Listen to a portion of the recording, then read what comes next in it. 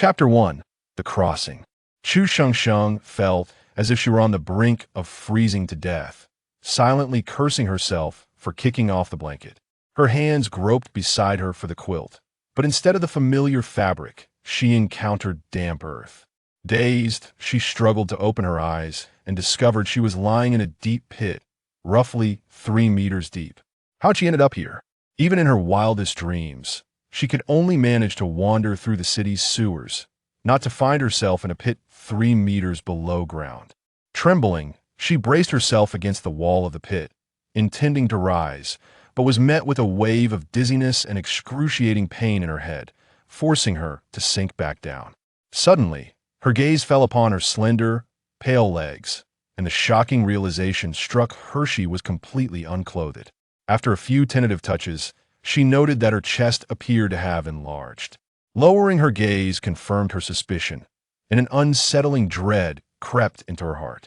There were no scars from childhood misadventures or marks from an appendectomy. This body was not hers. To be precise, it was not her body at all. Who was she, then? Whose body was this? Chu Shengsheng was consumed by terror. Had she truly crossed over into another world? She had neither a name nor a surname that matched any character from a novel, and there had been no accident. She had merely taken a nap. As the initial panic subsided, it was replaced by a profound fear. She constantly reminded herself not to be afraid, to remain calm. After all, she had no family left in the modern world. Even her beloved grandmother had passed away during her college years. No matter where she was merely surviving. Gazing up at the 3-meter pit, she knew she had to find a way out. Her body bore several abrasions, and a large bump throbbed at the back of her head. Strangely, she had sustained these minor injuries despite being in such a deep pit. Pulling her thoughts together, she resolved to call for help. "Help! Is anyone there? Please help." Her voice grew louder, but all she heard in response were the flapping wings of birds. Undeterred, she shouted for some time, yet no one came. A wave of fear and helplessness washed over her. Why was she enduring such suffering? Just as she was consumed by tears, a voice like warm velvet, smooth as a cello, echoed from above. "Whose female are you? Where is your beast husband?" With tear-filled eyes, Chu Shengsheng looked up to see a man with a close-cropped black hairstyle and features so finely chiseled they seemed to have been carved from stone. "Woo woo woo. Help me," she blurted out without hesitation. In a swift motion, the man descended gracefully into the pit, straightening up to face her. Chu Shengsheng felt a surge of despair. If he had come down, how would they ever get out? 3 meters was no trivial matter. As she was grappling for words, she suddenly became aware of his piercing gaze and the chilling sensation of her nakedness. Reacting instinctively, she crouched down. Fear began to envelop her. Alone in the wilderness, a defenseless girl without a stitch of clothing. What if this man harbored ill intentions? Yuan Jiang observed the trembling female before him, hugging her knees as he noted the wounds adorning her body. A frown creased his brow. How could such a precious being be treated this way? He inhaled deeply, searching for the scent of any beastmen nearby, but found none. The absence of any beastman scent on her skin was peculiar, and the lack of any markings only intensified his curiosity. Could it be that she was an unclaimed female? Noticing the damp and chill of their surroundings, he retrieved a piece of fur from his storage ring. Just as he was about to offer it to her, he caught sight of her delicate skin and decided instead to present her with the finest plush fur he possessed. "Here, wrap this around yourself." Yuan Jiang attempted to soften his tone, though he was inexperienced in the ways of interacting with females, save for his mother. Chu Shengsheng looked up to see the white fur being offered to her. She cautiously accepted it, wrapping it around herself and murmuring, "Thank you." Seeing the tear-streaked face of the small female, expressing gratitude, melted Yuan Jiang's heart. He couldn't fathom the environment she had been raised in, but she certainly seemed well-mannered, likely a testament to her father's teachings. How do we get out of here?" Chu Shengsheng asked tentatively, noting the man's earnest gaze that seemed devoid of any lewd intentions. Yuan Jiang took a step closer, causing Chu Shengsheng to flinch and retreat against the wall of the pit. "Don't be afraid," he said softly. "I will carry you out." He thought to himself that such timidness might indicate she belonged to the rabbit clan. Reassured by his apparent lack of malicious intent, Chu Shangsheng remained still as he crouched before her. She pondered how they would escape. Could he truly carry her out? Despite her myriad doubts, she eventually clambered onto his back. In a remarkable display of strength, Yuan Jiang's hands transformed into feline claws, gripping the walls of the pit with ease, and with just a few powerful strokes, they emerged from the deep hole. Chu Shangsheng was left utterly astonished. This was beyond any realm of reason she had known. Chapter 2. Beastmen. Once set down on solid ground, Chu Shangsheng was jolted into the realization that this was no dream. She had truly witnessed a man whose fingertips had morphed into claws. Yuan Jiang reluctantly released the small female, his voice gentle as he inquired, "Which clan do you belong to? Where's your beast husband?" Chu Shangsheng gazed up at the man in bewilderment, struggling to comprehend the terms he used. Female? Beast husband? As she met his inquisitive gaze, she replied, "I belong to the Huaxia clan, and I don't have a beast husband." At her words, Yuan Jiang's eyes brightened, his face radiating uncontainable joy. Chu Shangsheng felt a twinge of wariness. Had she said something amiss? Or was something else at play? Noticing her cautious demeanor, Yuan Jiang quickly suppressed his excitement. He couldn't afford to scare away this newfound treasure. "Please, do not be afraid. I mean you no harm. My name is Yuan Jiang. I am a Black Panther Beastman, at the 3rd tier of soul power." After a brief pause, he added, "There are no other females." Chu Shangsheng listened intently as he spoke, understanding each word, yet failing to grasp the larger context. Her gaze involuntarily drifted to the man's flushed ears, and as she observed, a pair of rounded Black Panther ears sprouted atop his head. When a shadow flickered past, she looked closer to find a sleek black tail. Upon noticing her gaze, the tail froze in place. Chu Shangsheng couldn't suppress a smile as she scrutinized the man before her. His attire was primal, consisting only of a black fur skirt, with his upper body bare, showcasing a lean yet powerful musculaturian embodiment of strength. Unable to resist, she stole another glance. Indeed, he was strikingly handsome, standing at nearly 6 feet 3 inches tall. Yuan Jiang, the long-reigning solitary king, was unable to contain himself under her scrutiny, his ears and tail betraying his emotions. Fortunately, she did not mock him. In fact, she seemed to appreciate his features. Could it be that she found his ears and tail endearing? Yuan Jiang mused. Yet, a shadow of doubt crossed his mind. Was a Black Panther an anomaly within his clan, and he feared that upon witnessing his true form, she would no longer find him appealing.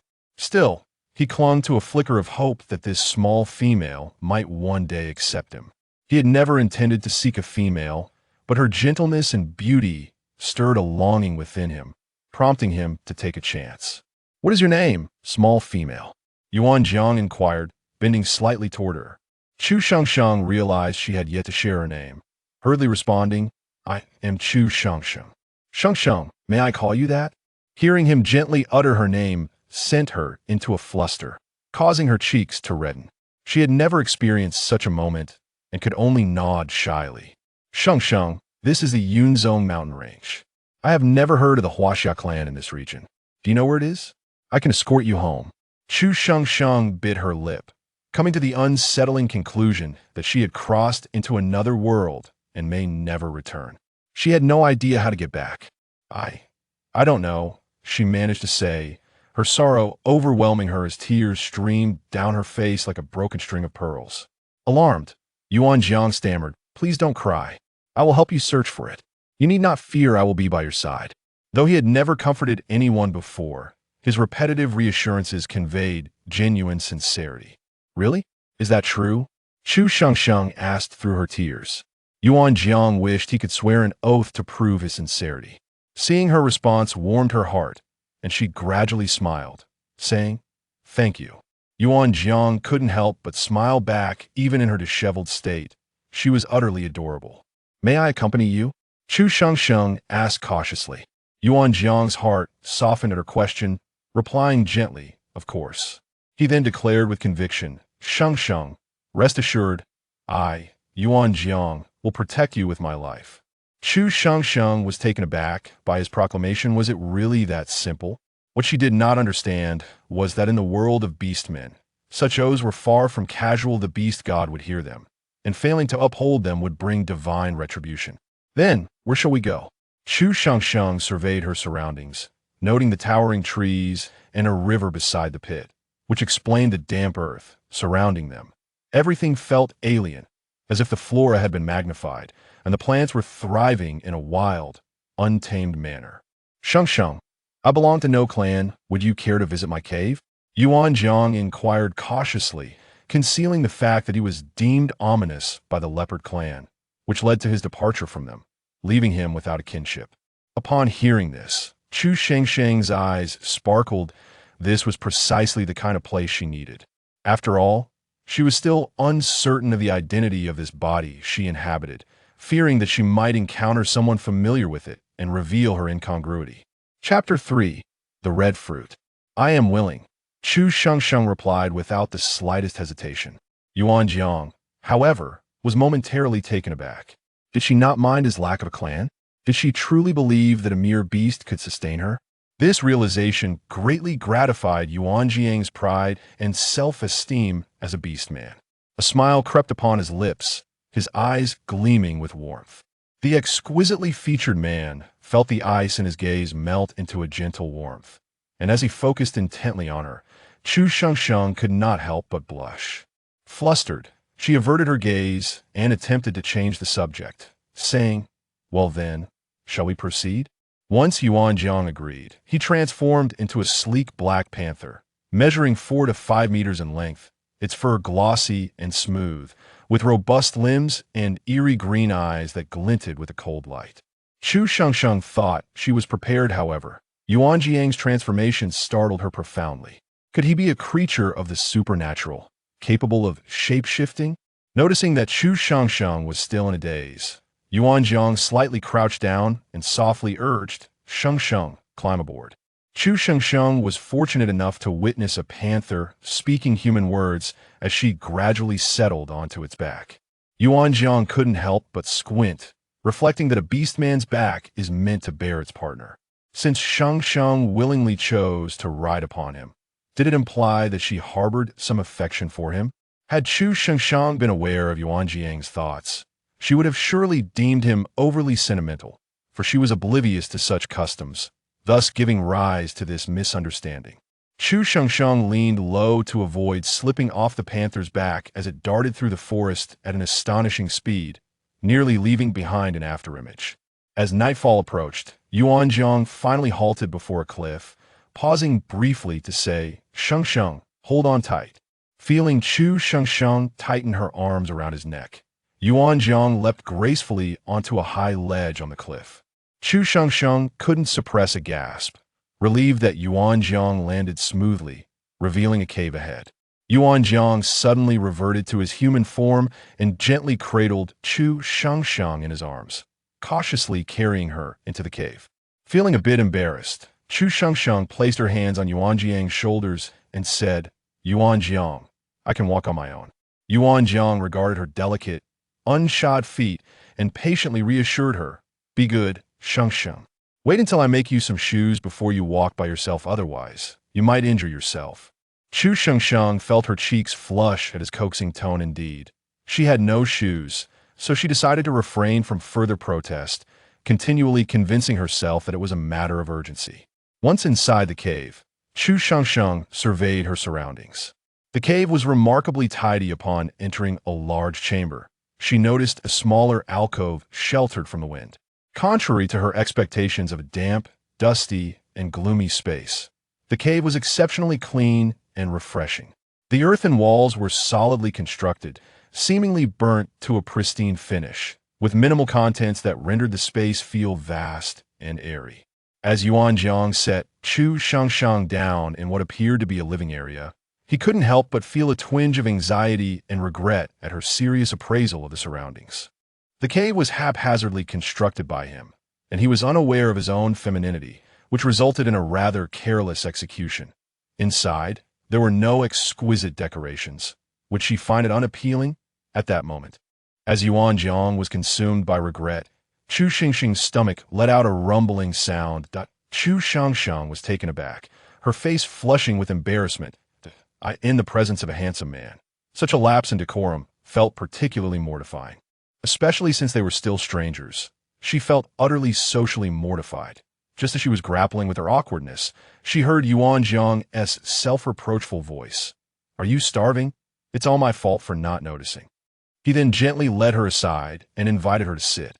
After some contemplation, he retrieved a red fruit the size of an apple from his spatial ring and offered it to her. Chu Shengsheng barely had time to marvel at Yuanjiang's seemingly magical prowess before her attention was captured by the vibrant red fruit. "What is this?" she inquired with curiosity. Yuanjiang placed the fruit in her hand and patiently explained. "This is a red fruit. It can heal internal injuries, though it's not particularly sweet. Eat this for now while I prepare a meal." After saying this, Yuanjiang cautiously observed Chu Xingxing's reaction, adding, "I don't have any fruits that females typically enjoy stored in my spatial ring. I will go gather some tomorrow. For now, you must make do." As Chu Shangsheng accepted the red fruit, a flash of understanding crossed her mind regarding its properties. The red fruit could heal internal injuries, was non-toxic, and was indeed edible. She paused momentarily, suppressing her astonishment. Realizing that her knowledge aligned with what Yuanjiang had said, she speculated. Could this be the golden finger of her transmigration? Quickly, she responded, "Not a bother at all. I quite like it." Yuanjiang, observing the gentle and agreeable demeanor of the little female, felt an inexplicable fondness swell within him. Such a wonderful female was truly a blessing from the heavens. Chu Shengsheng took a bite of the red fruit. Its skin was thin and felt like a perfectly ripe cherry tomato, with a flavor that was refreshingly sweet, reminiscent of pears, while the flesh was akin to that of a ripe kiwi. She couldn't help but squint her eyes in delight. Yuanjiang tended to the fire. He kept a watchful eye on the little female beside him, noticing her contentedly sitting and savoring the red fruit. He felt a warmth in his heart. Was this the feeling of having a female by his side? Indeed, it was delightful. Chapter 4. Roasting meat. Chu Shengsheng cautiously enjoyed the red fruit, her gaze gradually shifting to Yuanjiang. She watched as he skillfully struck 2 flint stones together, gathering some dry twigs and leaves from a corner of the cave to kindle a fire. In no time, the flames danced to life with ease. Chu Shengsheng's thoughts drifted to the spatial ring Yuanjiang had mentioned, and she noticed a green ring adorning his index finger, resembling jade. Orcs were particularly perceptive. Sensing her gaze, Yuanjiang looked up, following her line of sight until he realized she was focused on the ring. With a smile, he said, "Shengsheng, dinner will be ready shortly. Just wait a moment. If you eat too many red fruits, you won't have room for the roasted meat." His eyes were filled with patient reassurance. Chu Shengsheng gave an awkward smile, unsure of how to explain her unfamiliarity with spatial rings, and simply acquiesced to his words. As Chu Shengsheng watched, Yuanjiang effortlessly produced a massive prey from thin air. It was an enormous creature, approximately 4 to 5 meters long, adorned with long tusks and covered in black fur reminiscent of bristly pig hair. It looked incredibly formidable. Yuanjiang skillfully lifted the prey and adeptly skinned it, removing the entrails with the claws at his fingertips, which seemed impossibly sharp, slicing through the flesh with the same ease as cutting tofu, even possessing an inexplicable elegance. This is a long-tusked beast. Its meat is tender, and females adore it, Yuanjiang remarked, marveling at his fortunate luck. He had just hunted a rare long-tusked beast and stumbled upon an unclaimed female. Chu Shengsheng momentarily pondered the long-tusked beast and felt it inappropriate to remain silent. So she remarked, "You're quite impressive." Yuanjiang's hand trembled slightly as he quickly lifted his head. Suddenly breaking into a shy yet satisfied smile, he realized that he had spoken and laughed more today than he had in the entire previous month. Filling his heart with an indescribable warmth, Chu Shengsheng praised him. He felt bubbles of happiness rising within, prompting him to process the prey with increasing speed and finesse. By the time Chu Shengsheng finished the red fruit, Yuanjiang had already positioned the prey over the fire, commencing the roasting process. "Is there anything I can assist with?" Chu Shengsheng suddenly realized she had done nothing but wait to eat. "No need." Shengsheng, Just sit tight and enjoy your meal, Yuan Jiang replied in a deep voice. Sheng Sheng was indeed a remarkably different little female. After all, no female would typically praise an orc or express a desire to help. The females he had known in his youth were willful and proud, lacking any sense of reason. Just wait a little longer. The roasted meat will be ready soon, he reassured her, sensing that Chu Shengsheng might grow impatient. Chu Shengsheng nodded obediently, thinking how considerate Yuan Jiang was. He was consistently patient, clearly concerned for her well-being, and she could feel his genuine care. After a short while, the skin of the long-tusked beast roasting over the glowing coals began to turn golden, with glistening fats oozing from the meat. The drippings fell onto the fire, causing it to flare up with a crackling sound. Yuan Jiang produced some large green leaves and, wielding a finely sharpened stone knife, sliced a portion of meat from the tender belly of the long-tusked beast, knowing that this part would surely be to Shengsheng's liking. After slicing, he contemplated for a moment, retrieved a small pouch of salt from his spatial ring, sprinkled some onto the roasted meat, and carefully offered it to Chu Shengsheng. Shengsheng, give us a try. Chu Shengsheng accepted the roasted meat, and after expressing her gratitude, gently pinched a piece and took a bite. The exterior was crisp, while the interior remained sucku as an orc. He would shed the dust and grime that clung to him during his daily transformation from beast to human. Thus, he had not paid much attention to this aspect. In the tribe, the females would only clean themselves after several days, usually relying on their beast husbands to groom them like playful kittens.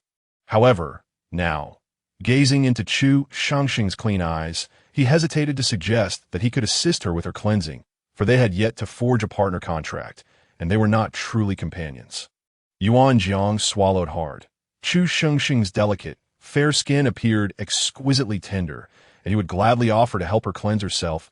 I will fetch some water from the stream. Do you mind staying here alone? Chu Shengsheng intended to reassure him that she was unafraid, but the words faltered on her lips, and she weakly replied, I am afraid. Yuan Jiang felt as though his heart might melt.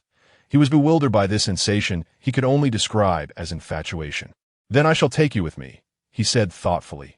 However, if he took Shengsheng along, they could not go to the stream. Instead, he would lead her to his own territory, where a warm spring awaited. Surely she would enjoy that.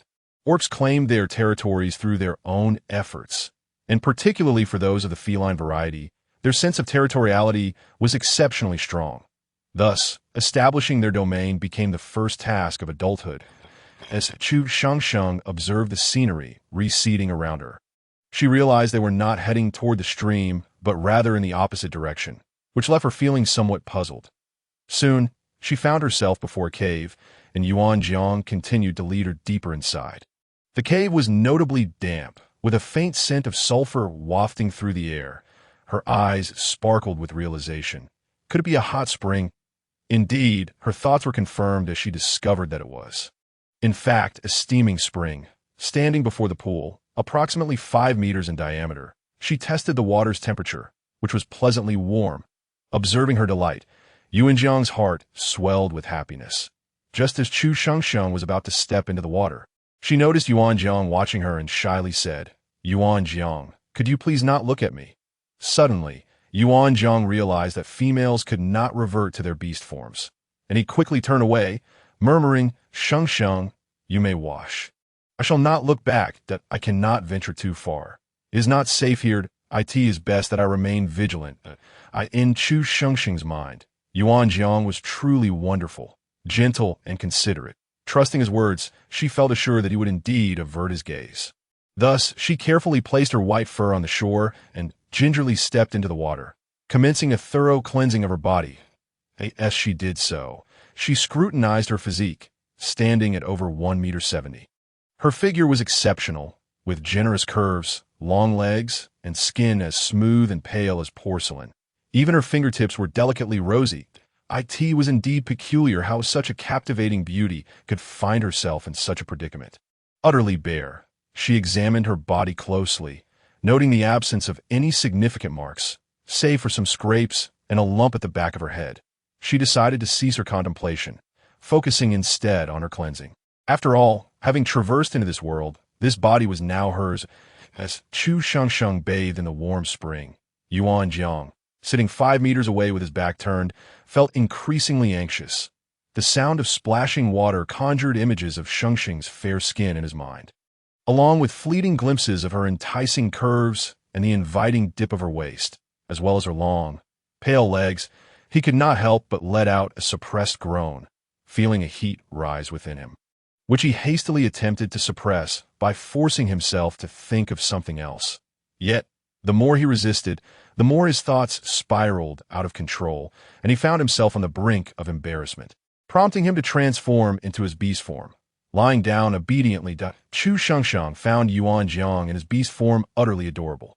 Watching the large cat's tail flicking restlessly, she assumed he was growing impatient. So she quickened her pace, calling out, "Yuan Jiang, please wait for me. I will be done shortly." Her voice, sweet and soft, was like a gentle caress, sending shivers down Yuan Jiang's spine. He inhaled deeply, replying, "There is no rush. Take your time." Chu Shengsheng, hearing the deep, gravelly timbre of Yuan Jiang's voice, felt a wave of shyness wash over her, submerging her face beneath the water, overwhelmed by the delightful sound that made her feel bashful. Once she finished her washing, she wrapped herself in her fur and announced to Yuan Jiang, "I am ready." When Yuan Jiang turned around, he was struck by her beauty. The freshly cleansed Shengsheng was breathtaking. The soft white fur clung to her, barely reaching mid-thigh. Her delicate face, flushed with a rosy hue, framed by waist-length black hair, and her enchanting peach blossom eyes, which glimmered with a hint of red at the corners, complemented her petite, high nose and full, rosy lips, her long neck and elegantly sculpted shoulders, coupled with her flawless collarbones and snow-white skin, made her utterly captivating. Noticing that Yuan Jiang was still, Chu Shengsheng tilted her head, preparing to approach him when he halted her. "Shengsheng, wait here for me." Yuan Jiang was determined to keep her exquisitely delicate toes from touching the ground. Feeling an urgent desire to create clothing and shoes for her, Chu Shengsheng then observed the sleek black cat, its fur glistening, gracefully lowering itself before her. She was utterly enamored. As a cat lover, Yuan Jiang's beast form was striking, and his human form was equally handsome. Throughout her modern life, she had longed for a cat of her own, but had never been in a position to care for one. At that time, merely surviving was a struggle. There was no room for a pet. However, she had petted every stray cat that was friendly in her neighborhood. While it offered some solace, it was merely a temporary fix. Who wouldn't desire something soft and furry? Upon entering this primal world, she encountered a magnificent, fluffy creature that could provide for her. She found it nearly impossible to resist. Yuan Jiang could genuinely sense Chu Shengxing's admiration for his beast form. In his youth, the young leopards of his tribe had envied his prowess in training, feeling a sense of rivalry, yet unable to compete with him. One had even declared, "Yuan Jiang, my mother says I am far superior to you. No female would ever be enamored by your hideous beast form. Even if you excel in hunting, no female will ever be drawn to you." The small black leopard's face was resolute, its back slightly arched, and its front paws dug deeply into the grass beneath it. "You speak nonsense. There will always be a female who adores me." Yuan Jiang felt a pang of uncertainty within. The females of his tribe, of similar age, never approached him, but he was indeed not favored. And for an orc, being unloved in one's beast form was a terrifying reality. Yet he had encountered Shengsheng, his divine goddess. She felt like a gift bestowed upon him by the heavens, and her gaze assured him that he, too, could be cherished. Under the moonlight, Yuan Jiang's black fur shimmered like satin. After much hesitation, he quietly asked, "Shengsheng, what do you think of my beast form?" Chu Shengsheng, embracing the gentle breeze, smiled and responded, "It is simply magnificent. The black leopard is truly beautiful." Yuan Jiang's emerald eyes sparkled in the darkness, revealing an uncontainable joy that shattered the tension like fragile ice. People spend their entire lives pursuing the unattainable wishes of their youth. Yuan Jiang was fortunate to have met Chu Shengsheng. Chapter 6. Return. Chu Shengsheng was led by Yuan Jiang, racing through the pitch-black forest, surrounded by shadows cast by the trees. As Yuan Jiang sprinted ahead, pairs of glowing eyes emerged from the underbrush, eyes belonging to unknown creatures. Reflecting a fierce light in the moonlight, Chu Shengsheng watched as the trees swayed slightly, realizing that the number of wild beasts around her was beyond her imagination. Just as she opened her mouth to ask Yuanjiang a question, the wind rushed in, leaving her breathless. Consequently, Chu Shengsheng abandoned her inquiry, burying her face into Yuanjiang's thick coat. Feeling the warm, shallow breaths against his nape, Yuanjiang's pace faltered momentarily before he felt a surge of heat within him, compelling him to run even faster. In no time, Yuanjiang leaped into the cave, and as Chu Shengsheng prepared to dismount, he transformed back into his human form, catching her as she fell into his arms. Momentarily taken aback, for this was not their first encounter, she smiled at him sweetly as he set her down, saying, "Thank you." Yuanjiang's heart, which had only just calmed after their sprint, began to race once more. It felt as if boiling water surged within him, a delightful sensation that flooded his mind uncontrollably, transforming his pupils into slits. Chu Shengsheng sensed the intensity of Yuanjiang's gaze, filled with suppressed warmth, revealing unmasked affection and joy. Her heart fluttered involuntarily, prompting her to hastily shift the conversation. "Yuanjiang, why are there so many wild beasts outside?" "There are far more than during the day." Yuanjiang forced himself to look away, responding slowly, "Yes, the night belongs to the wild beasts. They emerge to hunt under the cover of darkness. Therefore, orcs do not venture out at night." Chu Shengsheng sighed in relief, noting that he had diverted his gaze. His intense scrutiny was indeed overwhelming. Cautiously, she rubbed her face, hoping to diminish the warmth that lingered on her cheeks. "Shengsheng, it is late. Let us rest." The voice of Yuanjiang resonated like the elegant strains of a cello, beguiling in the depths of night. Chu Shengsheng's wide eyes reflected her surprise. Were they to rest? Was it already so late? Such thoughts were difficult to suppress. The cave was dim, and she cautiously glanced at Yuanjiang, attempting to discern his emotions. Her fortune. Yuanjiang's eyes sparkled with a gentle smile as he gazed at her tenderly. "How can we rest?" Chu Shengsheng inquired softly. "Let us take refuge in that small cave," Yuanjiang replied, effortlessly lifting her into a princess carry. Startled, Chu Shengsheng let out a small gasp, and Yuanjiang paused momentarily, whispering, "Shengsheng, my dear, do not call me that." Chu Shengsheng looked up, her vision obscured by the darkness. Yet she could discern the alluring contours of Yuanjiang's jawline and the prominent bridge of his nose, casting seductive shadows in the night. The low timbre of his voice resonated in her ears, and compelled by an inexplicable impulse, she brushed her delicate fingers against his throat.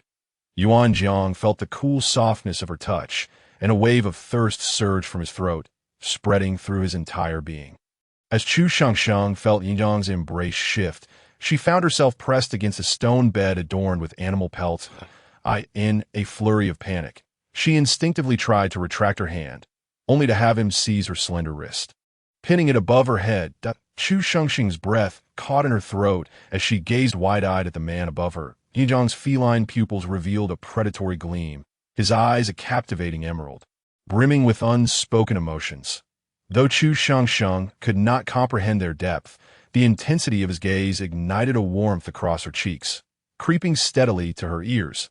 The small cave was significantly darker than the outside, leaving Chu Shengsheng to admire only the exquisite contours of Yuanjiang's features. However, as a beastman of feline lineage, Yuanjiang could perceive the myriad of expressions on the woman's face beneath him.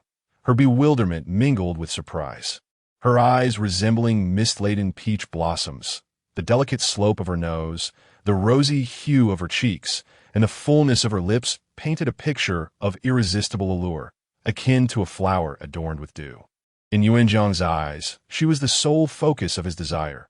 Caught in the bewitching depths of his emerald gaze, Chu Shengsheng felt her thoughts slow, yet her heart raced as if it were a lively fawn. Yuanjiang lowered his head, drawing closer to the flower that seemed to bloom amid the snow. Chu Shengsheng gazed in confusion as his refined face loomed larger in her vision, her heart suspended in her throat. Chapter 7. Fearless Chu Shengsheng felt a warmth upon her lips, her heart beginning to race, compelling her to push Yuanjiang away, but he captured her other hand, holding it firmly, with the hand that was now free. He tilted her delicate chin, scrutinizing her features. It was as if she finally found her voice, her eyes shimmering with unshed tears, softly murmuring, Yuan Jiang. The softness of her tone seemed to awaken something within him. Prompting him to lean in closer, he began to brush his lips against her beautifully sculpted ones, and Chu Shengsheng felt as though her lips were aflame, the heat radiating outward, sapping her of strength. Yuan Jiang's warm hand gripped her soft waist, the animal pelt around her having come undone during their struggles, leaving her exposed as he gently peeled away the remaining layers, revealing her blindingly white skin. Yuan Jiang's body temperature soared as he pressed his hand against her waist, applying increasing pressure. Unable to contain himself, he lightly grazed his teeth against the small, tender buds of her lips. Chu Shengsheng could no longer withstand Yuan Jiang's caress. A soft moan escaping her lips, fragile yet enticing. Yuan Jiang, unable to restrain himself, pulled her closer, as if to meld her into his very being, while simultaneously prying her lips apart to coax her delicate tongue. The fragrant scent of blooming flowers and sun-drenched pine forests enveloped her senses, merging into a heady concoction that dulled her awareness. Yuan Jiang's movements sent shivers coursing through her. Chu Shengsheng felt herself being drawn into a warm, enveloping sea, rendering her breathless. Shengsheng, my dear, breathe.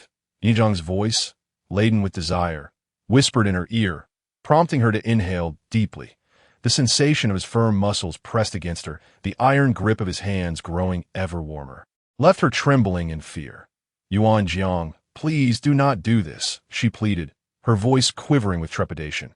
Yuan Jiang pressed his nose against her ear, murmuring, do not fear, Shengsheng, that I promise, if you do not consent, I shall not proceed. Will you trust me? Unsure of how to respond, she managed a faint in that moment. She felt him take her earlobe into his mouth, beginning to tease it gently. No, please, not like this. Chu Shengsheng whimpered, her voice tinged with an almost childlike cry. She could acutely sense the changes in Yuan Jiang's body, and genuine fear gripped her heart. Sensing her fear, Yuan Jiang halted his advances, realizing she trembled in his embrace. He carefully shifted to lie beside her, gently patting her back in a soothing manner. Shengsheng, my dear, do not be afraid. It is my fault for scaring you. He scrutinized her expression, noting the flicker of fear in her eyes, and regret surged within him. He had been too eager, too impulsive, that, in an instant, he transformed into his beast form. The sleek, black fur of the panther glistened like satin in the dim cave, capturing shards of light, while his emerald eyes reflected the gentle depths of the ocean. His broad, soft paws tenderly patted her back, his voice a low murmur of coaxing, do not fear, I shall not harm you. Chu Shengsheng's eyes misted over as she beheld Yuan Jiang in his magnificent feline form, her trepidation gradually dissipating. Shengsheng, please do not fear me, he implored, his own anxiety palpable. Chu Shengsheng sensed his trepidation and recalled how he had always looked after her. Without him, she would have perished in that pit or been devoured by a wild beast in the night. She could feel Yuan Jiang's affection for her, and though she had indulged in his advances, she could not reconcile the idea of engaging intimately with someone she had yet to fully understand. I am not afraid of you, she reassured him, her fingers gliding over the panther's sleek and beautiful coat. Seeing his joy in response to her words softened her heart. Let us not rush. Let us take our time, all right? Otherwise, I may become frightened.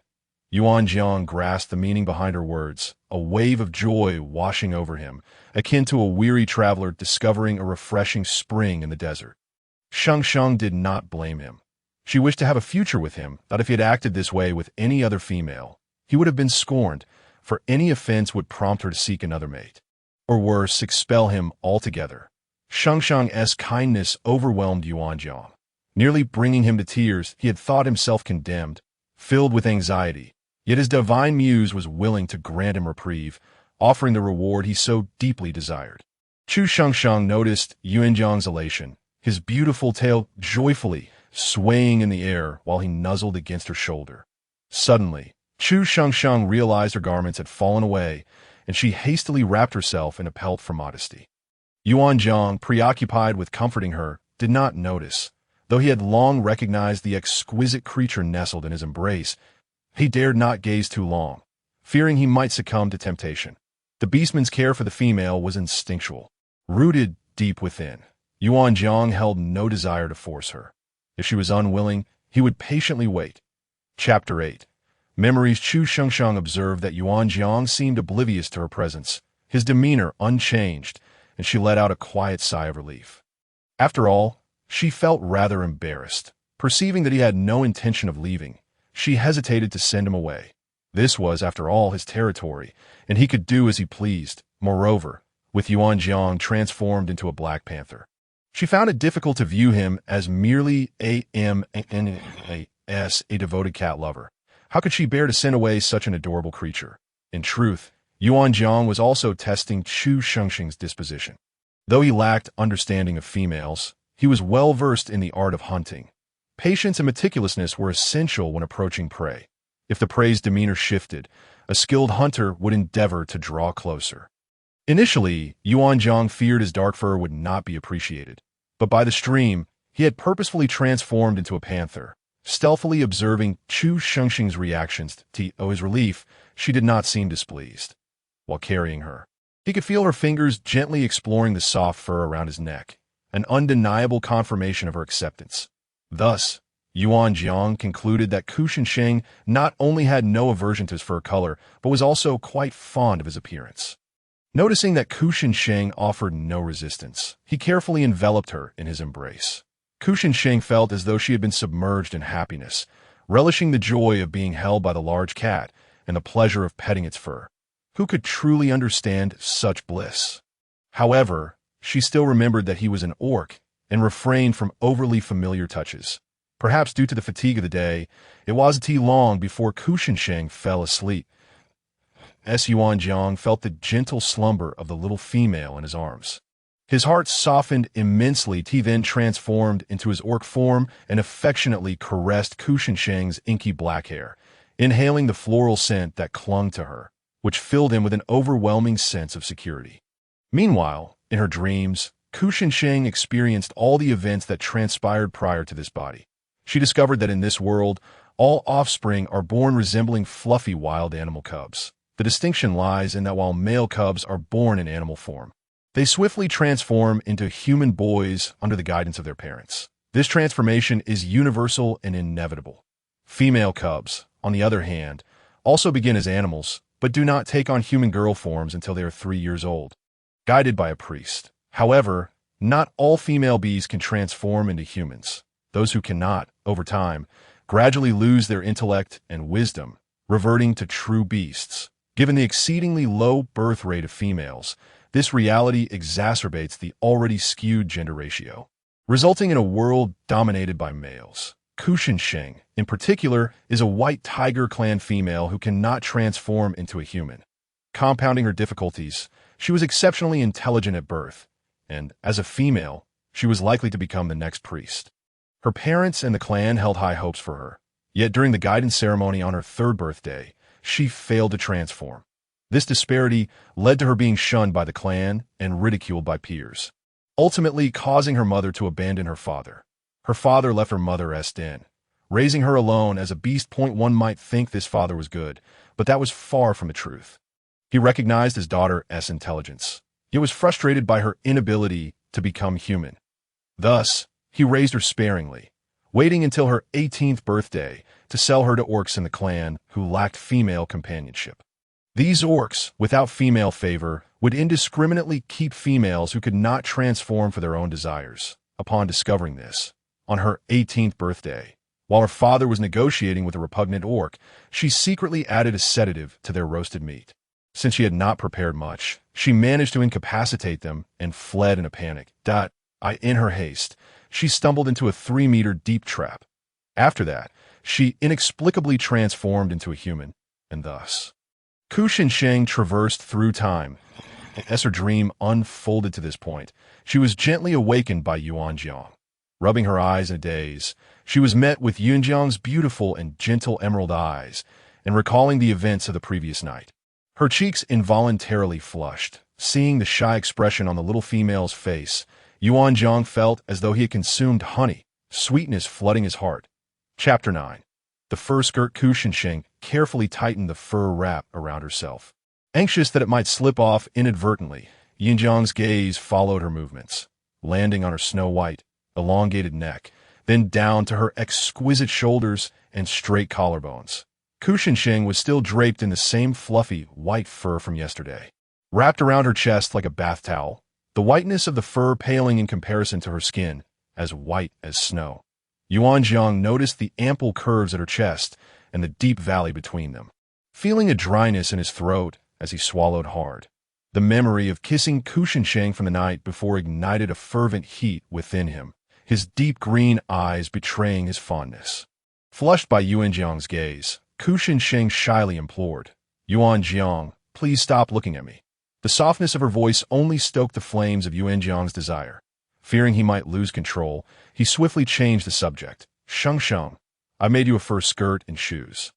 Do try them on and see if they fit." Surprised, Ku Shensheng looked at the garments Yuan Jiang handed her, realizing they were crafted from black-scaled fish. In her memory, this fish skin was quite precious, with many females taking pride in owning a black-scaled fish outfit.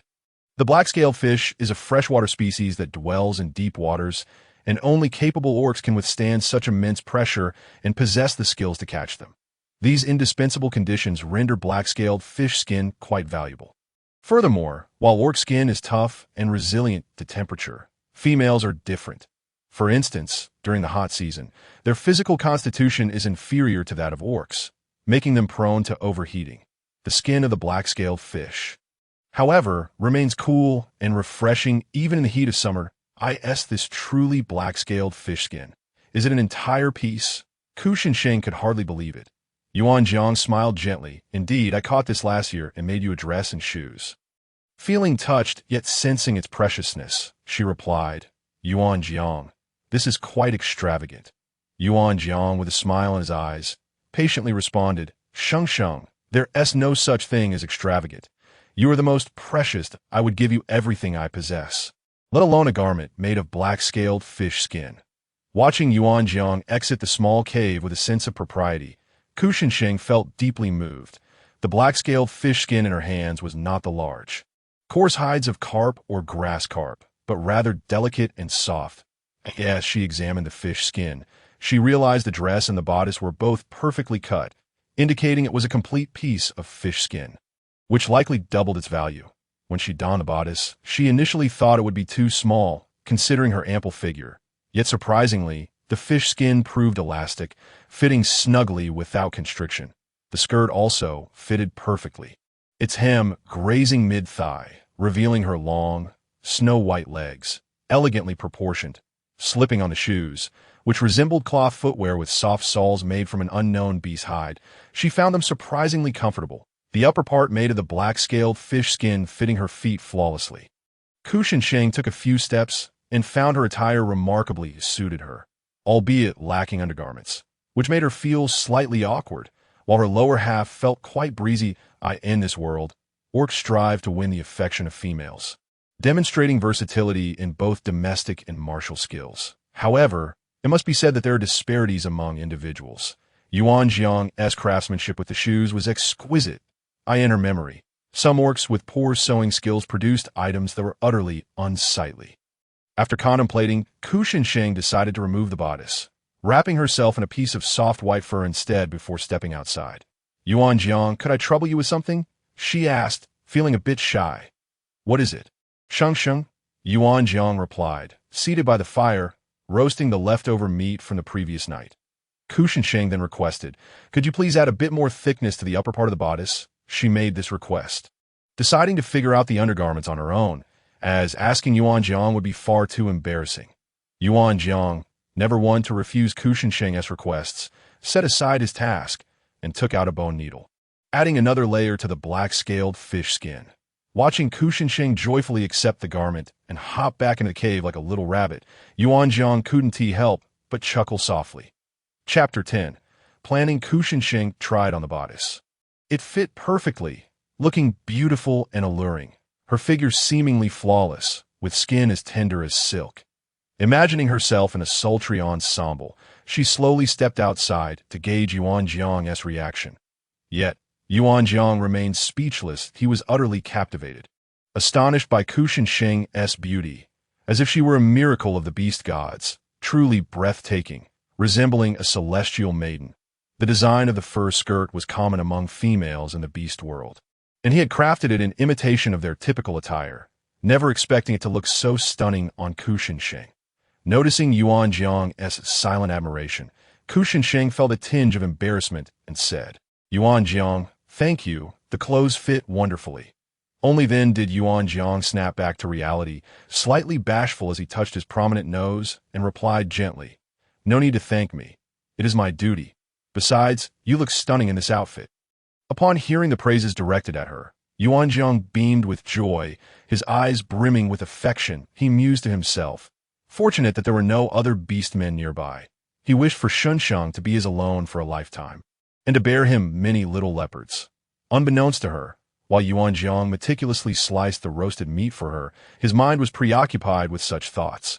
Once she finished the portion he had prepared, she felt satiated and realized that Yuan Jiang had accurately gauged her appetite, which moved her deeply. Watching him leisurely consume the remaining meat, she recalled his earlier words, that it was his duty to care for her. A blush crept upon her cheeks, for in their world, it was almost exclusively the beastmen who crafted garments for their females. She remembered how her unworthy father had attempted to win her mother's forgiveness with fine clothing, only to abandon the endeavor due to his clumsy handiwork. Yuan Jiang was indeed an exceptional beastman, yet she was not inclined to make things too easy for him. She needed to observe him further. In truth, Shunsheng approached the situation with a modern mindset that, in their world, a beastman's efforts were often deemed trivial, as the imbalance of genders led to a culture where females were pampered and spoiled, taking the attentions of their male counterparts for granted. Many beastmen's sacrifices and the rewards they received were disproportionate, yet they reveled in their roles. After finishing his meal, Yuan Jiang spoke, "Shunsheng, I'm going out to hunt. Would you mind staying at home?" Not wishing to be alone, Shunsheng softly inquired, "Can't you take me along? I can gather."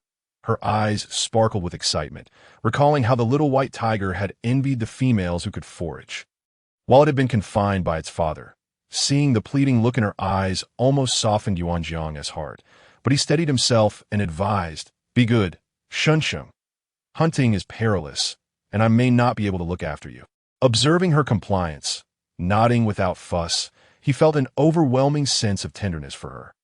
Initially, he had expected her to protest, preparing his arguments in advance. However, her obedient demeanor left him feeling guilty, as if he were committing a grave wrong. After some contemplation, he reiterated, "Be good, Shunsheng. Wait for me in the cave. I'll return this afternoon and take you gathering. All right?" Shunsheng readily agreed. With no further delay, Yuan Jiang transformed into a black panther, casting a deep glance back at Shunsheng before exiting the cave. Once outside, he meticulously surveyed the territory. Although he had completed this task early that morning, he wanted to ensure everything was in order. After confirming there were no anomalies, he headed towards the hunting grounds. Meanwhile, Shunsheng began to assess the cave, finding it rather spacious. Within, there was a stone platform resembling a bed, about a meter high, not far from the spot where Yuan Jiang had made a fire the previous night. Remnants of ash still radiating warmth. Considering that she might be living here with Yuan Jiang, she deemed it necessary to organize her surroundings. First, she thought to relocate the fire pit to a corner and construct a stove, preventing ashes from scattering and facilitating the roasting of meat. Near the entrance was where Yuan Jiang had prepared his prey, and the discarded entrails had been cleared away by the morning, likely taken out for disposal. This arrangement seemed somewhat inconvenient. Perhaps digging a pit or preparing leaves for wrapping would make it easier to manage. Peering outside the cave, Shunsheng noted the height of the cliff, envisioning a ladder made of vines that could be lowered when needed and stored away otherwise. She mused that the elevation was advantageous, deterring wild beasts from intruding. The ground below was a clear patch, and an idea struck her. Could she bury the unwanted entrails there and possibly plant some crops? Her thoughts swirled with visions of a small garden, as constantly consuming roasted meat could become tiresome. Suddenly, she wondered why Yuan Jiang possessed no cooking utensils. Thus, she decided to explore what might serve as makeshift tools. Shunsheng slowly ventured into the inner cave, where a large stone bed awaited, large enough for Yuan Jiang to lie flat in his beast form. The bed was covered with a layer of animal hide. Soft to the touch, As she flipped a corner of the hide, she confirmed it was tanned fur, which explained its softness. Yet despite its comfort, it was thin, and she considered placing dry grass or leaves beneath it for added cushioning. The cave was startlingly bare. Yuanjiang's abode was remarkably tidy. However, she recalled that he had a spatial ring, likely containing all his possessions, and decided not to dwell on it. Chapter 11. The hunt having thoroughly explored the cave and meticulously planned, Shunsheng began to eat the 2 red fruits Yuanjiang had left her while waiting for his return. Meanwhile, Yuanjiang first returned to the spot where he had found Shunsheng, filling in the pit and ensuring no trace of her scent remained before leaving contentedly. On the other side of the stream, in the territory of the White Tiger clan, a burly beastman with a face full of gristle and yellowed teeth glared menacingly at a slender, pale-faced man. "Huling, your daughter has fled, and our deal has failed. You must refund my deposit. Wait a couple more days. I'll search again. She can't have gone far," the slender man replied, annoyance and gloom etched across his features. He had no money left. All his resources had been squandered on courting females. He hadn't anticipated that wretched creature would dare drug him and escape, if he caught her, as the burly man stormed off in dissatisfaction. Huling transformed into his beast form and dashed out of the White Tiger clan. After filling in the pit, Yuanjiang sought another hunting area, focusing intently on his pursuit. His black fur was ideally suited for nighttime hunting. Yet he feared Shunsheng might feel frightened alone in the cave, so he dismissed that notion. Hunting during the day posed its own challenges, yet it was not impossible. Yuanjiang observed a herd of horned cattle not far away and crouched low. Inching closer, his target was not the adult cattle, but rather the smaller ones in the middle. Females lacked sharp teeth, and capturing younger prey would yield more tender meat than in the pasture.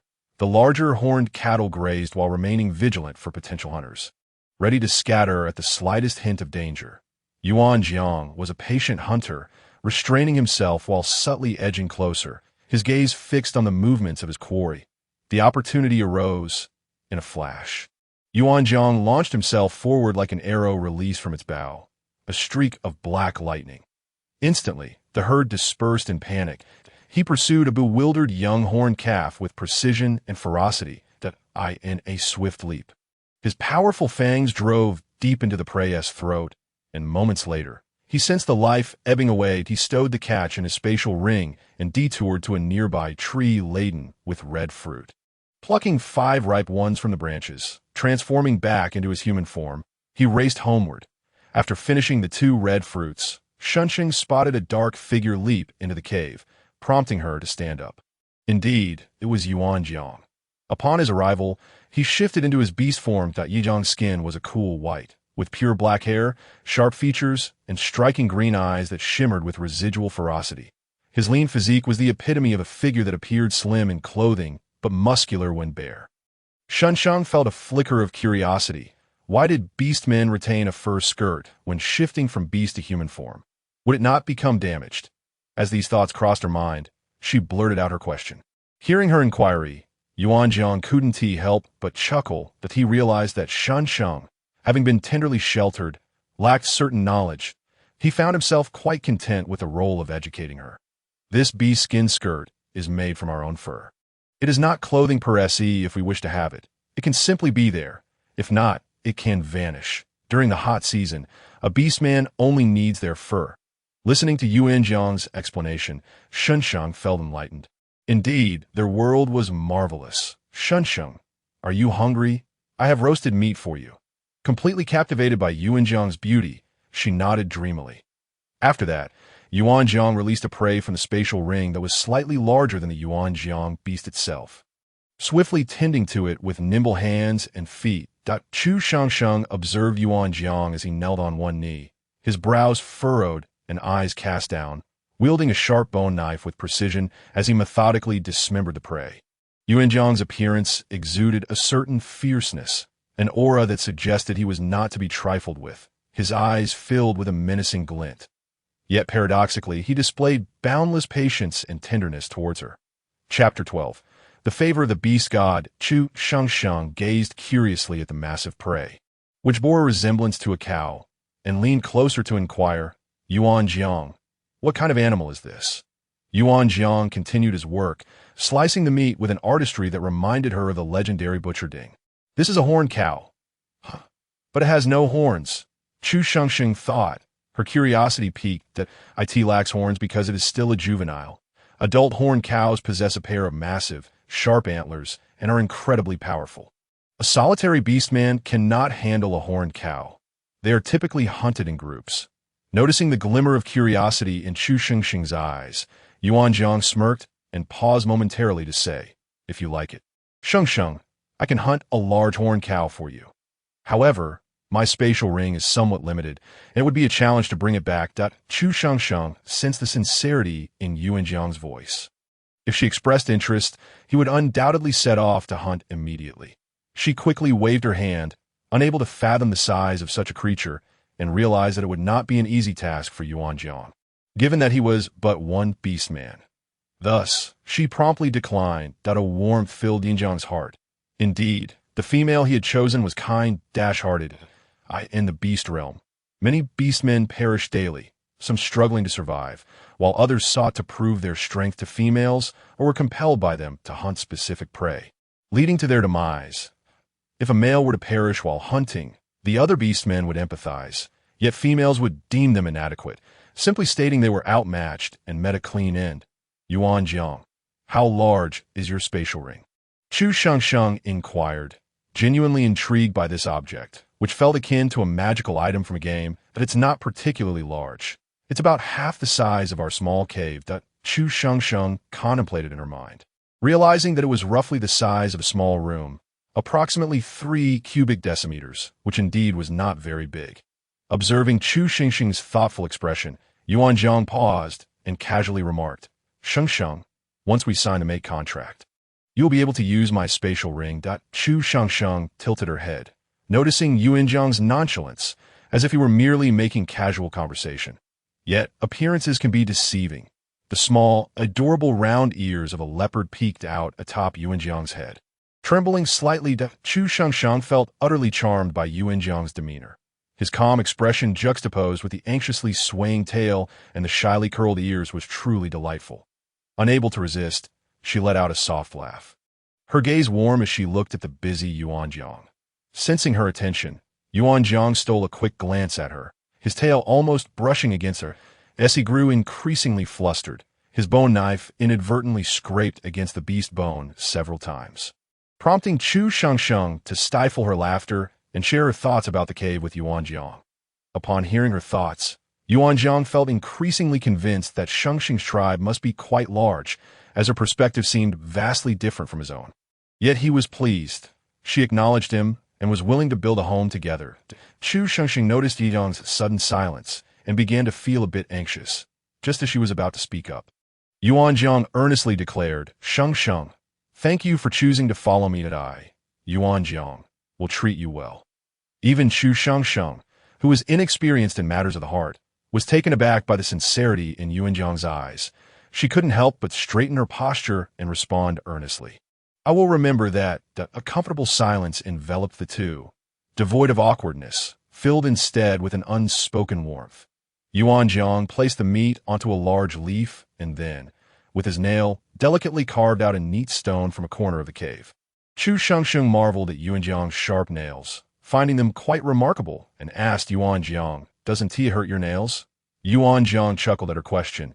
His deep laughter gradually subsiding, he replied, "Shengsheng, I am a beast man who has awakened soul power. My ability is of the gold type. My nails are incredibly sharp and do not hurt at all. It's quite effortless." Chu Shengsheng realized she had made a gaffe, though she felt a bit foolish. She remained astounded. This was truly impressive. In her memories, her adoptive father seemed to possess no such abilities. Thus, she continued to inquire, "Does everyone possess soul power?" Yuan Jiang's gaze drifted beyond the cave, lost in thought as he softly replied, "Not everyone. Only those beastmen favored by the beast god can awaken soul power." Wow. So Yuan Jiang is favored by the beast god. Seeing the admiration and curiosity on Chu Shengsheng's face, Yuan Jiang quietly affirmed her statement. Yuan Jiang's father was the chief of the leopard tribe in the Yunzhong mountain range, a figure of great strength. His power allowed him to have a wife of his OWNS, the third son. Upon Yunjiang's birth, his entirely black appearance sparked numerous rumors within the tribe, with many claiming he was cursed by the beast god and should be killed. However, his father stood against the tide of dissent. Choosing to protect him as Yuanjiang grew, he exhibited remarkable physical prowess and exceptional hunting skills. Yet in stark contrast, many of his peers awakened their soul powers, while he remained an anomaly. Even after his coming-of-age ceremony at 20, he had yet to awaken his soul power, prompting the tribe to urge his father to expel him. His father, despite being the chief, could not shield him forever in the beast realm. Failing to awaken soul power after reaching adulthood indicated a lack of potential. One night, after much deliberation, his father presented him with a spatial ring, stating, "Aegean, I have taught you all I can. From now on, you must fend for yourself. Live on, Yuanjiang." Yuanjiang accepted the ring silently, departing from the tribe without a backward glance. Fearful that turning back would make him reluctant to leave, he trained diligently, resolute in his desire to awaken his soul power.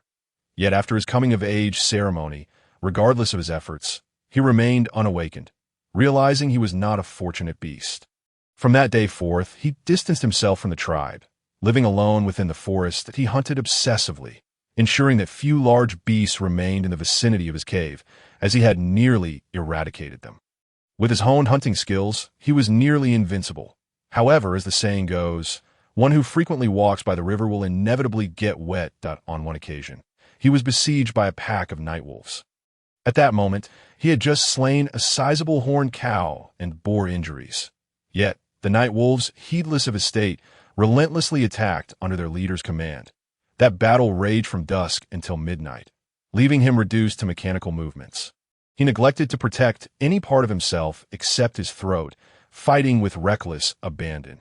Ultimately, even the Wolf King was taken aback by his unyielding ferocity and gradually led his pack back into the forest. Injured and exhausted, he stumbled into his cave, where he lost consciousness. Upon awakening, he discovered he had undergone a transformation. He had awakened his soul power, specifically of the gold type. In that fleeting moment, he contemplated returning to the leopard tribe to announce his awakening. But that thought quickly faded. He felt a profound sense of disillusionment.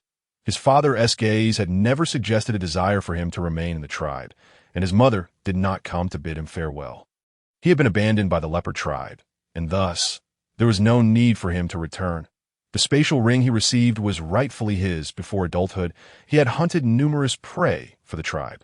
Yet the distribution of spoils was disproportionate, as he was still regarded as a mere cub. Therefore, regardless of the ring's value, it was something he rightfully deserved. Chapter 13. Salt seeing Yuanjiang work with such ease. Chu Shengsheng devised another idea. Yuanjiang, let us dig a kitchen here, a place to dispose of unwanted entrails over there, and create a storage room here, shall we? Although Yuanjiang could not comprehend what Chu Shengsheng was saying about the kitchen and storage room, it did not hinder him from diligently executing her wishes. Thus, they toiled away for an entire afternoon, successfully excavating the areas Chu Shengsheng desired. A profound sense of satisfaction washed over her as she observed Yuanjiang placing the items from his storage ring into their cozy resting cave. While simultaneously digging, he transported the earth and stones into his storage ring before carrying them away. During this time, Chu Shengsheng cheerfully elucidated the purposes of the caves to Yuanjiang, who, upon listening, recognized the practicality of her ideas. The afternoon slipped by unnoticed, and although they had neglected their originally planned gathering task, Chu Shengsheng felt an overwhelming joy as she beheld the caves taking shape, transforming into a semblance of home. Filling her heart with warmth, Yuanjiang gazed at the slender figure beside him, and then at the dramatically altered cave, feeling a sense of fulfillment swell within him. Noticing the dimming light outside, he dutifully began to prepare roasted meat. However, once he ignited the fire, he realized an oversight. He had not considered the ventilation of the makeshift kitchen.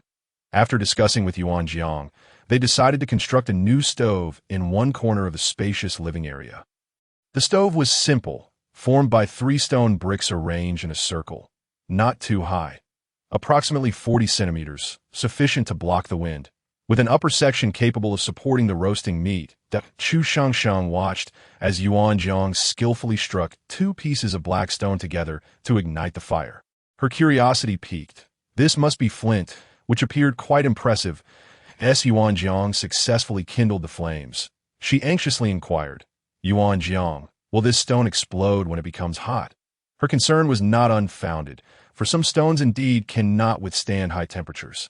Yuan Jiang reassured her, this stone is quite solid. No matter how hot the fire inside gets, it will not heat up, so you need not worry. Chu Shengsheng felt somewhat bewildered. The properties of this stone were indeed peculiar. It was a pity, though, as safe as it was, it dashed her hopes of having Yuan Jiang carve a slab from it for roasting meat. Noticing her expression of regret, Yuan Jiang turned to her and asked, Shengsheng, what troubles you? She explained her desire for a stone that could conduct heat without the risk of exploding. After a moment of contemplation, Yuan Jiang replied, Indeed, there exists such a stone, but it is typically used by priests who heat it and then immerse it with specific herbs and water to heal our kin. When I come across one in the future, I shall procure it for you, if that pleases you. Chu Shengsheng nodded. It dawned on her that this was the method employed in the beast realm to conduct heat for medicinal brews. Rather clever indeed. After a brief hesitation, Yuan Jiang softly asked, Shengsheng, are you the next priestess of your tribe? His heart raced with apprehension. The role of a priestess, responsible for communicating with the beast gods and healing the tribe, was of great significance that he wondered if he could withstand the wrath of an entire tribe should he abduct a priestess from another. Priestess? I am not. Chu Shengsheng thought of the wrinkled, white-haired, stooped priestess of the White Tiger tribe, and felt a shiver run through her. She was certainly no priestess. Upon hearing Chu Shengsheng's denial, Yuan Jiang felt a small relief and shifted his focus back to the roasting meat over the fire. With the stove now in place, it indeed made their task much easier. Yuan Jiang, what sets a priestess apart? Chu Shengsheng's question, stemming from her lack of knowledge, was something Yuan Jiang had grown accustomed to. He patiently explained.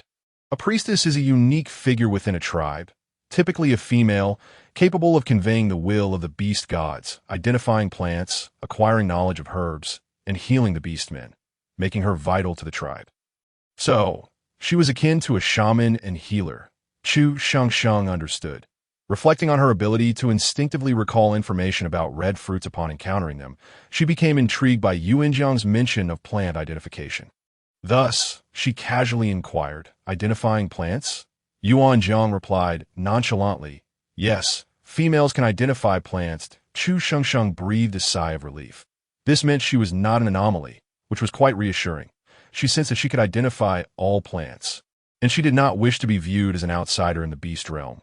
Her ability was certainly not something she could conceal. What Chu Shengsheng did not realize was that most females could only identify a handful of plants, typically no more than 10, and even the most gifted priestess would not exceed 15. To Yuan Jiang, not pondering further, remained unaware of her ignorance, and thus she did not inquire any further. As they conversed, the roasted horned cow began to exude golden drippings, its surface turning crispy, the marbled flesh glistening with an enticing hue. Chu Shengsheng cautiously swallowed, marveling at Yuan Jiang's exceptional roasting skills. His mastery over the cooking process was truly remarkable. Observing the little glutton beside him, Yuan Jiang chuckled and affectionately ruffled Chu Shengsheng's hair with his empty hand. He then retrieved a sharp bone knife, its ivory blade slicing through the tenderest parts of the horned cow, the sizzling fat splattering onto the glowing coals and releasing a plume of smoke. Shengsheng, please fetch the salt bag from our bedroom, he instructed as he continued to carve the meat. Chu Shengsheng obediently complied, dashing into the bedroom, where she spotted a small grayish-white bag beside a pile of furs. She lifted it. It was not light, weighing approximately a pound. Exiting, she handed it to Yuan Jiang, who carefully took a pinch of salt from the bag and sprinkled it over Chu Shengsheng's portion of roasted meat. It was then that she noticed the salt had a faint yellow hue, with some minute impurities mixed in. Chu Shengsheng understood that only impure salt would exhibit such coloration. Reflecting on it, she realized that she had not seen Yuan Jiang add salt to his own portion of meat.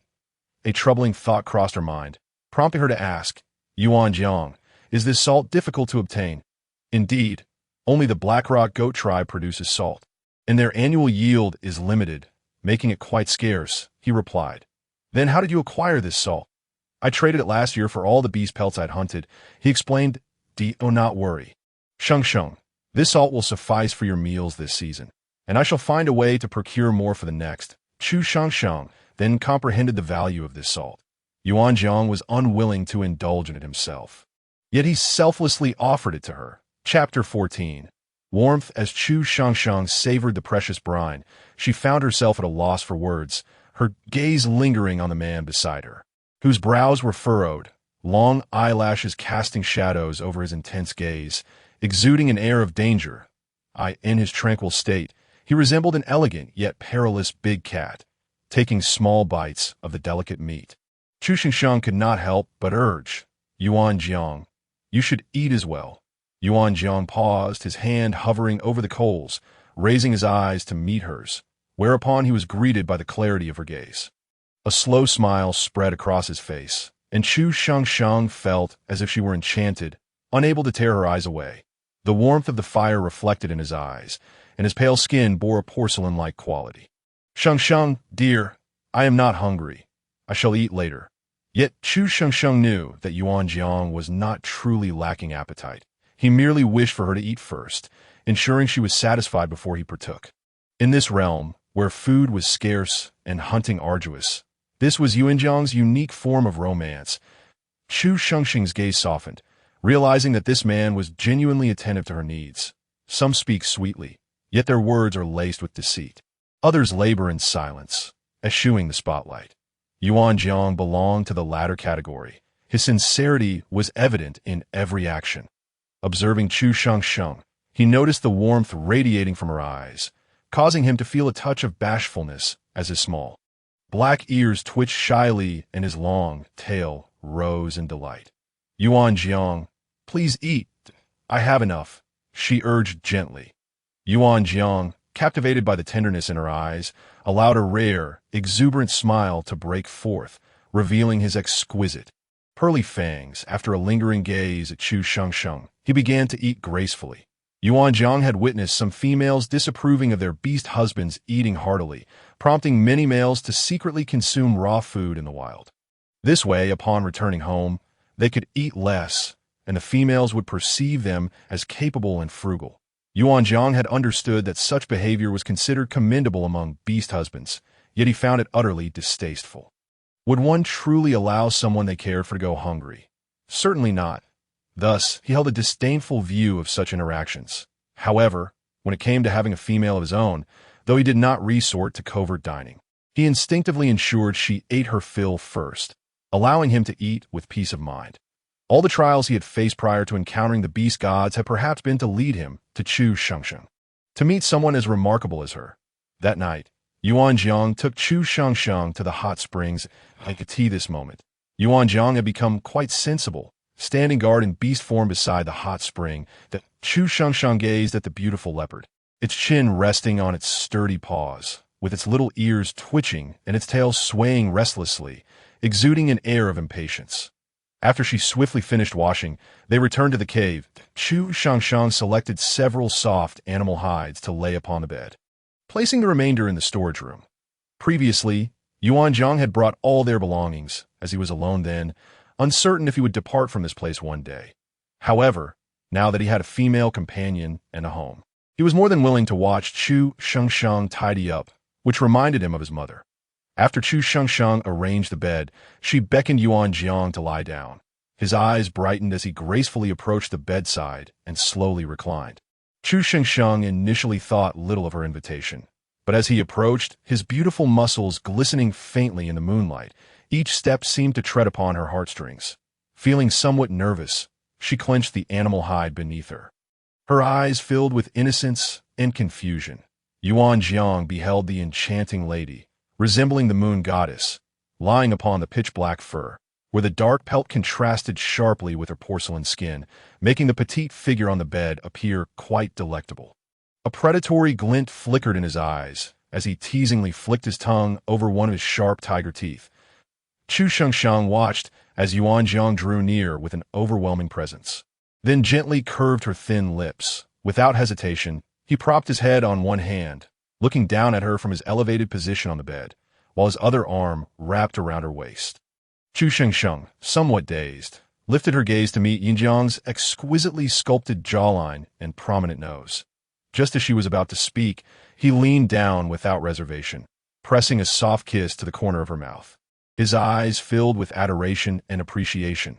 The fierce dragon had found his princess, and he hurriedly enveloped her, wishing to protect and cherish her with all his being. Chu Shengsheng gazed at Yinjiang's strikingly attractive Adam's apple, her fingertips daringly brushing against it, feeling it move as he swallowed, and she gently massaged it. Yinjiang's hand pressed against her delicate fingers, his voice low and husky as he softly called out, Shengsheng. Chu Shengsheng felt a thrill race through her heart, wanting to withdraw her hand, yet Yinjiang's grip held firm. Shengsheng, would you mind giving it another gentle rub? Chu Shengsheng found herself utterly captivated by Yinjiang's alluring voice, her entire being rendered speechless. Noticing her stillness, Yinjiang rolled over, gently pinning her down, his voice a soft whisper in her ear as he playfully pleaded, Shengsheng, please rub it a little more, won't you? Trembling, Chu Shengsheng continued to caress his Adam's apple. Yinjiang exhaled softly. The sensation of her delicate, ivory fingers kneading his throat was indeed indescribable. Observing Yinjiang's disoriented expression, akin to a mesmerizing siren, she inadvertently increased the pressure of her touch. Consequently, Yinjiang's emerald eyes narrowed into slits, and his beautiful tiger teeth grazed her earlobe. Chu Shengsheng couldn't help but let out a quiet gasp, her mind swirling in confusion. Yinjiang, breathing slightly heavier, pressed a gentle kiss to her lips. Following that, he transformed into a black panther, obediently curling up beside her, his beautiful tail affectionately wrapping around her slender wrist, drawing her closer into his embrace as he softly coaxed her to sleep. Chapter 15. Partners. The following morning, Chu Shengsheng awoke to find Yinjiang absent from her side. She touched the animal hide beside her and confirmed it was devoid of warmth, uncertain how long he had been awake. Groggily sitting up, she rubbed her eyes and gazed towards the illuminated cave entrance that a tall figure appeared at the cave mouth, and Chu Shengsheng squinted her eyes, sweetly calling out, Yinjiang. Yinjiang looked at the small female nestled among the dark hides. Her long hair tousled, her peach blossom eyes sleepily blinking, their corners adorned with a lovely blush, and a sweetly endearing smile gracing her face, causing his heart to flutter uncontrollably. Shengsheng, get up for breakfast, he said, then turned to leave, unable to bear the sight of her beauty so early in the morning. Chu Shengsheng watched him hastily depart, a bit dazed, yet she rose nonetheless. After donning the shoes Yinjiang had custom-made for her, she walked outside, tousling her hair. As she stepped out of the cave, the aroma of roasted meat wafted through the air. However, Chu Shengsheng found it somewhat cloying, having consumed several meals of roasted meat already. Yet, she kept her thoughts to herself and obediently ate a little. Noticing that Chu Shengsheng was not eating much, Yinjiang asked with concern, Shengsheng, are you feeling unwell? Is the food not to your liking? Chu Shengsheng hurriedly waved her hands, replying, it's delicious, and I'm not unwell, I just want to eat some vegetables. Yinjiang then realized that females could not subsist solely on meat like males, and he had been inconsiderate. Suddenly, he recalled the 5 red fruits he had picked and went to the storage room to retrieve them. Chu Shengsheng gazed in surprise at the red fruits Yinjiang handed her. Yinjiang, feeling a bit embarrassed, said, Shengsheng, for now, there are only these red fruits. Please eat them for now, I'll go out later and gather more for you. Understanding that females could identify plants, Chu Shengsheng felt that she should take on the role of a gatherer in this beastly world. No need. You go hunting in the morning, and then we can gather together that I can identify plants. Yinjiang found her reasoning sound, polished off the uneaten fruits Chu Shengsheng had left, and then set out to hunt.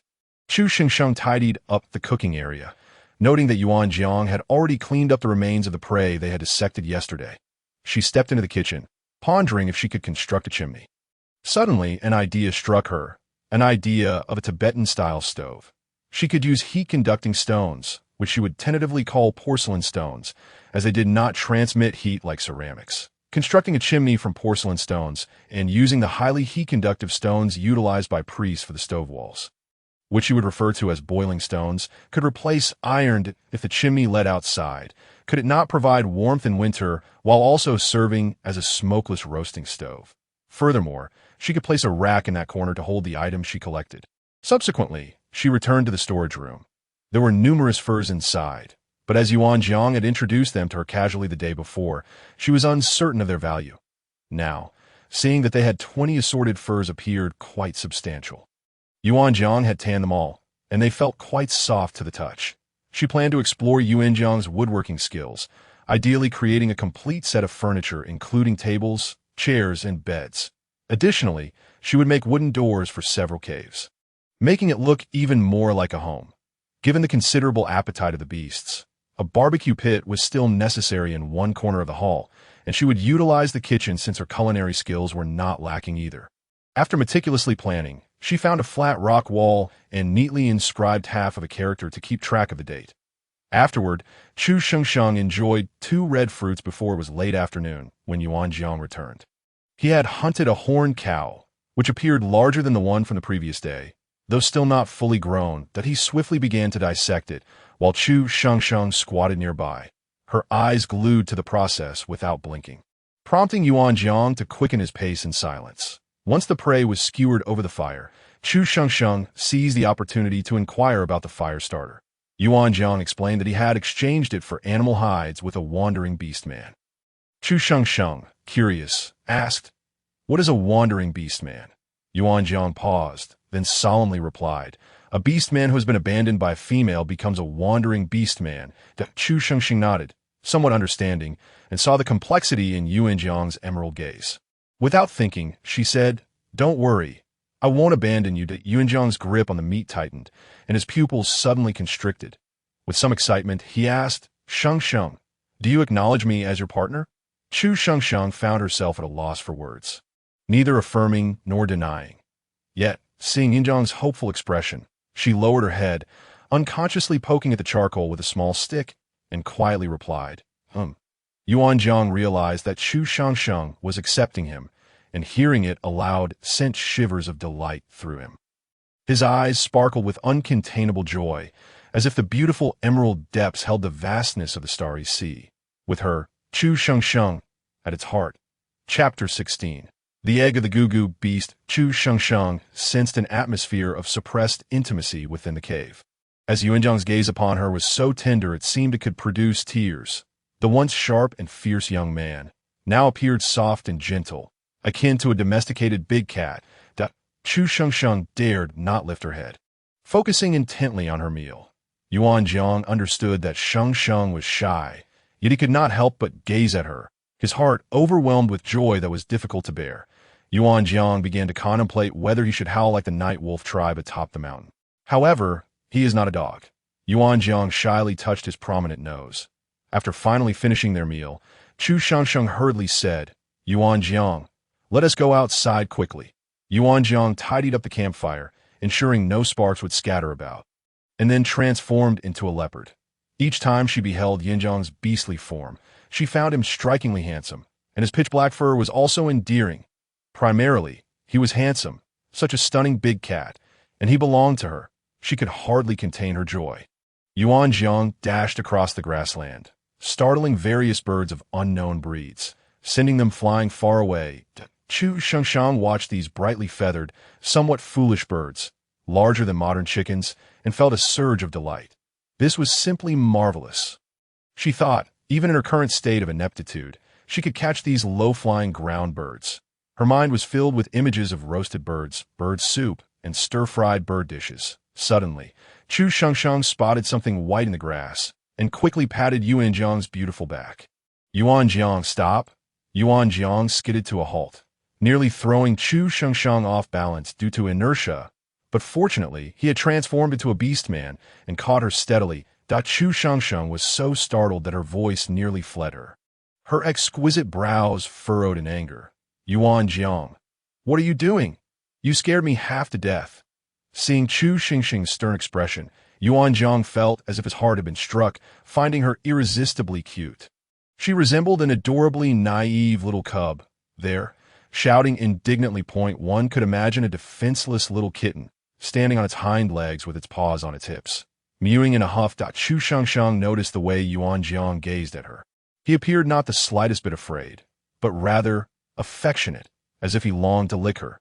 She found it puzzling. Why did Yuan Jiang seem to enjoy being scolded? Yuan Jiang quickly pulled himself together, acknowledging his mistake and soothing his little ancestor. Once Chu Shangshang realized Yuan Jiang finally understood his error, she ceased her reprimand and picked up a small stick to poke through the grass. Yuan Jiang followed closely at her heels, soon witnessing Chu Shangshang uncover a nest of eggs. The eggs were roughly the size of goose eggs, with a white exterior. Chu Shangshang's eyes sparkled with delight as she turned to ask, Yuan Jiang, what kind of eggs are these? Can we eat them? Yuan Jiang, with a look of disdain, replied, these are the eggs of the Gugu beast. They can be eaten, but snake beastmen particularly enjoy them. Snakes? Chu Shangshang suddenly had a thought. Can we eat them raw? Yuan Jiang looked puzzled. Well, yes, the shell is unpalatable, and even if you only eat the insides, it has a fishy taste. Chu Shangshang raised an eyebrow and began directing Yuan Jiang to collect the eggs. Yuan Jiang looked bewildered. Did Chu Shangshang, like the snake beastmen, enjoy consuming these? Though it seemed absurd, he obediently began gathering the eggs. Observing Yuan Jiang's method of collection, Chu Shangshang quickly advised, don't take every single egg from one nest. Leave 3 or 5. Her reminder was not without merit, as Yuan Jiang's collection method would certainly lead to the Gugu beasts becoming extinct. Although there were many nests, each containing a dozen or so eggs. One couldn't just ravage one nest entirely. Seeing that Yuan Jiang had already gathered quite a few, Chu Shangshang decided to call it a day and asked him to stop. The forest was not far ahead, and she intended to venture closer, with Yuan Jiang allowing her to proceed.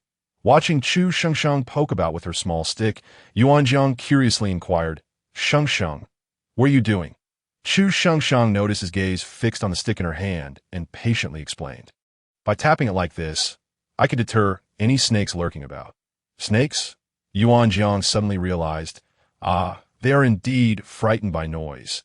This method would certainly work for females, and even for beastmen who didn't require the cover of trees while hunting. It was quite useful.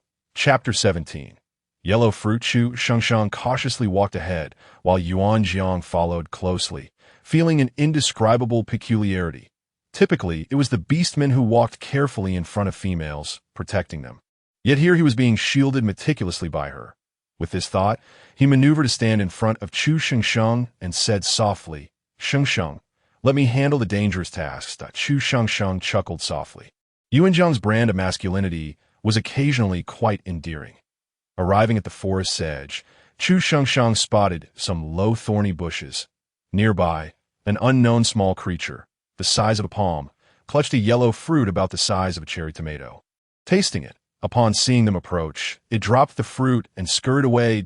Chu Shangshang's curious gaze fell upon these yellow berries, and to ensure safety, she asked Yuan Jiang, can I touch this, seeing the small creature eating it. She assumed it must be non-toxic. Yuan Jiang frowned slightly, replying with a hint of resignation, this is a yellow fruit. It's non-toxic, but it tastes dreadful. Even in the cold season, no beastman would wish to try it. Chu Shangshang picked one of the yellow fruits, and as she held it, a thought flashed through her mind. Yellow fruit, non-toxic, mildly reduces swelling, used to treat red and painful unbroken skin. Her eyes lit up. This was a valuable find. She examined the yellow skin of the fruit in her hand, resembling a passion fruit, firm yet still somewhat hard. Gently, she pried it open to reveal the creamy white flesh inside, which resembled a sponge soaked in water, releasing a fresh, tangy aroma as soon as she opened it. Chu Shangshang pressed her finger against the soft flesh, confirming its sponge-like texture with a gentle squeeze.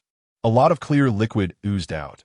She licked her fingertip, greeted by the expected sourness comparable to lemon vinegar used in the kitchen, yet infused with a refreshing fruity fragrance. This yellow fruit seemed to be a suitable vinegar substitute.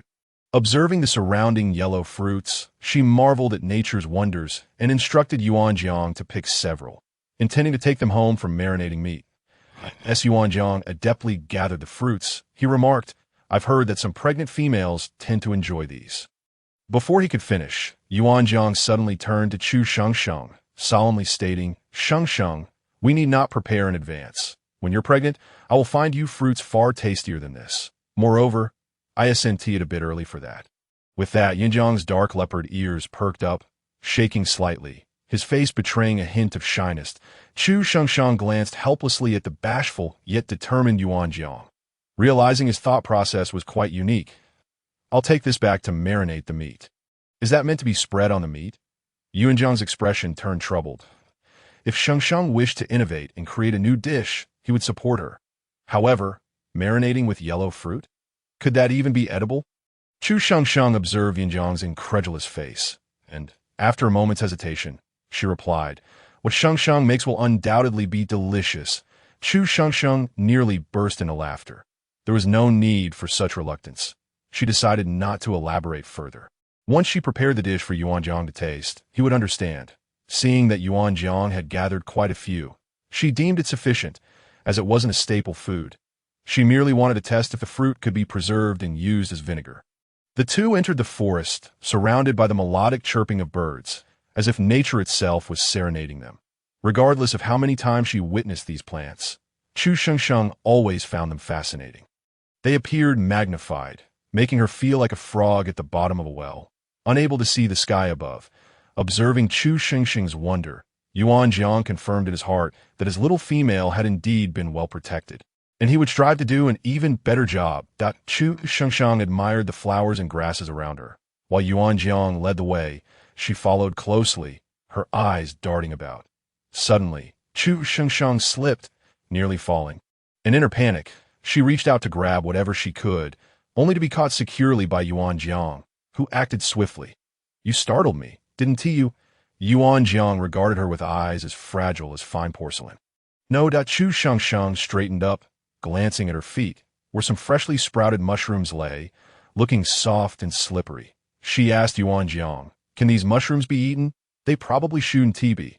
Yuanjiang looked uncertainly at the slippery white mushrooms. Chu Shengsheng felt a twinge of regret. Since she didn't know for sure, it was best not to experiment recklessly. After all, there were no hospitals in the beast world. "However, I know there are edible mushrooms not far ahead. If Shengsheng likes, we can gather some." Yuanjiang held Chu Shengsheng's hand. He continued, "But very few people actually enjoy them. I only learned they were edible because I saw some Beastmen gathering them." Chapter 18.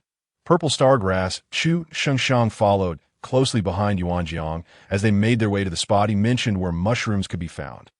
Suddenly, a gray shadow leaped through the bushes, startling Chu Shengsheng. Yuanjiang reassured her, "It's all right. That's just a short-tailed gray rabbit. It's very timid and poses no threat." The melodious strains of music lingered in Chu Shengsheng's mind, evoking thoughts of spicy rabbit heads, spicy rabbit cubes, and spicy rabbit legs. This moment, she yearned for chili peppers or anything with a hint of spice. She found herself in dire need of it. Spotting a cluster of purple flowers by the roadside, she observed that the leaves of the plant were broad and succulent, while the flowers were scattered like stars in the sky. As she touched the leaves, she noted their peculiar texture, reminiscent of wax. This was Zixing grass, known to expedite wound healing and whose roots could staunch bleeding swiftly. Chu Shengsheng gazed at the plant with a sense of wonder and then instructed Yuanjiang to dig it up. "This is Zixing grass. It can hasten wound recovery, and its roots can quickly stop bleeding," she remarked casually while squatting beside him. Over surprise, Yuanjiang suddenly froze, looking up at her in astonishment. "Shengsheng, this is a plant you identified. How fortunate." Chu Shengsheng felt a bit bewildered. She did not quite grasp what he meant by fortunate. Was the medicinal property truly remarkable? She did not dwell on it for long, and once Yuanjiang had secured the plant, they resumed their journey as they ventured deeper into the woods. Chu Shengsheng noticed the air becoming increasingly humid. Such moisture indeed fostered the growth of mushrooms. Lost in her thoughts, she soon spotted a colossal tree entwined with vines. Just as her hand brushed against it, Yuanjiang's voice rang out to halt her. "Shengsheng, don't touch that. It's hallucinogenic vine." But it was too late. The tiny thorns on the vine pierced her delicate fingers, causing a sharp pain akin to a mosquito bite. In an instant, her mind raced with thoughts of the hallucinogenic vine, which bore mild toxicity and whose sap could induce hallucinations, while large doses could be lethal. Chu Shangsheng lamented inwardly, realizing her momentary lapse had led her to overlook the numerous tiny spikes on the vine. And now she faced grave consequences. Yuan Jiang guided her to a nearby spot, and she felt relatively okay. Yuan Jiang, I think I'm all right. It might have just pricked me.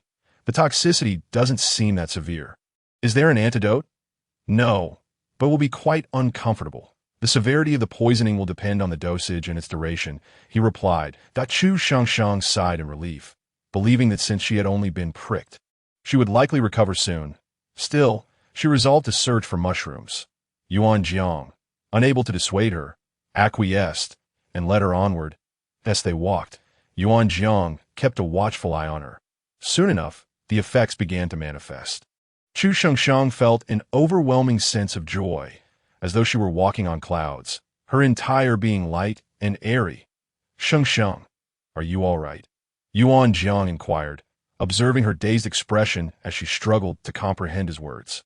She could not make sense of anything he said. Noticing the bewildered look in Chu Shangsheng's eyes, Yuan Jiang felt a mix of amusement and exasperation. Shangsheng, do you know who I am? He asked playfully.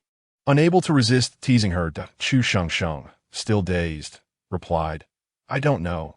Shall I tell you? All right, I am Yuan Jiang, Shangsheng's beast husband. He raised an eyebrow, his demeanor playfully nonchalant, yet his eyes brimmed with unspoken tenderness and sincerity. Yuan Jiang, Shangsheng's beast husband, Chu Shangsheng echoed, her confusion palpable. Yuan Jiang felt a surge of delight, a proud smile dancing at the corners of his eyes. I'm tired. I want a hug. Chu Shangsheng pouted, extending her arms toward him. Yuan Jiang's heart melted at her request, and he scooped her up in a princess carry. All right, let's embrace our Shangsheng. He reveled in Chu Shangsheng's reliance on him, his heart full of contentment. If it weren't for the hallucinogenic vine, the experience would have been rather delightful. He cast a sympathetic glance at the small puncture on her delicate fingertip. Though it was merely a tiny hole, he felt an overwhelming sense of concern. Chapter 19. Awakening. When Chu Shangsheng awoke, her mind was clouded. She raised her hand to touch her head, only to discover her index finger bound with leaves. Confused, she lifted her hand and wondered what had happened. Hearing movement in the small cave, Yuan Jiang quickly rose from beside the fire. Shangsheng, how are you feeling? Chu Shangsheng replied, I'm still a bit dazed, but I'm not in pain anymore. I feel rather well. Noticing her puzzled gaze at her finger, Yuan Jiang awkwardly explained, Shangsheng, I saw that you were bleeding, so I used the zixing grass on you. Chu Shangsheng was taken aback. It was absurd. She had merely been pricked, and even her blood glucose tests were more invasive than this. Why had Yuan Jiang applied the zixing grass? The look in her eyes was one of confusion. Yuan Jiang, feeling slightly wronged, said, You were hurt, and I was quite worried. Well, Yuan Jiang had won this round. The herbs could still be sought after, but such heartfelt concern was truly rare. Yuan Jiang is so good to me, Chu Shangsheng said softly. Her eyes filled with warmth. Yuan Jiang felt a rush of embarrassment and cleared his throat, saying, It's nothing. Chu Shangsheng noticed his long, elegant tail held high with pride, and she felt a surge of delight. Seeing the smile at the corners of Chu Shangsheng's lips, Yuan Jiang's hand brushed against his tail, his expression slightly flustered, a hint of bashfulness evident. Shangsheng, are you getting up? He asked, tossing his tail aside as he hurried over. Chu Shangsheng reached out with her uninjured hand to touch the rounded beast ear on the side of Yuan Jiang's head. She had longed to do this. Finally, she could. Yuan Jiang's ears were not like those of a delicate kitten. They were slightly fleshy and sturdy, making them delightful to touch, small, round, and black, utterly adorable, with a wonderfully pleasing texture. Suddenly, Yuan Jiang let out a small, pitiful whimper. Chu Shangsheng then realized that Yuan Jiang, who had just unwrapped her bandage of leaves, was now gazing at her. The corners of his eyes were slightly reddened, his face a canvas of unexpressed grievance and restraint. This expression starkly contrasted with his otherwise handsome and sharp features, causing Chu Shangsheng to bite her lip in response. There was indeed something irresistibly charming about Yuan Jiang in this moment. He obediently allowed her to touch him, and after a brief pause, she continued to caress his ear. His fluffy tail suddenly coiled around her delicate wrist. Chu Shengsheng instinctively withdrew her hand, causing Yuan Jiang to lean closer to her. She gently pushed him away, her voice low as she said, "Yuan Jiang, get up." Yuan Jiang looked at her with an expression of feigned grievance, and Chu Shengsheng, unable to withstand his gaze, quickly pressed a kiss to his cheek. All right, hurry up." Not enough. Yuan Jiang's fingers grazed Chu Shengsheng's fingertip, confirming that the wound had healed. Before he pressed a kiss to her lips, Chu Shengsheng's lips were beautifully shaped, adorned with a delicate curve, making them look irresistibly kissable. Yuan Jiang's emerald green eyes were filled with an unmistakable infatuation. Moments later, Chu Shengsheng was breathlessly leaning against Yuan Jiang's shoulder, taking small gasps of air. Yuan Jiang tenderly stroked her long hair, his gaze filled with warmth. Chu Shengsheng followed behind Yuan Jiang at a leisurely pace. Although she had initiated the kiss, she felt an overwhelming sense of shyness. Her finger bore no trace of the injury, and she could hardly recall the events following the prick. Only a vague image of Yuan Jiang remained in her memory. "Oh, look!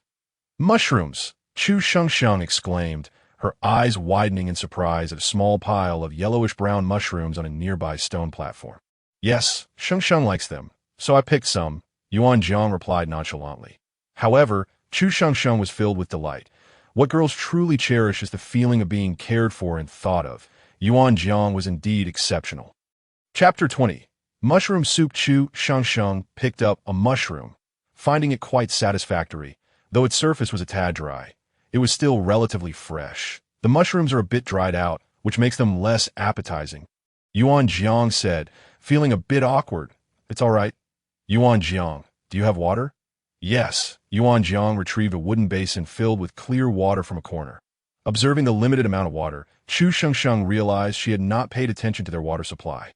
"Yuan Jiang, dig up a larger source. We need more water for washing the vegetables. Also, gather some wood so we can make bowls." Although Yuan Jiang did not fully understand her intentions, he obediently went to gather materials. Knowing there was plenty of wood to choose from, Chu Shengsheng used the water in the wooden basin to clean the mushrooms thoroughly. Once she finished, Yuan Jiang returned, his face alight with joy. "What happened? Why are you so happy?" "Shengsheng, I discovered a piece of boiling stone." Yuan Jiang had learned the name of this particular stone from her. "How big is it?" Chu Shengsheng's eyes sparkled with excitement. Yuan Jiang produced a black stone approximately half a meter tall from his spatial ring, its surface smooth and adorned with patches of green moss. "I went to fetch water and stumbled upon it in the creek." "Were there any others?" Chu Shengsheng inquired eagerly. "No, I have thoroughly searched the vicinity, yet it appears that nothing remains. Perhaps it was swept away by the water, concerned that you might be growing anxious." "I did not venture too far." When Yuan Jiang mentioned not going too far, it was in reference to the incredibly swift orc, who must have traversed several miles. Indeed, nothing was found. Chu Shengsheng's immediate reaction was, "Yuan Jiang, please craft a pot for me." "A pot? What is that?" Under Chu Shengsheng's explanation and gestures, their very first pot was born. "How wonderful a pot is! It can be used for stir-frying and boiling soup. It is truly an essential for survival." To enhance the utility of the boiling stones, Chu Shengsheng instructed Yuan Jiang to carve a winding pot that would conform to the shape of the stones, allowing for a larger capacity, especially since Yuan Jiang has quite the appetite and is known to eat heartily. Subsequently, Yuan Jiang retrieved several wooden barrels, each over a meter tall, filled with freshly fetched water, and Chu Shengsheng requested him to carve lids for them to ensure cleanliness. She planned to change the water every 2 to 3 days and had Yuan Jiang make cups, numerous bowls and dishes of varying sizes, as well as chopsticks, wooden spoons, and spatulas. Chu Shengsheng watched in envy as Yuan Jiang skillfully shaped the desired forms with his sharp claws, producing kitchenware that resembled exquisite art pieces. Noticing Chu Shengsheng's delight, Yuan Jiang found amusement in her fidgeting with the bowl and testing the spatula for its comfort. It then occurred to Chu Shengsheng that they could create a simple broom. "Yuan Jiang, please break some branches with leaves attached, then bundle them together. It will serve as a broom." Yuan Jiang understood her intent and stepped outside the cave to gather some, returning to sweep the area with great convenience. After Yuan Jiang finished tidying up, Chu Shengsheng, concerned about the mushrooms gathering dust, rinsed them again. However, feeling it was still insufficiently convenient, she had Yuan Jiang dig a stone trough against the cave wall. Then, placing a wooden board larger than the stone trough atop it to serve as a cutting board, she had him carve a drainage hole beneath, allowing water to flow out through a channel, thus enhancing convenience. The wooden barrels were designated for drinking and washing vegetables separately, providing a sense of cleanliness in her mind. Chu Shengsheng felt that Yuan Jiang was absolutely remarkable. His ability to carve so many items was truly impressive. Despite Yuan Jiang's apparent ease, he still needed to employ soul power when cutting through particularly hard materials. Orcs typically reserve their soul power for hunting, as the prey in the orc world is immense, tough-skinned, and meaty. Hunting is no simple task, leading to a deep appreciation for soul power. Soul power can be likened to a vessel storing water. Although it can regenerate, the replenishment is exceedingly slow, especially at lower levels. That Yuan Jiang's utilization of soul power for his partner's needs is quite rare. Unaware of these complexities, Chu Shengsheng set the cleaned pot atop her makeshift stove. Then took some fatty chunks of meat from the horned cattle Yuan Jiang had hunted at noon, slicing them into pieces before placing them into the boiling stone pot as the temperature rose.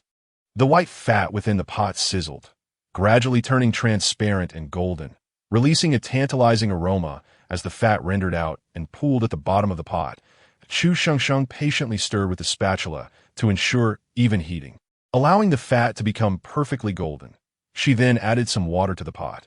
With a sudden sizzle, Yuan Jiang instinctively stepped in front of Chu Shengsheng, his expression grave. Chu Shengsheng, momentarily taken aback, playfully poked him in the back with her fingertip and gently reassured. Yuan Jiang, there's nothing to fear. I am preparing something delicious for you. Yuan Jiang's emerald eyes remained fixed on the pot, not moving until he confirmed there was no danger before stepping aside. What was that terrifying sound? He inquired with seriousness. Chu Shengsheng felt a warmth in her heart for this silly creature who instinctively shielded her from perceived danger. It's nothing, entirely normal. There's no need to worry, she comforted him. She then tore the mushrooms in half and added them to the bubbling pot, followed by a sprinkle of salt. After tasting the broth, her eyes lit up with delight. It was indeed delectable. The mushroom soup carried the aroma of meat, its milky broth infused with the mushroom sweetness, so exquisite that it made one yearn to devour their own tongue. Chu Shengsheng realized that her culinary prowess was not solely responsible for the dish's excellence. The ingredients were truly top-notch. Initially, Yuan Jiang harbored some apprehension, but as he observed Chu Shengsheng's confidence, he relaxed. This method of cooking was unfamiliar to him, yet it bore some resemblance to the way the tribe's shaman prepared medicinal soups. Although similar, it was evidently of a higher caliber, having developed into a distinct culinary system. Chu Shengsheng's clan, the Huaxia tribe, might indeed be a grand lineage with profound depths. Lost in thought, Chu Shengsheng offered him a bowl accompanied by a wooden spoon. Yuan Jiang, try the mushroom soup. Be careful, it's hot. Seeing the eager glint in Chu Shengsheng's eyes, Yuan Jiang couldn't help but chuckle inwardly at her childlike demeanor. Orcs possess an extraordinary sense of smell, and Yuan Jiang, being a feline creature, could detect the soup's enticing aroma even before it was fully cooked. Upon tasting it, he found the flavor to be exquisite, sending shivers down his spine. He had never encountered such deliciousness before. Even the renowned long-nosed beast tribe, known for their culinary skills, could not produce something so delectable. Observing Yuan Jiang's enjoyment, Chu Shengsheng added more to his bowl. Shengsheng, this soup is marvelous, Yuan Jiang admitted, feeling a bit bashful as he focused on drinking. Chu Shengsheng waved her hand dismissively. I'm just glad you like it. Yuan Jiang's eyes sparkled with uncontainable affection. Typically, females are regarded as lazy and domineering, though there are diligent ones. Yet, the likes of Chu Shengsheng, knowledgeable, skilled in cooking, kind to her mate, and possessing a delightful temperament, were a rarity in his experience. Blessed by the beast god, encountering Chu Shengsheng was indeed a divine gift. After the two finished the mushroom soup, Yuan Jiang lazily began to roast the meat. Chu Shengsheng, still unsatisfied, Watch him while requesting some lean meat slices to stir-fry in the pot. She took out some yellow fruit, squeezing some juice over the sliced meat before mixing it thoroughly. Following the same process as before, she first added some chunks of fat and heated them in the pot, then introduced the meat for stir-frying. The aroma of the yellow fruit instantly permeated the air, the fruity scent mingling with a hint of sourness, creating a unique fragrance that made one salivate. Chu Shengsheng marveled at how tantalizing the sourness of the yellow fruit was, awakening the appetite. Yuanjiang's meal was exceptionally satisfying. The mushroom soup and yellow fruit stir-fried meat were both incredibly delicious and fragrant. The mushroom soup was exceptionally fresh, with the flavors of meat and mushroom intertwining beautifully, while the yellow fruit stir-fried meat, which could have been tough, turned out to be tender and slightly tangy, leaving him craving more. For the first time in his life, he experienced such culinary delight. Observing Yuanjiang tidying up, Chu Shengsheng curiously inquired, "Yuanjiang, how do you all eat mushrooms?" She wished to understand how ingredients were handled in the orc world. To her surprise, Yuanjiang replied, "You could just pluck them and eat them directly." Chu Shengsheng then realized that it was not a matter of disinterest, but rather a lack of knowledge. She was determined to introduce Yuanjiang to the exquisite cuisine of the Chinese nation. Chapter 21. Eager. Yuanjiang, I can prepare many more delicious dishes. I will make them all for you. Chu Shengsheng expressed her intentions to Yuanjiang. After placing the last bowl as instructed by Chu Shengsheng, Yuanjiang, without raising his head, replied, "Shengsheng, you can teach me. Just don't overexert yourself. Let me handle it." Chu Shengsheng gazed at Yuanjiang and gently replied, "All right, I will teach you." In modern times, few men consider washing dishes or cooking to be their responsibilities. It is common for both partners to work, yet the wife often returns home to prepare meals for her husband. This dynamic instilled a sense of dread regarding marriage in Chu Shengsheng. After all, marriage should be a partnership where neither is obligated to cook or wash dishes, and whoever is less busy should contribute. That is the ideal for a normal couple. Yuanjiang's understanding in this underdeveloped orc world was truly moving. She wished for little, merely that her beloved would care for her, remain loyal, and keep his eyes solely on her. That would be more than sufficient. Yuanjiang bore a fierce appearance, yet he was an exceptionally gentle giant, making it difficult not to adore him. "Yuanjiang, come here," Chu Shengsheng called out. Yuanjiang approached, exuding a striking presence. "What is it?" Noticing Yuanjiang's puzzled expression, Chu Shengsheng instructed, "I need to speak with you. Bend down." Yuanjiang is indeed quite tall. While Chu Shengsheng stands to the side, tilting her head back like a delicate doll, with a face full of confusion, Yuanjiang bends down, his emerald green eyes intently focused on Chu Shengsheng, silently inquiring. Chu Shengsheng gently supports the back of Yuanjiang's neck with both hands and slowly leans in, offering her ruby lips. Yuanjiang's pupils widen in surprise, but in the next moment, he shifts from being passive to active. In the pursuit of females, his father had once said that it requires not only patience, but also the audacity to take initiative. When a delightful morsel is presented, how could one resist tasting it? Yuanjiang's large hand presses against Chu Shengsheng's nape, preventing her from moving, as his tongue pries open her beautiful teeth to tease the little tongue inside. He savors the refreshing taste of the yellow fruit, which Chu Shengsheng had just eaten after their meal. It is indeed delightful. Chu Shengsheng, her head tilted back, suddenly feels Yuanjiang grasp her waist, gently lifting her and placing her onto a nearby stone platform. One hand supports her slender waist while the other caresses her seaweed-like long hair. As their kiss deepens, his hands become increasingly restless. Chu Shengsheng finds herself utterly defenseless, forced to endure, her eyes filled with desire, an unspoken allure emanating from her. Yuanjiang, somewhat impatient, begins to caress her long legs. She hazily opens her eyes, weakly pressing down on his hand, playfully pouting. Yuanjiang. Immediately, he ceases, pulling her closer into his embrace and planting a kiss by her ear. Chu Shengsheng hears Yuanjiang's breathy whisper, "Shengsheng, when shall we forge our partner contract?" "In a few days, once we have decorated our home," she whispers shyly in his ear. Yuanjiang feels a twinge of regret. It seems Shengsheng is indeed dissatisfied with his cave, which is rather rudimentary. He should have prepared it sooner. Now, Wanting to marry, he finds the cave inadequate. Though regretful, he resolves to quickly arrange the cave's decor, as he is not inclined to wait any longer. All he desires is to devour the treasure in his arms. After Chu Shengsheng freshens up, she sits on the black fur-covered bed, contemplating the partner contract Yuan Jiang mentioned.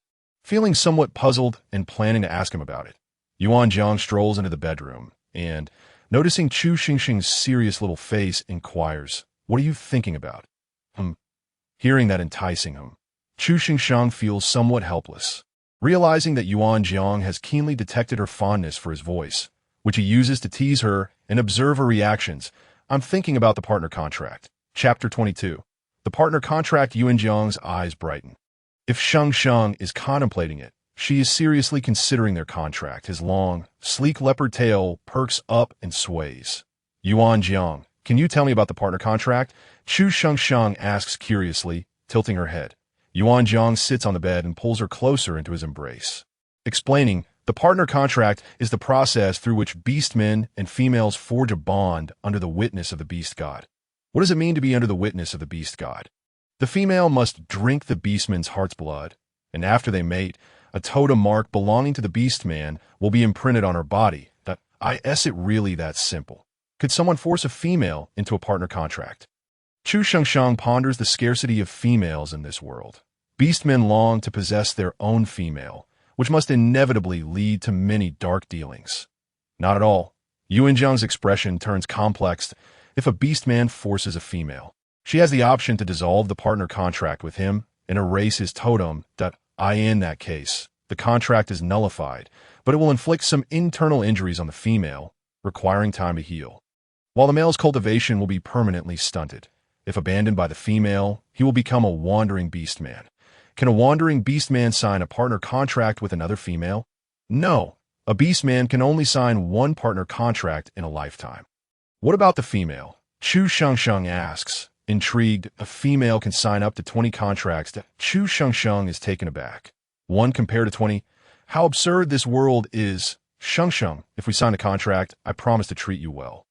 As for the cave's decor, I will follow your lead. Once we have it all set up, shall we sign the contract? Yuan Jiang softly coaxes her. Chu Shengsheng feels a bit shy, but quietly replies. All right. Initially, she felt somewhat vulnerable. Although Yuan Jiang is kind, she still desires some assurance. After learning about the partner contract, it indeed provides her with a sense of security. She will not abandon her beast husband, nor will he betray her. She perceives this contract as a significant safeguard for females. Chu Shengsheng senses that Yuan Jiang is growing increasingly affectionate toward her. Previously, he would transform into a leopard, but now he holds her in his human form as they sleep, occasionally pinching her soft flesh. Yuan Jiang, please stop pinching. Shengsheng, can I be a little gentler? You are so sweet and soft. I like you so much. The next morning, when Chu Shengsheng awakens, she feels her earlobes burning and experiences a slight pain on her collarbone and neck, along with discomfort in her chest. She pulls down her bustier and discovers red marks on her snow-white skin, hastily adjusting her clothing. Her heart is filled with frustration. This Yuan Jiang, she is exasperated with him. She told him not to touch her, yet he coaxed her as if he were about to devour her. Shengsheng, are you awake? It's time for breakfast, Yuan Jiang softly calls out, having heard movements in the bedroom. Chu Shengsheng, fuming, steps outside to find Yuan Jiang gently cooking meat for her with a tender expression. Come quickly. If you don't eat soon, it will get cold. After washing up, she glances at the stir-fried meat Yuan Jiang prepared, takes a bite with her chopsticks, and notices a slight sourness. He must have added too much yellow fruit, but otherwise, it is quite good. This silly boy must have made this because he saw she liked it. Yuan Jiang, come eat with me, Chu Shengsheng invites. Yuan Jiang quickly declines, explaining that he has already eaten 5 bowls of it this morning, and this is the 6th batch he has prepared. It indeed tastes much better now. He states that he will stick to roasted meat since eating the same dish 5 times in a row is bound to induce some aversion. They share a warm breakfast together, after which they discuss the day's plans. Chapter 23. Ginger Chu Shengsheng urges Yuan Jiang to hurry off to hunt after he finishes eating. Yuan Jiang obediently transforms into a leopard, nuzzling her before darting out of the cave like a black flash toward the hunting grounds. Chu Shengsheng cleans up the dishes, washes them, and sweeps the cave thoroughly with a broom made from half-dry leaves, which proves to be quite effective. While sweeping out the dust, she notices a vine ladder on one side of the cave that she and Yuan Jiang had previously discussed. It consists of two sturdy vines anchored to the ground, with wooden rungs, currently retracted. Observing the freshly crafted wood, with the barbs neatly shaved off, it appears Yuan Jiang made it that morning. She then checks their supplies. Noting they have 20 tanned animal skins, 3 untanned ones, 2 red fruits, some yellow fruits, and eggs. How could she have forgotten about the eggs she collected? Chu Shengsheng realizes the cave's temperature is not too high, so the eggs should be fine for storage, and she decides not to dwell on it. She thinks about cooking some eggs for lunch, but worries about their dwindling salt supply, with little food left. A sense of panic washes over her. Should she stockpile some provisions? She needs to discuss it with Yuan Jiang to see if it is necessary to gather supplies in this beastly world. In her modern life, she was a hoarder by nature, and now, with so little food, it leaves her feeling unsettled. Chu Shengsheng rolls up the animal skins on the bed, intending to take them outside to air them out and dust them off. After placing the skins on a clean rock at the cave entrance, she lowers the vine ladder, which just reaches the ground with some extra length. Yuan Jiang had mentioned that there are no ferocious beasts nearby, so she believes it should be safe to explore. Cautiously, Chu Shengsheng climbs down, discovering that this body's physical condition is quite good. If placed in a modern world, she would undoubtedly be a warrior. As she descends, lost in thought, she feels a surge of joy upon reaching the ground. Surrounded by trees and shrubs, she perceives them as treasures waiting to be discovered. She picked up a stick and cautiously explored the vicinity of the cave. The cave, shared with Yuan Jiang, was nestled against a cliff, with a modest patch of grass below, surrounded by dense shrubs and towering trees.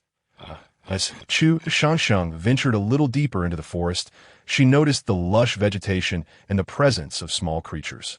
Suddenly, a rustling sound caught her attention. Looking up, she spotted a squirrel, its cheeks puffed out and as large as her palms. Abruptly, it took flight. Yes, it truly flew away, much like a sugar glider, which struck her as quite peculiar.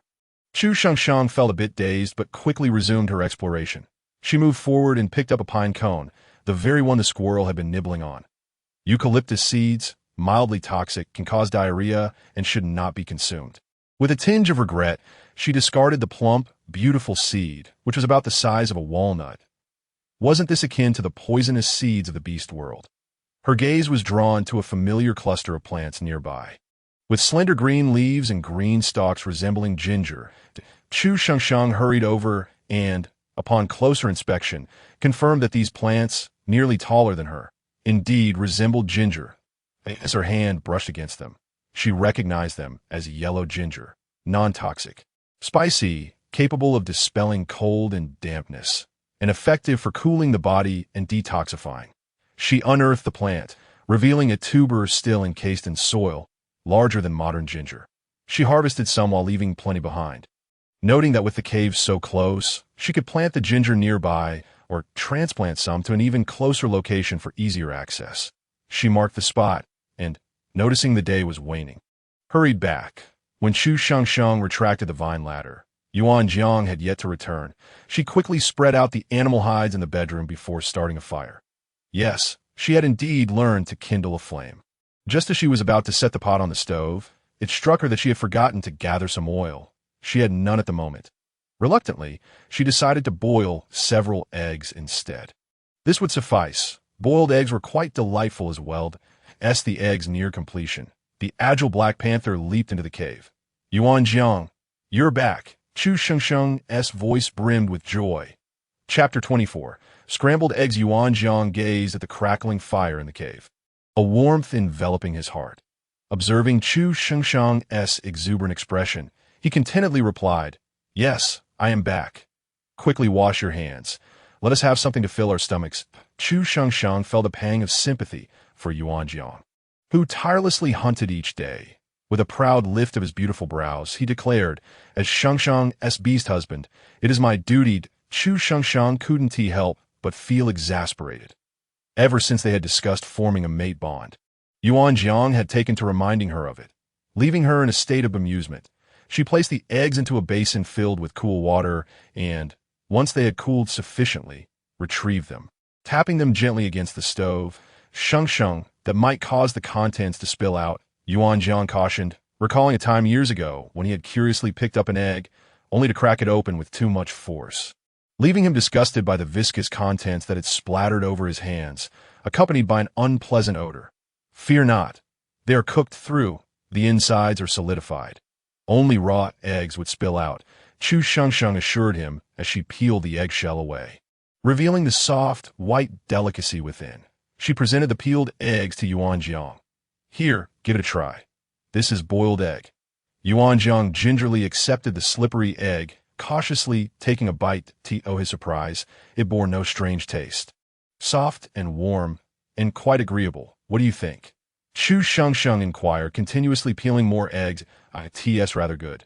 Though it lacks flavor, Yuan Jiang replied seriously. Chu Shengsheng tasted one herself, finding it quite delightful, with a hint of a refreshing aroma. Strange, yet far superior to ordinary boiled eggs. She consumed two, leaving the remainder for Yuan Jiang. Shengsheng, how do we prepare this? He asked. Simply place the eggs into a pot filled with water and boil them. It is quite simple, Chu Shengsheng explained. She appreciated Yuan Jiang's eagerness to learn. Once he mastered it, he could prepare meals for her, and he excelled in this regard. Today, Yuan Jiang had returned with a long-toothed beast. Larger than the last, Chu Shengsheng gazed in astonishment, unable to restrain her praise. Wow, Yuan Jiang, you are amazing. Yuan Jiang, slightly bashful, smiled and murmured in acknowledgement. Chu Shengsheng noticed his tail nearly wagging with pride, realizing that, indeed, every male craved validation at times. As Yuan Jiang began to dissect the long-toothed beast, he discovered a considerable amount of fat within its belly, explaining the creature's size and sluggishness. He contemplated discarding the fat, though in their impoverished tribe, it would typically be shared among the less fortunate beastmen. However, he had no taste for it and felt he could spare it.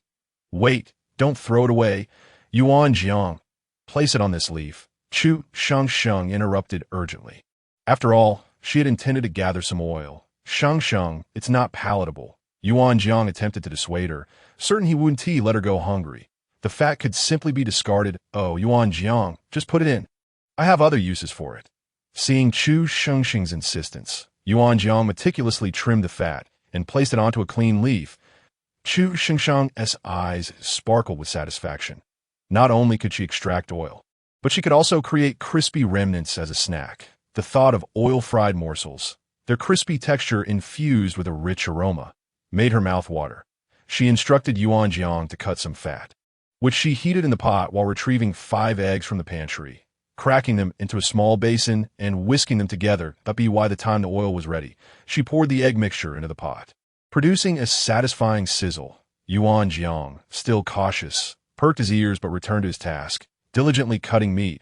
Chu Shengsheng skillfully flipped the eggs with a spatula. The pot was exceptional, conducting heat beautifully, coupled with top-notch ingredients. The scrambled eggs emitted an enticing aroma that even Yuan Jiang couldn't resist glancing over. Yuan Jiang, are you ready? Let us have some scrambled eggs, and then we can reduce the amount of roasted meat. Chu Shengsheng announced while stirring. Chapter 25. Water celery. Upon hearing this, Yuan Jiang nodded and hastened his chopping, his movements swift and precise. The eggs turned a delightful golden hue, glistening with a fragrant sheen that wafted into the air, tantalizing both their appetites. Chu Shengsheng carefully ladled the eggs into a bowl, nearly filling it to the brim, while she served herself a generous portion as well. The grains of salt she had sprinkled earlier clung to the eggs, enhancing their savory aroma.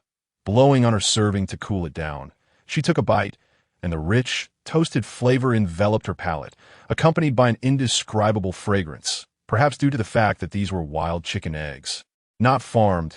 Chu Shengsheng watched as Yuan Jiang imitated her, blowing on his portion before tasting it, his eyes lighting up in evident delight. His pace of eating quickened, and seeing him enjoy it filled her with immense satisfaction. Shengsheng, this scrambled egg is delicious, Yuan Jiang remarked, his face adorned with a gentle smile. I'm glad you like it. I'll keep making different variations for you. Chu Shengsheng replied. Yuan Jiang gazed at his little female with adoration. His heart swelling with unspoken joy, he relished the feeling of being cared for and cherished. After finishing the scrambled eggs, they savored some roasted meat, though Chu Shangsheng felt somewhat weary of it, yearning for fruits and vegetables to replenish her vitamins and fiber. Yuan Jiang, once we're done eating, let us go gather some. Yuan Jiang quickly polished off the meat and agreed, while he tidied the cave. Chu Shengsheng shared her discovery of ginger from earlier that day. Though Yuan Jiang didn't comprehend what ginger was, he understood that his treasure was sharing with him, and warmth radiated from his gentle gaze. Yuan Jiang's indulgence towards Chu Shengsheng fulfilled her desire to share greatly. Many times, girls do not require educators but rather listeners, and Yuan Jiang was undoubtedly an exceptional listener. That Chu Shengsheng and Yuan Jiang set off in a new direction, opting not to venture too far in one way, instead exploring in gradual circles to better understand their surroundings, an approach more suited for just the two of them. Yuan Jiang sprinted across the meadow, softly inquiring, Shengsheng, shall we gather more eggs? Yuan Jiang, we still have enough from our last collection for 2 or 3 meals. There's no rush. Otherwise, the eggs might spoil. Chu Shengsheng's gentle persuasion met with some regret from Yuan Jiang. Yet he chose not to voice it again. As Yuan Jiang walked through the meadow, Chu Shengsheng discovered numerous eggs and a few wild ducks. Although labeled as wild ducks, they appeared as large as geese and were capable of flight. Chu Shengsheng pondered the presence of wild ducks and concluded that there must be a freshwater area nearby. Her gaze swept the surroundings, but the tall grass in the meadow obstructed her view. Yuan Jiang, is there a lake in the vicinity?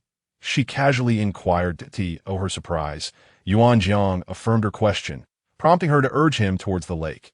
Generally, the presence of a lake indicated an abundance of fish and aquatic plants, and she was well acquainted with several edible varieties. Observing Yuan Jiang darting eastward, Chu Shengsheng noted the vegetation growing increasingly lush and healthy, confirming her suspicion of a nearby water source. Sure enough, as Yuan Jiang continued to run, she caught sight of a shimmering lake not far off. The lake was approximately the size of a basketball court. Not too large, yet not small either. Numerous small creatures foraged nearby, while some herbivores grazed or dozed in the grass.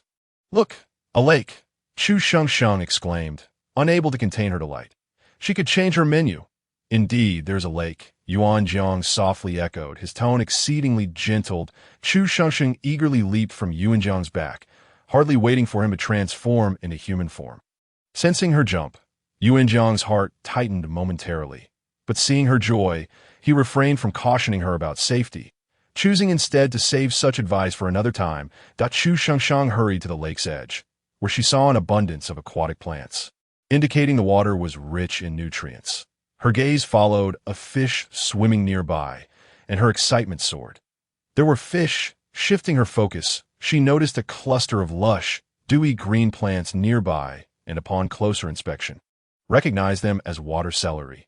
Her eyes gleamed with delight. Water celery was an excellent choice for stir-frying with meat or serving as a refreshing salad. To ensure her identification was correct, she reached out to touch it. Water celery, non-toxic, edible, and beneficial for digestion. Yuan Jiang skillfully gathered several tender stalks, and Chu Shengsheng reluctantly urged him to stop, realizing he understood her desires better than she had anticipated. Chapter 26. Fish, Shrimp, and Wild Taro. Chu Shengsheng surveyed the expanse of water celery, calculating that she would not lack for vegetables for quite some time. This was truly splendid. Leaning over the lake, she confirmed the presence of fish, some even swimming close to the shore, exuding a sense of carefree leisure that seemed untouched by the harshness of society. Yuan Jiang, let us catch a few fish to take back. Yuan Jiang's gaze followed hers to the common fish in the lake. After a moment's hesitation, he replied, Shengsheng, these fish are not particularly tasty. Only starving beastmen would consider them worth catching. How do you eat them then? Just catch them, wash them, and eat. Yuan Jiang hesitated again. Chu Shengsheng sighed inwardly. Indeed, the beastmen of this world had yet to grasp the art of cooking, though thankfully they could still make fire. That's not how it's done. Yuan Jiang, please catch a few for me. Yuan Jiang transformed into a leopard, and Chu Shengsheng watched as he splashed about in the lake, emerging moments later with a nearly 1.5-meter-long fish in his mouth. As Yuan Jiang tossed the large fish onto the shore and prepared to dive in again, Chu Shengsheng quickly interjected. That's enough. Such a large fish is more than sufficient. Yuan Jiang shifted back to his human form and pinned the flopping fish to the ground. Yuan Jiang, make a wooden tub, fill it with water, and place the fish inside. Once he completed this task, he set the fish aside. That Yuan Jiang's storage ring did not halt time to preserve food. It could not store living creatures either, as they would perish if placed inside. One could liken it to a portable room, its primary function being to lighten one's load. Chu Shengsheng gazed at the lake, marveling at its wealth of resources. The shimmering surface concealed unfathomable depths, surrounded by creatures unafraid of humans and a multitude of unknown plants. Not wishing to return empty-handed, she began to explore the area further. It appeared there were shrimp in the water, the kind that thrived in fresh water, and they looked quite large, almost the size of her palm. Indeed, plump and succulent. Chu Shengsheng instructed Yuan Jiang to create a wooden tub while she searched for plants nearby. Watching Yuan Jiang earnestly catch shrimp, deftly pinning down the leaping crustaceans, she found it rather endearing. Her attention was drawn to a familiar cluster of plants not far off. Their large leaves and long stems suggested they were taro. Chu Shengsheng's eyes lit up. Discovering taro meant she could have a starchy staple, reducing Yuan Jiang's need to hunt tirelessly. They would have more options. Approaching the oversized plants, she reached out to touch them.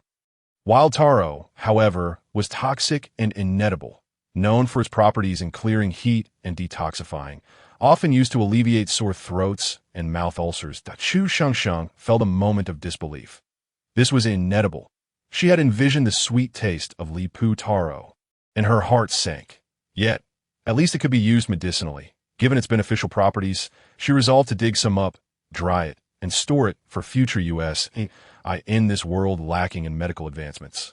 She needed to prepare more remedies to ensure both her and Yuan Jiang's survival. Yuan Jiang, with droplets of water from the shrimp on his face, noticed Chu Shengsheng standing still and hurried over, concerned. Shengsheng, what's wrong? Are you all right? Chu Shengsheng, snapping out of her reverie regarding the taro's flavor, reassured him, I'm fine.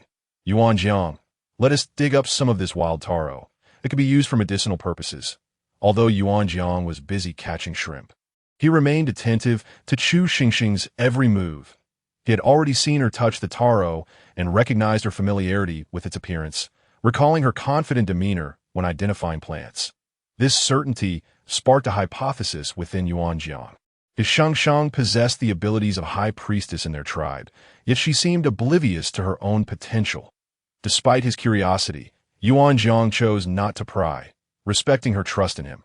After coming to this conclusion, he motioned for Chu Shengsheng to step back while he began to dig. Together, they cleaned the roots of the wild taro before gathering them. As the sky darkened, Chu Shengsheng recalled the dangers of the jungle at night compared to the safety of daylight, prompting her to hastily return with Yuan Jiang. Chapter 27. Sour Soup Fish. Upon returning to their cave, Chu Shengsheng urged Yuan Jiang to quickly bring out the fish and shrimp. Fortunately, Yuan Jiang was swift, and both the fish and shrimp remained quite fresh. As she guided him through the preparation, Chu Shengsheng found the fish's scales particularly tough, making it laborious for her to clean. Reluctantly, she asked Yuan Jiang to take over the task of scraping the scales, removing the gills, teeth, and entrails. Once finished, the fish appeared immaculate. Chu Shengsheng noticed the fish's flesh was somewhat translucent, looking fresh and tender. Leaning in to smell, she detected no strong fishy odor. While Yuan Jiang handled the fish, she set to work on the shrimp, which were impressively large and meaty. With the thought of her tangy yellow fruit, turmeric, and water celery in mind, she planned to prepare a sour soup fish and a simplified version of oil-braised shrimp. Yuan Jiang quickly ignited a fire, while Chu Shengsheng sliced the yellow fruit and turmeric. She had to admit, Yuan Jiang's bone knife was exceptionally sharp and efficient. Examining the fish's size, Chu Shengsheng decided to cut it into pieces. As she began, she noticed it possessed a singular large bone. Is this a gratitude fish? She mused. After preparing the fish, she added some slices of yellow fruit, ginger, and salt to marinate it. Once the oil in the pan was adequately heated, she placed the fish pieces inside. Thanks to the acidity of the yellow fruit, the fish flesh held together well, allowing her to fry it confidently. The longer the fish cooked, the more aromatic it became. emitting a unique, savory scent characteristic of protein. The fish skin was thick and gelatinous, frying to a golden, enticing hue. Chu Shangshang added a small bowl of water to the fish, and the fragrance seemed to envelop the cave, masking the aroma of the meat within. Raising her eyes, she noticed Yuan Jiang curiously watching the pot. With patience, she explained, "We're making sour soup fish today. Are you hungry? Just a little longer. It will be ready soon." Yuan Jiang gazed at Chu Shangsheng, warmth flooding his heart at the kindness reflected in her features. In his youth, he was often shunned for his dark fur, deemed an outcast. Now, he understood the feeling of being loved and cared for. In his heart, the ever-young, wandering Black Panther had found a home and someone who cherished and looked after him. Such enchanting melodies. How could he not fall in love? In Yuan Jiang's beautiful eyes, a sparkling warmth glimmers, akin to the gentle sun rising over a picturesque green lake.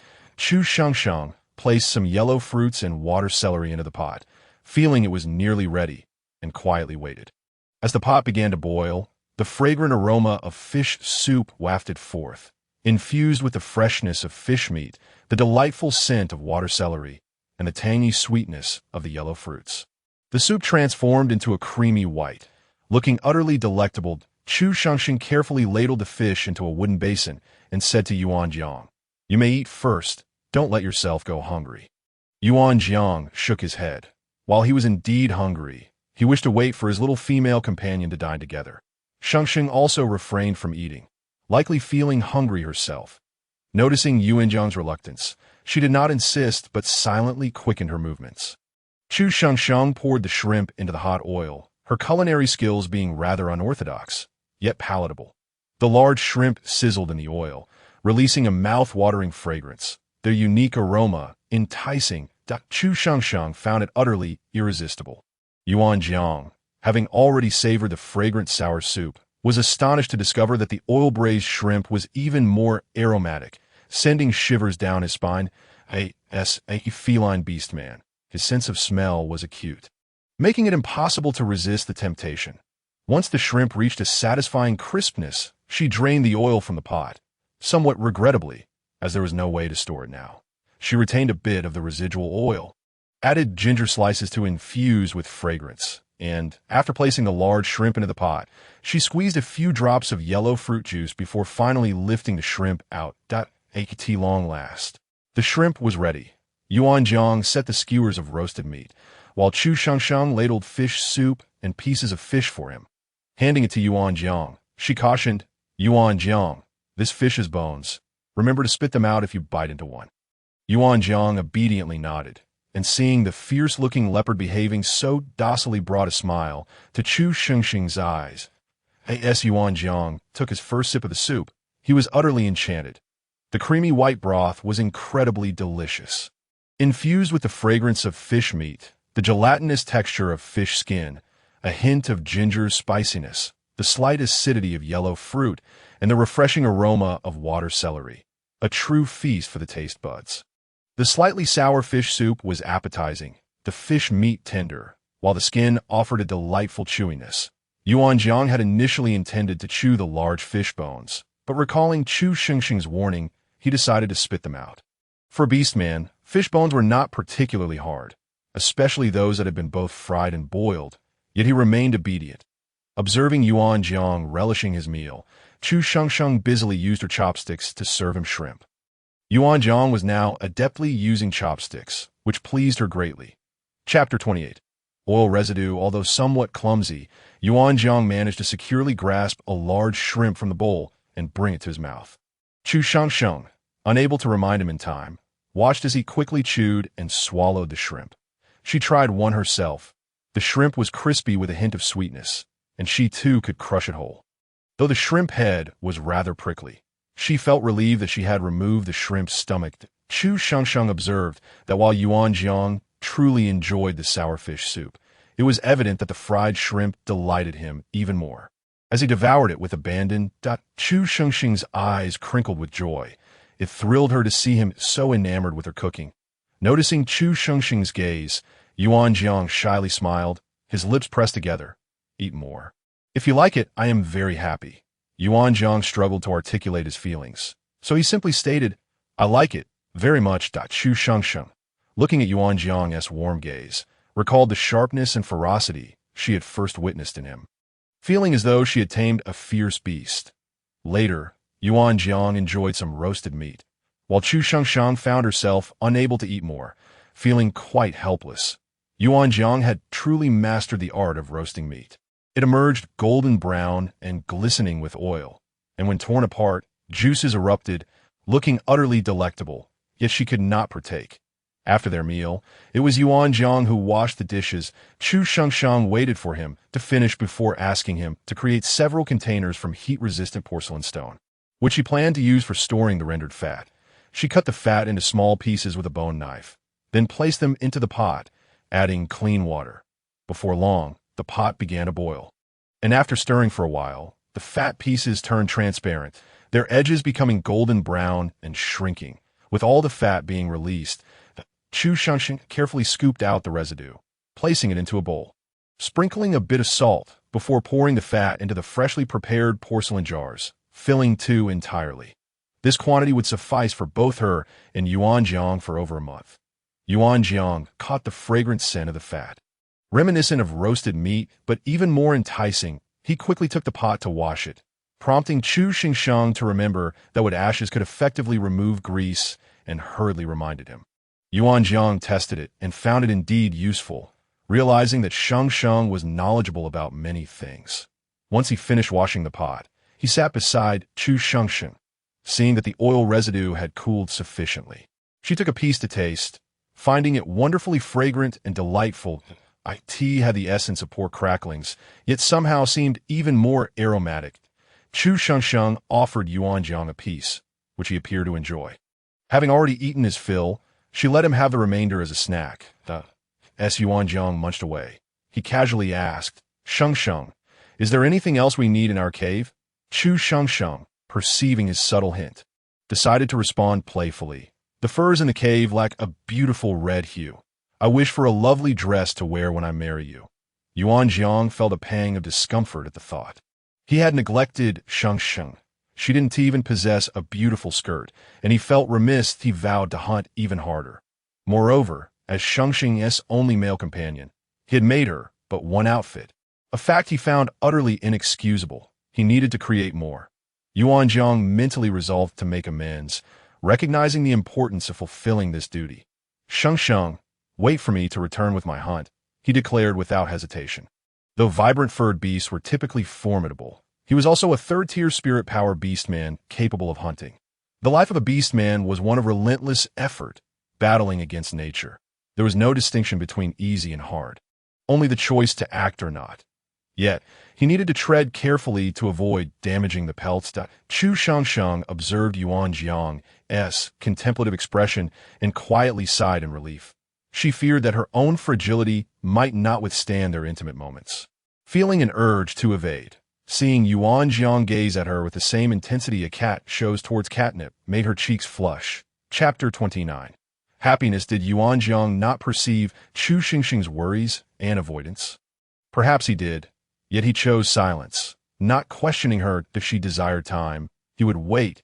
If she wished for a beautiful dress, he would fulfill that wish. Occasionally, Yuan Jiang would awaken in the middle of the night, instinctively reaching out to touch her warm, soft presence beside him. The warmth reassured him that he was alive, that it was akin to a child who had never tasted candy discovering a piece, secretly licking the sugary shell and falling deeply in love with that sweetness. Henceforth, he yearned for that sweetness, even losing sleep over the fear of losing it. The candy revealed to him that life was not solely about survival. It encompassed happiness. He would do anything to protect such a rare sweetness. Chu Shengsheng and Yuan Jiang retired early that night. Today, Yuan Jiang was unusually docile, even transforming into the form of a black panther, elegantly lounging on the bed, flicking his tail. After washing up, Chu Shengsheng entered the cave's bedroom to find a pair of mesmerizing green eyes, elegant and proud, captivating her completely. She playfully circled around the leopard's rear and suddenly pounced, catching him firmly. Chu Shengsheng delightedly rubbed Yuan Jiang's lovely round ears before reaching to stroke his chin, while Yuan Jiang lazily flicked his tail, allowing her antics. Haha, Yuan Jiang, your little round ears are just too adorable. I must pet them. Chu Shengsheng was utterly enchanted by his soft, fluffy fur. Yuan Jiang remained silent, wrapping his long tail around Chu Shengsheng's slender waist, mischievously brushing it across her other skin. Yuan Jiang, you can't move now. I've got you pinned. Shengsheng, be careful, don't fall. The indulgent and pampering voice of Yuan Jiang echoed, no, I simply must touch your ears.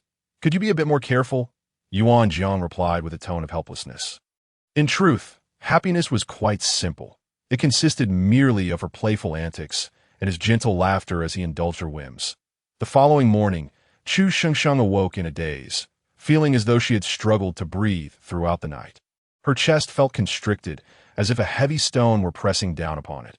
Each day, she would routinely lift her clothing to inspect, and today, she discovered the culprit, a large black leopard.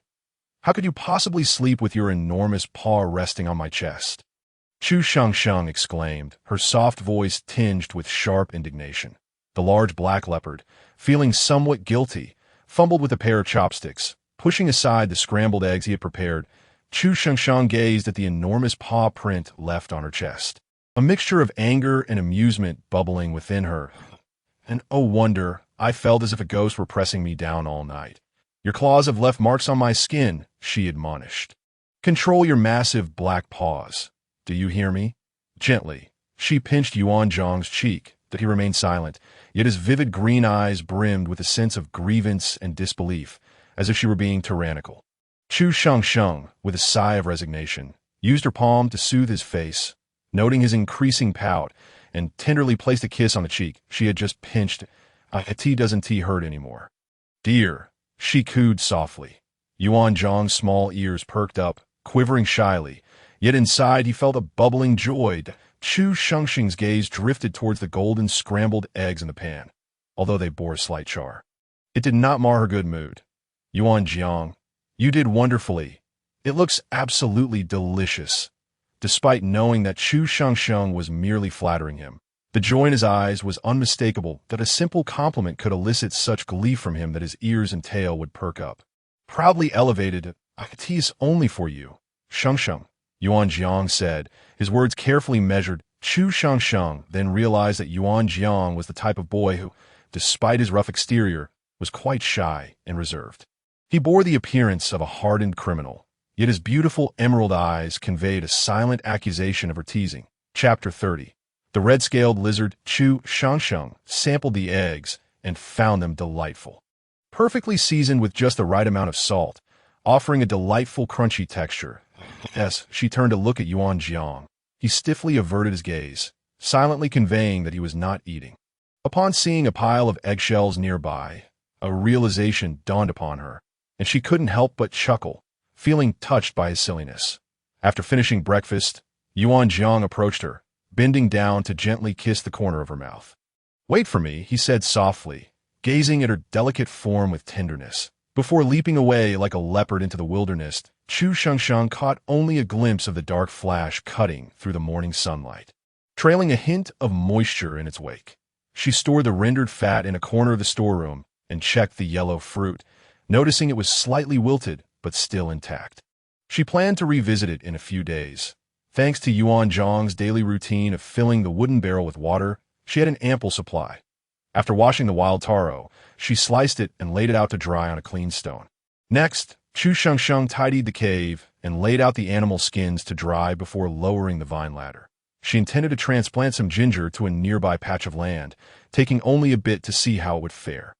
As she dug up the ginger and replanted it outside the cave, the day was still young, and she had some time before Yuan Jiang's return.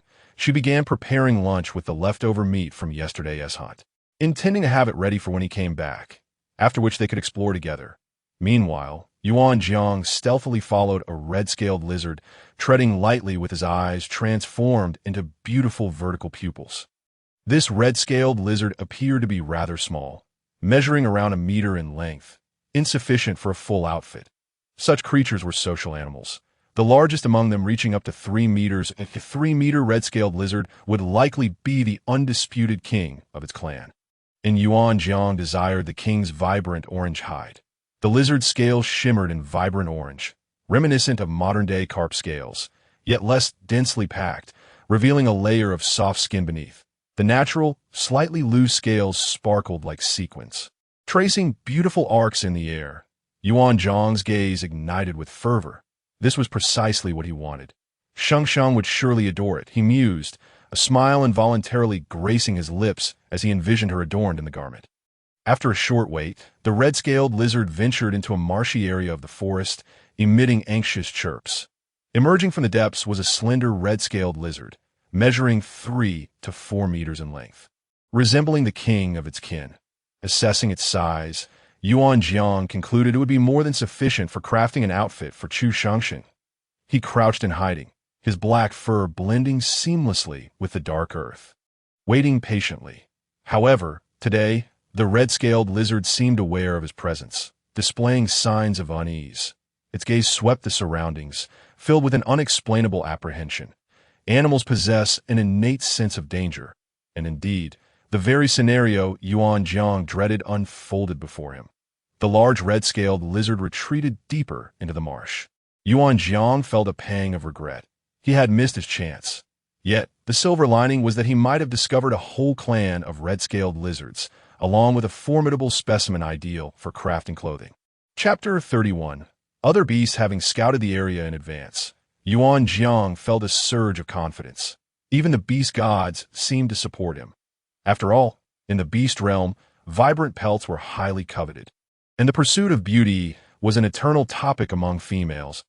As he prepared to exit the marsh, he noticed faint tracks in the ground, akin to those left by a powerful beastman, marked by ice-type soul energy. Though the traces were subtle, the residual aura was formidable.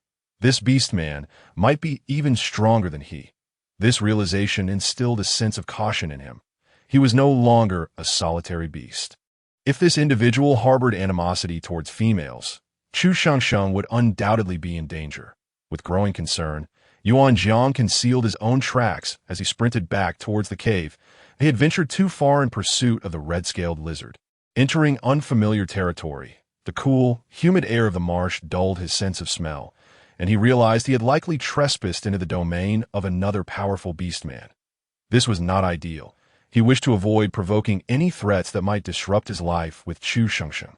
Along the way, he casually captured a few large armored beasts, their meat quite delectable, albeit difficult to shell for him. However, it was a simple task.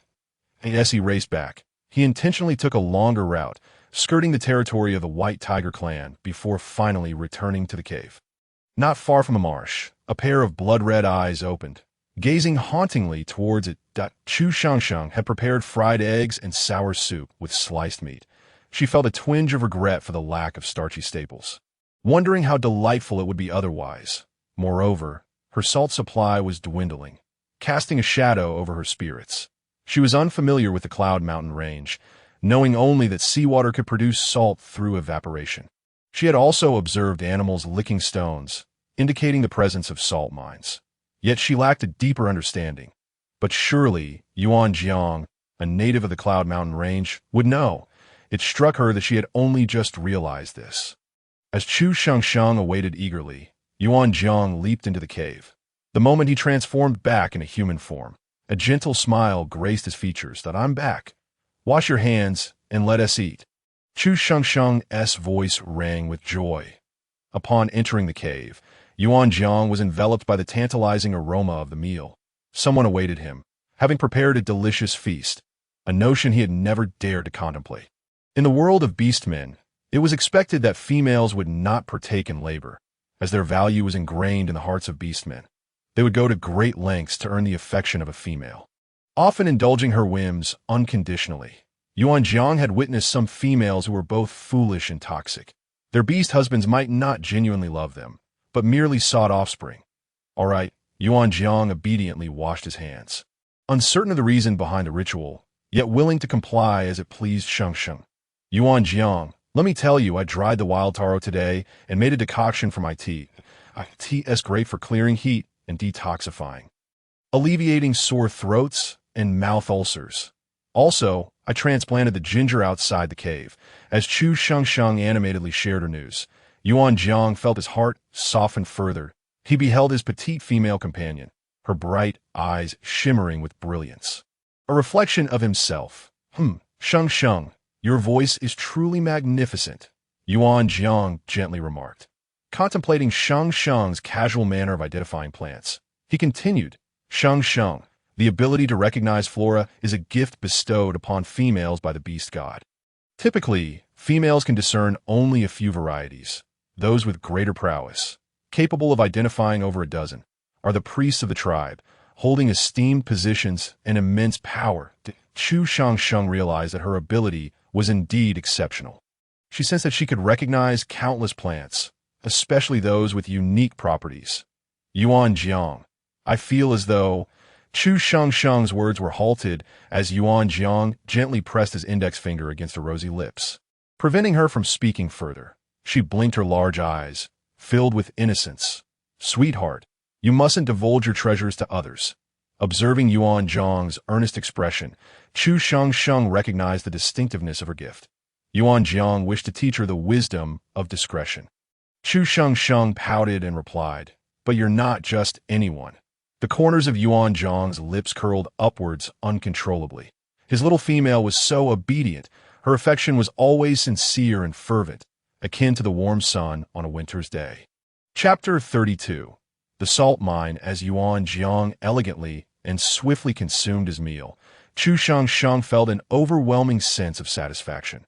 Witnessing the one she adored savoring her culinary creations was indeed a delightful experience. With her eyes crescent-shaped in joy, she inquired, Yuan Jiang, have you ever seen small animals licking rocks? Yuan Jiang pondered for a moment before responding. No. Chu Sheng Sheng felt a twinge of disappointment, but pressed on with her questioning. Have you ever seen animals congregating in a cave? He nodded, recalling a peculiar incident from his teenage years when he had lost his way while hunting, that he had discovered many wild beasts heading toward a cave, only to emerge shortly thereafter. Being the only beast present, he had observed for quite some time before venturing inside. Finding nothing but rocks, the experience had unsettled him, leading him to flee without further exploration. Yuan Jiang felt a hint of discomfort as he recounted the tale. He hadn't been lost. He had left the tribe due to the scorn of his peers. After wandering aimlessly, he encountered numerous wild beasts, and curious, he had waited to see their destination before sneaking into the cave, which he found eerily devoid of anything but stone. Those creatures seemed lured, and the memory had frightened the youthful him. Oh, you remember where it was? Chu Sheng Sheng's excitement was palpable. We could search for it. Yuan Jiang replied uncertainly. Yuan Jiang, you're amazing. Was there white powder or white rocks in that cave? Chu Sheng Sheng exclaimed. Yuan Jiang strained to recall, remembering white residue on his claws, which he had hurriedly washed away in a river. Fearing it might be toxic or cursed, there was indeed some white powder. He murmured, if we find that cave, we could have salt. Chu Sheng Sheng declared enthusiastically. Salt? Sheng Sheng, are you referring to salt? Yuan Jiang's heart surged with excitement. Can you produce salt? He asked, his demeanor growing serious. Of course, but we must locate that cave first. I believe there's a salt mine within. We could harvest salt from it. Chu Sheng Sheng's enthusiasm was infectious. Yet, Yuan Jiang felt the weight of pressure upon him. He gazed at the exuberant and lovely little female, understanding the peril of possessing something valuable in a world where salt was crucial. Historically, salt had been utilized for medicinal purposes, alleviating the weakness and lack of appetite that plagued many beasts. The Black Rock Sheep tribe had learned to produce salt from a larger tribe, which had transformed their fortunes from despair to opulence. Sheng Sheng, this knowledge of salt production must remain between us. Do you understand my meaning? Chu Sheng Sheng nodded obediently, aware that Yuan Jiang would never harm her, and thus she could comply with his request. So obedient. He gently pinched her snow-white cheek. Chu Sheng Sheng felt herself enchanted, unable to resist the allure of the stern yet gentle visage of the handsome man before her. Her cheeks flushing with warmth. Chapter 33. The armored beast, Chu Sheng Sheng, gazed in astonishment at the several sizable creatures Yuan Jiang had released. She had considered many possibilities, but never anticipated he would capture such enormous turtles. Counting them, she noted 6 in total, the largest measuring nearly a meter in diameter, while the smallest was about 40 centimeters. These are armored beasts, captured from the swamp, Yuan Jiang explained, casting a cautious glance at Chu Shengsheng. Upon seeing her lack of reaction, he continued, though they may appear unappealing, the meat inside their shells is quite delectable. Would you care to try?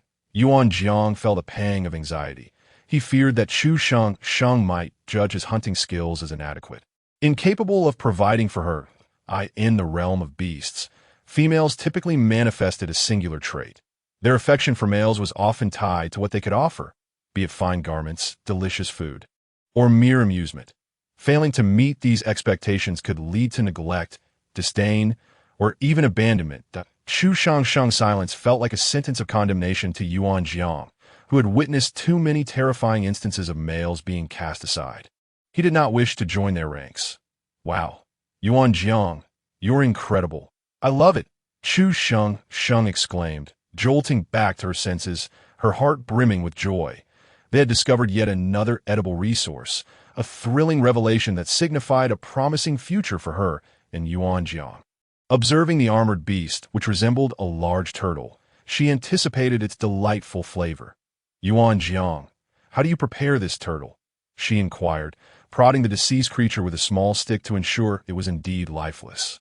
You open its shell, then extract the meat for roasting. And then? What do you mean? And then? You roast it and eat.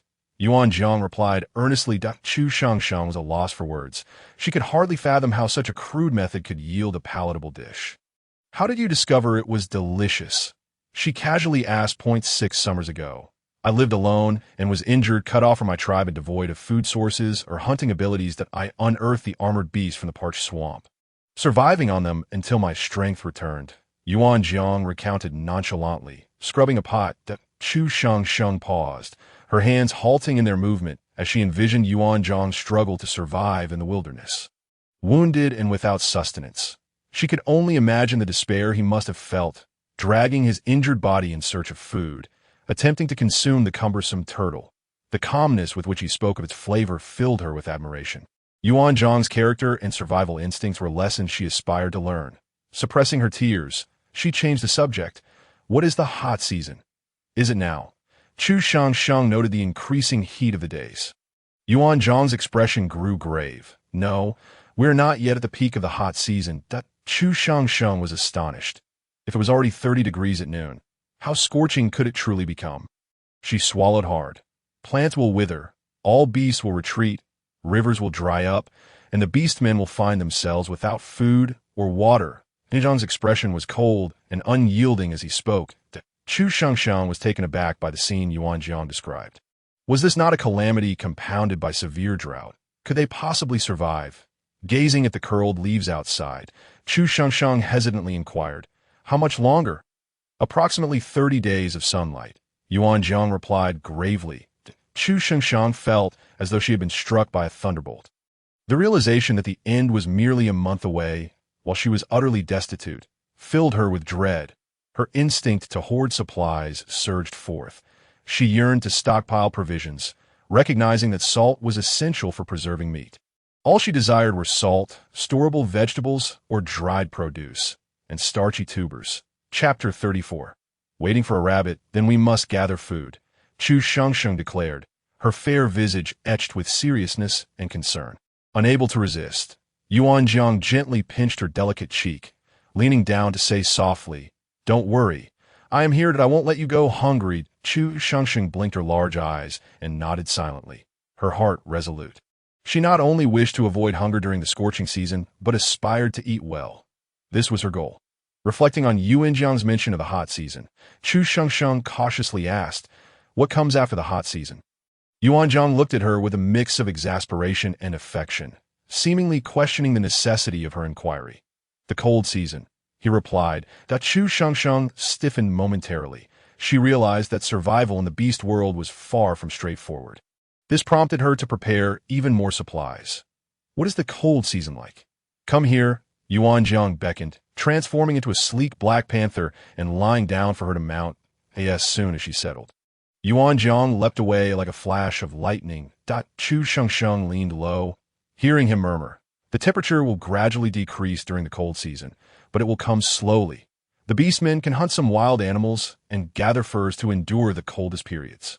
At last, Chu Shangshang understood. No wonder the Beastmen were astonishingly strong. Yet the population was sparse, especially among females that I in such a natural environment. Even the strongest males struggled, let alone the females, young and elderly. Yuan Jiang ran swiftly while reminiscing about the direction from years past. Chu Xingxing's enthusiasm for the cave surpassed everything. He understood the significance of salt and was thus willing to search for it to keep Chu Shangshang cool. Yuan Jiang remained under the shade of trees, disturbing numerous small animals in their slumber. Concerned that Yuan Jiang might suffer from heat exhaustion, Chu Shengsheng urged him to halt in a lush forest, planning to gather some plants for potential medicinal supplies. Holding the small stick Yuan Jiang had fashioned for her, she rummaged through the grass. However, she found nothing of note. It was only when she dug up ginger that she realized her golden finger had its limits. Each day, she could identify about 10 types of plants, yet she sensed that her abilities could also be enhanced like the Beastman's soul power. She now cherished this ability. Previously, she would instinctively recognize plants upon contact, but now she could control her ability to discern which plants to identify. However, her control was still lacking. To avoid wasting her power, she used the stick to probe, ensuring she did not accidentally touch any thorny or flowering plants. Suddenly, Yuan Jiang hurled his bone knife forward, impaling a snow-white rabbit. Chu Shangsheng was captivated by Yuan Jiang's skill. How impressive! The rabbit had likely poked its head out upon hearing the sound, only to be pinned to the tree behind it by Yuan Jiang. Wow, Yuan Jiang, you're amazing! Chu Shengxing's eyes sparkled with delight. Yuan Jiang gazed at the beautiful female, her long, lustrous black hair cascading to her waist, clad in garments he had crafted. Her figure was delicate and curvaceous, her exposed skin strikingly pale, reminiscent of a handful of snow on a sweltering summer day. Her exquisite features radiated joy, captivating in their brilliance. Yuanjiang's heartbeat quickened. As Chu Shengsheng approached, Yuan Jiang tossed aside the rabbit and gently pressed her against the tree, leaning down slightly. Shengsheng, may I kiss you? Yuan Jiang posed it as a question. But before Chu Shengsheng could respond, his kiss descended upon her like a wave. Chu Shengsheng found herself enveloped in Yuan Jiang's tender caress, her eyes gradually reddening, a furrow forming between her brows, uncertain whether it was discomfort or yearning. Meanwhile, Yuan Jiang's emerald eyes shimmered with intoxication. His treasure tasted sweet, almost temptingly sinful. Chapter 35. By Luo Grass, Sunflower Ground Pepper. After a moment, Chu Shengxing's face flushed, her eyes tinged with pink, her lips swollen from the kisses. I told you it was fine. Why you keep bothering me? Shengsheng, how can I know if you're not deceiving me if I don't look? But you shouldn't. Shouldn't what? Yuan Jiang's expression was one of satisfaction, his lips curving into a rare smirk. You're so annoying. Chu Shengsheng stomped her foot, pouting as she turned to walk away. Yuan Jiang picked up the rabbit from the ground and leisurely followed her, saying, Shengsheng, please don't be angry, all right? Humph. Shengsheng, this is how beastmen treat their females' wounds, Yuan Jiang stated, his words tinged with a hint of grievance, yet his eyes sparkled with mirth. But you can't keep holding on to it and touching other places. Chu Xingxing's face once again flushed with embarrassment. All right. I will listen to you.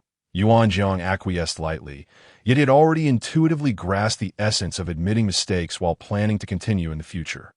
Chu Shengxing's gaze wandered back to the surrounding plants, where she spotted a peculiar plant adorned with strange little white flowers. Cautiously, she touched it briefly. By Luo Grass. Can treat fever and cough. Isn't this just a cold remedy? Chu Shengxing carefully unearthed the Bai Luo Grass. This is called Bai Luo Grass. It can treat fever and cough, she informed Yuan Jiang, handing it to him to keep safe. Yuan Jiang accepted the plant, casting a deep glance at Chu Shengxing, silently prioritizing his plan to enhance his soul power. Chu Xingxing's luck had somewhat soured that day. After using her 10 chances, she stumbled and pressed her hand into a patch of grass. Wasting 7 opportunities, 7, that patch was utterly absurd, containing 7 different types of grass, none of which were useful.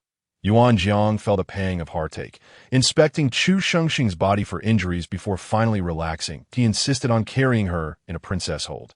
And no matter how she refused, she ultimately relented, with Yuan Jiang transforming into a leopard and Chu Shengsheng obediently sitting atop him. Noticing the day was growing late, Yuan Jiang suggested they return for now, planning a hunt in that direction tomorrow to see what they could find. Chu Shengsheng agreed, and they altered their path, preparing to head back to the cave. Suddenly, Chu Shengsheng spotted a strange plant resembling a sunflower, yet its center was white, almost like a film, with an unusual matte texture. She tapped Yinjiang's back, and he promptly halted. Approaching the plant, she brushed her fingers against its leaves. Sunflower. Non-toxic, can absorb sunlight during the day for energy, serves as illumination at night. Had she discovered a lamp? A solar-powered light, such a curious plant, with its 2 palm-sized flower heads and half-meter height, appeared delightfully miniature. Yuan Jiang, we have a light now. It can illuminate the cave. Isn't that wonderful? Yes, I like it very much. Yuan Jiang concurred, pleased at the thought of observing his female more closely. Chu Shengsheng unearthed the sunflower and had Yuan Jiang fashion a temporary wooden pot, placing the sunflower with its soil into the pot. Cradling it in her arms, they set off once more, Chu Shengsheng still possessing one final opportunity, her gaze scanning the surroundings. Yuan Jiang suddenly came to a halt. Shengsheng, there are so many purple star grasses. Yuan Jiang's voice was infused with an irrepressible joy. Upon closer inspection, Chu Shengsheng realized that there were indeed more than 20 of them. Together with Yuan Jiang, they carefully selected 18, leaving 5 to continue their growth.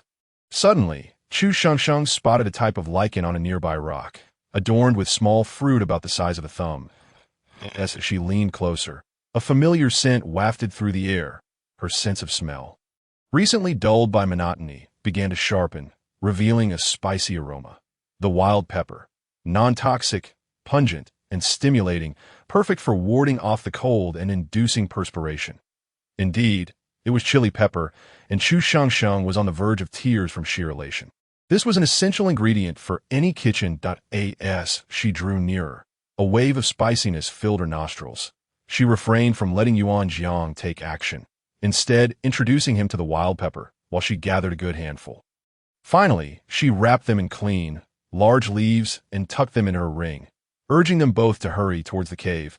Chapter 36. Stir-fried armored beasts. By the time they returned to the cave, dusk was rapidly approaching. Chu Shengsheng cautiously placed the sunflower in a corner of the cave, while Yuan Jiang had already managed to start a fire. Seeing Yuan Jiang preparing to cook the armored beast, Chu Shengsheng quickly intervened, instructing him to clean it thoroughly while she heated water. The pot made of boiling stone heated quickly, and it wasn't long before the water was bubbling away. Chu Shengsheng blanched the armored beast, for the pot, while sufficient in capacity, was irregularly shaped.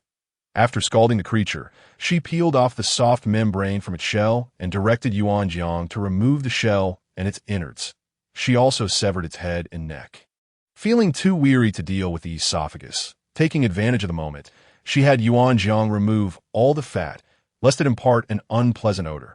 Yuan Jiang moved with remarkable speed and dexterity, while Chu Shengsheng washed the extracted ginger and 2 wild peppers. The wild pepper was indeed spicy, akin to modern-day bird's-eye chili, and the aroma made Chu Shengsheng's mouth water with anticipation. She also retrieved some yellow fruit, which had a harder shell but contained excellent flesh. Ideal for long-term storage as a seasoning. Chu Shengsheng instructed Yuan Jiang to cut the armored beast into chunks, preserving its large shell to serve as a vessel for the meat, while she marinated the meat with ginger slices and yellow fruit. She felt that the smaller shells could be repurposed for serving vegetables, resolutely refusing to waste anything. As the golden oil melted in the black pot, it grew hotter. Chu Shengsheng added the ginger slices, which sizzled upon contact, and then she placed the meat from the 2 medium-sized armored beasts into the pot. As she continually stirred, the meat turned a golden hue, with some edges becoming slightly charred, emitting a mouth-watering aroma that was simply intoxicating. Yuan Jiang typically only consumed the limbs of the armored beasts, finding the other parts somewhat fishy when exceedingly hungry. Yet, the meat from the limbs was undeniably fragrant, offering a unique taste that set it apart from other meats. Chu Shengsheng noted the differences between the armored beasts of this world and the soft-shelled turtles of modern times. Not only were they significantly larger, but their meat also seemed more tender and abundant. After sprinkling salt, Chu Shengsheng served the meat into the armored beast's large shell. Yuan Jiang, you may eat first. Though Yuan Jiang was indeed hungry, he felt a pang of concern seeing Chu Shengsheng's hair clinging to her fair cheeks. A rosy hue adorning her face, he vowed to learn diligently, so that next time, Shengsheng wouldn't have to endure such hardship. His gaze remained fixed on the dish, unmoving, as he preferred his treasure over the fragrant meal. Noticing Yunjiang's hesitation, Chu Shengsheng ceased her encouragement. Deep down, she understood that he would not touch it, but she felt a twinge of sympathy for his toil that day, wishing for him to have at least a small taste to satiate his hunger. Chu Shengsheng added more oil to the pot, following a similar procedure as before, albeit with less meat, as she aimed to create a spicy dish that Yuan Jiang might find more palatable. The moment she tossed in the wild pepper, an overwhelming spiciness erupted, causing her to cough uncontrollably. Yuan Jiang, too, found himself choking, tears welling up in his eyes. Shengsheng, what is this? It's unbearable. This is spice. It feels like fire, she replied. Is it edible? Yuan Jiang asked, eyeing the red wild peppers with trepidation. Absolutely. Spicy foods are quite delicious, she assured him, continuing to stir while adding more yellow fruit. Today, she crafted a tangy and spicy stir-fried armored beast, lamenting the absence of rice, which would have complemented the dish perfectly. As Yuan Jiang watched Chu Shengsheng serve the meat, the vibrant reds and yellows were visually appealing, enhanced by the additional wild pepper, creating a flavor entirely distinct from the previous dish. Chu Shengsheng instructed Yuan Jiang to wash the pot, then directed him to fill it with water, adding the armored beast meat, ginger slices, and half a yellow fruit. They then covered it with a similarly sized armored shell, which turned out to be an excellent makeshift lid. Chu Shengsheng suggested that when time permitted, Yuan Jiang could fashion a wooden handle for the lid by drilling a hole in the shell and sealing it with wood, leaving a tail to serve as a handle.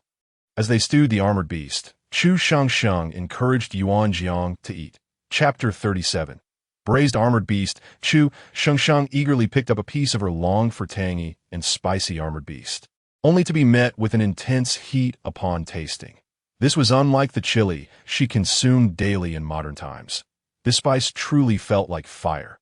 After a moment of adjustment, it became more tolerable, and she hastily reached for another piece. Despite the meat being stir-fried for quite a while, it remained tender, even bursting with juices, while the sour and spicy flavors whetted her appetite. Yuan Jiang observed as Chu Shengsheng ate with tears in her eyes, wanting to say something but holding back as he saw her enjoyment.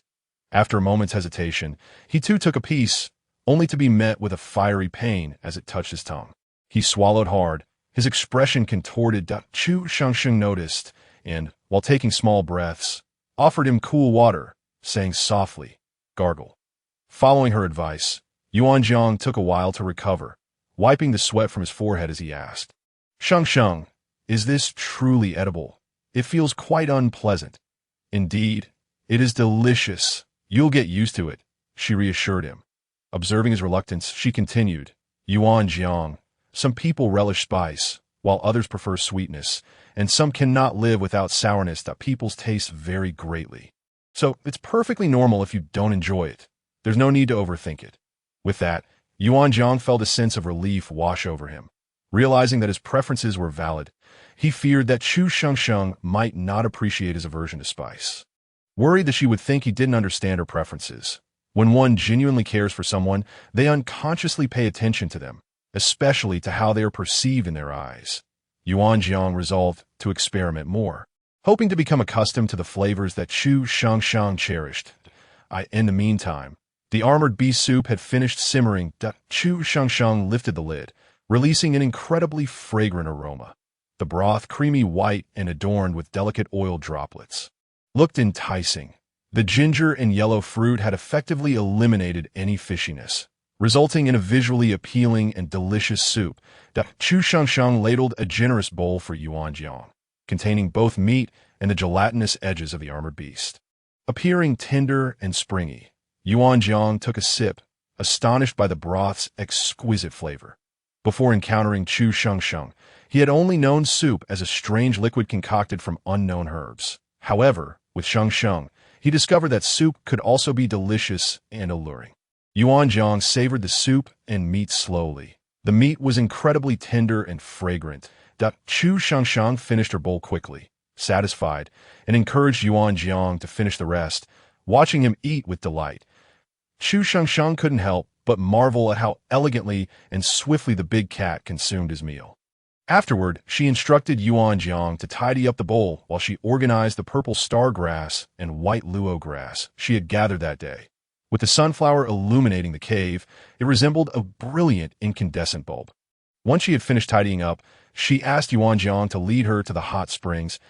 As the weather grew increasingly warm, she found herself yearning for a bath in the hot springs every day. Yuan Jiang obediently transformed into a large cat, sprinting through the night. Merging seamlessly with the dark surroundings, Chu Shangsheng contemplated exploring the area around the cave further, hoping to discover starchy foods that could be preserved for an extended period, as they not only provided sustenance, but were also storable. Yuan Jiang reached the hot springs and safely lowered Chu Shangsheng down. He transformed into a humanoid form and, downstream from Chu Shangsheng's bathing, he dug a large pool for himself, where he immersed himself in the water. Chu Shangsheng urged Yuan Jiang to dig beside her, as it was her bathing water. However, Yuan Jiang felt indifferent and, after being persuaded by Chu Shangsheng, stubbornly insisted on proceeding 8 times. Yuan Jiang's mischievous and defiant demeanor left Chu Shangsheng both exasperated and amused. Chapter 38. The heat of desire as usual. Yuan Jiang listened to Chu Shangsheng while she bathed, conversing with him as he sat with his back to her, soaking in the water. Yuan Jiang, we should stockpile supplies and fill the storage in the cave so we can endure both the cold and hot seasons. That we also need to store water. Without it, we cannot survive. Chu Shangsheng spoke earnestly, while Yuan Jiang merely replied with non-committal sounds, uncertain if he was even listening. Frustrated, Chu Shangsheng asked, Yuan Jiang, are you listening to me? Yuan Jiang felt something was amiss today. While running earlier, he had felt an unusual heat coursing through his body. Now, the sensation had intensified, a restlessness he could not articulate. He struggled to comprehend Chu Shangsheng's words. His mind consumed by the sound of water splashing as she bathed, he even found himself inexplicably envisioning the water gliding over her snow-white skin, which left him parched. Such symptoms led him to suspect he might be experiencing a heat of desire. Orcs do have a season of heat, during which they instinctively cling to females, akin to suffering from skin hunger, their minds filled with thoughts of intimacy. This period typically does not last long. Around 10 solar days, Yuan Jiang pondered carefully. This should not be his season, yet the symptoms he felt bore a resemblance, albeit less severe. Realizing Chu Shangsheng was still questioning him, he jolted and quickly replied. I heard you. What did I say?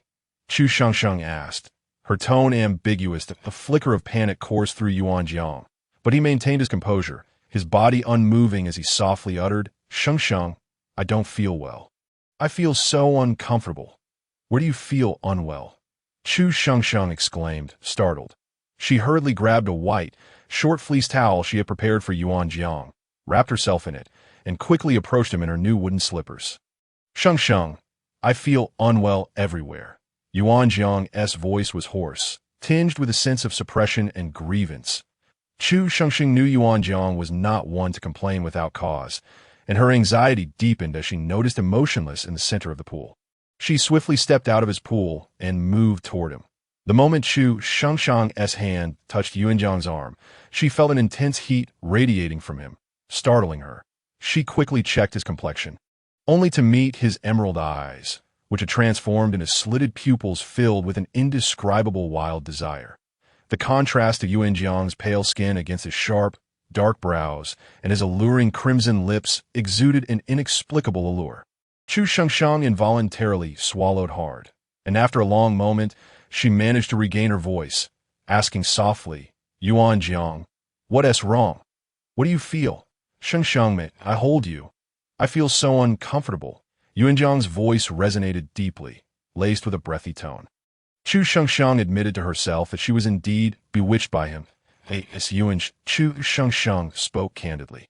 After consuming stir-fried mushrooms and a rabbit leg, she felt satiated, leaving the remainder for Yuan Jiang. who, upon finishing, transformed into a leopard and ventured into the forest. Chapter 40. Wild Yam after a brief respite. Chu Shangsheng, feeling less discomfort in her movements, tidied up the cave both inside and out. She also placed the sunflowers under the sun to absorb energy. Subsequently, she descended the cave using a vine ladder, noting that the weather had grown increasingly hot, which stirred a sense of urgency within her. She contemplated gathering more mushrooms to sun-dry for a delicious soup. As she wandered around the cave, she discovered that the ginger she had transplanted previously had taken root, observing the surrounding trees. She found nothing particularly special until, suddenly, her eyes fell upon a vine with heart-shaped leaves resembling yam. A spark of excitement ignited within her. Wild yam. She placed her hand upon the leaves, confirming their identity. Wild yam, non-toxic and edible, beneficial for the spleen and stomach, aiding digestion.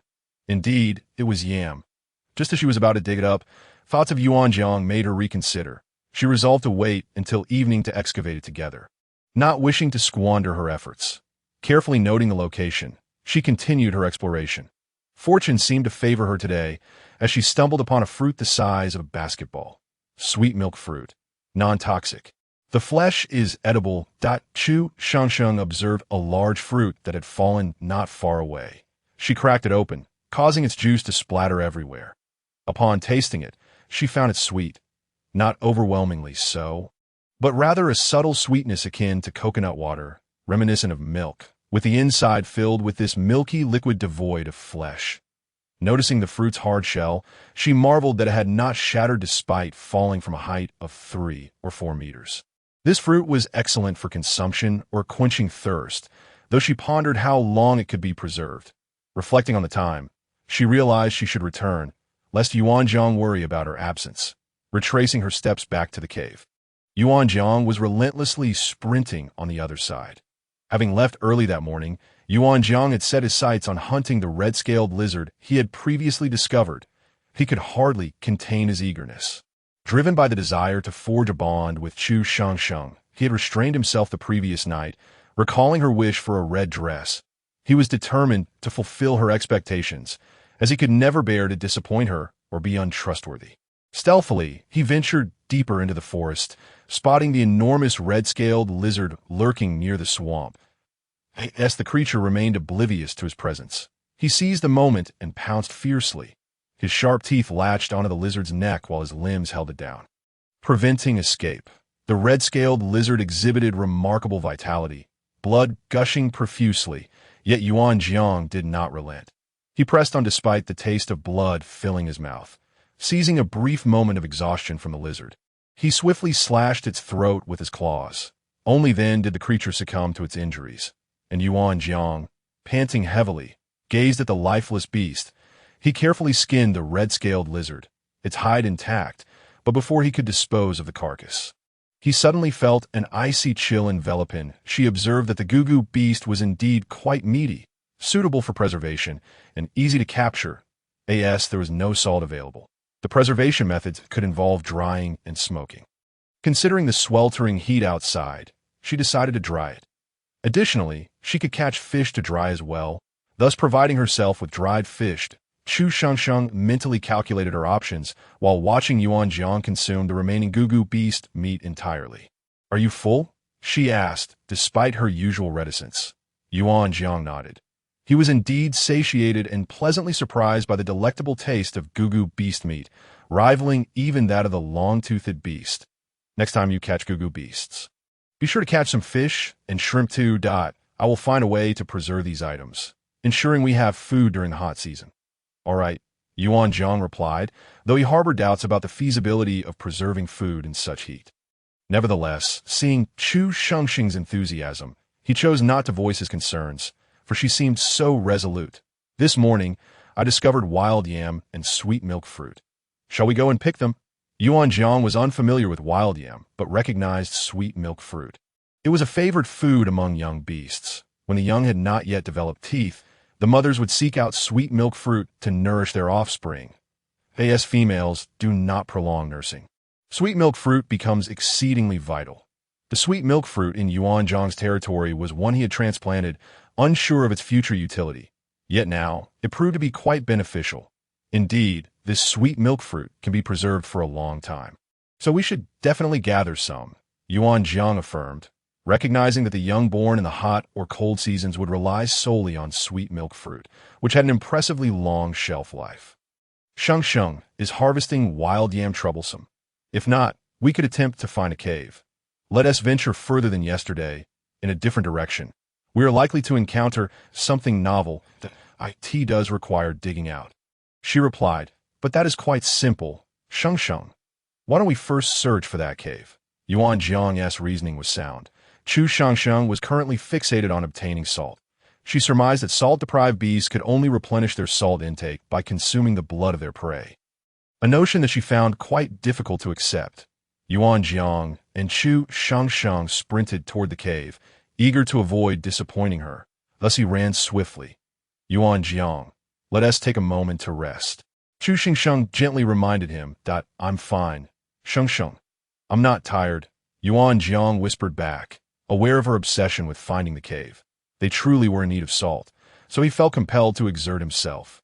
Suddenly, Chu Sheng patted Yuan Jiang's back and exclaimed, Yuan Jiang, look, sunflower. Her voice brimmed with delight as she discovered this particularly useful sunflower, which could illuminate for an extended period without relying on electricity, merely requiring exposure to sunlight during the day. Yuan Jiang halted, allowing Chu Sheng to dig up the sunflower and place it into the small wooden basin he had just crafted, which she then carefully lifted.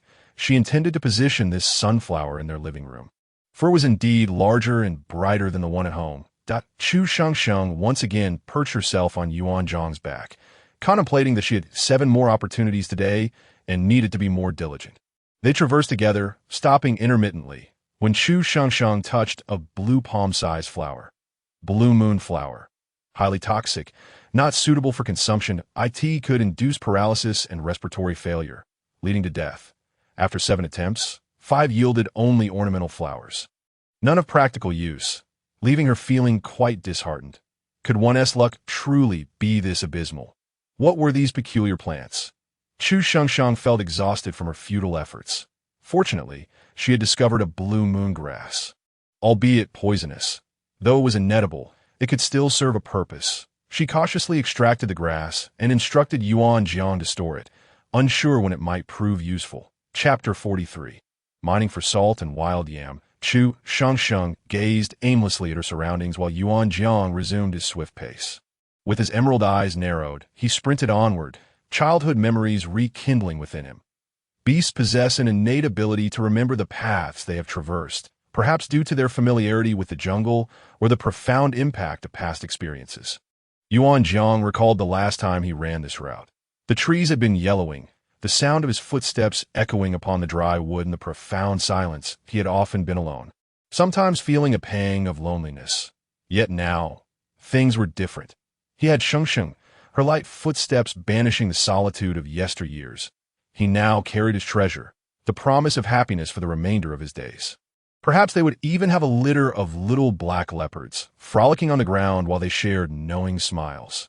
Yuan Jiang, fueled by determination, sprinted to the cave from his memories, with Chu Sheng following closely behind. Sheltered by his presence, as they entered the cave together, as Chu Sheng walked, she examined the cave, which was slightly taller than her height, requiring Yuan Jiang to stoop to avoid bumping his head. The deeper they ventured, the darker it became. She followed Yuan Jiang cautiously, careful not to stray too far. Upon reaching the innermost part of the cave, she was startled by a small gray creature resembling an antelope. Though significantly smaller, akin to the size of a dog. The sight of them sent the animals into a frenzy, causing them to scatter in all directions, filling the cave with their frightened cries. While Chu Sheng hurriedly dodged, fearful of being stepped on. Sheng, do not be afraid. This is a gray beast. They run swiftly and are easily frightened. We need only stand still, Yuan Jiang reassured her, but before he could finish, the little gray beasts had already vanished from sight. After a while, Chu Sheng adjusted to the cave's dim light. But to the farthest recess of the cave, she noticed white rocks, glimmering with tiny salt crystals. Testing a small amount with her fingertip, she tasted it, confirming its slightly salty flavor, which steadied her heart. This truly was a salt mine. Their supply of salt was secure. Chu Shengsheng, brimming with excitement, urged Yuan Jiang to extract the salt crystals from within. Yuan Jiang felt a surge of exhilaration. Salt was a precious commodity in any place devoid of salt freedom. Shengsheng, is this salt? He inquired. No, not yet. This is a salt mine that we can extract the salt from it. We will have an endless supply of salt. Chu Shengsheng enthusiastically urged Yuan Jiang to gather the salt, and soon they had amassed a considerable amount, filling their container to the brim. Chu Shengsheng began to feel a tinge of greed.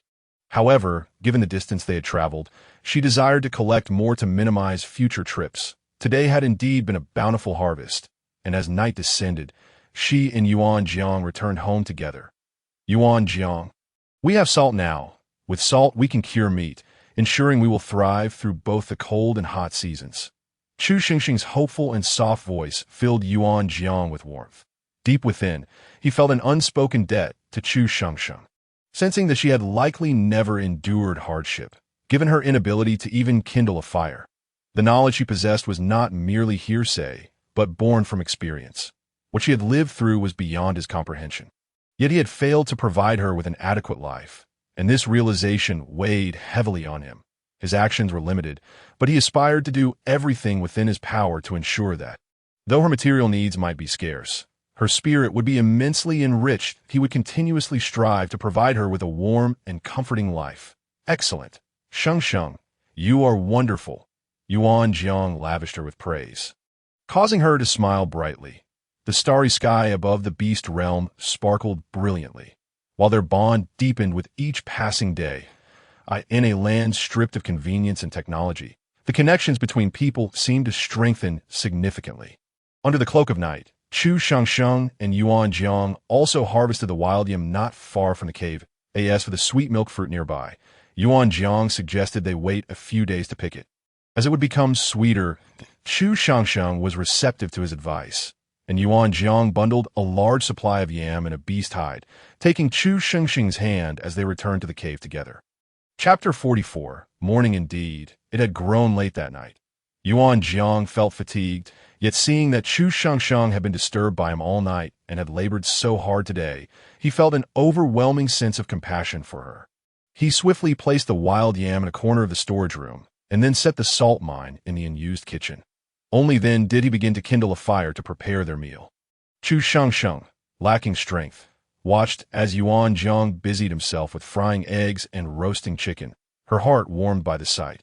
Yuan Jiang was determined not to let Chu Shengsheng lift a finger, handling all the cooking himself.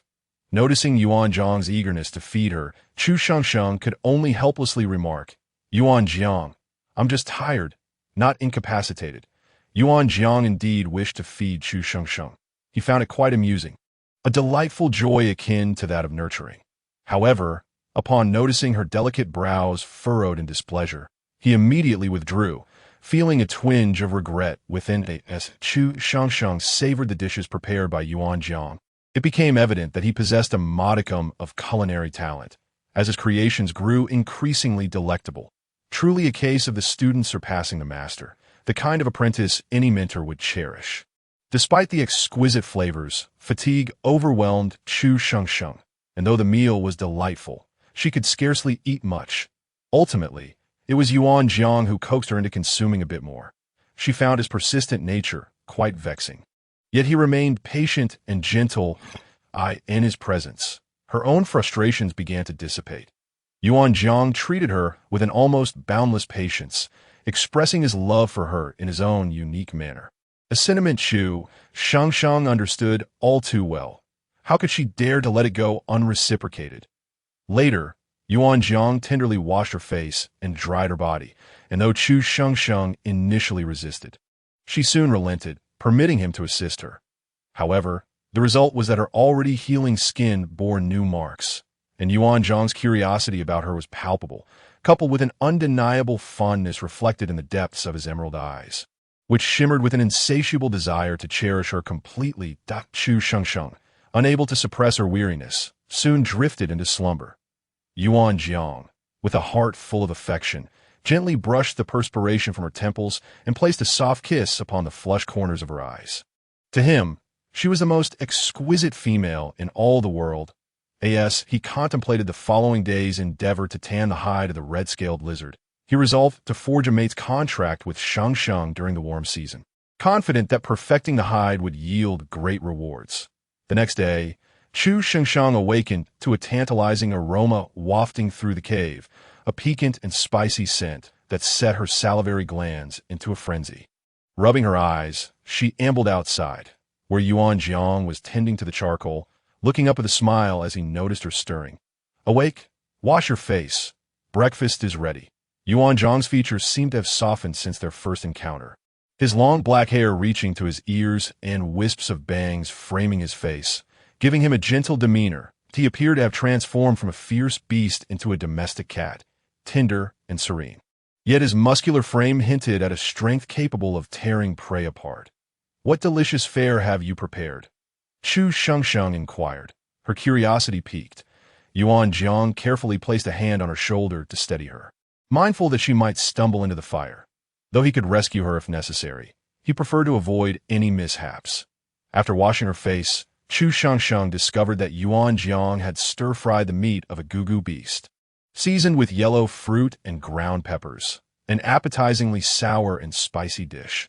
Observing her enjoyment filled Yuan Jiang with satisfaction, and he resolved to gather various unknown fruits while hunting, hoping to find something she might desire. After their meal, Chu Shengsheng bid Yuan Jiang farewell as he ventured off to hunt. In truth, Chu Shengsheng had always perceived the hunting methods of felines as calm, patient approaches, culminating in a decisive strike to seize their prey by the throat.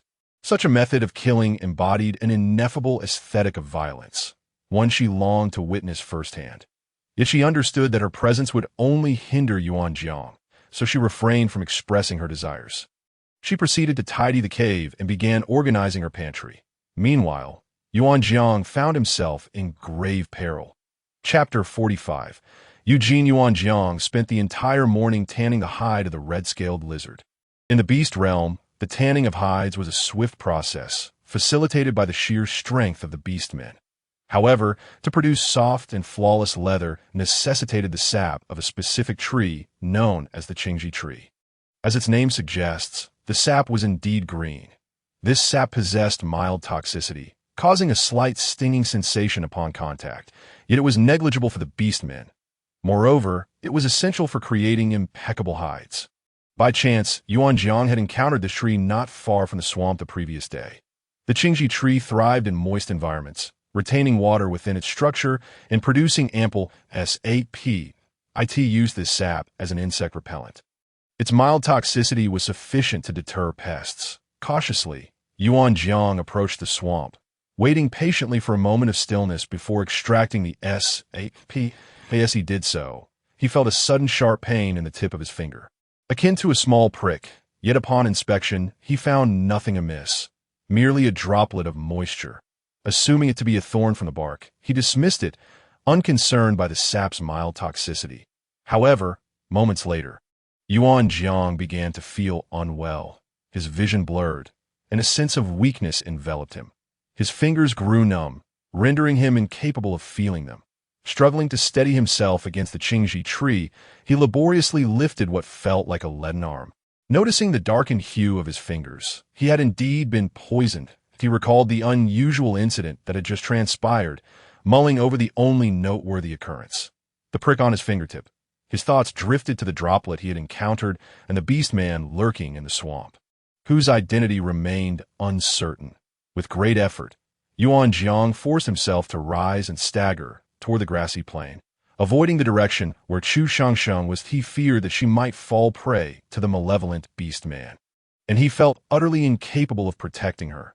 Anger surged within him, a self-directed ire for his carelessness. In his haste, he had made a blunder unbefitting an experienced hunter, a folly characteristic of a foolish male eager to forge a mate's contract. As he neared the grassy plain, he could no longer endure the strain and collapsed.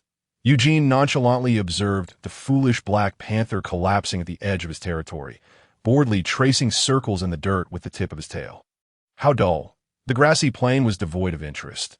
just a cacophony of goo-goo beasts in a pond dough, and the goo-goo beast eggs, which had an intriguing taste. With that thought, the clamor of the goo-goo beasts seemed somewhat forgivable. Eugene continued to watch the foolish panther beastman, knowing full well that he would return for the Qingji sap.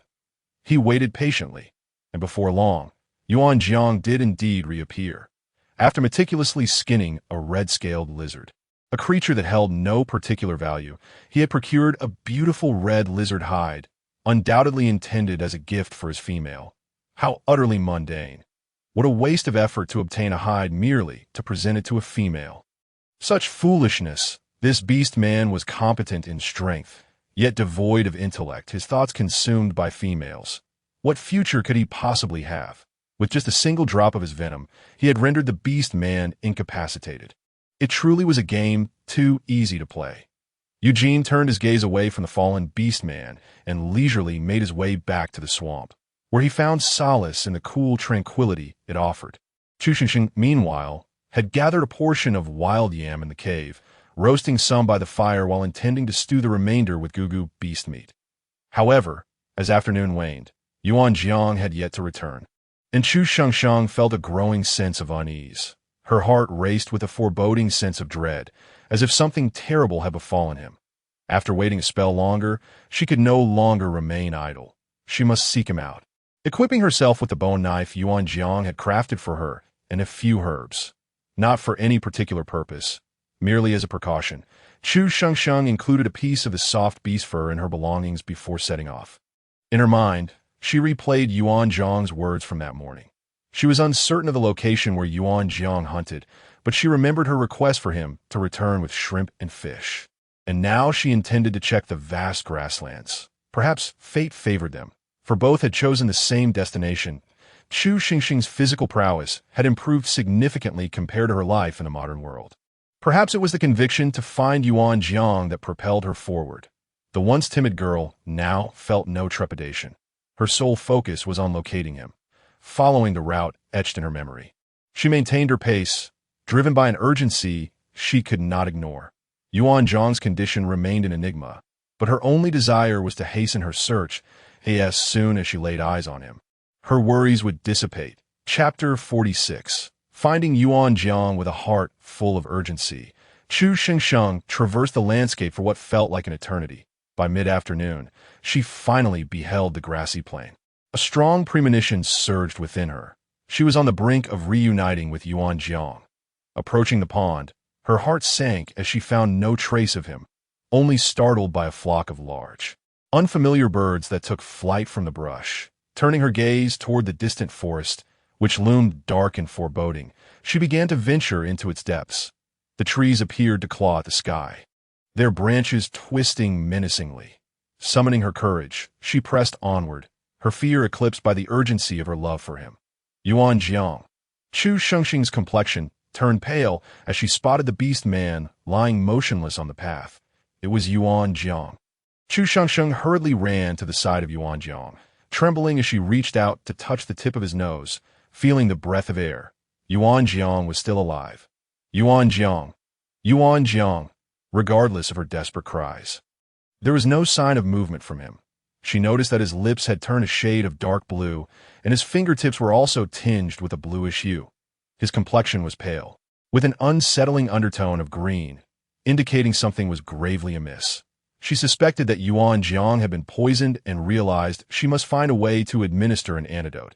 With trembling hands, Chu Shengsheng retrieved a wild taro from her bag, yet hesitated once more. Poison was unlike any other substance. If she administered the wrong remedy, Yuan Jiang's condition could worsen. Compelling herself to remain calm, she recognized that this was not the time for panic. She needed to take decisive action. Chu Shengsheng began to meticulously examine the wounds on Yuan Jiang's body, discovering only a few minor cuts on his hands. The rest of his body appeared intact. Suggesting that the poison had entered through his hands, she half-dragged, half-carried Yuan Jiang to the edge of a pond, where she observed the flowing, crystal-clear water nearby. Chu Shengsheng quickly washed his hands in the water, confirming the presence of wounds before cleaning her bone knife several times. She then made a careful incision in the palm of his hand. Her intention was to draw out some of the poisoned blood. thereby delaying the onset of the toxin. She aimed to locate the source of the poison and subsequently provide an antidote. Chu Shengsheng understood that all things are interconnected. Thus, once she identified the source of the poison, she would investigate the surrounding flora, which might harbor a remedy to extract the poisoned blood effectively. She needed to apply pressure from the arm down to the fingertips to prevent the blood from being reabsorbed. As she squeezed, she continued to cleanse Yuanjiang's wounds with the flowing water, relieved to see the blood gradually turning red. However, her gaze fell upon Yuanjiang's darkened lips and bluish fingertips, igniting a deep sense of anxiety within her. Using her bone knife, Chu Shengsheng fashioned a small nest from grass, laying Yuanjiang upon the soft bed of greenery, and moved several bird nests nearby. Should any ferocious beasts appear, they might consume the birds and their eggs, potentially satiating their hunger and sparing Yuanji. Are you a senior of the marshlands? Chu Shengsheng still intends to confirm once more. Call me Eugene Gidge. Eugene's slender fingers caressed the creases of his wide sleeves, smoothing them out. Chu Shengsheng felt somewhat bewildered. What was the crux of the matter here? Eugene Gidge, I would like to ask for your assistance. Chu Shengsheng's urgency was evident, her eyes betraying her concealed anxiety. Little female, what is your name? Eugene's face bore a gentle smile, yet his eyes remained calm, akin to a serene ice lake. Chu Shengsheng. She struggled to suppress her impatience. Shengsheng, what brings you to seek me? Chu Shengsheng realized that this beastman either lacked the ability to grasp the main point or was being deliberately evasive. It was more efficient to state her intentions directly. Senior, I wish to request your help in saving a beastman. I am not a senior. Eugene Gidge, please help me save a beastman. Won't you? Why? Chu Shengsheng's words came to an abrupt halt. She looked up, locking her gaze onto Eugene's exquisite features, noticing that despite his seemingly agreeable demeanor and constant smile, his eyes regarded her as one would a tree or a blade of grass. In Yuanjiang's case, the information she had gathered indicated that males would instinctively assist females. Her urgency to save Yuanjiang prompted her to hope that Eugene would offer his help without question. To her dismay, her initial attempt had failed, and Chu Shengsheng adjusted her attitude. She was unwilling to squander this opportunity presented by Eugene, as not all beastmen would extend such tolerance towards females. Eugene Gidge, what do you desire? I can offer you something in exchange. Eugene found this intriguing. It was akin to a cat suddenly inquiring what one might want.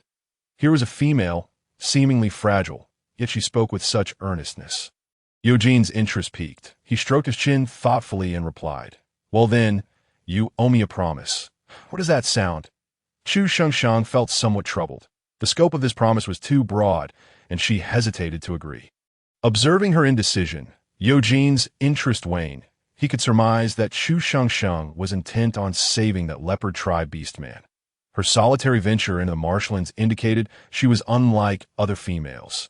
Yet now, seeing her hesitation, he suddenly felt she was not so different after all. Chu Shengsheng sensed Eugene's growing impatience. Her heart skipped a beat, and she promptly declared, I agree. Eugene raised his gaze in surprise. Having sensed her reluctance, he did not wish to push her, fearing it might seem as though he were coercing her. Have you made up your mind? Yes, I have decided. I agree. However, Eugene Gidge, the promise you ask of me must be something I can fulfill. Do you agree? Only then did Eugene realize her concern. He regarded her with newfound respect. She anticipated pitfalls, yet still chose to leap. It was not his style to directly agree, so Eugene bent slightly, a smile playing on his lips as he said, I agree as well. Since Shengsheng wishes for me to remedy someone as poison, I shall have no time for hunting. How about this? You take care of me. Eugene spoke as if it were the most natural thing in the world, showing no sign of discomfort at the thought of a male being supported by a female. In truth, he had long desired such an arrangement. Chapter 49. Lies. Why must it always be males supporting females, with females displaying such arrogance, living off the efforts of others? In Eugene's eyes, those females were foolish and useless, cruel and self-righteous. He scrutinized Chu Shengsheng's face with keen interest. She bore no signs of reluctance or disbelief, merely responding calmly. Chu Shengsheng. This was only right. She had asked Eugene for help, and it was her duty to provide him with 3 meals. As Eugene observed her nonchalant response, His astonishment gradually transformed into curiosity. He found this female to be quite extraordinary. She seemed different from others, her gaze clear and pure, reminiscent of the gentle and embracing sea he had encountered in his youth. Estimating the time since the Beastman had been poisoned, Eugene thought he must be quite cold by now. Watching the petite female leading the way, he felt a pang of regret. It was a pity that her efforts might be in vain. Chu Shengsheng guided Eugene to the lakeside, the night enveloping the world in darkness. She stumbled along, her calves and arms scratched by twigs, yet her mind was solely focused on saving Yuan Jiang. Eugene frowned. His night vision was excellent, and seeing the bloodstains on Chu Shengsheng's fair skin stirred discomfort within him. As expected, Eugene found the Beastman who had been poisoned carefully positioned by the lake. Covered with a fine, soft beast hide, a few goo-goo beasts quietly surrounded the Beastman, fluttering away in a flurry of squawks when they sensed movement. As Eugene approached, he realized the nests of these goo-goo beasts encircled the leopard tribe Beastman. Eugene looked at Chu Shengsheng with surprise. She quickly explained, "Fearing for Yuan Jiang's safety, I had to use the goo-goo beasts to surround him. I guess it a bit noisy." Eugene regarded Chu Shengsheng's beautiful, delicate face, which bore an expression of embarrassment and trepidation, as if she feared he might turn and leave. His heart stirred. Chu Shengsheng hurriedly moved forward, deftly clearing a path for Eugene. "Eugene Gidge, you can walk through here." Eugene observed the fine sweat on the petite female's brow and the goo-goo feathers tangled in her disheveled hair, feeling a twinge of discomfort. He had always believed that females should contribute alongside beastmen. Although they might not hunt, they should not remain idle. Yet they often acted haughtily, commanding beastmen as if they were disposable, while expecting unwavering loyalty in return. He despised such females, and though Chu Shengsheng was exceptional, she did not seem to lack a male counterpart. Still, she treated her beastman with utmost kindness. Eugene discreetly scrutinized Chu Shengsheng. She appeared quite young, her exposed skin pristine and devoid of totems. Did this imply that Chu Shengsheng's beastman was indeed this one on the ground? Otherwise, a female would have had her other beastman handle such matters long ago. Eugene pondered this possibility as the night air grew chilly, the cries of the goo-goo beasts snapping him back to reality. Why was he indulging in such thoughts? He swiftly cast aside his previous conjectures. Eugene approached Yuan Jiang slowly. Chu Shengsheng had already cradled him in her arms. Yuan Jiang's lips, once darkened, now appeared to have regained some color, suggesting that her bloodletting had been somewhat effective. Eugene lifted his robe, casually kneeling on the plush beast hide, and began to roll up his wide sleeves with his long, bony fingers, meticulously smoothing out every crease. Chu Shengsheng was nearly driven to frustration by this meticulous man. She was not typically impatient, but Eugene's leisurely pace was exasperating. Afraid to urge him, lest he take offense and walk away, she held her tongue. Eugene noticed Chu Shengsheng's anxious yet restrained expression, which brought him a sense of delight. What was so appealing about a leopard? Its appearance was drab, and its strength lacking, unable to withstand even a drop of his poison. Once Eugene had completed all preparations, he finally turned his attention to Yuan Jiang in Chu Shengsheng's embrace. He appeared much improved since the time of poisoning. His gaze fell upon the cut on Yuan Jiang's hand, and he regarded the lovely little female before him with newfound admiration. This was clearly her doing, simple yet effective, a task many females and even numerous hunting males would struggle to perform. "Are you a priestess?" Eugene inquired casually. Chu Shengsheng's brows furrowed slightly as she processed the question, quickly meeting his gaze with warmth as she replied, "My mother is a priestess. She is not a priestess." Hence, she did not deceive Eugene. However, she could concoct a tale of a priestess mother, at least to instill a sense of caution in Eugene. Yuan Jiang had never inquired about her mother's occupation, nor did she fear that he might reveal the truth. Chapter 50. The heavy tower Eugene raised an eyebrow, intrigue evident in his blood-red pupils. Truthfully, he did not believe that Chu Shengsheng's mother was a priestess. The daughters of priestesses enjoyed a level of luxury unimaginable to ordinary females, and such females were invariably willful and haughty. The status of a priestess within the tribe was exceedingly high, wielding significant influence over the tribe's fate and direction. Chu Shengsheng appeared intelligent, her eyes reflecting purity, not the demeanor of someone who had endured hardship to gain such courage. She seemed more like a product of a privileged upbringing. Well-educated and nurtured, it was entirely possible she was not the daughter of a priestess, but rather a candidate for the next priestess, raised by a prominent clan with great care. If she insisted on claiming to be the daughter of a priestess, it would imply that the priestess possessed great wisdom, having raised her daughter well without succumbing to the flattery of beastmen or the allure of a life of luxury. Yet, would such a wise priestess allow her daughter to venture out alone with a beastman? Was it a case of elopement? There is no need for that. A female beastman can have many partners if one does not desire a beastman. Seeking a lover without a contract is also a viable option. The words spoken by Chu Shangsheng were riddled with flaws in Eugene's eyes, yet they successfully piqued his curiosity. Eugene glanced at the beastman. He could simply draw the poison out from the wound. After all, it was his own poison, quite straightforward. However, he was not inclined to do so at this moment. He wished to see how far this female could go for the beastman. Now, they needed to search for antidotal herbs. Eugene was not deceiving. This was indeed how the world handled poison. What does the antidote herb look like? Chu Shangsheng gently caressed Yuan Zhang's forehead, testing his temperature. Just lay him down. That will suffice. Eugene remarked, momentarily taken aback by his own words. He had witnessed Chu Shangsheng's kindness towards the beastman, stirring a slight discomfort within him. Even a hint of envy, just a trace of envy. Indeed. Thus he uttered this somewhat sour remark, typical of a female. Eugene's hand stiffened. Meeting Chu Shangsheng's puzzled gaze, he continued, this is not beneficial for his detoxification. Indeed, it is not beneficial, she agreed, but you did not state that it is harmful. So, it is not harmful, either. Chu Shangsheng laid Yuan Jiang on the ground. Observing his stillness, a sense of indescribable panic welled within her. She paused, swallowing down the sorrow lodged in her throat. Brother Eugene, what does the antidote herb look like?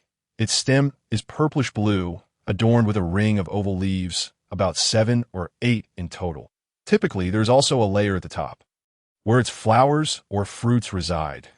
As Eugene spoke, he sketched a diagram in the dirt with a small stick. Chu Shangsheng regarded the drawing, finding it somewhat familiar. This is Chong Lu.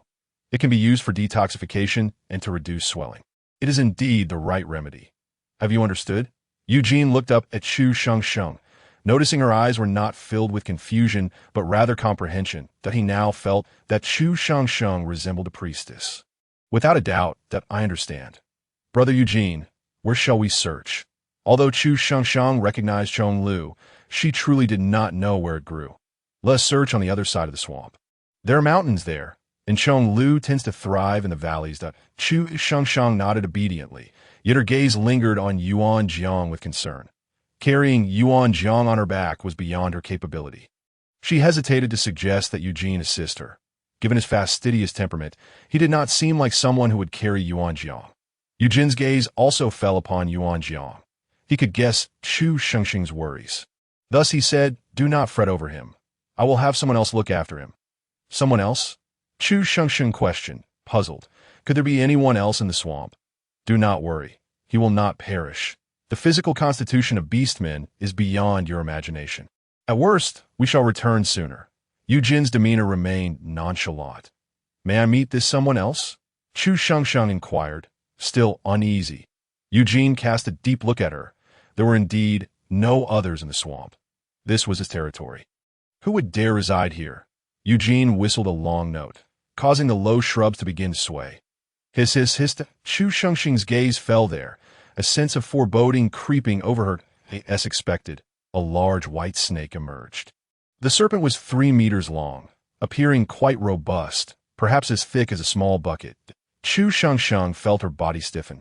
She had a fear of snakes. Seeing one of such size, her restraint from screaming was already a courtesy.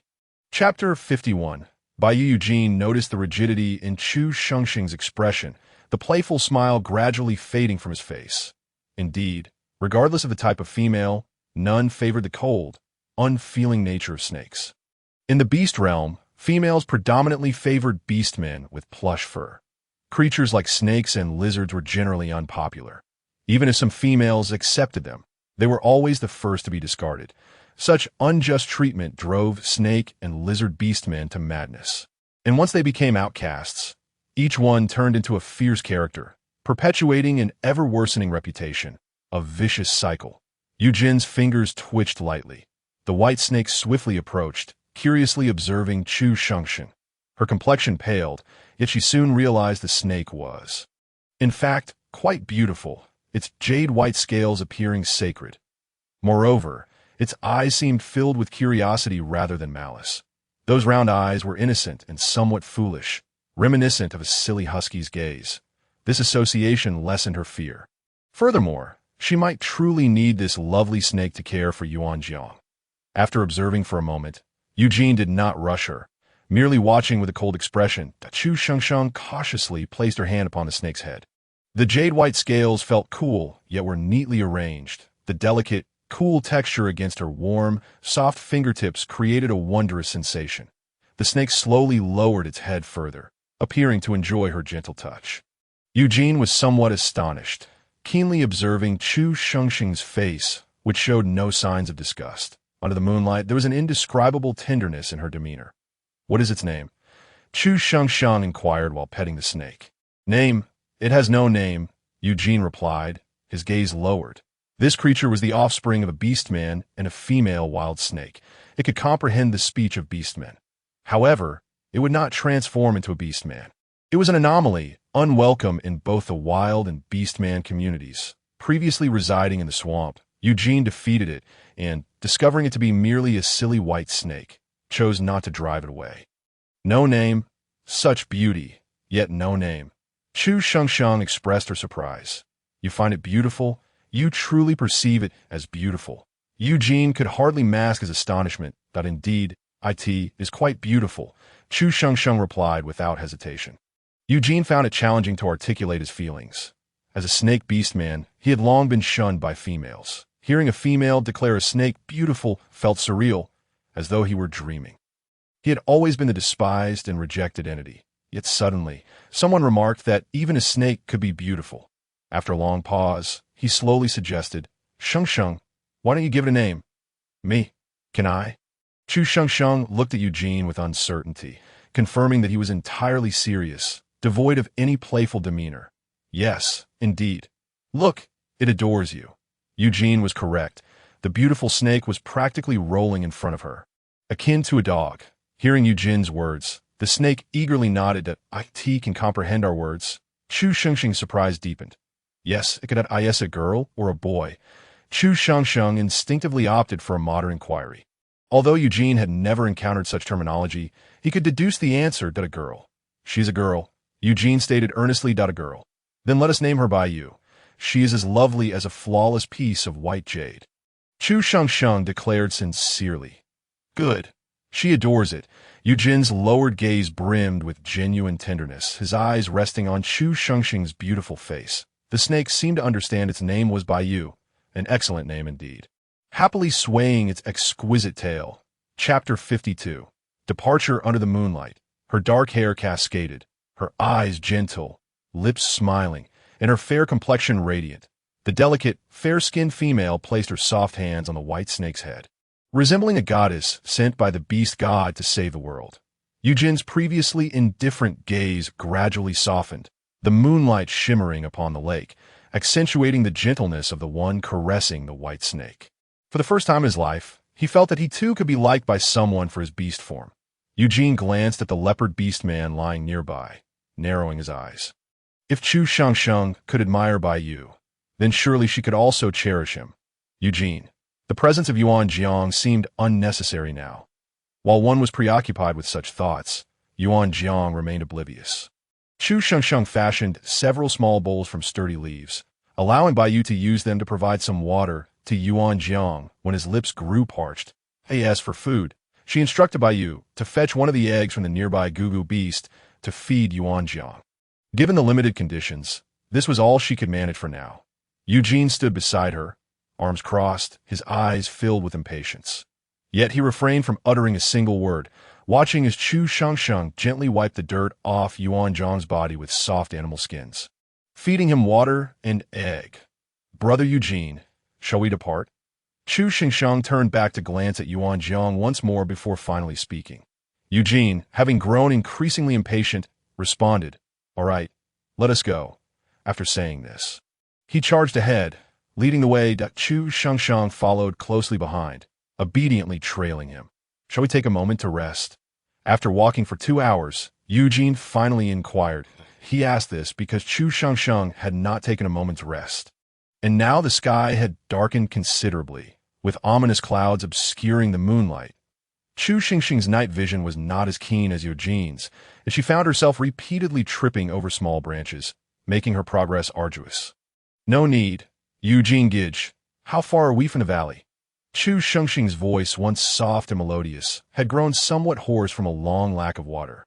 "Shengsheng, your voice is like this, and you still want to rest?" "No, I fear Yuanjiang might not wait." Chu Shengsheng persisted in her refusal, believing it more crucial to seek medicinal herbs. Eugene lowered his long lashes, realizing that he could not persuade her otherwise. "Then let me carry you. It has been a long journey, and you've endured much. No, Eugene Gidge, I can walk." Chu Shengsheng continued to decline. Eugene's expression turned cold. His original intent had been to delay Yuanjiang's rescue, even contemplating letting him perish. However, given Chu Shengsheng's evident concern for Yuanjiang, this approach might not suffice. Thus, he resolved to rescue Yuanjiang gradually, maintaining just enough hope to gain favor in Chu Shengsheng's eyes, and once he had her trust, he could then threaten Yuanjiang to become Chu Shengsheng's beastmaster. Eugene pondered this, understanding that enhancing his impression was paramount. "Shengsheng, I know you are anxious, but you haven't rested for quite some time. Have you? If anything were to happen to your health, I wouldn't know how to care for you. I can only tend to females. No one has taught me to care for males." Yuanjiang said earnestly. Chu Shengsheng considered this for a moment, acknowledging the truth in Eugene's words. Health is indeed the foundation of all endeavors. "Shall we rest for a while?" Chu Shengsheng asked, glancing at Eugene. Instantly, Eugene's eyes brightened, and he animatedly demonstrated how he would care for a female. "Shengsheng, you stand aside for now. I will handle it." Eugene seemed to possess some spatial equipment, quietly producing a myriad of items. Chu Shengsheng watched as Eugene erected a small tent made of an unknown black beast skin. He approached, grasping Chu Shengsheng's hand and gently pulling her into the tent. "Come, Shengsheng, rest inside." Chu Shengsheng froze for a moment before pulling her hand away. Eugene immediately stiffened, gazing at his empty palm, wounded as he looked at Chu Shengsheng. "I'm sorry. Do I seem very bothersome?" Chapter 53.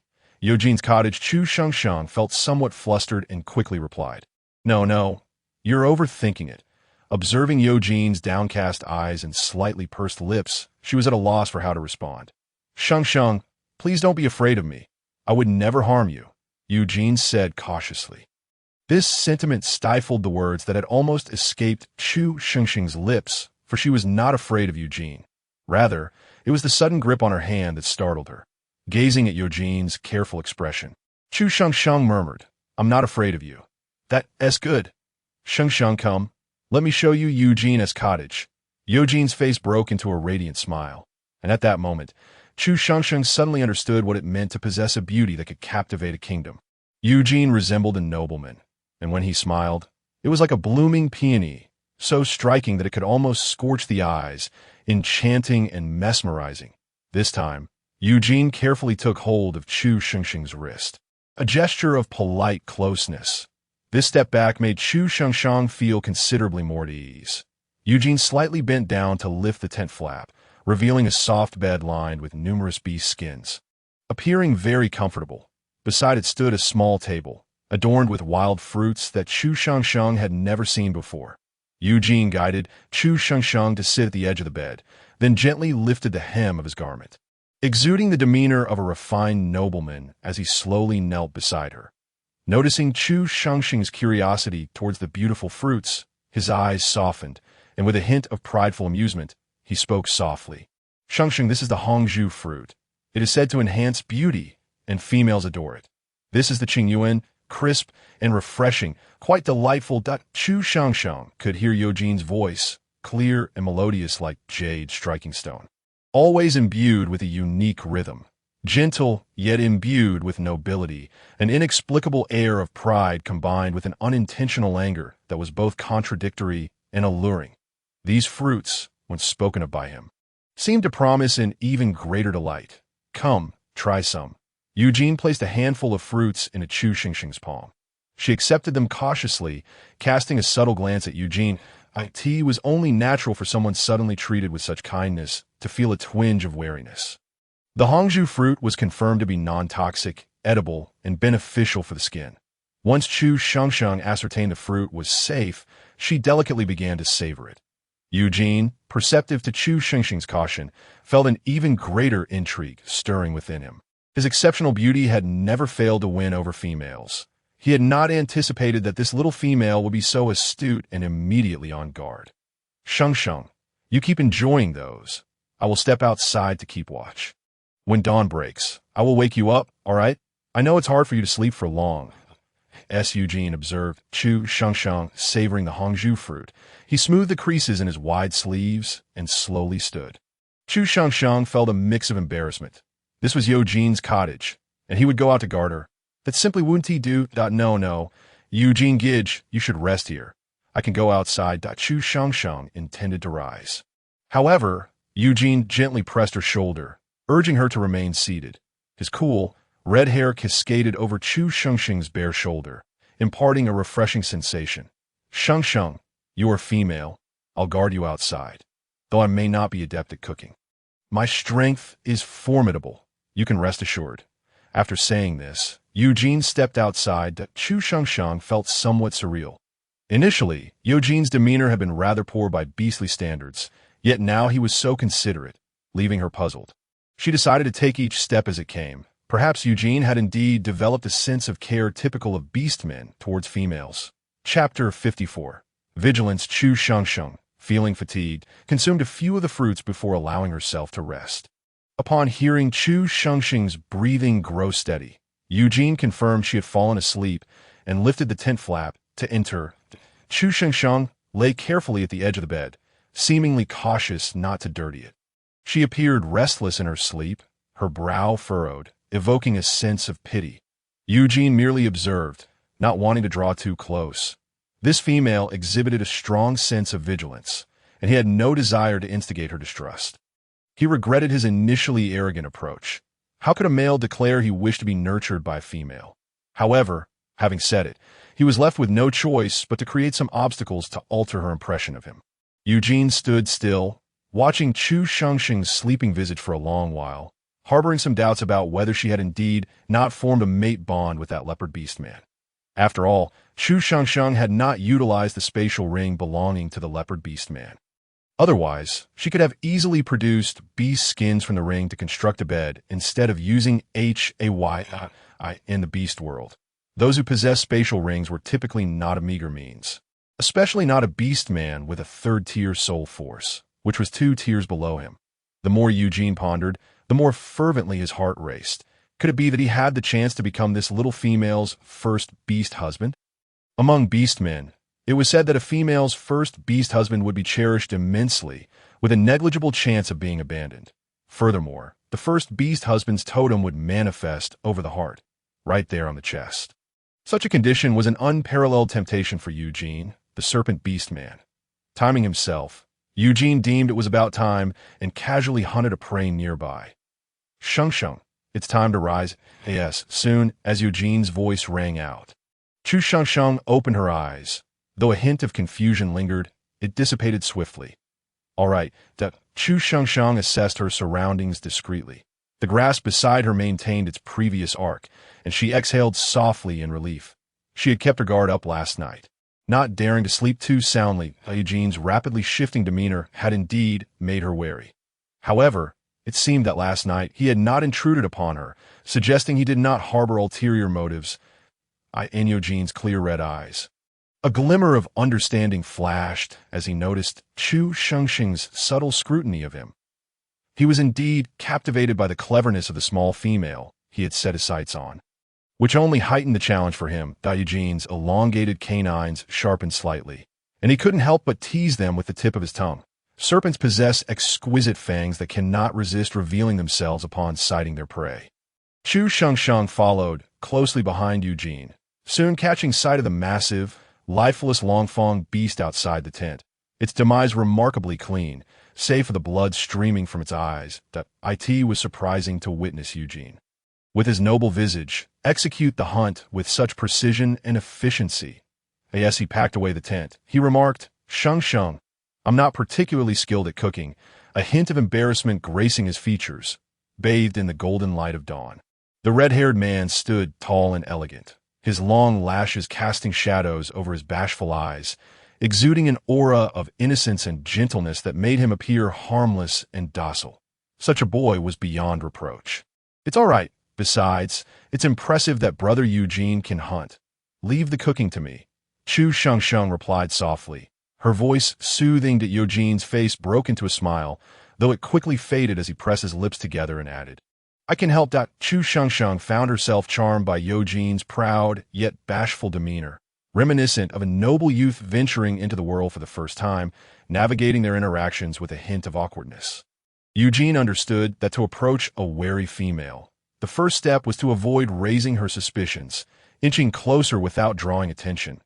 He aimed to make her feel useful, encouraging her to undertake tasks within her capabilities, leading her to believe he harbored no ulterior motives. This way, his efforts to draw nearer would proceed more smoothly. 8 times, pursuing someone requires more than mere sincerity. While it is essential for success, one must also create opportunities for themselves. Chapter 55. I want to tell you, Sheng, what should I do? Eugene inquired with a patient bend of his torso. Chu Shengsheng was momentarily taken aback by his striking beauty, feeling a flush of embarrassment and preparing to step back when Eugene positioned himself to the side, as if his earlier proximity had been a casual gesture. "First, skin it. Remove the head and entrails. Then clean it thoroughly." "Yes, that all right. This Longfang beast is quite large, and I lack the strength to handle it," she explained. "All right," Eugene replied, promptly attending to the task at hand. Chu Shengsheng watched in awe as Eugene conjured a slender ice-blue blade with his distinctly shaped hands. Swiftly dispatching the beast with remarkable efficiency, he then summoned water to wash the remains clean. Chu Shengsheng was left astounded, speculating that Eugene's ability must pertain to water or ice. However, she refrained from asking, recognizing it as his private matter. Eugene demonstrated his skills to elicit her curiosity, eager to showcase his prowess as a male, yet she remained uninquiring. "Aren't you curious?" he asked with a smile. "I am," Chu Shengsheng admitted honestly. "Then why not ask?" Eugene placed the clean prey on a large, pristine leaf and turned to the small female beside the stone altar. "This is your ability. Knowing or not knowing makes no difference to me." In Eugene's eyes sparkled the light of discovery, realizing that his judgment had proven accurate.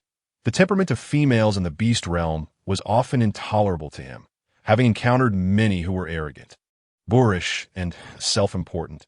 Yet, Chu Shengsheng's words stirred something profound within him. Over the years, he had crossed paths with numerous females, but none compared to Chu Shengsheng. He felt that if he were to become her beast husband, she would never abandon him.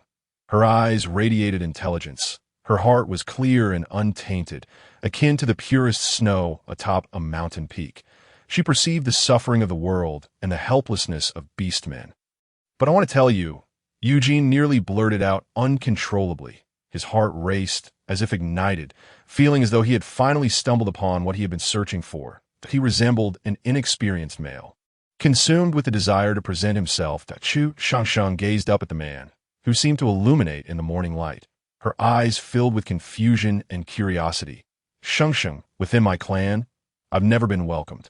I have no friends, and no one wishes to listen to me. Will you listen?" Eugene lowered his head. Chu Shengsheng paused before responding. "I will.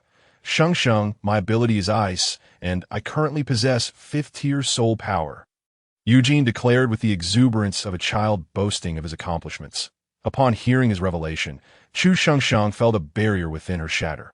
Yet, hearing Eugene speak eased her heart, prompting her to silently scold herself for overthinking. "5th tier, brother Eugene, that's impressive," she earnestly praised. Achieving third-tier soul power was no small feat, and Eugène's fifth-tier status at such a young age was indeed remarkable. Eugène's smile was exceptionally radiant, akin to a peony basking in the morning sun.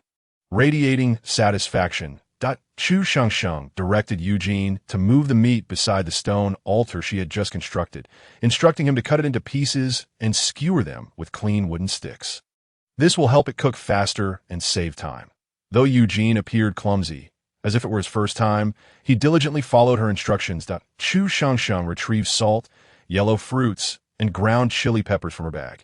Beginning her preparations, Eugène, curious, noted that he did not recognize these fruits. As Chu Shengsheng completed her tasks, she ignited a fire and instructed Eugène to place the meat on the grill. Shengsheng, what is this? Eugène inquired as he worked. Chapter 56. Delicious. This is yellow fruit. This is ground chili. And this is salt. Chu Shengsheng patiently explained, itemizing each. Eugène ceased his inquiries, watching as Chu Shengsheng crushed the yellow fruit against a clean stone slab, releasing a pungent aroma that wafted towards him. Achoo!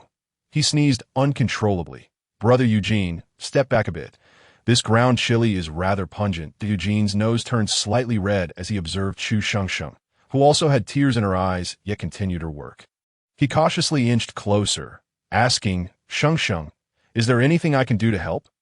No, this is sufficient, Chu Shengsheng replied, effortlessly mixing the yellow fruit and ground chili, prompting Eugène to conjure an ice bowl. After adding salt, she created a simple dipping sauce. Before long, the meat was ready. Chu Shengsheng divided the dipping sauce into 2 bowls, teaching Eugène to dip the meat before eating.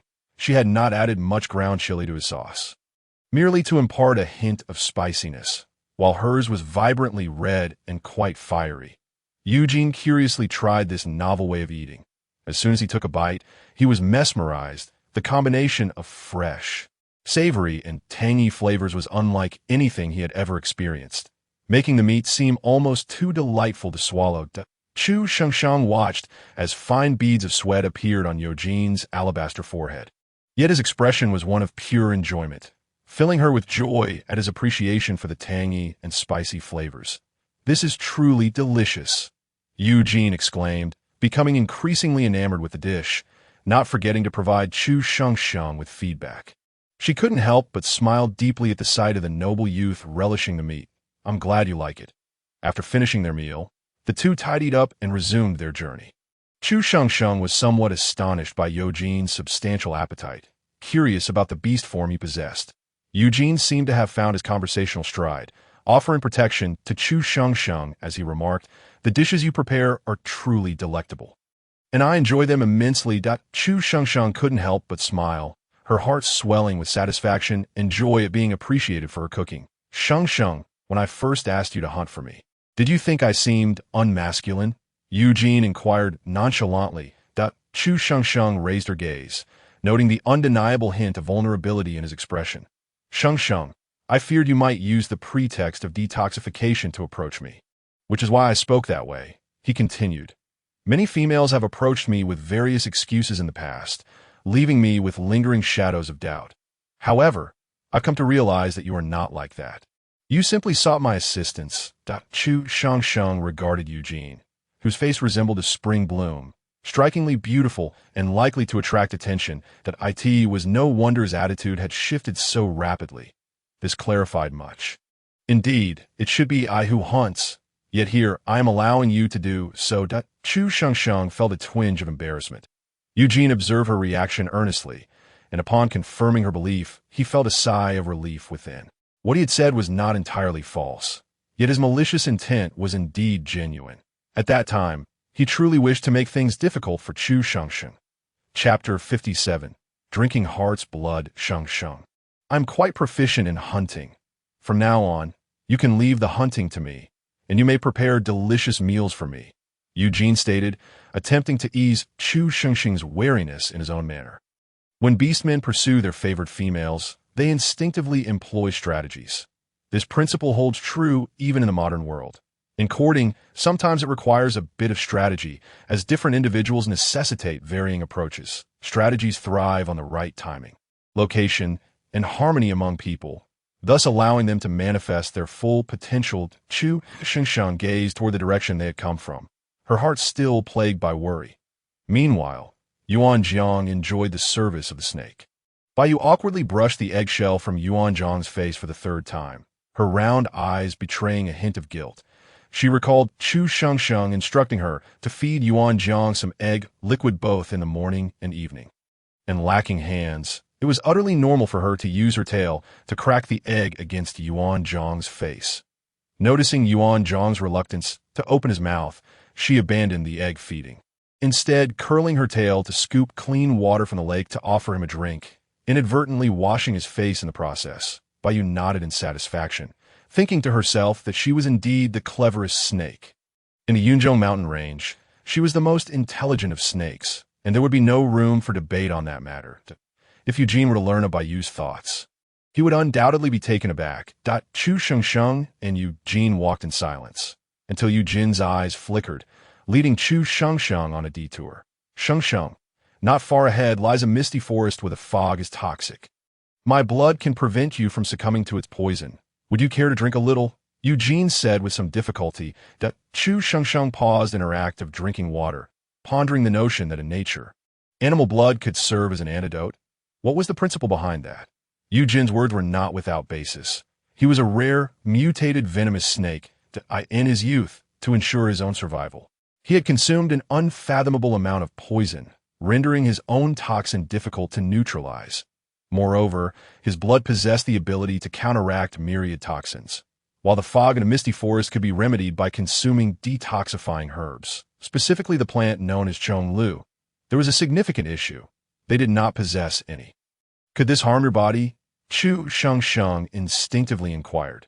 She was reluctant to owe too great a debt of gratitude and felt an inexplicable sense of respect and distance towards such a peculiar substance. It won't, Eugene replied decisively, swiftly conjuring an ice bowl before slicing open his palm. Chu Shengsheng watched as golden blood flowed from the wound into the crystalline bowl, resembling a vessel filled with shattered gold, the color radiating a beautiful amber hue. Eugene's blood, indeed of such a color, left Chu Shengsheng in awe. How astonishing that blood could be anything but red. Eugene's complexion appeared somewhat pale as he casually wrapped his hand, stating, Shengsheng, drink it down. This blood bears no metallic taste. Chu Shengsheng accepted the bowl, bringing it close to her nose to inhale. Indeed, there was no metallic scent. Observing Eugene tending to his wound with a beast hide, she refrained from asking further and drank it down decisively. Eugene, from the corner of his eye, witnessed this scene, his pupils dilating with excitement, carrying an almost bewitching quality. Through their casual conversation, he sensed Chu Shengsheng's wariness, yet noted her lack of knowledge, which he found somewhat peculiar. Thus, he intentionally tested her by offering her the heart's blood typically used by beastmen for mate contracts, and she accepted it. Eugene confirmed that Chu Shengsheng had no desire to enter a mate contract with him. Yet she unknowingly consumed his heart's blood, indicating that she had never partaken in such a bond before. This proved that she had just drunk her first bowl of he. As for Hu Qing, he has already attained the third tier of soul power, surpassing Hu Qing's strength, a thought he dared not entertain.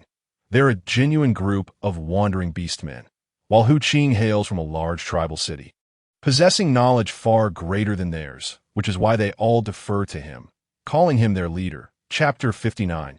The Blackhorn Beast. After several days of travel, they finally reached the edge of the misty forest, only to unexpectedly encounter a pair of beastmen in this desolate place. They were not too close to the forest, merely lurking at a distance. The misty forest is a peculiar location, surrounded by thorny jungles, filled with poisonous miasma and magical beasts. Indeed, magical beasts, not mere wild animals. In the beast realm, some beastmen can cultivate soul power, while others cannot.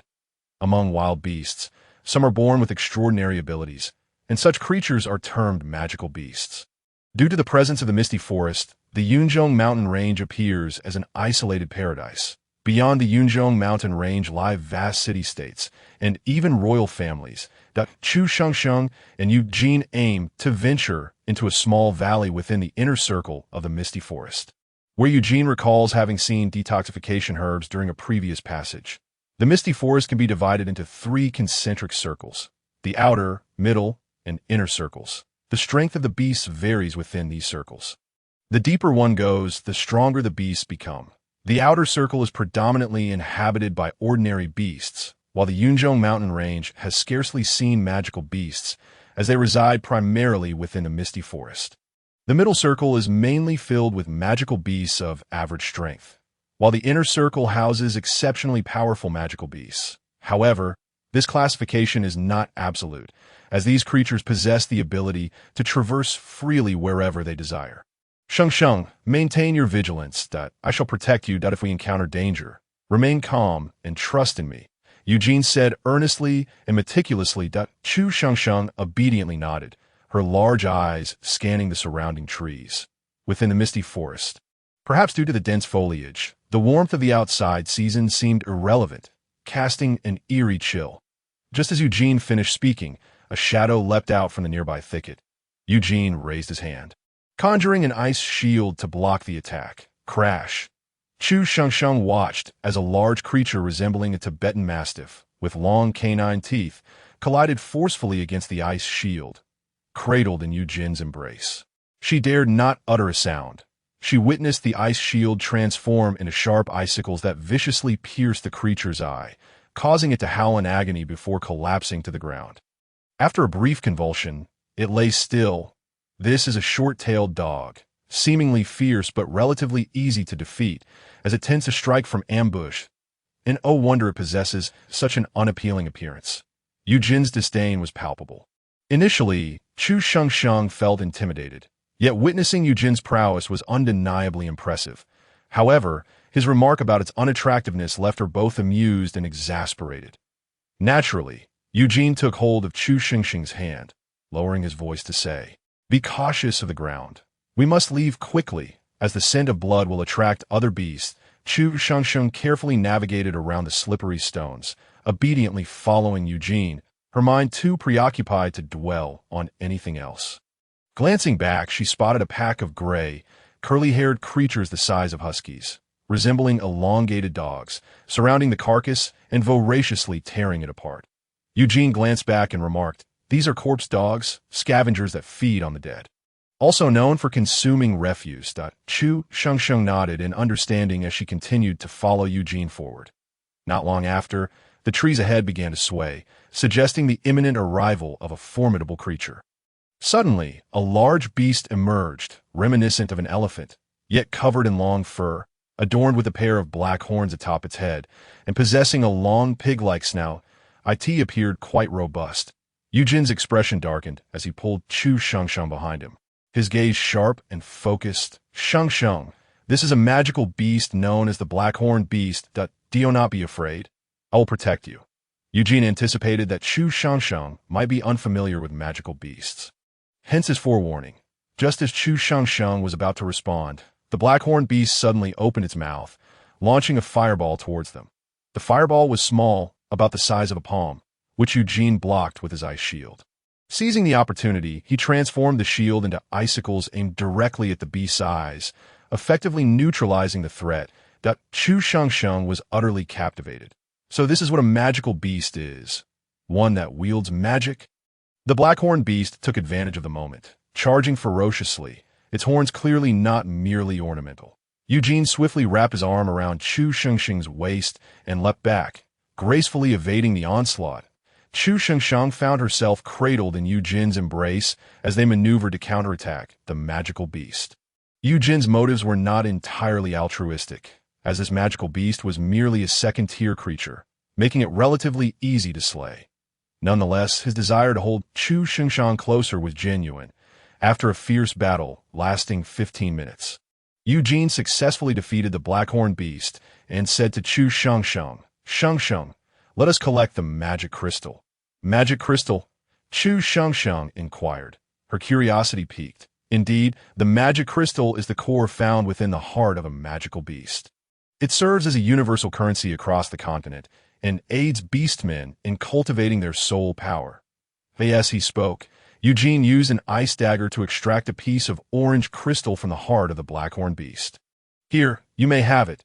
Eugene placed the cleaned magic crystal into Chu Shengxing's palm. Chu Shengxing examined the wondrous crystal, its orange hue beautiful yet marred by impurities, lacking clarity. Chapter 60. The Spectral Night Hounds after a brief period of play. Chu Shengxing handed the crystal back to Eugene. Brother Eugene, you keep it for your cultivation. I have no use for it. Just hold on to it for amusement. It holds little value for me. Eugene spoke truthfully. Generally, magic crystals are classified into 7 colors: red, orange, yellow, green, blue, indigo, and violet, ranked from low to high. Given his current 5th tier, he would at least require yellow-grade crystals. After Chu Shengxing inquired further about magic crystals, she carefully stored the crystal away, intending it for Yuan Zhang's cultivation. Observing her meticulousness, Eugene surmised that it was meant for that leopard beastman. Although a hint of jealousy flickered within him, he felt more assured about his own judgment. He had witnessed a male beastman painstakingly hunt for a high-grade magic crystal, only for his female counterpart to use it as an ornament, eventually losing it. The pursuit of strength is an eternal theme among beastmen. Such occurrences are more painful than death itself. Thus, he abandoned that life, ultimately becoming a wandering beastman. Countless tragedies like this abound. And at times, the self-centeredness of females can be disheartening. As night fell, Eugene produced a small dwelling. Chu Shengxing resolutely declined. Knowing the dangers of the misty forest, she could not sleep and had no need for it. Finally, the two lit a small fire in a hollow beneath a large tree. And as Eugene gazed at the soft glow of the flames reflecting on Chu Shengxing's gentle features, warmth enveloped his heart. Having grown accustomed to solitude, the sudden presence of another life beside him made the world feel softer and more vibrant. Come, brother Eugene, it's time to eat. Chu Shengxing offered the roasted meat of the black-horned beast to Eugene, who accepted it without hesitation, propping his chin on his hand. Eugene stored a substantial amount of the beast's meat within his spatial item, a red earring of considerable size, though Chu Shengxing could not discern its exact dimensions. Eugene savored the flavor of the meat, its spiciness awakening his taste buds. Despite breaking into a sweat, he was eager to continue eating. After they finished, Chu Shengxing leaned against the side, while the hollow was spacious enough for both of them. The presence of a small fire made it feel somewhat cramped. Chu Shengxing's fingertips slid down her thigh, grazing the cool, soft fabric of Eugene's red garment, which felt remarkably delicate, as if woven from water. She quickly withdrew her hand, slightly turning away, and drifted back to sleep. Eugene removed his outer shirt and draped it over Chu Shengxing, tending to the fire while keeping his gaze fixed on her. Throughout their time together, he found himself increasingly fond of Chu Shengxing. As the moon rose high in the sky, silence enveloped the surroundings. Crack! Crack! Strange sounds echoed clearly in the night, rousing Eugene from his slumber.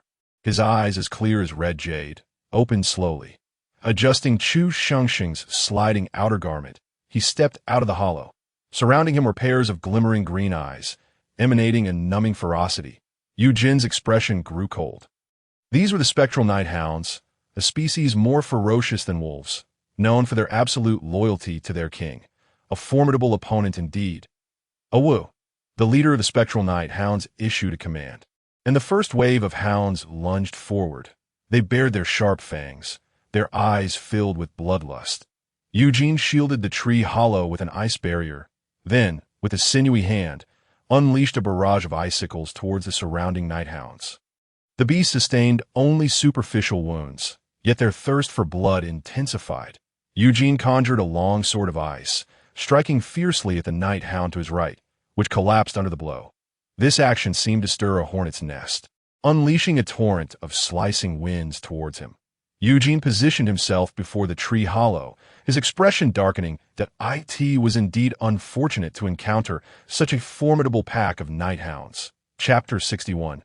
Protection. Eugene, constrained by the need to protect the hollow, found himself somewhat hampered in his actions. His predicament did not go unnoticed by some of the night hounds, who began to split into groups, with a portion launching an assault on the tree hollow. Beasts, how dare you? Eugene's cold voice reverberated through the night. A howl from the lead night hound commanded a significant number of the less powerful beasts to attack the hollow. The leader finally made its appearance, blocking Eugene's path. Gazing at the towering, cerulean 2-meter night hound, Eugene felt a weight in his heart. His ice shield would not hold for long. He had to eliminate this leader first. With a swift flick of his sword, he lunged at the night hound.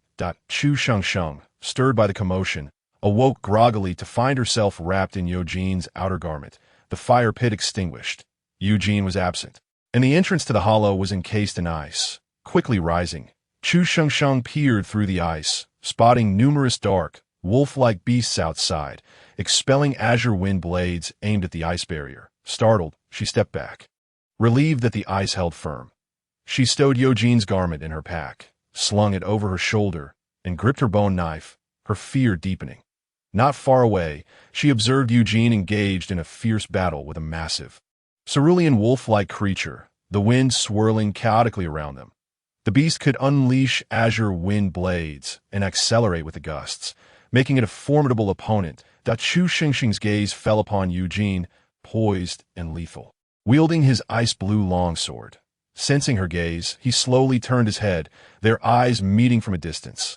Eugene gave her a reassuring nod, to which she reciprocated, signaling her understanding. Eugene, unwilling to prolong the confrontation, focused intently. This beast was at least on par with a 4th-tier orc in strength. Coupled with its tough hide, sharp fangs, and claws, it was indeed a challenging foe. He contemplated transforming into his beast form for a decisive strike. Yet an inexplicable hesitation held him back, fearing that Chu Sheng might not appreciate his beastly appearance. Thus, he resolved to take a risk, brandishing his long sword and leveraging a nearby branch to leap onto the night hound's back, gripping the nape of its neck firmly and slamming it down. With his other hand, he plunged the sword into the side of its neck, his gaze fierce as the blade penetrated its skin. Severing a blood vessel, blood gushed forth, and the night hound violently threw him off, its fangs aimed at Eugene's throat. Instinctively, he raised his arm to shield himself, the fangs piercing his flesh. In retaliation, he thrust his sword into the creature's eye, and it finally collapsed, breathing heavily on the jar. The serpent, which should have been fierce and cold, exuded an inexplicable air of nobility due to its resplendent and translucent crimson scales. It turned out that Eugene was a serpent beastman. Chu Sheng watched as Eugene darted forward with remarkable speed, when suddenly a large blood-red bird appeared in the distance, hurling a colossal fireball toward him. Chu Sheng, despite her limited vocabulary, could not help but admire the bird's beauty. Reminiscent of the legendary phoenix, she crouched low and stealthily maneuvered around a boulder, beginning her search for Chonglu. Eugene skillfully evaded the incoming fireball, rearing his serpentine body, and unleashed a flurry of icy spikes that struck fiercely. The fiery bird flapped its wings and shattered the ice projectiles. It soared high into the sky, then unleashed a torrent of flames downward, diving toward Eugene with its sharp talons aimed at his vulnerable spot. Eugene coiled his body, simultaneously expelling icy spikes while using his robust tail to deliver a powerful blow to the fiery bird. This unexpected maneuver nearly caught the bird off guard, landing a hit on one of its wings, causing it to emit a piercing cry that startled the nearby birds. The fiery bird, realizing that it faced a formidable opponent, showed no signs of retreat, launching another barrage of fireballs. Eugene, unfamiliar with the terrain, found himself in a precarious situation, desperately dodging the onslaught of fire. He felt a sense of absurdity. Why was this fiery bird attacking with such relentless ferocity, intent on his demise? Boomed at a fireball shattered a boulder, sending debris crashing down upon Eugene, who felt a sharp pain coursing through him, his blood boiling with fervor. Meanwhile, Chu Sheng finally reached the edge of the Chonglu, where a small patch of it grew. She observed the fierce battle between the serpent and the bird from a distance, her heart racing with anxiety. Even she, an outsider, could see the bird's frenzied attacks were unrelenting, and Eugene was gaining no advantage. She needed to act quickly. Chonglu, mildly toxic, it can clear heat, detoxify, reduce swelling, and alleviate pain, often used for carbuncles, sore throats, snake and insect bites, and injuries from falls. Confirming her thoughts, Chu Sheng hurriedly dug up some Chonglu. Suddenly, she heard a cacophony of chirping nearby and looked up to find a nest of chicks. No wonder the bird was so frenzied. It must have been protecting its young. The incessant chirping filled her with unease. And as she glanced up, she saw the large bird turning its gaze toward her. In the next moment, the fiery bird swooped down, its sharp beak glinting like cold metal in the sunlight. "Shang Shang, move!" Eugene's eyes widened in alarm. Chu Shang Shang quickly rolled aside. But just as she did, she felt a wave of heat from behind. She scrambled away, narrowly escaping as flames scorched the ground where she had just been. Singeing the ends of her hair, she looked up to see the massive red bird glaring at her. Its eyes filled with bloodlust. It was too close. There was no way to evade it. Paralyzed with fear, her hands trembled. Just before the bird's beak could pierce her, Eugene wrapped his tail around her and pulled her away. The bird's beak grazed Eugene, drawing blood and causing it to splatter. Chu Shang Shang felt the cold, jade-like scales against her bare skin, and in that moment, she realized she was still alive. She had nearly met her demise just seconds before. Blood flowed from Eugene's wound onto the ground. And Chu Xingxing's heart raced.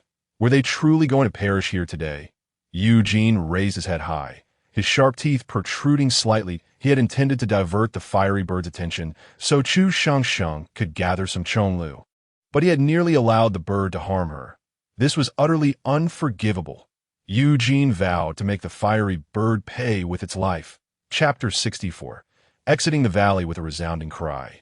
The fiery bird's wings thudded against the ground, stirring up a cloud of dust that Eugene's sharp teeth sank deeply into one of the bird's wings, refusing to relent despite its struggles.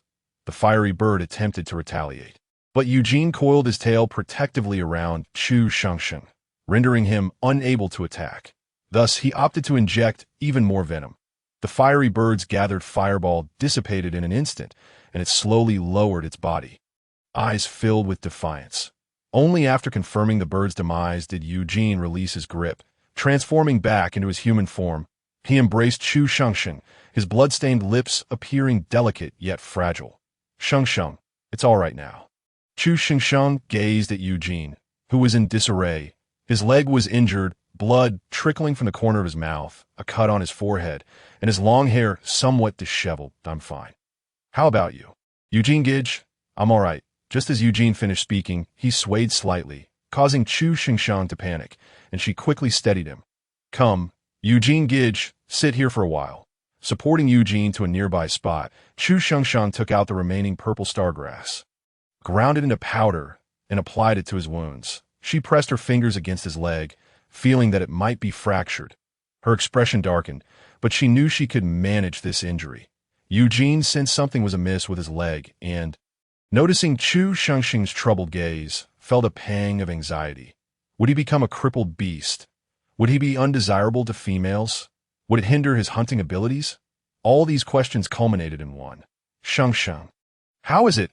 It's nothing serious. It just needs to be immobilized for a while. That will take care of it. And it should heal in no time." Chu Shangsheng assessed the Beastman's recovery capabilities and estimated he would heal swiftly. "Will I become a crippled beast?" "No, don't worry." Chu Shangsheng patiently reassured him. She then went to fetch a straight branch and used leather straps to prepare a splint for Eugene, watching her mix the juice of yellow fruit with the purple stargrass and apply it to his injured leg. Eugene marveled at her innovative treatment methods, having never encountered such before. Although he had traveled extensively, he realized that Chu Shangsheng's tribe might belong to a realm of unparalleled sophistication he had never experienced. Once Eugene was tended to, he instructed her to secure the large bird and dig up the larger Chonglu plants while leaving some smaller ones for sustainability. However, Chu Shangsheng felt a pang of worry as she glanced at the fiery bird's nest filled with chicks. "Eugene Gidge, what should we do about these chicks?" "What?" Eugene turned to follow her pointing finger and was horrified to see the nest of young fiery birds. "Shangsheng, don't touch the chicks. We need to leave now." He gripped his ice blue sword, his demeanor grave. Chu Shangsheng was startled. Thankfully, she had not approached the nest. "Shangsheng, there may be another fiery bird nearby. Its mate is dead, and it will stop at nothing to avenge it. We need to leave quickly. It won't pursue us far with the chicks." Eugene felt a weight of regret for his earlier oversight. Grateful that Shangsheng had noticed, Chu Shangsheng hurriedly supported Eugene as they made their way out of the valley. As they approached a nearby stream, Eugene whispered, "Shangsheng, I need to clean the blood from my body." Otherwise, we risk being hunted. Chu Shengxing nodded, helping him toward the stream, her heart racing with apprehension. She had witnessed the fiery bird's prowess and knew they could not withstand a second encounter. Chapter 65. Wiping away, Eugene sat down by the stream with difficulty, retrieving a soft piece of bee skin from his ear piercings. Just as he raised his hand, he blinked, finding the motion increasingly arduous. Eugene Gidge, let me help you. Chu Shengsheng, noticing his struggle, offered her assistance, and no need. It's not a bother to you. Please rest for a moment. I'll clean up and we can set off. Although Eugene heard the answer he desired, he still insisted on declining her help. That it's all right. I'm not tired, you're injured, and it's inconvenient. Please let me help you. Chu Shengsheng insisted. Only then did Eugene reluctantly acquiesce, his face still tinged with embarrassment. Initially, Chu Shengsheng felt quite awkward about helping him clean the blood, given their circumstances. However, seeing Eugene's discomfort allowed her to ease her own feelings. Eugene had become this way to assist her. He was the one in need of help. And she merely lent a hand. Chu Shengsheng took the clean bee's skin, wetting it before preparing to clean Eugene's wounds. She found it challenging to know where to begin with the bloodstains on his clothing. Eugene lowered his head, his delicate fingers seemingly struggling to remove his shirt. Chu Shengsheng, quick to notice, instinctively reached out to assist him, but accidentally brushed against his hand. Eugene immediately looked up at her. His alluring eyes filled with innocent shyness. Chu Shengsheng's heart raced unexpectedly as she gazed into Eugene's beautiful crimson pupils, feeling as though she were being enchanted. Shengsheng, Eugene's voice, laced with uncertainty, resonated in the air. Chu Shengsheng, upon realizing the situation, felt a faint blush creep across her cheeks. She quickly steadied her composure. Indeed, Eugene was strikingly beautiful, and prolonged gazing could easily leave one entranced. It's nothing. Allow me to assist you, she said, cautiously helping Eugene remove his clothing, revealing the firm muscles beneath. Eugene possessed the appearance of an aristocratic young man, yet his physique told a different tale. His muscles were sculpted and aesthetically pleasing, radiating strength rather than mere superficial charm. With his alabaster skin and cascading blood-red hair, he resembled the most exquisite angel, Michael, conjured by a Western deity. Perfect and refined, he seemed to embody all the vibrant hues of the world. As Chu Shengxing's fingertips glided across Eugene's skin, the warmth of her touch clashed with the icy dampness of the beast hide, creating a stark contrast that sent shivers down Eugene's spine. Regret began to seep in. His intention had been to draw Shengsheng closer, feigning discomfort. Yet he now found himself the one tormented, effectively inviting his own suffering. His breath slowed as Chu Shengsheng continued to wipe his back, her warm breaths brushing against the nape of his neck, igniting an indescribable sensation that threatened to burrow deep within his bones. Unable to restrain himself, he inhaled quietly, momentarily holding his breath. Chu Shengxing's heart raced as she touched Eugene's muscles. She delicately lifted his long hair with her left hand, feeling its cool, silky texture as if grasping a piece of fine silk, while her right hand diligently cleaned the bloodstains from his back. The tautness of his muscles presented a peculiar sensation. Once she finished tending to his back, she lowered her gaze and stepped into his line of sight. Before her lay Eugene's exquisitely shaped, slender pectorals, accompanied by neatly arranged abdominal muscles. Chu Shengxing's left hand gently pressed against his shoulder, the coolness of his skin seemingly more frigid than her own. She instinctively curled her fingers, steadying herself before using her right hand to cautiously wipe across his chest. As she did, she could even sense the rapid rhythm of Eugene's heartbeat, which seemed to synchronize with her own, causing her ears to redden gradually, the blush seeping into her cheeks. Chapter 66. Tears. Chu Shengxing's hand rested on the cold beast hide, gliding over his chest until her fingers brushed against his heart, prompting a low gasp from Eugene. In an instant, a profound desire swirled within his eyes, and his gaze unconsciously fell upon the alluring curve of Chu Shengxing's bosom as she slightly bent forward, revealing a glimpse of her deep cleavage, the whiteness of her waist subtly pressed down, inadvertently exposing a hint of her waist indentation. Eugene found it difficult to divert his gaze, his hands clenching tightly. Startled by his enticing exhale, Chu Shengsheng lost her grip, causing the beast hide to slip from her hands. The suddenness of the stimulus elicited a muffled groan from Eugene, his Adam's apple bobbing. Chu Shengsheng hastily reached for the beast hide, intending to retrieve it, but as she placed her hand upon it, Eugene seized her wrist, unexpectedly pulling her forward. Chu Shengsheng gasped, thrown off balance and landing against his chest, her hands bracing against him as he held her waist firmly, in a teasing manner.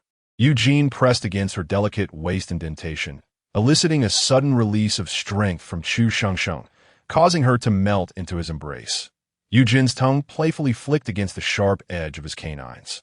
His eyes filled with a deep, dark allure. He lifted Chu Shengsheng's finely sculpted chin with one hand, while the other maintained its grip on her soft waist. Lowering his head, he captured her long-desired crimson lips. Finding them sweet, precisely as he had imagined, Chu Shengsheng's eyes widened in surprise, her instinct urging her to push Eugene away. Yet he held her waist firmly, rendering her powerless, and she could only gaze up at him with tear-filled, pleading eyes. Eugene noticed her distress, but the more he saw her in such a vulnerable state, the more he felt compelled to tease her. As Chu Shengsheng endured his kiss, her mind grew hazy. Unable to discern whether it was due to oxygen deprivation or something else entirely, she could only submit to the moment, while Eugene showed no signs of retreat. Time seemed to stretch indefinitely until Chu Shengsheng, still dazed, was finally released by Eugene. His voice, husky and laced with desire, broke the silence. Shengsheng, we must take our leave. It was only then that Chu Shengsheng emerged from her stupor, her face flushed, nearly melding into the skin of her neck. She quickly straightened, her eyes glimmering with a delicate pink hue, resembling a forlorn little rabbit. Observing Chu Shengsheng's bewildered state, Eugene's heart softened, the taste of her sweetness lingering on his tongue, filling him with a sense of fulfillment. Shengsheng, my outer garment is with you. Could you please hand it to me? His tone was gentle. Chu Shengsheng, trembling, retrieved the outer garment and handed it to Eugene, who, intending to grant her some respite, struggled to don it himself. He tucked away the damaged clothing, leaving only a piece of his own beast hide beneath, with a hasty knot at his waist. He turned to Chu Shengsheng and said, Shengsheng, my legs lack strength. Could you assist me? In silence, Chu Shengsheng helped Eugene up, her head bowed, refraining from conversation. Eugene's expression darkened. He was indeed anxious, yet he could not allow Shengsheng to perceive him merely as a friend. Today's events were entirely accidental, but the aftermath was unavoidable. It was futile to dwell on it, and they could only proceed step by step. The two traversed in silence for about an hour when Eugene, noticing Chu Shengsheng's dampened hair, spoke with concern. Shengsheng, we've distanced ourselves sufficiently. Let us rest for a while. After helping Eugene to a nearby spot, Chu Shengsheng sat a considerable distance away from him. She felt as though she had betrayed Yuan Jiang, realizing that her bond with Eugene had become tainted. Recalling how well Yuan Jiang had treated her, she felt a pang of guilt for having acted so disloyally. Her heart heavy with shame, her vision blurred as tears cascaded down her cheeks, falling silently to the ground. Although she wept, no sound escaped her lips, embodying a sorrowful silence. Eugene, noticing her quiet despair, felt a twinge of pain in his heart. Slowly, he approached Chu Shengsheng, kneeling beside her to match her height, bowing his head earnestly as he spoke. Shengsheng, I am sorry. It was I who overstepped. Please do not cry.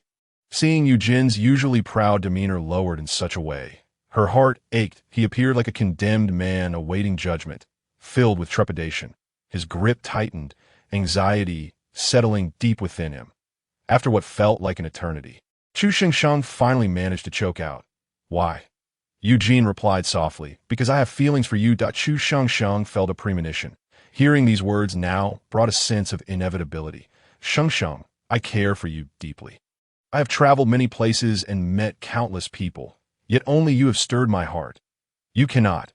Chu Shengsheng interrupted, unwilling to listen. She remained silent for a long time before quietly stating, Let today's events be forgotten. Eugene felt as though his heart had been crushed, each breath becoming a laborious task. His greatest fear had come to pass. She did not reciprocate his feelings, that he dared not lift his gaze. Terrified of witnessing the disdain in her eyes, he even sought solace in the notion that her aversion stemmed from his beastly form, rather than from him as a person. Yet, deep down, he understood that Chu Shengsheng did not despise snakes. She despised him, in that fleeting moment. Eugene felt as though his soul had been drained, leaving only a hollow shell. He did not regret his actions. He merely wished to seize a chance for himself. Even if the outcome was failure. Chapter 67. Ambush. The journey ahead was marked by an awkward silence between them. Eugene wrestled with his thoughts, unwilling to concede. Though Chu Xingxing's rejection struck him profoundly, her unwillingness did not diminish his desire to care for her. He did not wish to become a nuisance. Such persistence would only breed contempt. Instead, he resolved to protect her. Loving someone sometimes meant safeguarding them from afar. If affection arose in an opportune moment, it was best to temper it, allowing her life to unfold undisturbed. When she required assistance, he would be there, embodying the dignity of a beastman. Eugene's heart gradually settled. He resumed treating Chu Shengsheng as he had before. This change brought her a measure of relief. She was uncertain how to interact with him and dared not meet his sorrowful gaze. Now, Eugene seemed to have forgotten the earlier events, treating her as he always had, which offered her a slight reprieve. Though both were aware of their unspoken feelings, maintaining their previous dynamic felt like the best course of action. Shengsheng, we shall soon emerge from the misty forest, Eugene remarked casually, though his eyes betrayed a sense of reluctance. Yes, then let us hasten our pace, Chu Shengsheng replied. Chu Shengsheng harbored deep concerns for Yuanjiang. Her mind consumed by an urgent desire to return, in Eugene's beautiful, translucent red eyes. A sense of despondency could scarcely be concealed. He was unable to come to terms with his feelings, for he simply adored Chu Shengsheng. Witnessing her distress, he felt more defeated than ever before. Ultimately, Eugene could only manage a faint smile, murmuring, "All right." His wounds seemed to be healing slowly, yet he was reluctant to suggest stopping, fearing she might perceive ulterior motives behind his actions. The two gradually emerged from the misty forest, where the grass loomed tall, reaching half a person's height. The heat was oppressive, warping the very air around them. Chu Shengsheng cast a worried glance at the sky, her heart heavy with concern for the uncertain fate of Yuanjiang. Suddenly, she stumbled over an unseen object and fell forward. Startled, Eugene rushed to catch her, relief washing over him as he realized his leg injury had indeed improved. In that moment, a thick fog enveloped them, prompting Eugene to instinctively press Chu Xingxing's head against his chest, desperate to shield her from harm. Vigilantly scanning their surroundings, he whispered, "Shengsheng, hold your breath." As he leaped aside. He remained wary of the fog's unknown composition, which could very well be lethal. A fierce glint flashed in his eyes, sensing an unseen threat lurking in the shadows. Just as Eugene's foot was about to touch the ground, a spiky earth protrusion suddenly shot up. He swiftly evaded it, his sharp gaze fixated on the left front, where an orc emerged from the wind's direction. "Leave the female," rasped a voice that sounded as though it had been scorched by smoke and fire. Eugene instinctively shielded Chu Shengsheng behind him, conveying through his stance that they would not comply. "You are already poisoned. Stop struggling. Surrender." The coarse voice matched the grotesque countenance of its owner, eliciting discomfort. "Leave the female, and you may depart." A rhinoceros orc revealed his full form. "What poison? Am I unaware?" Eugene retorted, feigning bravado, although anxiety gnawed at him. The poison held no sway over him, yet Chu Shengsheng was different. As a female, she lacked the immunity he possessed. His blood could mitigate the effects of lesser toxins. Surely, it must be something potent, capable of leading a female into oblivion. The boar orc showed no fear, his eyes leering as he brandished a stone knife. As Chu Shengsheng was held in Eugene's embrace, she slowly turned to face the newcomers. The largest among them bore a rhinoceros horn upon his forehead, towering over 2 meters in height. Another, hideously dark and one-handed, leered at her with lecherous intent, making her exceedingly uncomfortable. That a third man, adorned with an eye patch and a long scar, appeared frail yet menacing, his delicate features marred by the scar's presence. Upon catching a glimpse of Chu Shengsheng, the boar and rhinoceros orcs inhaled sharply, their eyes filled with hunger. The fox orc, too, was taken aback. This female was indeed a rare gem. Chapter 68. Orc's Eugene concealed the ferocity in his gaze. Pondering the nature of the vile substance at play, he scrutinized Chu Shengxing's complexion. Noting that the effect had yet to manifest, he was uncertain of what might come next. Hand over the antidote, and I shall refrain from pursuing further consequences. Otherwise, I, Eugene, will ensure you regret it. He brandished a shimmering ice-blue longsword. Upon hearing this, the fox orc's pupils constricted. Though his demeanor remained composed, uncertainty brewed within. He hailed from a city beyond the misty forest and had heard of Eugene's notorious reputation. In that city, Eugene was a figure no one dared provoke. He was not a mere vagabond, but a formidable presence, known for his ruthless and merciless ways, regretting having succumbed to the boar orc seduction. The fox orc realized that such substances were indeed foul. Among the vagrants, drugs of this nature circulated widely, with many possessing it. Of those, the aphrodisiac was the most insidious, for there was no antidote. The fox orc understood that they had now made an enemy of Eugene, who would not let them escape unscathed. Attack. Kill this orc, the fox orc commanded, observing Eugene, injured yet still encumbered by the female. Eliminating Eugene outright would resolve their predicament, for otherwise his relentless nature would ensure their demise. The boar and rhinoceros orcs surged forward, while the fox orc pressed his hands to the ground, channeling his earth-based abilities. Eugene shielded Chu Shangshang behind him, transforming into his beast form. Coiling his serpentine body around her protectively, Chu Shangshang, clutching a bone knife, stood within the protective perimeter Eugene had created, her gaze alert that Eugene's ice shield repelled the incoming stones.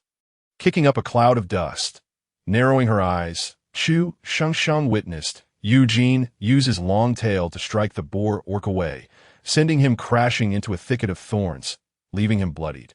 The boar orc transformed into his beast form, his long yellow tusks aimed viciously at Eugene's serpentine body. The rhinoceros orc followed suit, his sharp horns grazing Eugene's tail. Eugene's pupils narrowed as he retaliated against the fox orc's assault with increasing ferocity. He needed to swiftly neutralize the fox orc and uncover the nature of the poison. Time was of the essence for Shengsheng. The fox orc endured a fierce beating, until suddenly he noticed the once sluggish serpent striking with lightning speed. Realizing he had been deceived, he understood too late that Eugene's apparent slowness had been a ruse, designed to create the illusion of a cumbersome beast before delivering a decisive blow. Feeling the sharp fangs pierce his leg, a searing pain coursed through him, as if his bones had been shattered. Unable to suppress a scream, he found himself ensnared. The sensation of numbness spread from the wound. An ominous premonition settled over him. Eugene was a serpent. Could he be venomous? Panic gripped the fox orc. He had heard no claims of Eugene's use of poison. Was it possible that all had perished? In a moment of desperation, the fox orc severed his own leg, rolling aside to witness the blood gushing from the wound, turning his complexion pale with agony. Eugene spat the leg aside, murmuring, "It's futile." The fox orc's eyes widened in horror as he beheld the darkening flesh of his severed limb. Feeling his vitality slip away, Eugene's display of power sent shockwaves through the rhinoceros and boar orcs, who no longer dared to approach the female. After all, one must live to enjoy such pleasures. In that instant, both orcs turned to flee. Eugene ensnared the boar orc with his tail, while his pristine fangs pierced the side of the rhinoceros orc's neck. The rhinoceros orc barely had time to struggle before collapsing with a resounding thud. At that moment, Chu Shengsheng was struck with awe at Eugene's astounding combat prowess. Though he had restrained himself to protect her, he had still dispatched 3 orcs with remarkable efficiency. Coldly regarding the boar orc, Eugene demanded, "Where is the antidote?" The boar orc trembled uncontrollably, terror etched across his face. "There is none. No antidote exists. It's an aphrodisiac." Eugene's eyes glinted dangerously as he tightened his grip, causing the boar orc to see Eugene extended his wrist forward slightly. Chu Shengsheng raised her gaze to the pallid man, observing the crimson droplets cascading into the pool. She gazed deeply at Eugene before lifting her hand to clasp his, her ruby lips gradually pressing against his cool wrist. Chu Shengsheng had not heard Eugene mention any intention to detoxify her. Even as he drew blood, he did not utter a word about the antidote. This aspect of Eugene stirred something within Chu Shengsheng. As Eugene watched Chu Shengsheng's warm lips against his slightly chilled skin, his heart quivered. His body temperature was significantly lower than that of a typical beastman, always exuding a coolness, in contrast. Chu Shengsheng radiated warmth. He could even feel her gentle sucking, her long, dark curls cascading around her, her eyes lowered, glistening with beads of sweat under the sunlight, the corners of her eyes tinged with red, brimming with unshed tears. Her snow-white skin flushed with a delicate pink, her countenance shrouded in a dreamy haze. The crystal-clear spring water revealed her fair, delicate legs and her slender waist, slightly bent, exposing her alluring curves. The supple black-scaled fish beast skin skirt accentuated her figure exquisitely. Eugene could not help but swallow hard, his throat dry, his heart ablaze with desire, forcing himself to look away, yet his gaze remained transfixed.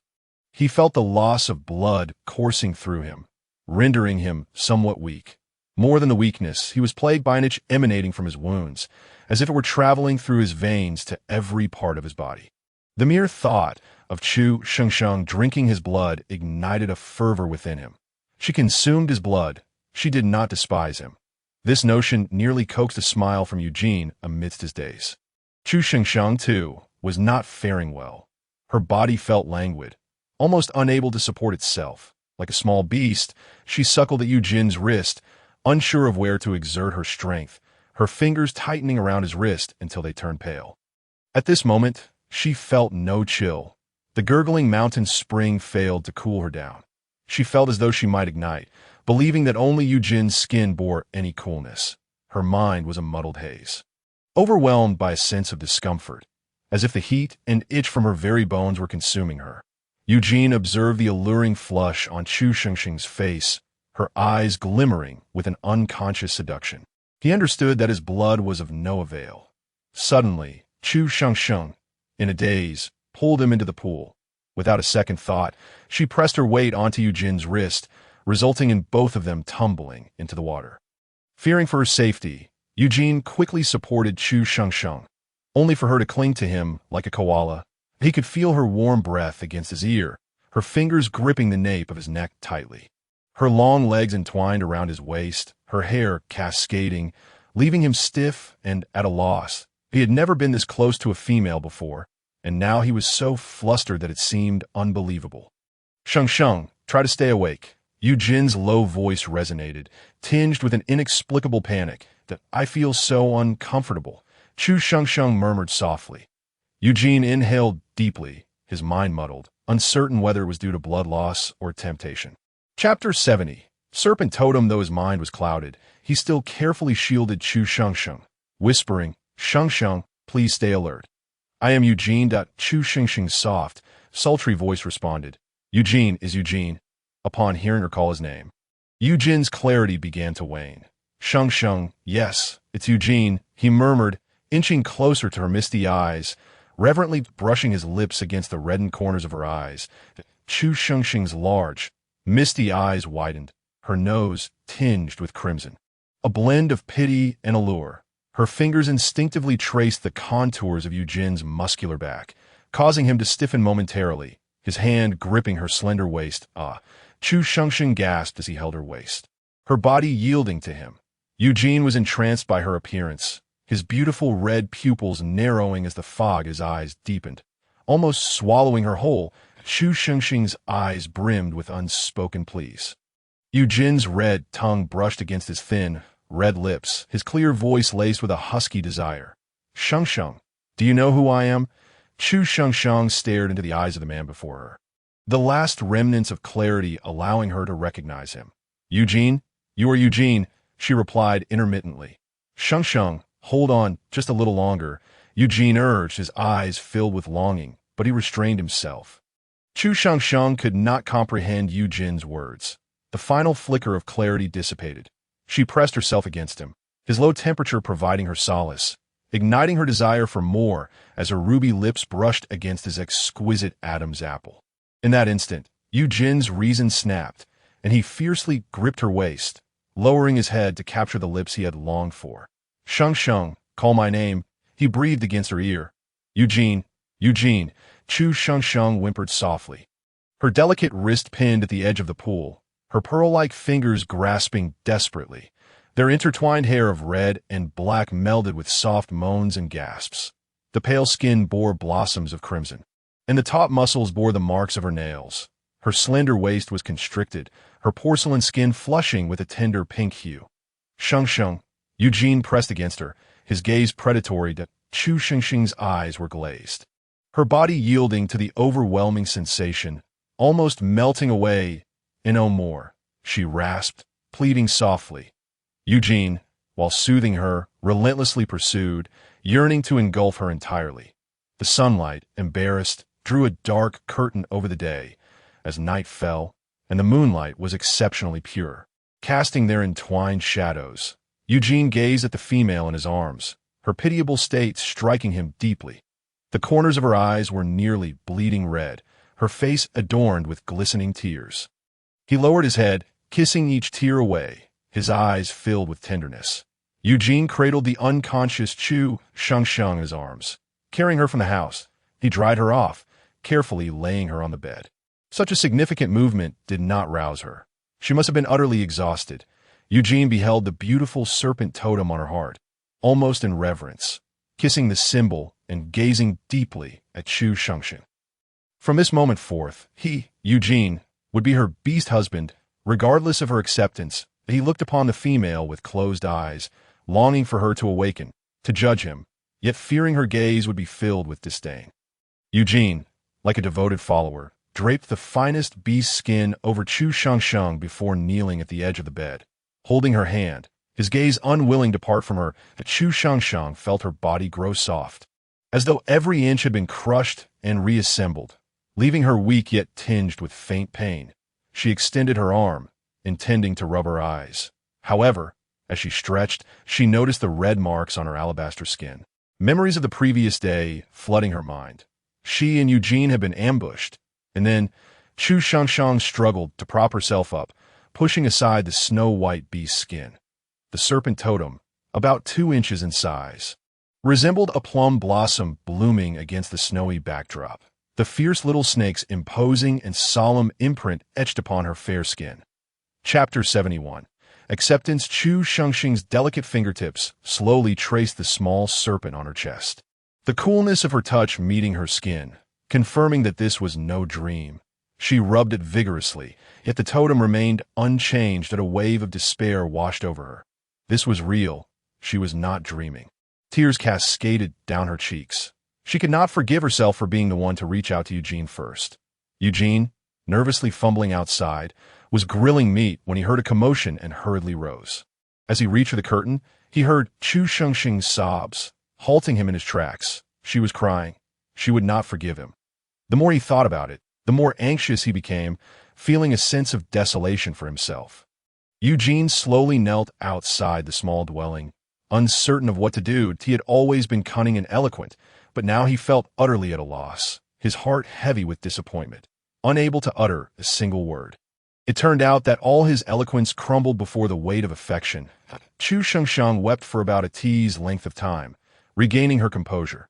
She could not continue like this. Yuan Jiang was waiting for her to rescue him. As for Eugene, he initially intended to persuade her, but she had not listened.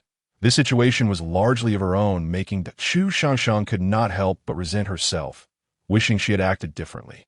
However, in this world, where can one find a remedy for regret? Once a decision is made, one must confront the consequences. Chu Shengsheng gazed at the serpent totem etched upon her heart, her fingertips gliding slowly across the warm skin. She understood that merely slicing open the flesh could resolve the matter of Eugene, but such an act would condemn Eugene to becoming a wandering beastman, forever unable to cultivate his soul power in this lifetime.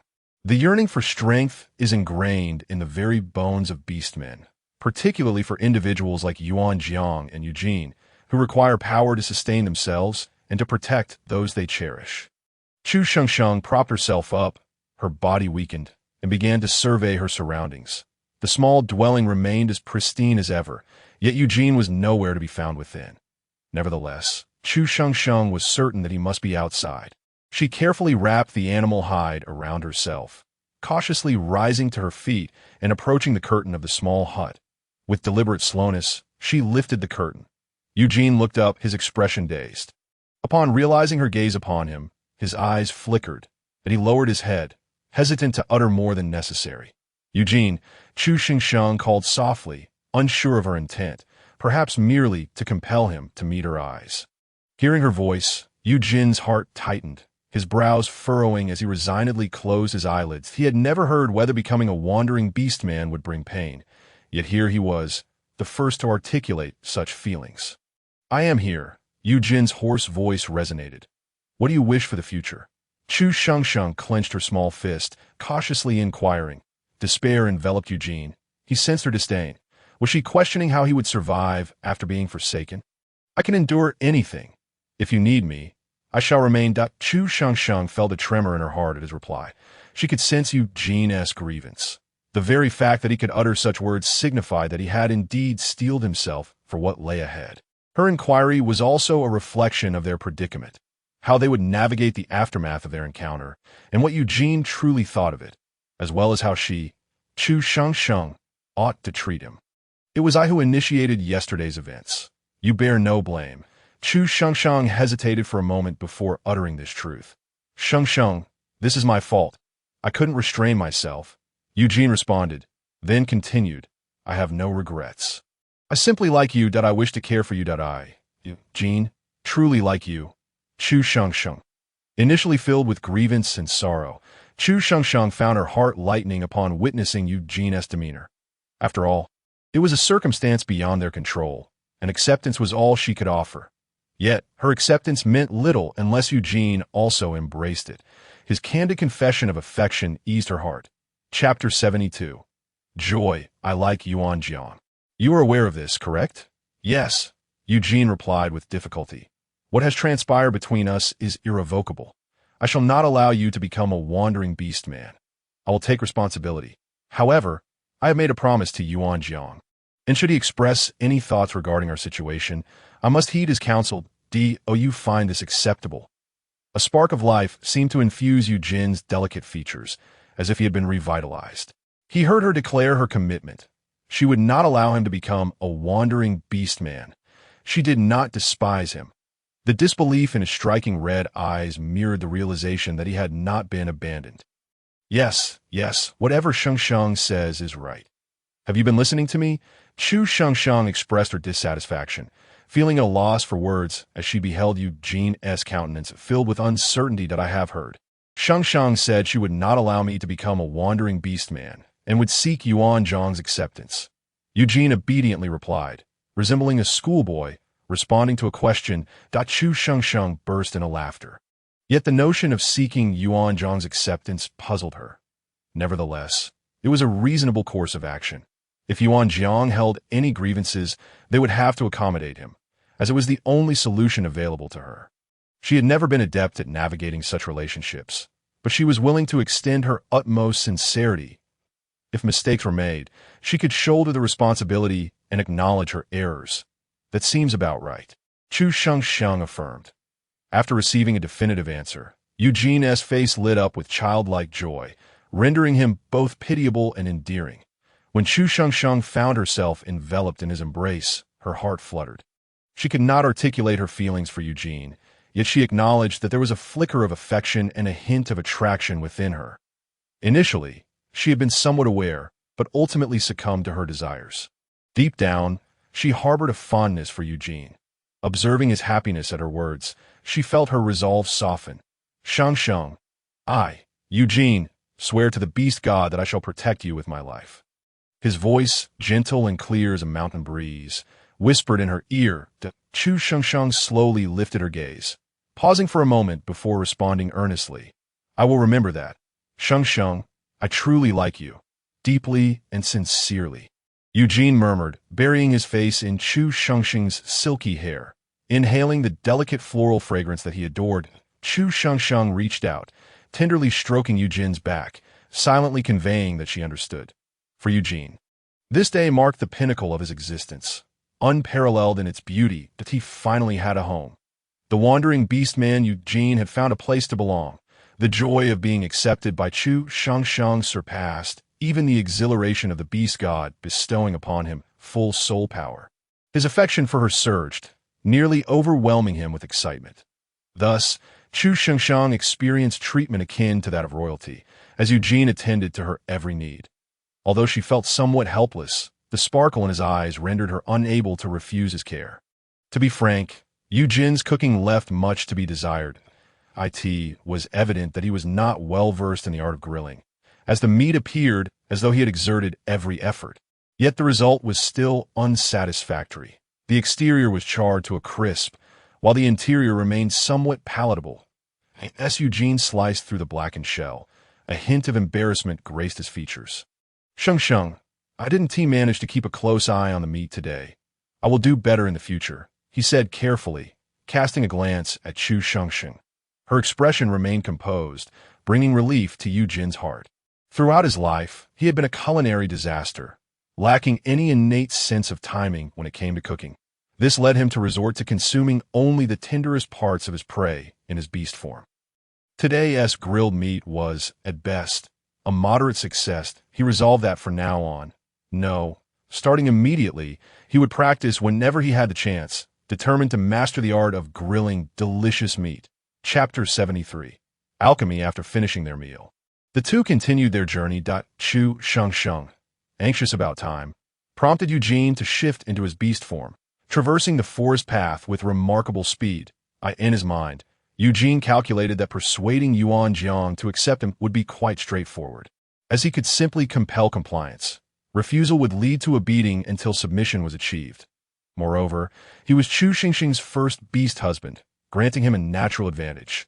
Indeed, beastmen can be quite simple and direct. Refusal, then a beating ensues. Unbeknownst to Chu Shangsheng, within the beast world, the first beast husband is implicitly recognized as the leader of all subsequent husbands that, in time, all other beast husbands would regard him with respect. After all, as the first beast husband chosen by a female, he held a significance that could not be overlooked. In most cases, females would carefully select their first beast husband, should the first choice be capable of maintaining authority over the others. Familial harmony could be achieved. Yet, it was also possible for later arriving beast husbands to possess formidable strength and refuse to acknowledge the first husband's authority, leading to private duels where strength dictated respect. Might makes right. Chu Shangsheng was unaware of these dynamics, but Eugene had never considered yielding to anyone that he possessed the ability to maintain his position as Chu Shangsheng's first beast husband with confidence. The closer they drew to Yuan Jiang's dwelling, the more restless Chu Shangsheng became. She felt a profound shame in facing him, plagued by guilt for what had transpired between her and Eugene. As they approached the lakeside, each lost in their thoughts, Chu Shangsheng dismounted from Eugene, still unsteady on her feet. Almost immediately, Baiyu rushed over like an eager puppy, its round eyes filled with affection. Chu Shangsheng chuckled as she patted Baiyu's head. The creature was exceedingly obedient, practically rolling over in delight. Observing Baiyu's antics, Eugene felt a wave of embarrassment wash over him, but no, it was more akin to feeling humiliated. All right, back off," he said, carefully taking Chu Shangsheng's hand to guide her toward Yuan Jiang, demonstrating the poise befitting a first beast husband. Baiyu, undeterred, seemed oblivious to any fear. It simply yearned to be close to Chu Shangsheng, finding warmth in her presence, having never experienced such kindness before. Though it was but a snake, it understood the value of cherishing those who treated it well. Eugene's countenance was heavy. He had been persistently pushed aside by Baiyu. Whether intentionally or not, how could a mere serpent possess such cunning? Perhaps he had not been sufficiently punished in the past. Chu Shangsheng gazed at Yuan Jiang, who lay pallid upon the meadow, and seeing him again felt as if eons had passed. Tenderly, Chu Shangsheng brushed her fingers across Yuan Jiang's forehead, noting the coolness of his skin, after properly covering him with a fur pelt. She retrieved the heavy herb. Chong Lu, a sense of discomfort swelled within Eugene. Yuan Jiang was indeed an eyesore. Were it not for Shangsheng's affection for him, he might have resorted to drastic measures to eliminate him. However, recognizing Yuan Jiang's considerable strength, he begrudgingly accepted him as the second beastmaster. Eugene swiftly seized the Chong Lu, Now was the moment to exhibit his capabilities. Listening to Chu Shengxing's instructions, he meticulously cleansed the herb and retrieved clean, residue-free stones from the lake. Chu Shengxing ground the root of the Chong Lu against the stone, and Eugene, eager to assist, joined in, producing a fine paste that Akati was the first time he had witnessed such an intricate method of potion making, and he felt a sense of wonder. After preparing everything, Eugene quietly inquired, "Shengxing, should I step aside?" "Step aside? No need," Chu Shengxing replied, somewhat puzzled, yet she answered nonetheless that a wave of warmth spread through Eugene. Shengxing trusted him enough to allow him to witness the potion-making process that, in his youth, he had witnessed a beastmaster being publicly executed for merely glimpsing a priestess crafting potions for a priestess. The art of potion-making was a sacred legacy, a closely guarded secret. To be permitted to observe such a process indicated profound trust.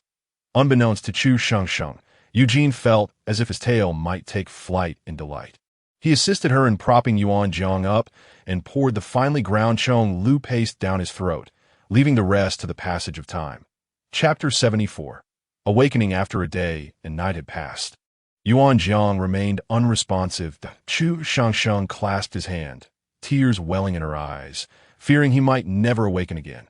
Eugene, witnessing her distress, felt a pang of compassion coupled with helplessness, just as he contemplated taking matters into his own hands to cleanse the toxins. Yuan Jiang's fingertips twitched. "Eugene, did you see that?" Yuan Jiang moved. Eugene's face displayed genuine sincerity as he nodded, though a hint of reluctance lingered in his heart, a secret only he was aware of. Chu Shengxing prepared to receive the water that Baiyu had fetched, intending to offer it to Yuan Jiang. However, just as her hand reached out halfway, it was intercepted. "Shengxing, let me do it. I also wish to learn more about Yuan Jiang." Eugene swiftly caught the water and patiently fed it to Yuan Jiang. Chu Shengxing observed this exchange with a sense of perplexity. Eugene harbored feelings for her, yet he was so attentive to Yuan Jiang, making her feel somewhat superfluous. As she pondered this, Yuan Jiang awakened. Upon opening his eyes, he was met with a striking visage. Though beautiful, it tightened his chest in unease. "Step away, Shengxing. I do not know her." Yuan Jiang spoke in broken phrases. Eugene offered a polite smile, responding gently, "With time spent together, you will come to know her." With that, he deftly released his hold on Yuan Jiang, causing him to tumble into the grass. Eugene's smile was elegantly triumphant. "Since you do not know her, allow Shengxing to introduce you," he stated, as if it were the most natural thing. Chu Shengxing noted the pallor on Eugene's face, which bore traces of conflict. "Shengxing, what are you calling her?" Yuan Jiang, though weak, was perceptive enough to catch such nuances. "I am not calling her anything frivolously. That is how I choose to address her," Eugene replied with a mischievous glint in his eyes. Yuan Jiang's expression darkened, his anger rising as he observed Eugene's closeness to Chu Shengxing. Yet amidst his fury, a foreboding sense of dread washed over him. "Shengxing, who is he?" Yuan Jiang's gaze bore into Chu Shengxing's. He is Chu Shengxing," she stammered, uncertain of how to introduce him. "I am Shengxing's beastmaster," Eugene declared with raised brows, a hint of pride in his voice. Yuan Jiang's eyes fell upon the small serpent tattoo adorning Chu Shengxing's chest, and he felt a sharp pang in his heart. The treasure he cherished, something he could scarcely bear to touch, now bore the mark of another. "Shengxing, is this true?" Yuan Jiang's face turned ashen. "Yes," Chu Shengxing replied. Though it pained her, she could not bear to deceive him. Yuan Jiang had suspected as much, yet the reality stung. He sought reassurance, as if by doing so, he might reclaim his beloved treasure. Chu Shengxing's silence weighed heavily upon her heart, and she refrained from mentioning her efforts to procure an antidote or the subsequent poisoning. "Yuan Jiang, Shengxing, I had a moment alone." This was the first time Yuan Jiang had interrupted her, leaving her momentarily stunned. Nevertheless, she gently covered him with the fur pelt and slowly turned to walk away. With Eugene following closely behind, Chu Shengxing gazed toward the distant woods, suddenly feeling as if she had lost her home. Her home had been given to her by Yuan Jiang. He had rescued her, provided for her, and loved her. But now, she belonged to another. A profound sadness enveloped Chu Shengxing. Her eyes glistening with tears that accumulated until they transformed into a cascade of shimmering pearls, falling one by one. As if striking at Eugene's heart, in that instant, he realized he was not a victor, but rather a despicable thief who had stolen another's treasure and claimed it as his own. Meanwhile, not far away, Yuan Jiang could not help but curl inward. He found even breathing a challenge. He loved Sheng Sheng dearly, more than life itself. Yet upon awakening, he was confronted with the painful truth that his treasure was no longer his. He was gripped by fear that Sheng Sheng might grow fond of the vibrant Beastman and see him, Yuan Jiang, as nothing more than an unsightly shadow. He feared that she might cease to rely on him and, after uttering apologies, depart with a Beastman of greater strength. He trembled at the thought of losing Sheng Sheng's love to another, wondering how he could endure such a fate that he grasped at the moonlight. Terrified of breaking it, yet it had been stolen from him, he had lost everything. Chapter 75. Agreement. Chu Shengsheng observed Yuan Jiang's anguished expression from a distance, her heart heavy with sorrow. After weeping for what felt like an eternity, she eventually succumbed to sleep. Eugene, ever attentive, covered her with a soft fur pelt before approaching Yuan Jiang. As Eugene drew near, Yuan Jiang coldly remarked, "What is it? Do you wish to gloat? I suggest you leave while you still can." Eugene raised an eyebrow, a nonchalant smile gracing his features as he replied, "Is this the demeanor you display as a Beastman?" No sooner had he spoken than Eugene's expression sharpened, and he swiftly dodged. He noticed a stone knife embedded in the earth, its blade glinting menacingly. Eugene and Yuan Jiang engaged in a wordless clash by the lakeside, though neither uttered a sound. The force of their blows reverberated, hinting at the intensity of their confrontation. After roughly an hour of this fierce exchange, Yuan Jiang faltered, succumbing to fatigue. He knelt on one knee beneath the moonlight, his gaze cast downward. He could not best this Beastman. Even at his peak, he would have failed. With such a formidable opponent, Sheng Sheng would surely find happiness. Echoes of childhood taunts rang in his ears. Yuan Jiang, no female would ever favor you. You are an unwelcome beast. Perhaps he truly bore the curse of the beast god. Yet, Eugene did not regard him with arrogance. Rather, he held a deep admiration for Yuan Jiang. It was rare to encounter a beastman capable of standing toe-to-toe with him, especially one who had only just recovered from poisoning. As Eugene assessed Yuan Jiang's fighting style, he noted its clarity and straightforwardness, yet was not devoid of cunning, an exceptional talent indeed. Observing Yuan Jiang's despondent demeanor, Eugene paused and began recounting the efforts Chu Shengsheng had undertaken for Yuan Jiang during this time. Thus, their dialogue took on an unusual quality. "What? You allowed her to provide for you? Are you even aware of how much you consume? Yuan Jiang, can you not grasp the crux of the matter? The key point is that she willingly supports me. That was for my sake. Are you even listening?" "Listening to what?" Yuan Jiang's emotions fluctuated wildly, leaving him in disbelief. "That I took care of it," Eugene replied, chin raised defiantly. After absorbing everything, Yuan Jiang fell silent for a moment before admitting, "It was I who caused Sheng Sheng's suffering." "Then ensure you make amends in the future," Eugene stated nonchalantly. "What do you mean?" Yuan Jiang looked up at the flamboyant and vibrant Eugene, confusion etched on his face. "Are you not aware?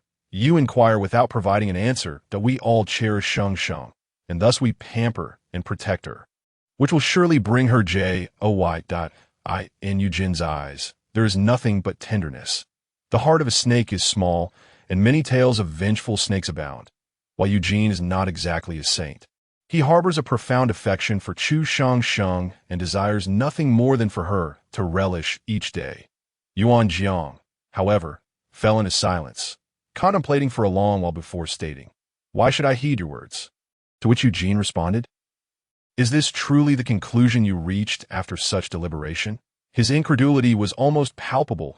"I really do not wish to hear your opinion, although you may not be remarkable.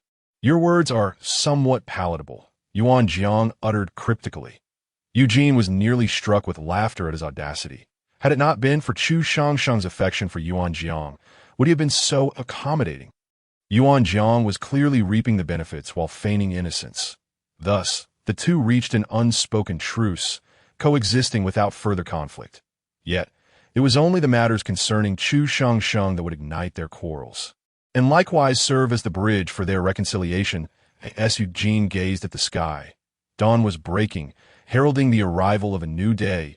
He proposed to go hunting, urging Yuan Jiang to rouse Shang, the implications of which were unmistakable. After Eugene departed, Yuan Jiang softly awakened Chu Shang. Chapter 76. More obedient than him, the moment Chu Shang opened her eyes, she was met by Yuan Jiang's enchanting green gaze, reminiscent of their past encounters, leading her to believe that nothing had transpired between them. Chu Shang found herself somewhat at a loss. Yuan Jiang, though hesitant, seemed to have made up his mind and continued. "Do you still want me?" Chu Shang nearly doubted her own ears. Yuan Jiang was asking if she still desired him. How could she possibly not? During her moment of hesitation, Yuan Jiang's expression grew dim, as if a heavy stone had sunk into his heart. Many words became increasingly feeble under her silence. Chu Shang observed Yuan Jiang's eyes, soft yet imbued with a natural melancholy akin to rain-kissed petals, almost glistening with unshed tears. Realizing this, she hurriedly exclaimed, "Yes, I do." In that instant, Yuan Jiang's eyes sparkled with hope. He was aware of Chu Shang's feelings for him, yet he feared that his behavior from the previous day might have made her believe he harbored no affection for her, or that he was ungrateful. The mere thought of her possibly rejecting him terrified him. Her earlier silence had truly alarmed him, making him feel as though he were descending into despair. "Shang, I like you," Yuan Jiang declared. His clear eyes locked onto hers. Chu Shang felt a rush of tears welling up in her eyes, and before she knew it, tears cascaded down her cheeks. She feared that Yuan Jiang might despise her. To him, she represented something unique, a familiar presence in the beastly realm that embraced her with patience and understanding. "Don't cry. Shang, please don't. It's all my fault for making you sad.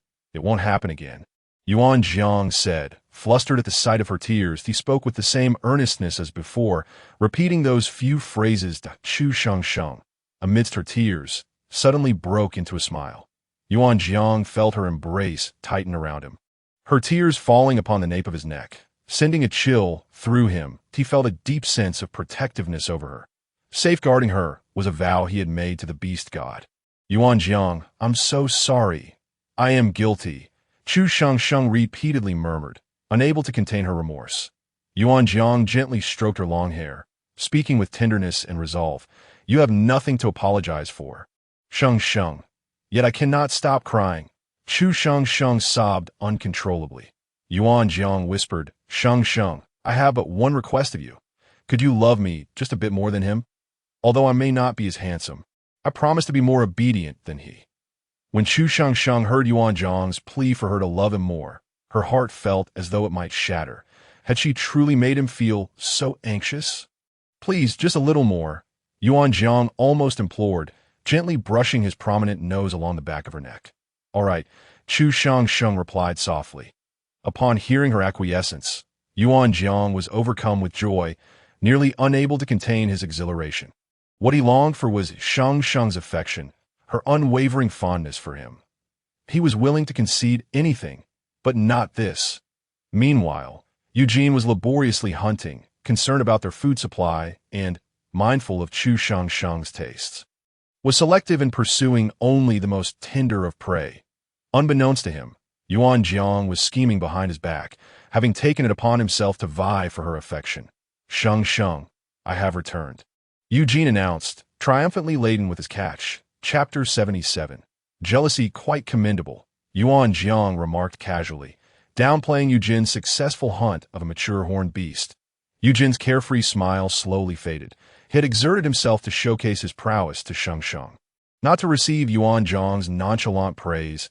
Tea present, Yuan Jiang was not even Shang's beast husband, and considering his inferior abilities, it irked Eugene that Yuan Jiang would speak such shameless words.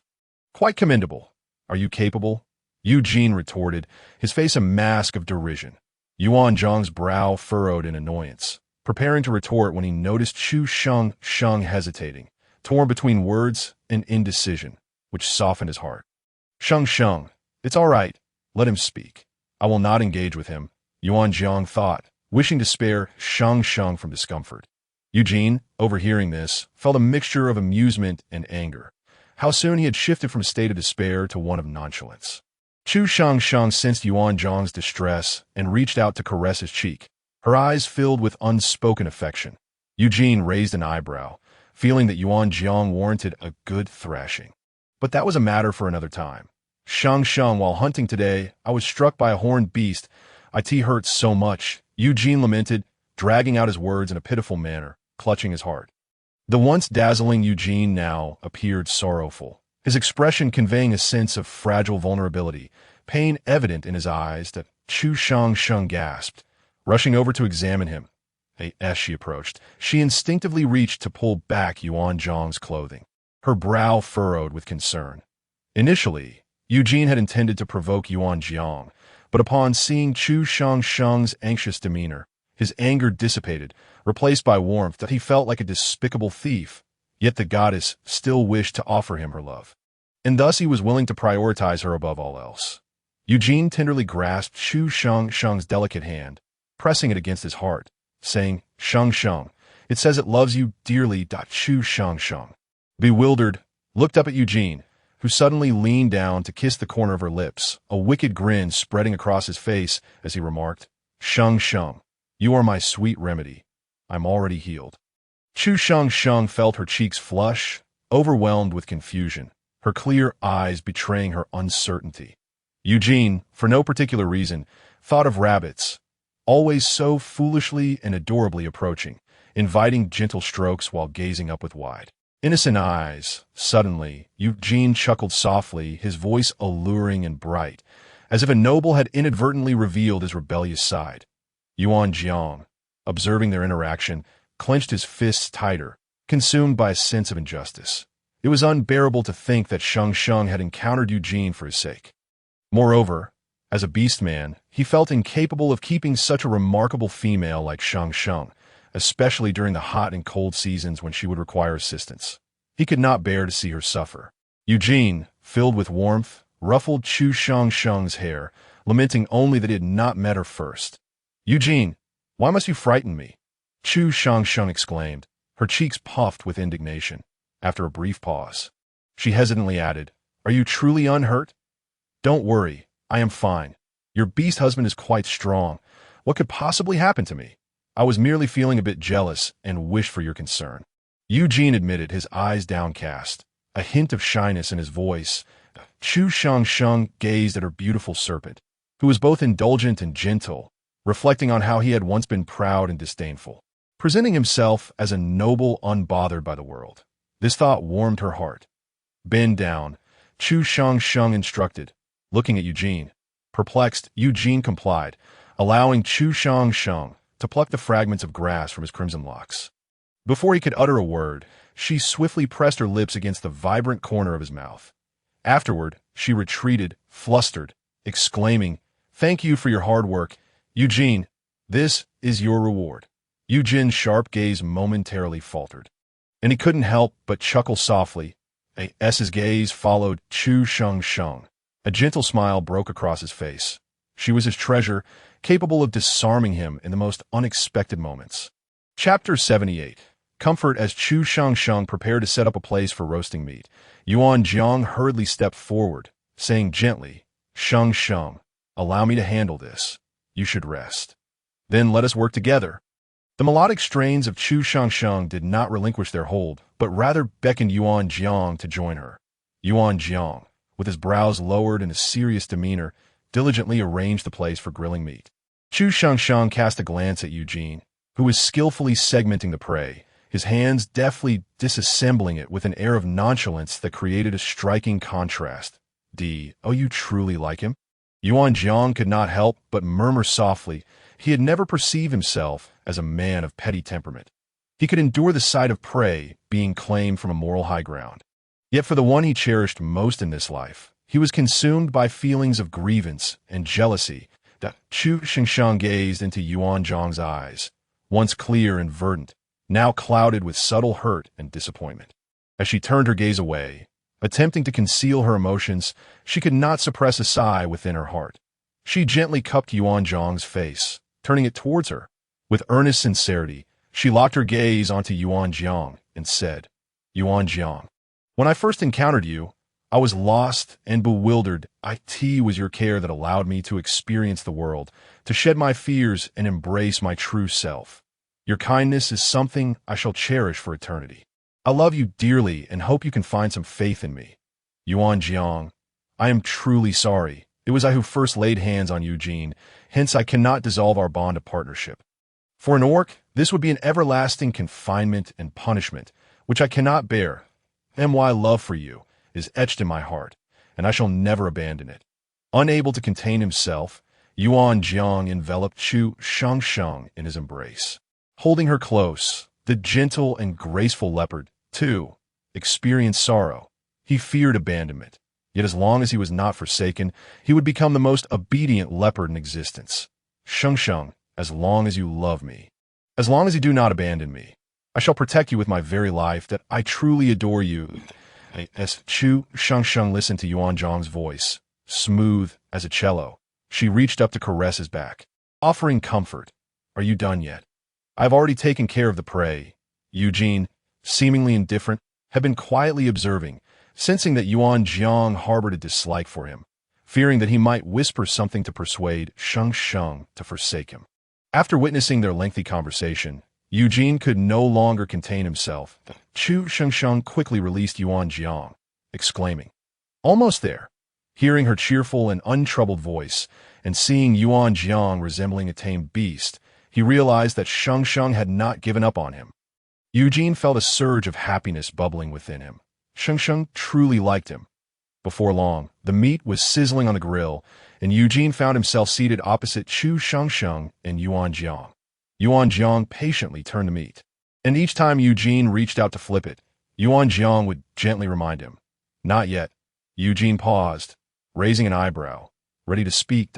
Chu Shengsheng quickly interjected, knowing all too well Eugene's culinary skills. Eugene, let Yuan Jiang handle it.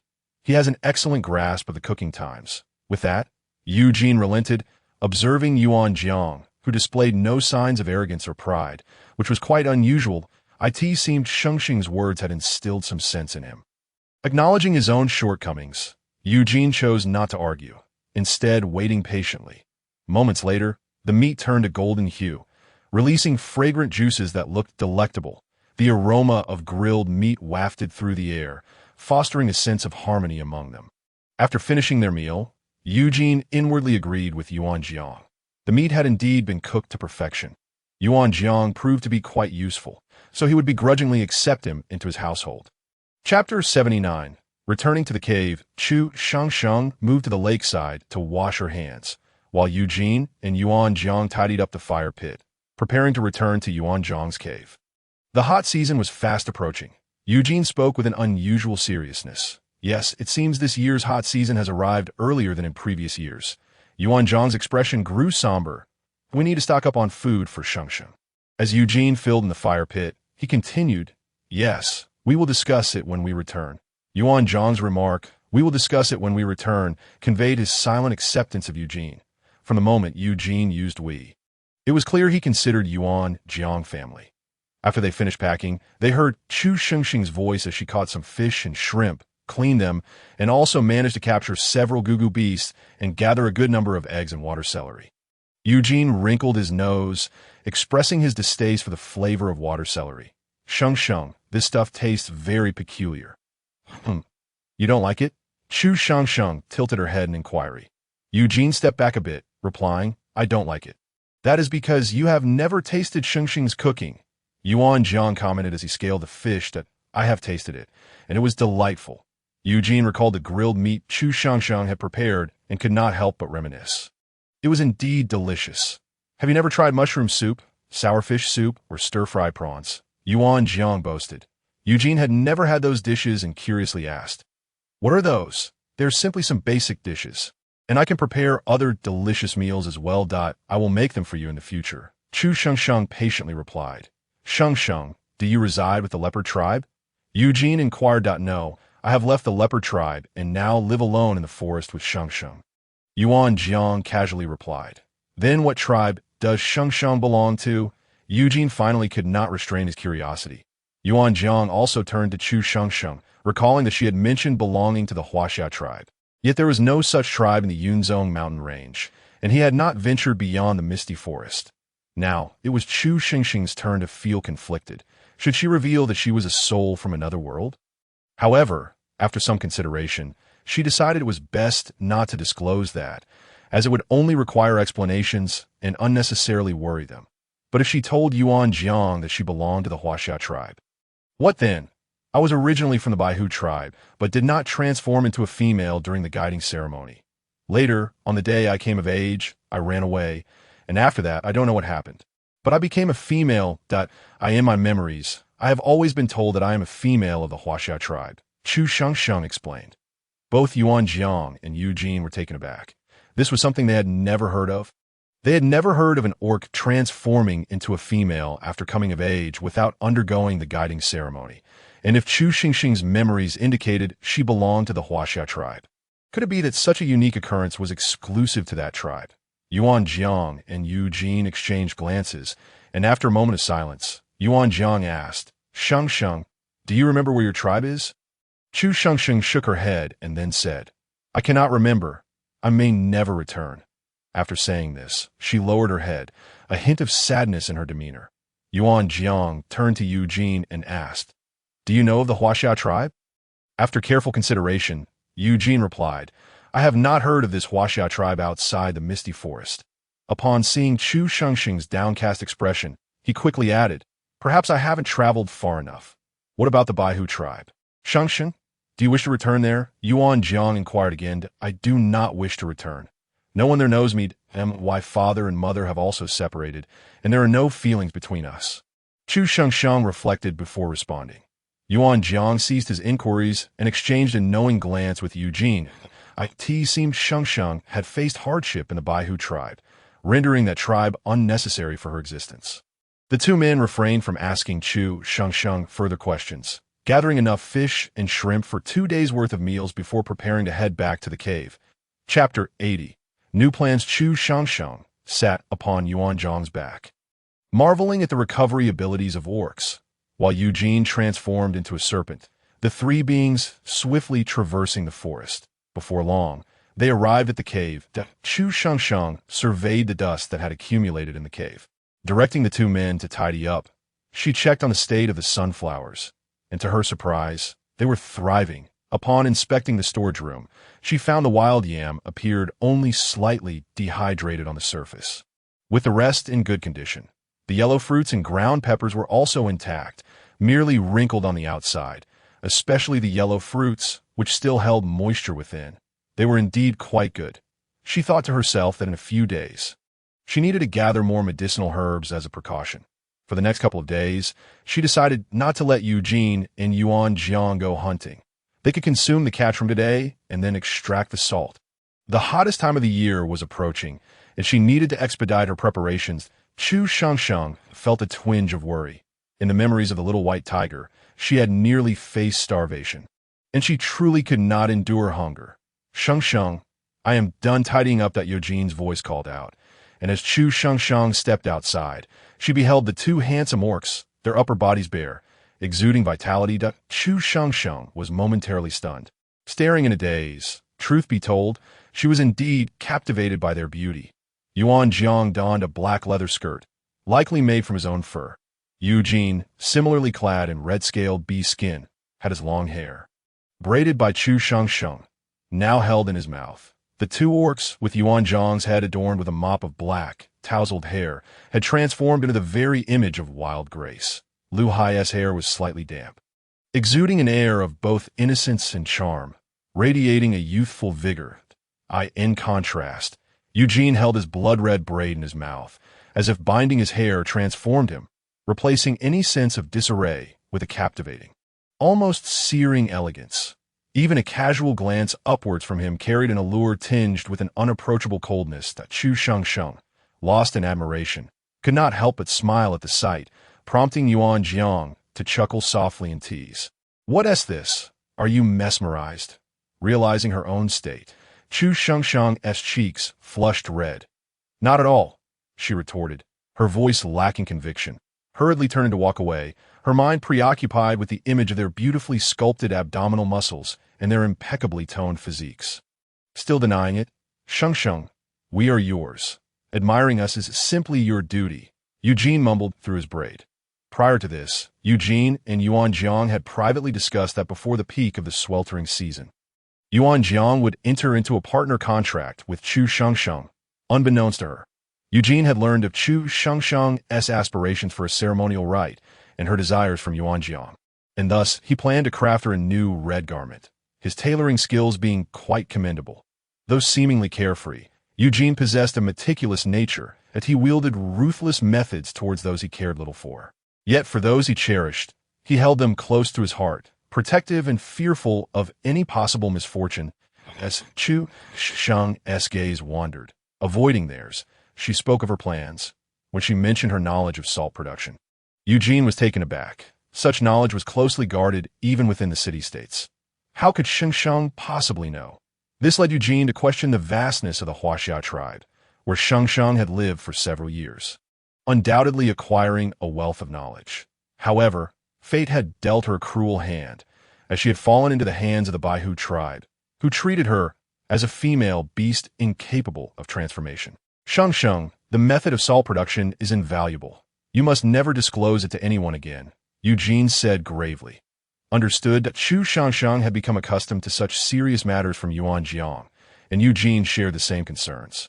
They feared they could not adequately protect her, and dreaded the thought of others coveting her. Chapter 81. Salt refining. After their bath, the two began to heed Chu Shengsheng's instructions for salt refining. She directed Yuan Jiang and Eugene to break the salt into finer pieces, the smaller the better, before dissolving it in clean water. Following this, they smashed a large quantity of charcoal, laying it at the bottom of a large wooden barrel, which contained another barrel above it, covered with half a piece of Eugene's precious fish skin, intended for further filtration. Indeed, it was fish skin, the kind woven solely by the rare shark. Should anyone hear of them utilizing such a priceless material for a filter, they would surely be astonished. Such extravagance was indeed rare. Yet, Eugene remained unfazed, disinterested in such luxuries, holding only 2 pieces of fabric, one red, made of the same material as his outer garment, adorned with golden red patterns, and the other plain white, devoid of any design. Returning to the task at hand, after filtering through the fish skin, they boiled the salt water until it formed a copious amount of white crystals, at which point they ceased heating. They scraped the salt down and dissolved it in clean water again. Next came the preparation of another set of charcoal and fish skin filters, culminating in one final heating until salt crystals emerged, ready for drying. The heat of the beast world allowed them to dry the salt quickly under the sun. The duo toiled tirelessly throughout the day, pausing only to eat the fish, shrimp, and meat that Chu Shengsheng had grilled. Despite the arduous nature of their work, the results were rewarding. Chu Shengsheng gazed at the pure salt with immense excitement, realizing her studies had not been in vain.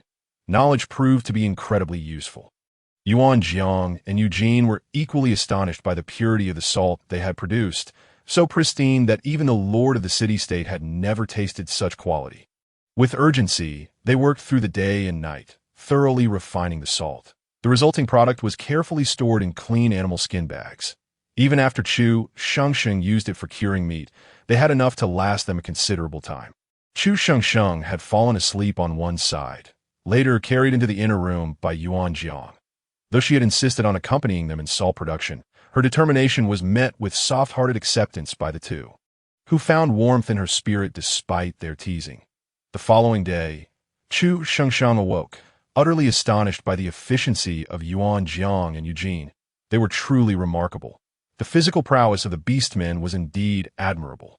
After a day and night of labor, the two regained their energy with ample food. Chu Shengsheng instructed Yuan Jiang to construct a rack and wooden frame for storing dry goods, while she asked Eugene to dig a cellar beneath the warehouse to preserve yam, ensuring its longevity. After a morning of diligent effort, the two Beastmen finally organized everything. Later, Eugene inspected the bedroom, expanding the bed and enlarging the space considerably. He also brought forth his collection of animal skins, stacking them in the storage room. Chu Shengsheng counted. Eugene possessed an impressive 53 top-quality skins, which combined with Yuan Jiang's, enriched their household to Chu Shengsheng's delight. She discovered that Eugene had a significant stash of pepper in one of the animal skin bags. When she inquired about its purpose, he casually replied that he used it to crush and sprinkle on roasted meat. Once they had arranged their belongings, Chu Shengsheng proposed they go out for gathering in the afternoon. Yuan Jiang readily agreed, while Eugene, though puzzled as to why 2 beastmen were needed for foraging, also consented, as he recognized some plants that would prove useful. That noon, Chu Shengsheng prepared a spicy and sour fish soup and sought edge shrimp sprinkled with pepper, evoking a delightful flavor reminiscent of spicy salt shrimp. She also grilled fish and prepared a simplified version of the traditional beggar's chicken using different leaves. Chapter 82. Outing as Eugene busied himself. His mouth was not idle. He relished the spicy salt shrimp, his expression gleeful. He adored Chu Shengsheng's culinary talents, considering her a treasure. Meanwhile, Yuan Jiang busied himself cleaning up after Eugene, ensuring Chu Shengsheng could focus on cooking. Yuan Jiang felt utterly drained from the effort of preparing meals. Eugene, I beg you, could you refrain from hovering around the cooking area and just eat? Yuan Jiang sighed, rubbing his temples in exasperation. Oh, I feel so embarrassed. Eugene replied, his demeanor betraying no shame as he spoke sweetly. Yuan Jiang, exasperated, asked, Are you even listening? Of course, Eugene replied, crunching on a particularly crispy shrimp, silently praising Yuan Jiang's skills. Yuan Jiang had quite enough of Eugene's antics. Earlier that day, he had taken a stroll and instructed Eugene to keep an eye on the roasting meat, only to return to find 2 charred fish that made him question if he had wandered into the wrong cave. It forced him to grill new fish. How fortunate that before he left, he had asked Eugene if he could watch over the fish, to which Eugene had assured him with utmost confidence. There's no way. Chu Shengsheng found it amusing, munching on the shrimp Eugene had fed her, while her hands were busy wrapping the chicken in leaves coated with yellow mud. Eugene, save some shrimp for Yuan Jiang. Don't gobble everything up at once. Chu Shengsheng coaxed him helplessly. Reluctantly, Eugene savored another shrimp before finally putting down the bowl filled with shrimp, obediently awaiting the remaining dishes. Yuan Jiang, having lost interest, ignored Eugene. After a while, the fish was grilled, the spicy fish soup was ready, and the beggar's chicken was complete. The trio washed their hands and began to dine. Eugene, having just learned to use chopsticks the day before, wielded them with surprising elegance and precision, adeptly picking up each morsel. The beggar's chicken was particularly successful. The meat was so tender it could be separated from the bone, having retained moisture and even oozed juices infused with the fragrant aroma of the leaves, making it exceptionally delicious. The 4 beggars' chickens quickly vanished, met with unanimous praise. Eugene especially relished the spicy fish. A true feast for the palate. The tangy and spicy flavors burst on his tongue, creating an irresistible allure. Once their meal concluded, Eugene took it upon himself to tidy up the remnants. With Yuan Jiang assisting, they ensured Chu Shengsheng did not lift a finger, and in no time, everything was clean. As they prepared to leave, Eugene declared, Shengsheng, let me take you this time. It's quite hot out. And I'm cooler. Chu Shengsheng glanced at the sunlight outside the cave and nodded in agreement. Indeed, it was sweltering. Yuan Jiang, with his thick fur, felt the heat as Chu Shengsheng climbed onto his back, both feeling the warmth. For the first time, Yuan Jiang questioned the benefits of his glossy, thick fur. Perhaps scales wouldn't be so bad, but considering he had scales, he opted to stick with his fur. This time, Chu Shengsheng planned to change direction, heading toward an area teeming with lush vegetation. She yearned to identify every plant, each being useful and complementing the other medicinal herbs. Indeed, in the beast realm, medicines were exceedingly precious. Chu Shengsheng cradled Eugene, and the trio, 2 beasts and 1 human, set forth into the forest once more. Chu Shengsheng observed the peculiar seasons of the beast realm. The flora here seemed to defy the natural growth patterns. Most plants thrived and ripened during the warm season, only to bloom anew in the cold. Each ripening occurred just before the peak of the heat or the cold season. It appeared that even wild plants here possessed an innate understanding of self-preservation. Striving to flourish. Chapter 83. Foraging together, the forest was indeed dense, with a refreshing coolness within, a stark contrast to the sweltering 38 to 39 degrees outside, akin to paradise. Chu Xingxing's cheeks flushed, and Yuan Jiang gently caressed her face, offering her water and crafting a small twig. Eugene, intrigued, inquired, "What is this twig for?" "I fear snakes may bite me," Chu Shengsheng replied, somewhat embarrassed. Eugene bent down, playfully pinching her delicate cheek. With a twinkle in his eye, declared, "Worry not. With me around, no snake would dare approach you, except for Baiyu." Upon hearing Baiyu's name, a flicker of concern crossed Chu Xingxing's face. "But how will Baiyu, a snake, survive in the warm season?" "Baiyu remains in the marshlands. It cherishes that place, for it is its home." Eugene casually plucked a leaf from her head, stating, "Do not fret for it. It has grown sufficiently and will find its own way." Reassured, Chu Shangsheng continued her search for herbs, with Yuan Jiang and Eugene safeguarding her. She recognized familiar plants on the ground, gathering a few leaves to crush and inhale, a potent aroma wafting forth. This was mugwort. Although uncertain, she discerned its large leaves. Mugwort, capable of dispelling dampness, alleviating asthma, stopping coughs, reducing inflammation, and ensuring a safe pregnancy. "This is a splendid find." Chu Shangsheng directed the two in gathering mugwort, carefully selecting clean leaves to place in a beast skin pouch. "This mugwort can stop coughs, reduce inflammation, and support pregnancy." She informed them of its properties. Eugene wrinkled his nose in distaste. He was not fond of the odor, yet complied with her instructions.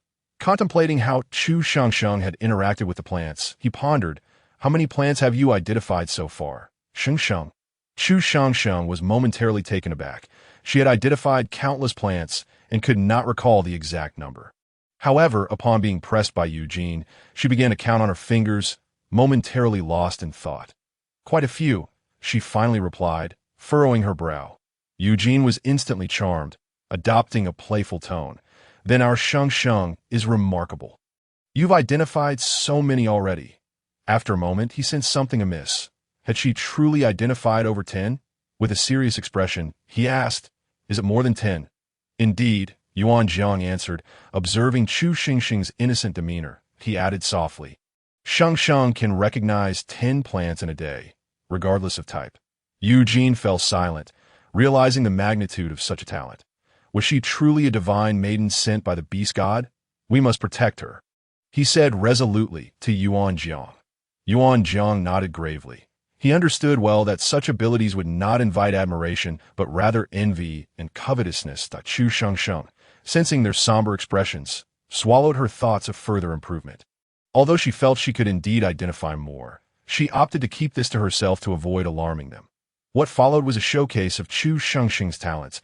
As time passed, they became desensitized to the initial thrill, moving from exhilaration to fearless forging. Eventually, Yuan Jiang and Eugene collected some wild fruits they recognized, their shared space brimming with bounty. Chu Shengsheng, glancing at the sky, decided it was time to return to the cave. On the way back, the heat had diminished, and Eugene suggested that Yuan Jiang escort Chu Shengsheng home while he hunted. Chapter 84. The silver-shelled beast. Upon returning to the cave, Chu Shengsheng placed the sunflowers in a corner. Feeling fortunate, she and Yuan Jiang had discovered another sunflower on their way back, bringing their total to 3.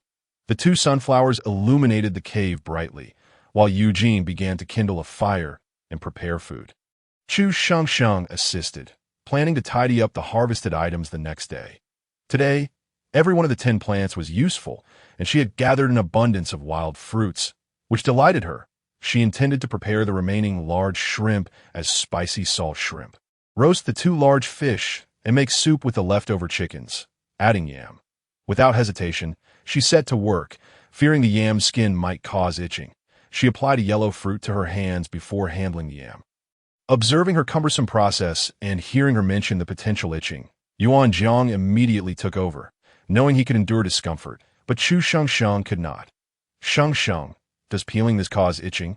Is it safe to eat?" Yuan Jiang asked, genuinely concerned. "But it's fine.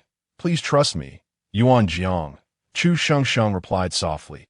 "May I eat first, and then you afterward?" Yuan Jiang asked cautiously. "I'm not doubting you," he added, unsure of how to articulate his concern. I understand, I'll listen to you. Chu Shengsheng smiled, her warmth radiating in the light, causing Yuan Zhang's expression to soften. The cave was filled with warmth, and soon after, Eugene returned. Shengsheng, I'm back, he announced, dragging in a massive catch. Chu Shengsheng had never seen such prey before. Its body was covered in scales, shimmering with a metallic silver hue and resembling a crocodile, with a colossal size and a tail measuring about 4 meters.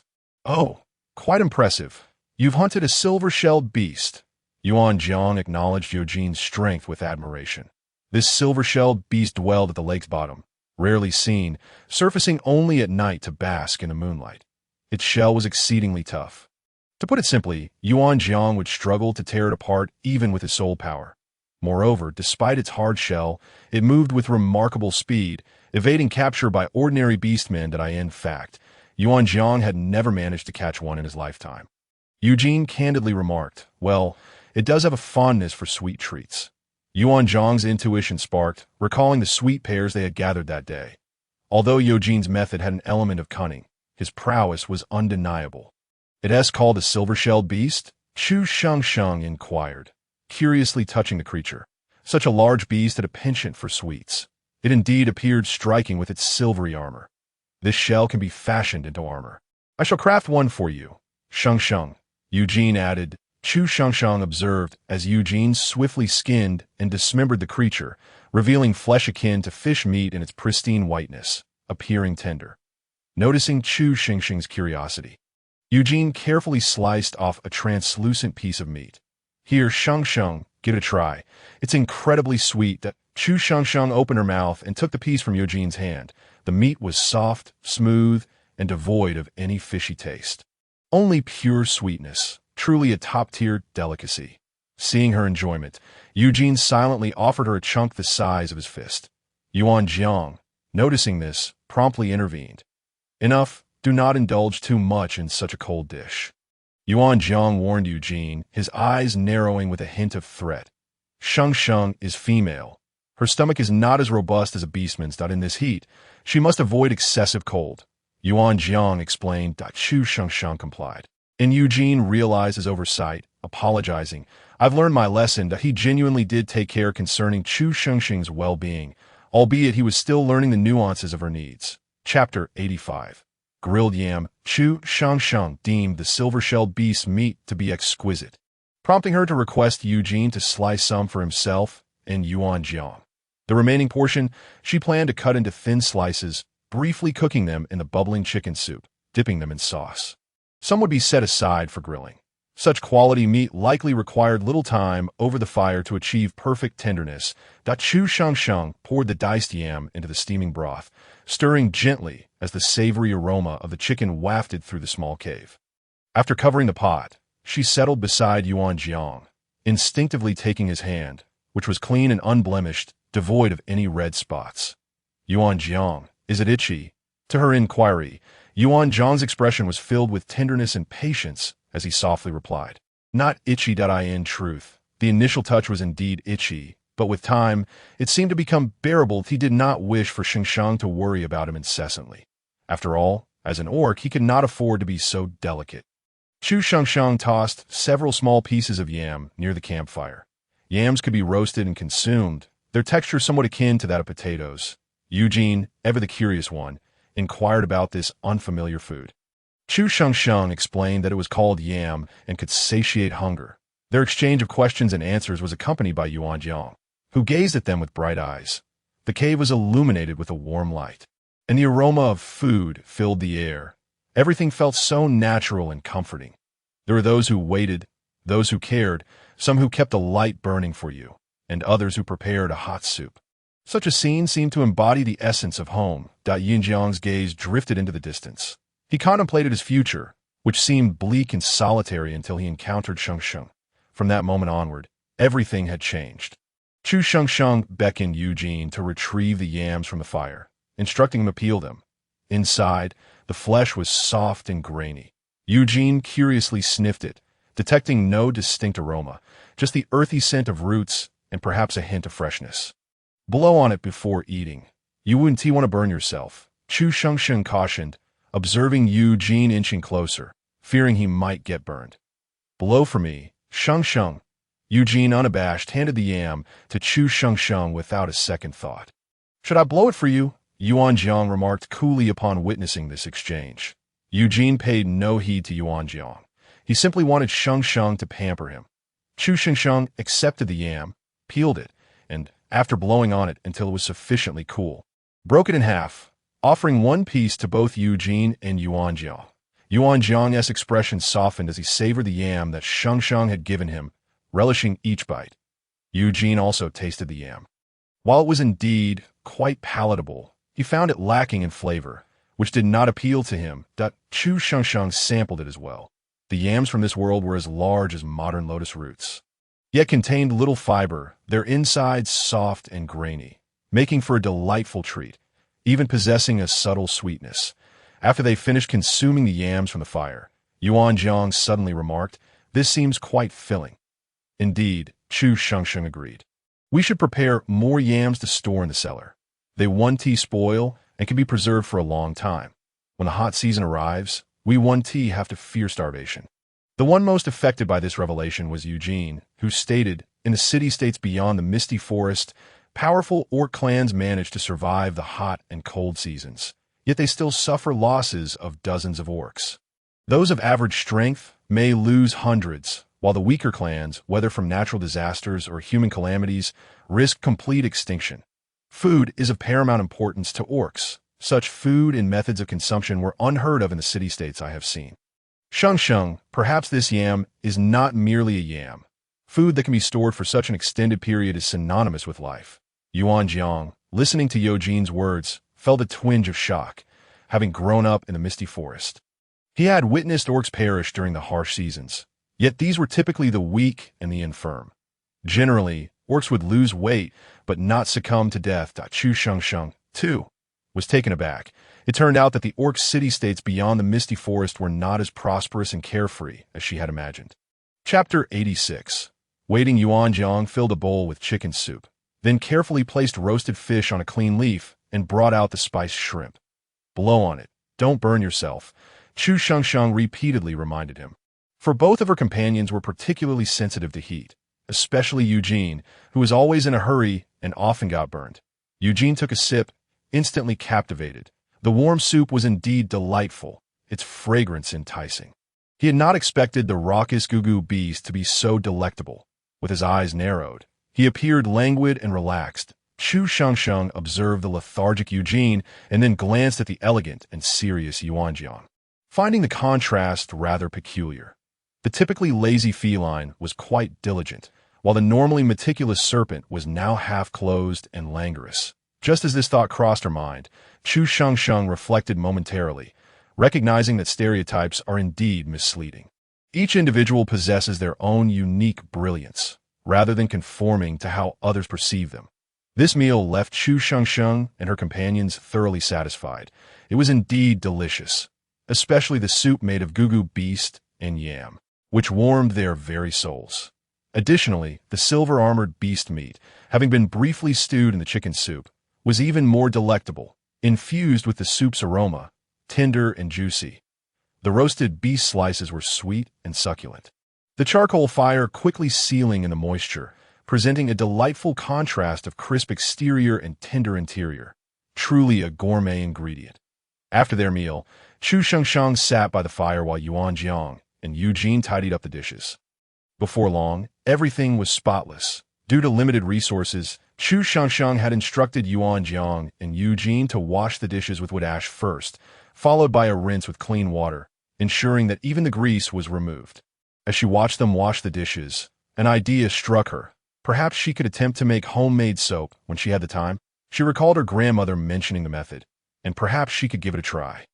After washing up, Yuan Jiang transformed into a leopard, inviting Chu Shengsheng to ride on his back as he prepared to take her to the hot springs. Eugene mentioned he would make a trip to the marshes, returning the next day without breakfast, but would bring back some game for the evening. Chu Shengsheng settled onto Yuan Jiang's back, and together they ventured to the hot springs. The springs were enveloped in steam, and as Chu Shengsheng intended to head towards her little pool, Yuan Jiang interjected, "Shengsheng, will you accompany me, please?" Chu Shengsheng gazed into Yizhang's deep, emerald eyes, feeling her cheeks flush uncontrollably. Yet, seeing his hopeful expression, she nodded slightly. Yuan Jiang transformed back into his human form, taking Chu Shengsheng's hand as they entered the springs together. Soon, Chu Shengsheng's bee-skin skirt was placed on a stone by the shore. Yuan Jiang fondly called out to her, repeating her name as if wishing to engrave it into his very bones. I am here. Chu Shengsheng patiently and tenderly reassured him, echoing her presence. Yuan Jiang's gaze fell upon her lips, now tinted a luscious hue from his kisses. Filled with desire, his eyes drifted downward, and he suddenly noticed the red snake totem on Chu Shengsheng's chest, causing his heart to tighten. This space was meant for a beautiful black leopard, yet now it bore a serpent. Chu Shengsheng sensed Yuanjiang's melancholy, and her gaze followed his down to her own chest. The blood-red snake appeared both cold and formidable. Yuanjiang, Chu Shengsheng's intended apology was silenced by Yuanjiang. Shengsheng, it's all right. I simply love you too much, and can't help but feel a twinge of jealousy. Yuanjiang spoke candidly, revealing his jealousy without reservation. Chu Shengsheng approached Yuanjiang, wrapping her alabaster arms around his neck, her crimson lips brushing against his moving throat in a silent invitation. How could Yuanjiang resist? He grasped Chu Shengsheng's waist, lifting her slightly. One hand held her slender waist, and Chu Shengsheng nearly succumbed to the overwhelming sensation, while Yuanjiang's teasing ignited a desire that remained unfulfilled. Chu Shengsheng gazed at him with wide, confused eyes, filled with allure. Yuanjiang swallowed hard, his throat marked with lingering red traces. In a husky voice, he said, Shengsheng, I promise I will fulfill what I owe you. I cannot give it to you now. Please wait for me. All right? Chu Shengsheng pouted in distress, prompting Yuanjiang to soothe her once more. Chapter 87. Organizing items by the time they returned to the cave. The moon hung high in the sky. Chu Shengsheng was cradled in Yuanjiang's arms, her mind foggy and on the verge of sleep. Yuanjiang laid her gently on the bed, holding her close, his gaze tender as he watched her. Meanwhile, Eugene had gone to the marshes, feeling somewhat concerned for Baiyu, and decided to check on him as well. Upon spotting Eugene, Baiyu was overjoyed, bouncing over like an exuberant puppy. Just as Eugene raised an eyebrow to speak, Baiyu dashed past him, peering behind him. In that moment, Eugene swallowed the words he had intended to say.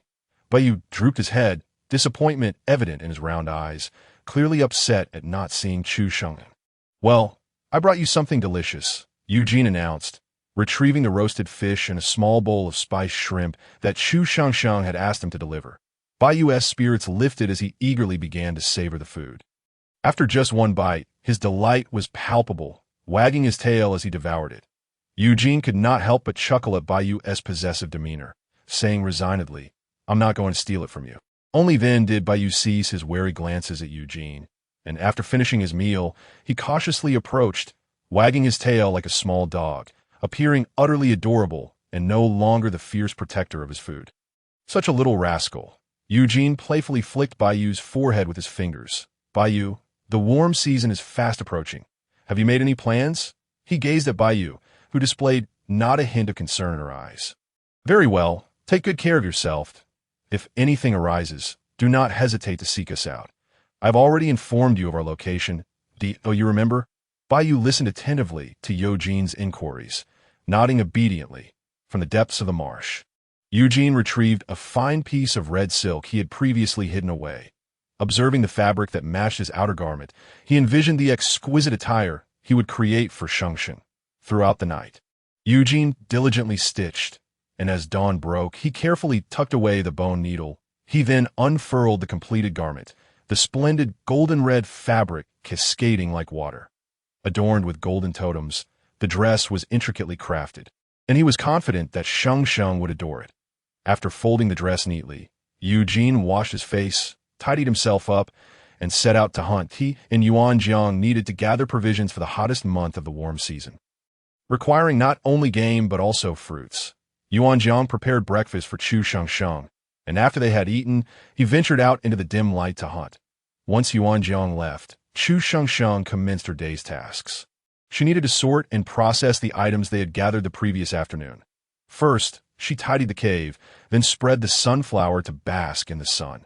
Following that, she proceeded to the storage room, where an abundance of items awaited her attention.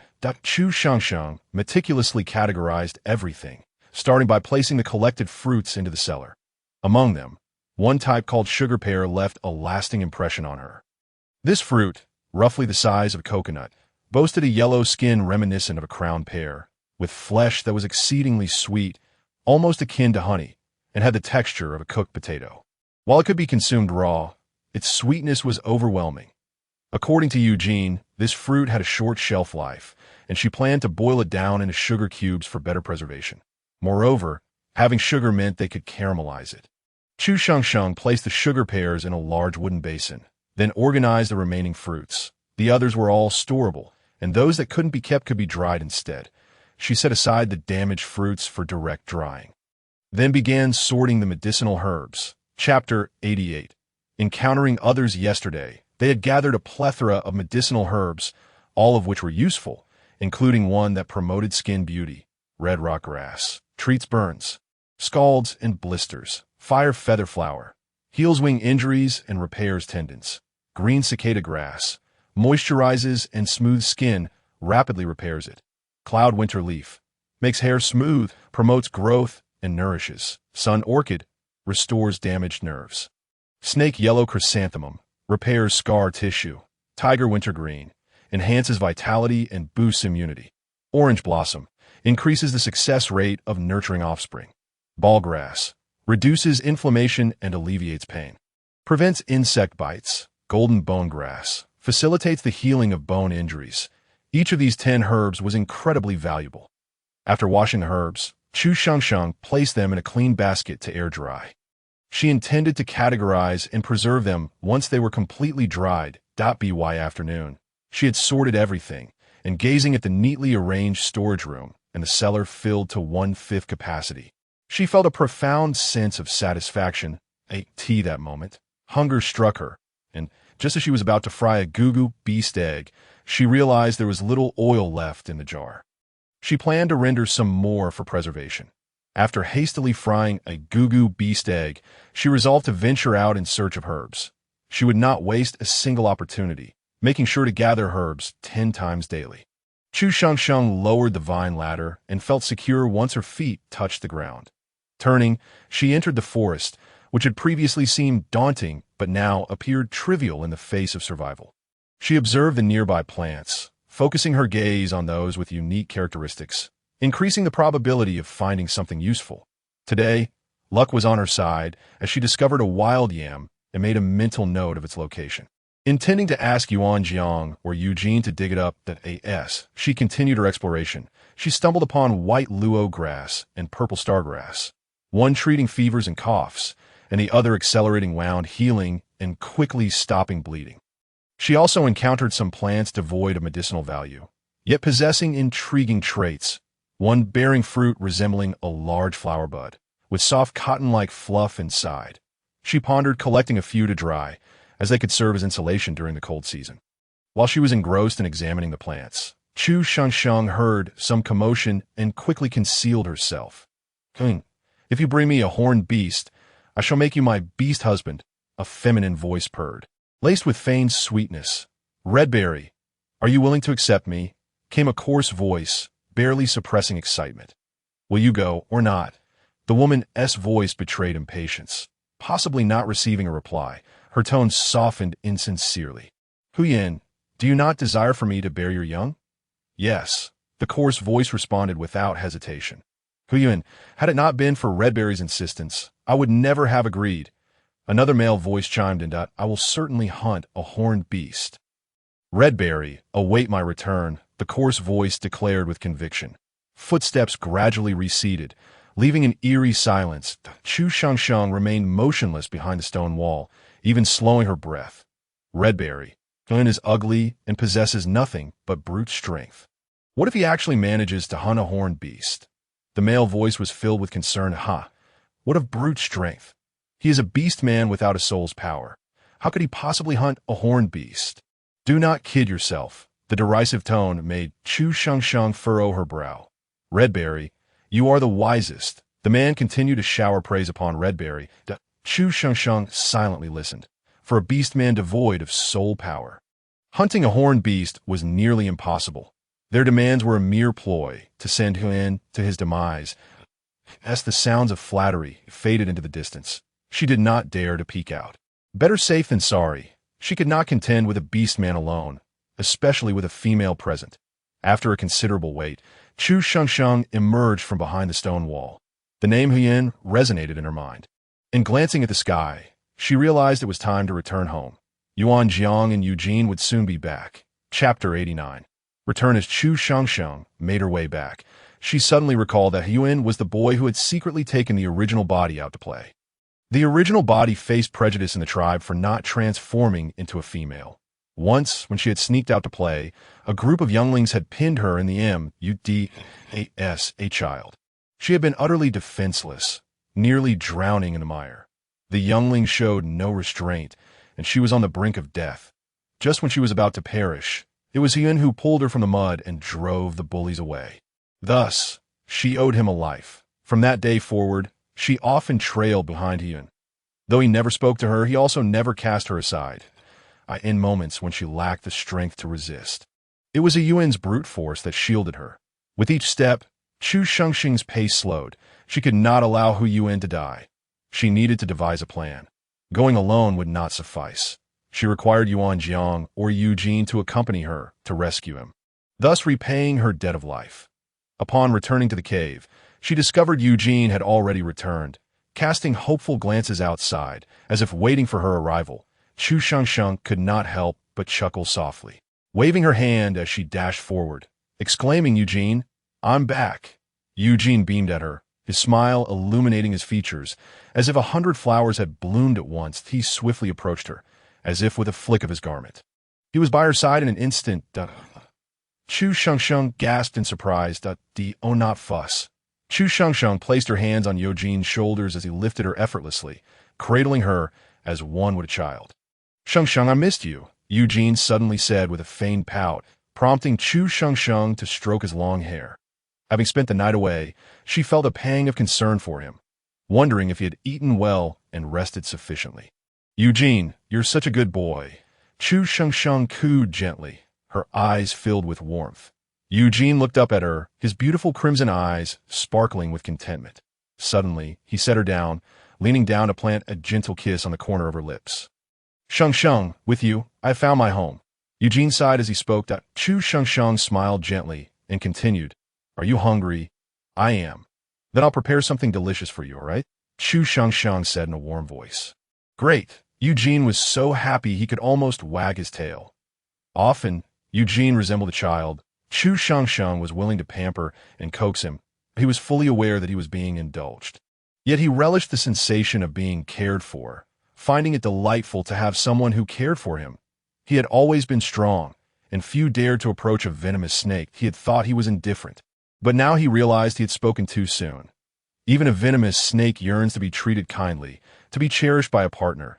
Chu Shengsheng swiftly ignited the campfire, chatting as she did so. "Eugene, shouldn't we gather some firewood?" Eugene had always listened to his wife, and without a second thought replied, "Sure. Where shall we put it?" Chu Shengsheng pondered for a moment, deciding to stack some firewood in the kitchen. That way, they would have it handy in case of an emergency. Hearing Chu Shengsheng's plan, Eugene nodded. Gathering firewood posed no challenge for him. As orcs were never averse to laborious tasks, I've discovered another wild yam. "That's wonderful. Where is it? I'll go dig it up for you tomorrow." Chu Shengsheng described the location to Eugene, who committed it to memory. "How was the hunting today?" Chu Shengsheng casually inquired of Eugene, who was clumsily assisting nearby. At this question, Eugene perked up. "Not bad, but I won't reveal the prey just yet. I'll wait for Yuan Jiang to return so we can compare." Eugene's face radiated pride.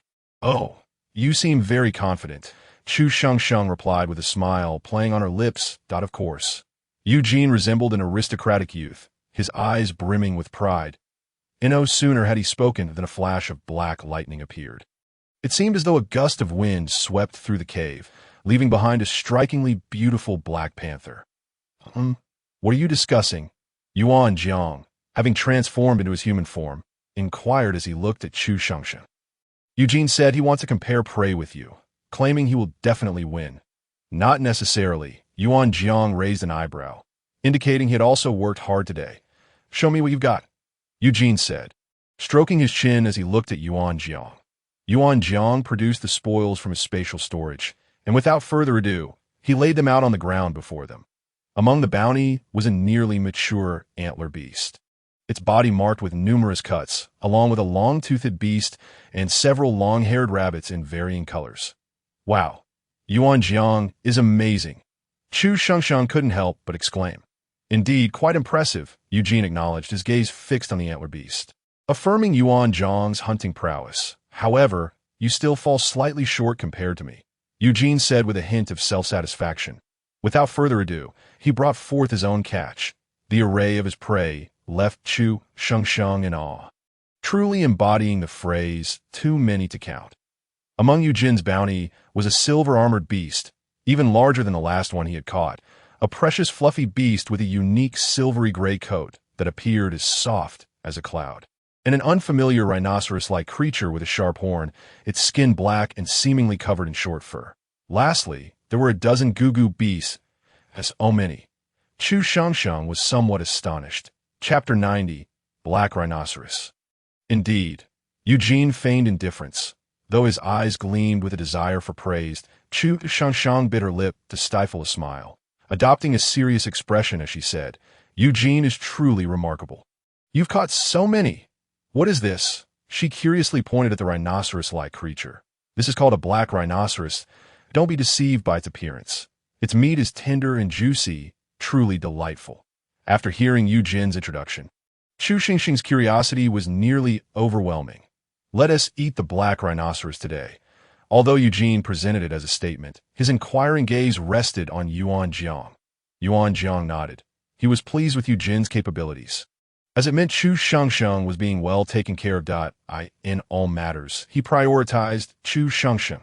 Many times, Yuan Jiang instinctively performed such acts, not out of obligation to the moral codes of the beast world, but simply because he wished to treat her well, to bring her joy and happiness, as expected. When Chu Shengsheng saw Yuan Jiang nod, her large eyes sparkled with excitement. She was genuinely curious about the black rhinoceros. Chu Shengsheng instructed Eugene to begin butchering the prey, meticulously dividing the meat and placing it on racks in the storeroom lined with large leaves. Meanwhile, Yuan Jiang took it upon himself to handle the black rhinoceros. Deciding that the cooking would be his responsibility, Chu Shengsheng observed the black rhinoceros' horn, which measured a full 50 centimeters, gleaming with a pearlescent sheen and possessing a gentle curve that made it appear both beautiful and dangerous. Could you craft a curved blade for me from this horn? Chu Shengsheng said, her eyes sparkling with desire. Of course. Yuan Jiang showed no hesitation, and Eugene fully supported him. Yuan Jiang carefully removed the horn intact, planning to cook first and then craft the weapon Chu Shengsheng desired afterward. With both men present, Chu Shengsheng recounted her encounter with Hu Yuan, sharing their backstory. She gazed at them with wide eyes. Yuan Jiang and Eugene exchanged glances. After a brief silence, Eugene finally asked, so, does Shengsheng wish to take him in? Chu Shengsheng. Take him in. Who are you referring to? Chu Shengsheng looked utterly puzzled. Once she realized, she helplessly glanced at the two eager orcs and said, showing gratitude does not necessitate a life bond. I simply want you to lend him a hand without revealing my existence. Understood. Yuan Jiang's face broke into a gentle smile. How shall we assist him? Eugene asked with curiosity. That female sent him alone to hunt the antler beast. You need to ensure his safety and simply relay what she said to him. The rest is up to him to decide. Chu Shengsheng spoke softly. Yuan Jiang gazed at Chu Shengsheng with a sense of emotion. Such occurrences were frequent in the beast world, yet no one paid attention. For orcs, lacking strength meant one could not speak.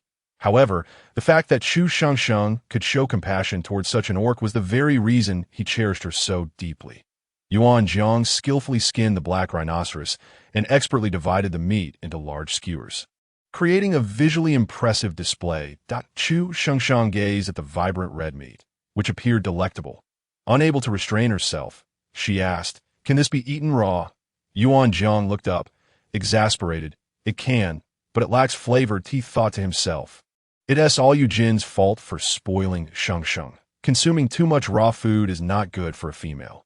Seeing Chu Shengsheng eagerly anticipating a taste, Yuan Jiang could only helplessly slice her small, tender piece to Ti or wide. As soon as she tasted it, she realized the meat had no fishy odor, but it was not particularly delicious, being somewhat fatty, likely due to its high oil content, and even a bit greasy. Yuan Jiang anticipated that Chu Shengsheng would not enjoy it, so he refrained from asking, though initially, Yuan Jiang felt a pang of regret at the sight of the pristine white salt being squandered. He reminded himself that it could be replenished and that this salt was not without purpose. The trio toiled until midnight, finally completing the curing of their catch. They hastily washed up before resting. Chu Shengsheng, exhausted, fell asleep atop Eugene, while Yuan Jiang, unable to bear the heat, instinctively pressed closer to Eugene. Unbeknownst to her, the previous night, Yuan Jiang had darkly moved Chu Shengsheng into his embrace, but the oppressive warmth had made her resist. Eugene watched the scene unfold, his expression hidden in the shadows, brimming with satisfaction. By dawn, Yuan Jiang was seething with frustration, while Eugene carefully shifted Chu Shengsheng from his side and left with a sense of fulfillment. Despite Eugene's penchant for teasing, he remained silent in the presence of Yuan Jiang, the designated cook. Yet, the pride that shone through his eyes led Yuan Jiang to withhold a single chili pepper from him during meal preparation. When it came time for the spicy stir-fried meat, Yuan Jiang intercepted Eugene's attempt to reach for it, stating, "This is Shengsheng's favorite." In response, Eugene refrained from touching that dish, though the furtive glances he cast in its direction brought Yuan Jiang a measure of comfort. Eugene lowered his head, a subtle smile gracing his lips. They planned to venture to the area frequented by the horned beasts, knowing that hunting them would be a relatively simple task for two formidable individuals. Yuan Jiang discreetly observed Chu Shengsheng, planting a gentle kiss on her forehead, his eyes filled with affection. Soon after, Eugene and Yuan Jiang set off. Tea was well into the morning when Chu Shengsheng stirred from her slumber, immediately feeling a gnawing hunger. After freshening up, she discovered the meal they had left for her. Yuan Jiang had roasted wild yam and stir-fried meat, which looked quite appetizing. Chu Shengsheng devoured the food with great enthusiasm, and Yuan Jiang was always aware of her appetite, just as he had been in the past. Chu Shengsheng expressed a desire for Yuan Jiang and Eugene to dig a storage cave for meat at their home upon their return. Along with constructing a rack for hanging the meat, she mapped out her plans. She tidied both indoors and outdoors with diligence. Later, Chu Shengsheng gazed out at the brilliant sun outside the cave, deciding against venturing out. Yuan Jiang had mentioned the previous day that within a week's time, the entire beast realm would be engulfed in the hottest period of the season. Their stores were still insufficient, and Chu Shengsheng intended to accompany them the following day to gather not only meat, but also vegetables and starchy crops to sustain them. Chapter 92. Rising meanwhile, Yuan Jiang and Eugene worked in tandem to topple a massive horned beast. Eugene ensnared the creature with his body while Yuan Jiang sank his teeth into its throat. Once they confirmed the beast was dead, Eugene stored away, raising an eyebrow and remarking, "You're quite the hunter." Yuan Jiang returned the compliment, and soon after, they engaged in a frenzied slaughter of their prey, quickly filling their spatial rings. Yet, the day was still young, and they decided to gather some fruit, knowing it was Chu Shengsheng's preference. Yuan Jiang severed some vines and, employing the method Chu Shengsheng had taught him, wove 2 large baskets, one for himself and one for Eugene, as they frantically collected supplies. The hottest days of the season were a trial for the Beastmen, especially for the delicate females. As long as they prepared adequately, Chu Shengsheng would not suffer. Upon returning home, they were greeted by the tantalizing aroma wafting from the cave, although the sky began to darken. The cave remained illuminated. Upon entering, they were met with an array of dishes prepared by Chu Shengsheng. Without further ado, they hastily consumed their meal and assisted Chu Shengsheng in organizing the day as catch and fruits. Eugene skinned the prey, while Yuan Jiang cut it up, subsequently curing the meat. Yuan Jiang also constructed a rack to hang the preserved meat, ensuring it would remain fresh in the sweltering beast realm. As Chu Shengsheng sorted the fruits, she declared, "Tomorrow, I will accompany you both to gather supplies. We need to prepare some stone jars for water storage. Sheng Sheng, it's too hot outside. The prey can be dangerous. Yuan Jiang gently attempted to dissuade her. But I want to go, please. Chu Shengsheng pleaded with hopeful eyes. Yuan Jiang felt his resolve wavering. It was indeed challenging to refuse her soft entreaties. You may go, but you must promise to listen to us. Eugene finally decided after some contemplation. Seeing Yuan Jiang's hesitant expression, Eugene smiled lightly, assuring him, with our capabilities, we can easily protect Shengsheng in the Yuncheng Mountains. Realizing that Eugene's concern was genuine, Yuan Jiang nodded slightly, signaling his agreement. That night, Chu Shengsheng was coaxed to sleep by Eugene, while the remaining meat was processed by the two men. The next morning, Chu Shengsheng awoke to a slight itch at the corner of her lips. Slowly opening her eyes, she was met with Eugene's striking red irises. Woken up? My Shengsheng. Eugene's lips curled into a smile, his eyes gleaming as Chu Shengsheng gazed at Eugene's face, her expression innocent and endearing like a little white. He is aware that she cares for him, which is why she behaves in such a manner. For the orc, nothing is more significant than the concern of a partner. Shengsheng, hurry and wash up. It's time for dinner, Yuan Jiang gently instructed Chu Shengsheng, noticing Yuan Jiang's consistent tenderness. Couldn't help but smile and replied affirmatively. Take tea that moment. Yuan Jiang's keen gaze caught sight of the marks adorning Chu Shengsheng's neck, her beautiful lips swollen and tender. Eugene sensed Yuan Jiang's scrutiny of the marks and cast an awkward glance, sheepishly touching his nose that he hadn't intended for things to escalate in that manner. However, he had lost control. The fact that Shengsheng was able to emerge at this moment was a testament to his formidable self-restraint. Eugene glanced back, seeking mercy, prompting Yuan Jiang to shift his gaze away. Indeed, during this meal, Yuan Jiang served Eugene overcooked meat, tasteless fried eggs, and a dish of spicy stir-fried meat laden with ground chili. Eugene remained silent, consuming everything on his plate. Chu Shengsheng understood that Yuan Jiang was deliberately venting his frustration on her and chose not to intervene, taking pleasure in watching Eugene drink copiously to alleviate the spiciness. How delightful it was to see Eugene bullied. After the meal, everyone except Eugene appeared quite satisfied. Following their meal, Yuan Jiang and Eugene swiftly tidied up and the trio set off together. Chapter 94. Departure. Chu Shengsheng sat atop Eugene. Gazing into the depths of the forest, she could distinctly feel the air growing drier. Even the leaves appeared to wither. Tea this hour. Not yet noon. The temperature felt as if it approached 40 degrees and continued to rise. Chu Shengsheng's complexion flushed, her lips slightly chapped, prompting Yuan Jiang to offer her water, of which she drank nearly half a pouch. This water pouch, crafted from animal hide, could contain a substantial amount of liquid. Chu Shengsheng had consumed half a pouch on her own, while neither Yuan Jiang nor Eugene had taken a sip. Truly, the orc's constitution was remarkable. Yuan Jiang tenderly tucked Chu Shengsheng's damp hair behind her ear and softly said, Shengsheng, please don't venture out next time. The heat is unbearable. Chu Shengsheng swallowed the water and earnestly replied, No, we need to stock up on supplies. Otherwise, the hot season will be quite challenging. By the way, did you see Hu Yuan yesterday? No. That orc likely went to another forest where the horned beasts frequently appear. We shall head there today to see if he is present, Eugene replied while protecting Chu Shengsheng. All right, Chu Shengsheng said, wrapping her arms around Eugene's form, her face pressed against his cool scales, her mind slightly hazy. Suddenly, Yuan Jiang halted, and Chu Shengsheng turned to observe an abundance of ground chili.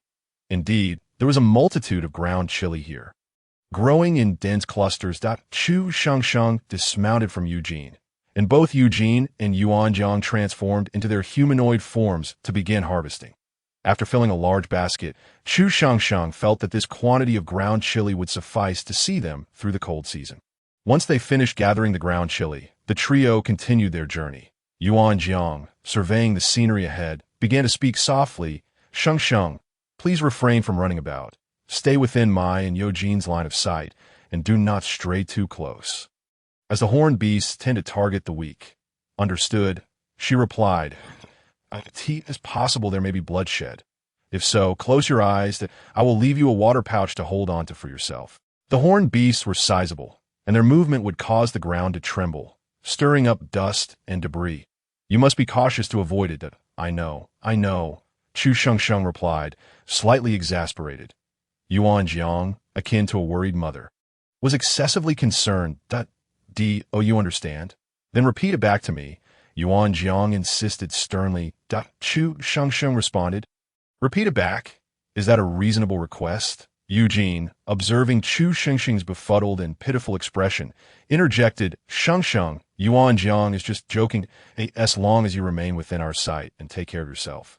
Trust that we will protect you. Chu Shengsheng obediently nodded, and Eugene couldn't help but ruffle her hair, smiling warmly, so well-behaved. After walking for approximately 10 minutes, they arrived at a grassy clearing with sparse trees, most of which were towering giants. Surrounding the meadow was a 5-meter-wide stream. Chu Shengsheng was placed behind a large stone by Eugene, after which Yuan Jiang handed her the water pouch. Chu Shengsheng, with her handmade animal hide bag slung over her shoulder, obediently hid behind the large stone. Yuan Jiang and Eugene cautiously approached, slightly veering around the grass by the stream. Yuan Jiang transformed into a black panther, lowering his head as he stealthily advanced. Eugene transformed into a snake, gliding forward with grace. When they reached approximately 100 meters from the river, Eugene subtly flicked his tail towards Yuan Jiang. Instantly, Yuan Jiang crouched down, halting his advance. At this moment, the sun was high in the sky, and the horned beasts, driven by the sweltering heat, sought refuge in the cool waters of the stream. The oppressive temperature rendered them lethargic, making this the optimal time for hunting. Suddenly, a robust orange and black striped tiger leaped from the underbrush. Attempting to pin down a horned beast, the tiger had selected a target that had only just reached adulthood, yet it underestimated the creature's strength. Chapter 95. The outcome is determined. The tiger failed to subdue the horned beast and was instead flung aside. The tiger tumbled clumsily to the ground, narrowly avoiding the horned beast's counterattack. In the next moment, the tiger lunged once more, its sharp claws tearing into the horned beast's hide, provoking an even greater retaliation from the prey. The horned beast, fueled by its immense power, unleashed its ferocity. This time, the horned beast charged at the tiger with incredible speed, and with a massive tree at its back, the tiger found itself unable to evade. Forced to dodge only the most lethal strikes. Shall we go? Yuan Jiang whispered. Eugene's serpentine form rose slightly, indicating his agreement. If they did not intervene, the orc would undoubtedly perish. The endurance of orcs could not compare to that of the horned beasts. Just before the horned beast charged again, Yuan Jiang sank his fangs deep into its back. His pristine white teeth pierced deeply into the prey's flesh, while Eugene coiled his tail around the tiger, flinging it aside. Subsequently, he froze the horned beast's limbs, rendering it immobile. Who are you? The tiger inquired, eyeing Yuan Jiang and Eugene with evident suspicion. Eugene asked cryptically. The tiger's eyes widened in shock as it responded. Who are you? This reaction confirmed that this was indeed the Huyuan who had once aided Shengsheng. You need not concern yourself with our identities. We are merely passers-by, Yuan Jiang replied, withdrawing his fangs from the prey. At this moment, neither Yuan Jiang nor Eugene had reverted to their humanoid forms, leaving Huyuan on high alert. In these times, treachery and violence were all too common. How do you know my name? Huyuan queried. Bewildered, it was a careless observation of that female named Hong Mei, who led you to your doom, while simultaneously belittling you. Eugene remarked casually he wished to keep Chu Shengsheng concealed, as he remained wary of everyone around him. It was best for Shengsheng to remain hidden. This time, it was Yuan who fell silent, pausing momentarily before saying, "What business is it of yours?" "Mind your own affairs." Eugene's tone dripped with sarcasm as he replied. "Do you not realize what sort of female she is? She does not love you, nor would she ever consider you a mate." I said, "Mind your own business. If you must interfere, then leave this horned beast to me." Huyan appeared resolute, fixated solely on claiming the horned beast. Yuan Jiang observed Huyuan's obstinacy, a scenario he had anticipated. The reminders they offered were prompted by Shengsheng's request, and their ability to assist was limited to transient aid, not lifelong support. Eugene displayed indifference. Having encountered many orcs of this ilk, he had long foreseen Huyuan's choice. He initially hoped for a different outcome. Yet here they were like tea times. Orcs appeared driven solely by the instinct to reproduce. Their every action dictated by the females. Eugene had even heard tales from wandering orcs, recounting how in some remote tribes on the edge of the continent, there were orcs who had never encountered a single female in their lifetime. "Let us go," Eugene said coldly, turning away. Yuan Jiang, realizing that Huyuan was beyond persuasion, added, "The prey is yours. We were merely tasked with saving your life." "Tasked with saving my life?" Huyuan seemed taken aback. "You need not know. Take the prey and appease the female who seeks your life," Eugene remarked, swiftly departing without a backward glance. Upon hearing this, Huyuan's claws sank deeply into the earth as he muttered softly, "Only Hongmei is willing to approach me. Even if it is deception, I would gladly accept." Orcs possess keen hearing, and Yuan Jiang and Eugene paused momentarily. Huyuan's words resonated with them. They understood, for they too were beings who were not favored by others, either insidious and toxic, causing others to steer clear, or unique and unblessed by the beast god. Huyuan seemed to represent an alternative fate for them. Had it not been for Shengsheng, they too might have succumbed to a similar destiny as Huyuan. Despite knowing that the female possesses no genuine affection, one can still make do. Emotions are never merely a matter of compromise. A relationship forged through mere convenience lacks tolerance, and one often views the other with undue harshness.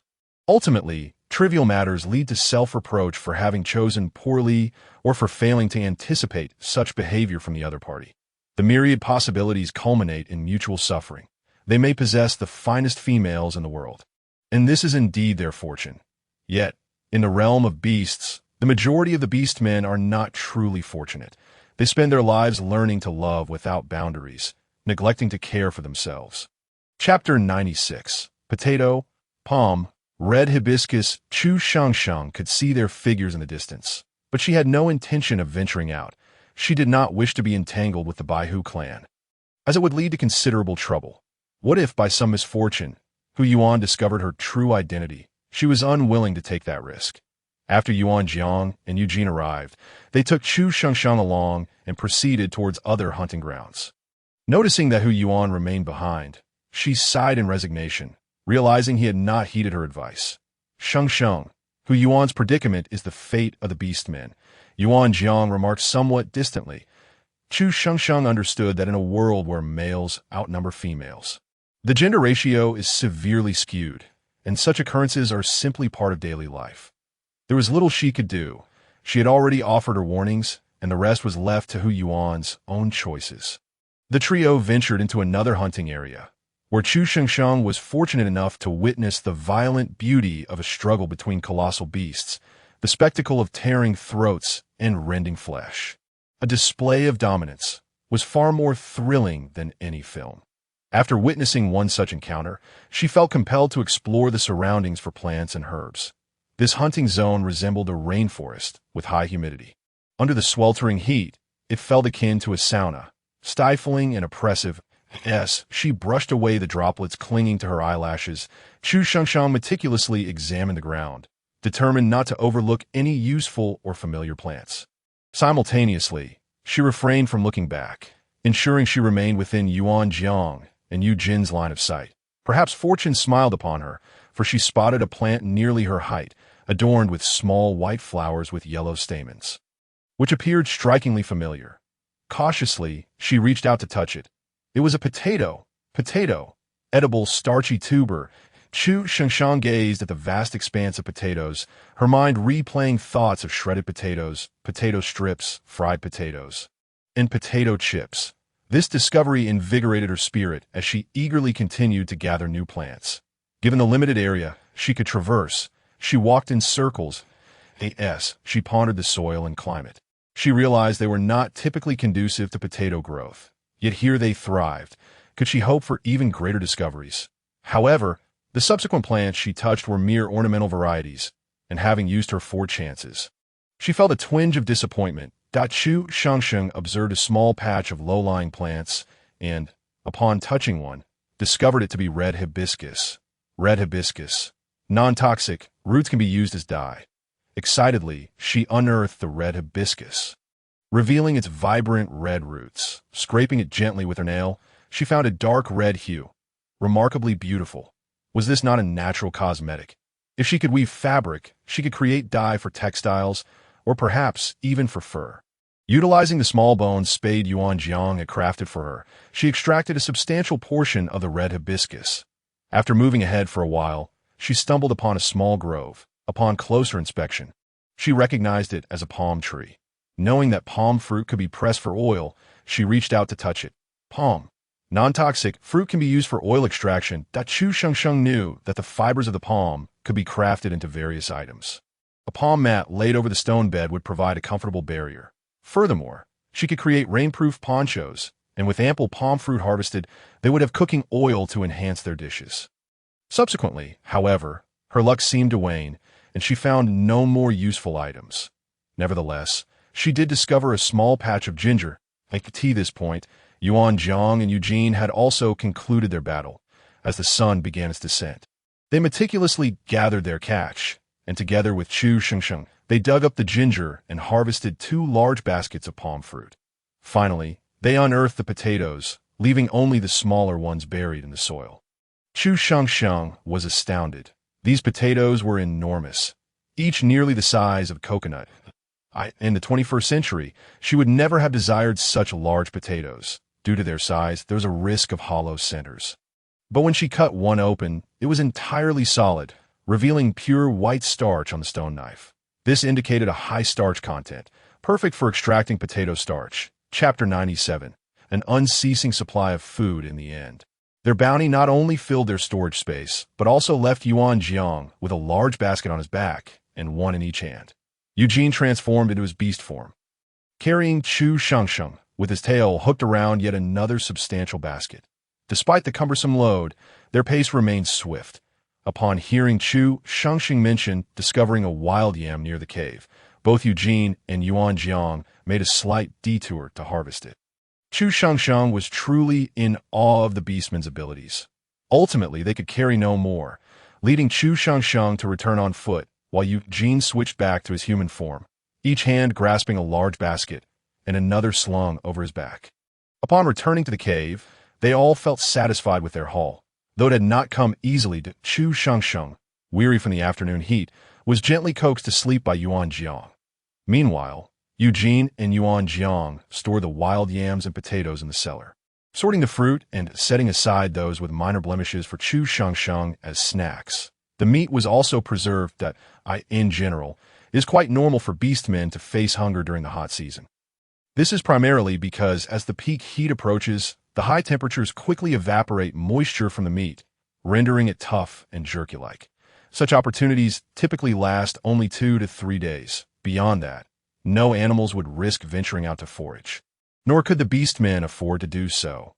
Having prepared ample cured meats, they should be able to sustain themselves for half a month, and if they rationed wisely alongside the tubers Chu Shengsheng had gathered, they could endure for 2 months without hunger. This calculation filled Yuan Jiang and Eugene with ecstatic joy. Such a method of storage could nearly alter the fate of a city-state. After all, only the living possess value and the ability to create worth. The following morning, Yuan Jiang and Eugene refrained from waking Chu Shengsheng, finishing their breakfast before setting out early for hunting. Their target this time was a nearby lake, teeming with gugu beasts, fish, and shrimp. The lake would only dry up during the hottest periods, attracting numerous wild beasts. However, at this time, no beastmen would dare provoke a pack of wild animals. In this crucial moment of survival, the beasts themselves would not withstand provocation. Typically, beastmen tribes would hunt the lone, weak, or ailing animals, as this approach ensured a higher success rate in the face of life and death. Every tribe strives to ensure the survival of its young, with many older and weaker beasts opting for self-sacrifice. They would drag their weary bodies away from the young, constructing a barrier with their own lives. The lakeside, surrounded by forests, held the strongest warriors and the hopes of every tribe. And beastmen would return to attack these creatures, nor would the beasts assault the beastmen. Both factions required their strength to endure impending calamities. Yuan Jiang and Eugene arrived at the lakeshore early in the day, the heat already palpable. They divided their tasks. Eugene would catch fish, shrimp, and other foods from the lake, while Yuan Jiang focused on gathering eggs and capturing gugu beasts. For them, accomplishing these tasks without disturbing the surroundings was hardly a challenge. After a morning of activity, the two managed to scour both the lake and its vicinity. Naturally, they did not capture everything. For, as Shangsheng would say, sustainable development is key. Before departing, Eugene noticed Yuan Jiang cutting grass and, puzzled, asked, "What? Have you taken to grazing?" Without turning his head, Yuan Jiang replied, "Shangsheng likes it." That one remark prompted Eugene to join him in the task. After completing a circuit, they left with a sense of fulfillment. "Eugene, I need green juice," Yuan Jiang stated. Eugene nodded and replied, "You go ahead. I will hunt and return home on time." "All right." Yuan Jiang intends to treat the red-scaled lizard skin he has tailored for him once more, ensuring it becomes even softer, with the fur flowing like water. Upon awakening, Chu Shengsheng consumed the roasted yams prepared by Yuan Jiang, along with meat broth and scrambled eggs. Following this, she began to wash palm fruits and then lay them out to dry in a clean basket. The sun outside was particularly fierce, and a mere 15 minutes of exposure sufficed. Next, she commenced tidying the cave while mentally planning to store more water, utilizing porcelain stone for this purpose. Additionally, it was essential to stockpile animal fats as a precaution, along with firewood to ensure a stable passage through the hot season. Chapter 98. Shigan, meanwhile, unbeknownst to them, the colossal horned beast that Hu Yuan had brought back left the beastmen of the tribe in utter astonishment. Early that morning, Hu Yuan returned to the White Tiger tribe, burdened by the immense horned beast on his back. Before Hongmei's cave, he proclaimed loudly, "Hongmei, I have hunted a horned beast." At that moment, Hongmei was engaged in an intimate act with her most formidable partner. Though she heard Hu Yuan's voice, her current predicament rendered her unable to respond. She continued to comply while feigning ignorance. The beastmen possessed keen hearing, and Hu Yuan listened as one of them inquired, "Which low-born wretch is it now?" Hongmei, her voice fractured, retorted, "It is of no consequence, ignore it." Following her words, a commotion ensued. Hu Yuan's grip tightened, and he lowered his head in silence. Gazing at the horned beast at his feet, he sensed the increasing presence of fellow tribesmen around him. Their faces a mix of disbelief and envy, more so eager to witness the unfolding drama. Such was the nature of the White Tiger tribe. Hu Yuan stood outside the cave for an hour, the heat almost suffocating him. His lips turned pale, and beads of sweat adorned his brow. Eventually, one of the tribe members could no longer contain themselves and suggested, "Hu Yuan, perhaps you should return. Shigan is a second-tier soul-powered beast man. Provoking him would yield no favorable outcome." After a moment of silence, Hu Yuan inquired, "Who is he?" "He is the new partner that Hongmei found from outside." Indeed. He possesses formidable strength and is not to be trifled with. Moreover, he is a lizard beast man, quite fearsome. Did you hear any of his reputation when you were out? I have heard he is quite ruthless." The tribe members chattered among themselves, clarifying the identity of the beastman Shigan. Despite their urging for Hu Yuan to leave, he remained resolute. He simply sought a resolution, patiently waiting for Hongmei to conclude her affair. An hour and a half later, Hongmei emerged, her face flushed. "Hongmei, feeling good, are we?" "Shigan is quite agreeable, isn't he?" "Go away. Stop loitering outside my cave. I hear your prattling. Yet you don't even bring me a piece of meat." Hongmei's ordinarily plain face bore a hint of allure as she playfully cast a flirtatious glance. "Hongmei, if you fancy him so much, I, Hu Yuan, could also fulfill your desires. What an audacious thought! Should you dare lay a hand on me, I would have Shigan beat you to a pulp," Hongmei retorted fiercely. "Pah!" Seeing Shigan's imposing figure, Hu Yuan quickly retreated from the crowd. "Hongmei, I have brought the horned beast," Hu Yuan croaked, his throat parched. Upon hearing Hu Yuan's raspy voice, Hongmei frowned and, catching sight of Shigan exiting, hurriedly said, "Understood, just leave it here." "And what else?" Hu Yuan raised his gaze to Hongmei, his eyes betraying exhaustion from the journey and a sleepless night, now tinged with red veins. "What?" Hongmei snapped impatiently, her mood soured by the sight of Hu Yuan's unattractive face. Hu Yuan fell silent, realizing that all his efforts had amounted to nothing more than a farce. He had only managed to touch his own heart, failing to stir any emotion in Hongmei.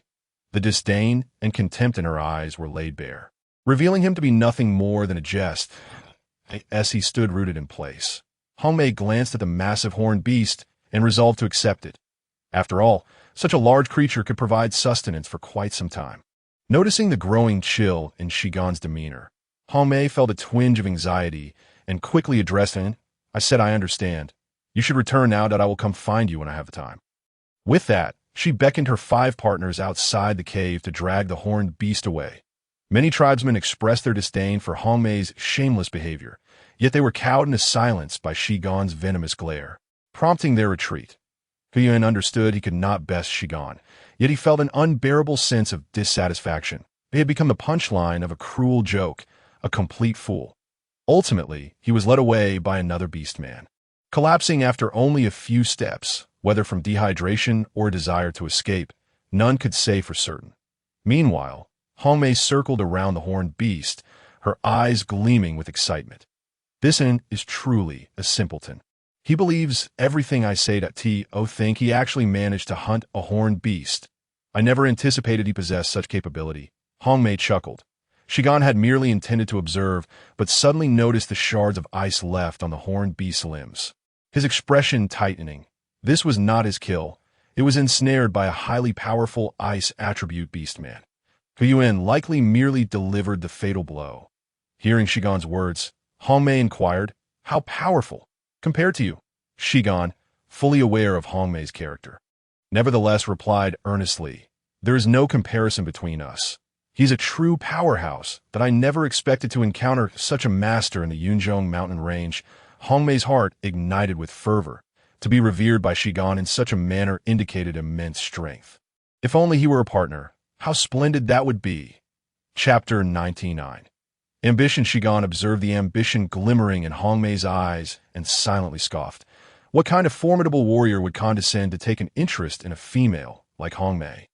He was not her mate, but merely the object of her self-deluded insinuations. He was a wandering beastman who had endured countless hardships to traverse the misty forest before encountering Hongmei. Desiring to glean information about the Yunzhou mountain range, he chose to accompany Hongmei back to the White Tiger tribe. There, he discovered that with his second-tier soul power, he was regarded as a strong man. For the tribe's formidable beings were mostly first-tier, hardly a match for him. I shall go see him and inquire how he obtained this prey, Hongmei stated, her face flushed with excitement, as if she had already secured the powerful Beastman for herself. Shigan, aware of Hongmei's intentions, chose not to intervene. T2 was curious about this powerful figure. Could he also be an outsider? In the city-states he had visited, he had not heard of any Beastman possessing ice attribute soul power at the very least of Tier 4. Unbeknownst to Shigan, his unfamiliarity with Eugene stemmed from his insufficient strength to engage with such individuals. Thus, it was hardly surprising he was unaware. Hongmei tidied her disheveled hair, revealing her ordinary visage. Should Huan prove unwilling to divulge information, she would gladly offer him a position as a lover. Hongmei had 6 beast husbands, though she ought to have had 4 more. However, one had perished while hunting for her, and another had fallen from a cliff while foraging for fruit, subsequently abandoned by her, meeting a swift demise. The remaining 2 had been cast aside, becoming wandering beastmen, their fates unknown. Hongmei had always believed herself exceptional. She had only ever heeded words that pleased her ears, rendering her self-perception somewhat justified. Now, she cherished her position as a beast husband, recognizing that each one lost meant one less, making the role of a lover appear more substantial. In truth, she longed for Shigan to become her beast husband. She relished being treated roughly. Yet, her other husbands were ineffectual, lacking the courage to defy her or harm her. Ultimately, she had trained them well. However, Shigan was merely a wandering beastman, and their relationship was limited to physicality, leaving her feeling insecure. Thus, she found herself perpetually doting on Shigan. Yet, as a spoiled female, how could she be content with such a situation? If she were to find someone stronger, she would have her new husband eliminate Shigan. Hongmei approached Huyuan's cave, stealthily surveying her surroundings. Confirming that no one was near, she swiftly darted into Huyuan's lair. The cave was shrouded in darkness, accompanied by an unfamiliar, pungent odor of fur. Although the cave intimidated her, she summoned her courage and softly called out, "Hun." Are you there? Suddenly, a tail wrapped around her ankle, startling her. She looked down and, upon recognizing it as Hu Yuan's tail, let out a sigh of relief. Why did you scare me? Come out, Hong Mei urged. What brings you here? Hu Yuan's voice emerged, laced with ambiguity, that I came to check on you. Of course, Hong Mei replied. Sensing a lack of emotional depth in her words, she quickly added, You hunted such a large horned beast. You must be injured. I was worried about you, so I came to see. Worried? Echoed, his tone enigmatic. Ah, yes, I am indeed worried about you. Hong Mei continued. Now that you've seen, you should leave. Huan has ceased to concern himself with pleasing Hong Mei. It was his naivety that brought him to this point. This time, he resolves to liberate both himself and Hong Mei. Huan, I sense that Hong Mei's words are lodged in her throat, caught in a limbo she has never experienced with him before. Chapter 100. Hu Yuan's cave. Hong Mei, somewhat vexed and embarrassed, contemplated the formidable Beastman with ice attributes she had learned about, and thus managed to suppress her impatience. With her head bowed, she continued, Hu Yuan, are you angry? My previous behavior towards you was a result of Shigan's constant physical assaults and threats. His strength intimidates me, leaving me no choice but to echo his words. Hu Yuan was momentarily taken aback. After a brief pause, he inquired, He struck you? Yes, Hong Mei replied, and in an effort to convince Hu Yuan of her sincerity, added, In truth, Shigan is not my partner. He coerced me into submission. He is a wandering beastman. Wandering beastman. Hu Yuan's eyes reflected shock and apprehension. Sho, lower your voice. Do you wish for others to overhear? Hong Mei's expression betrayed a hint of panic as she began to regret revealing this information, believing Hu Yuan to be less than astute. Hu Yuan felt the hand covering his mouth and appeared bewildered. This was his first encounter so close to a female, and he felt an undeniable shyness. After finally steadying his thoughts, he said, I care not whether he is a wandering beastman. I have already given you the horned beast, not return, oh, you still not believe me. Hong Mei realized that Hu Yuan genuinely intended to abandon her, a notion she would not tolerate. He was unable to let her go, and her own vanity flared, especially since she needed to leverage Hu Yuan's connections to meet the ice attribute Beastman. With a swift motion, Hong Mei unfastened her leather dress. Hu Yuan was taken aback by her actions. Stepping back in shock, his expression blank and flustered. He had never witnessed such a scene before.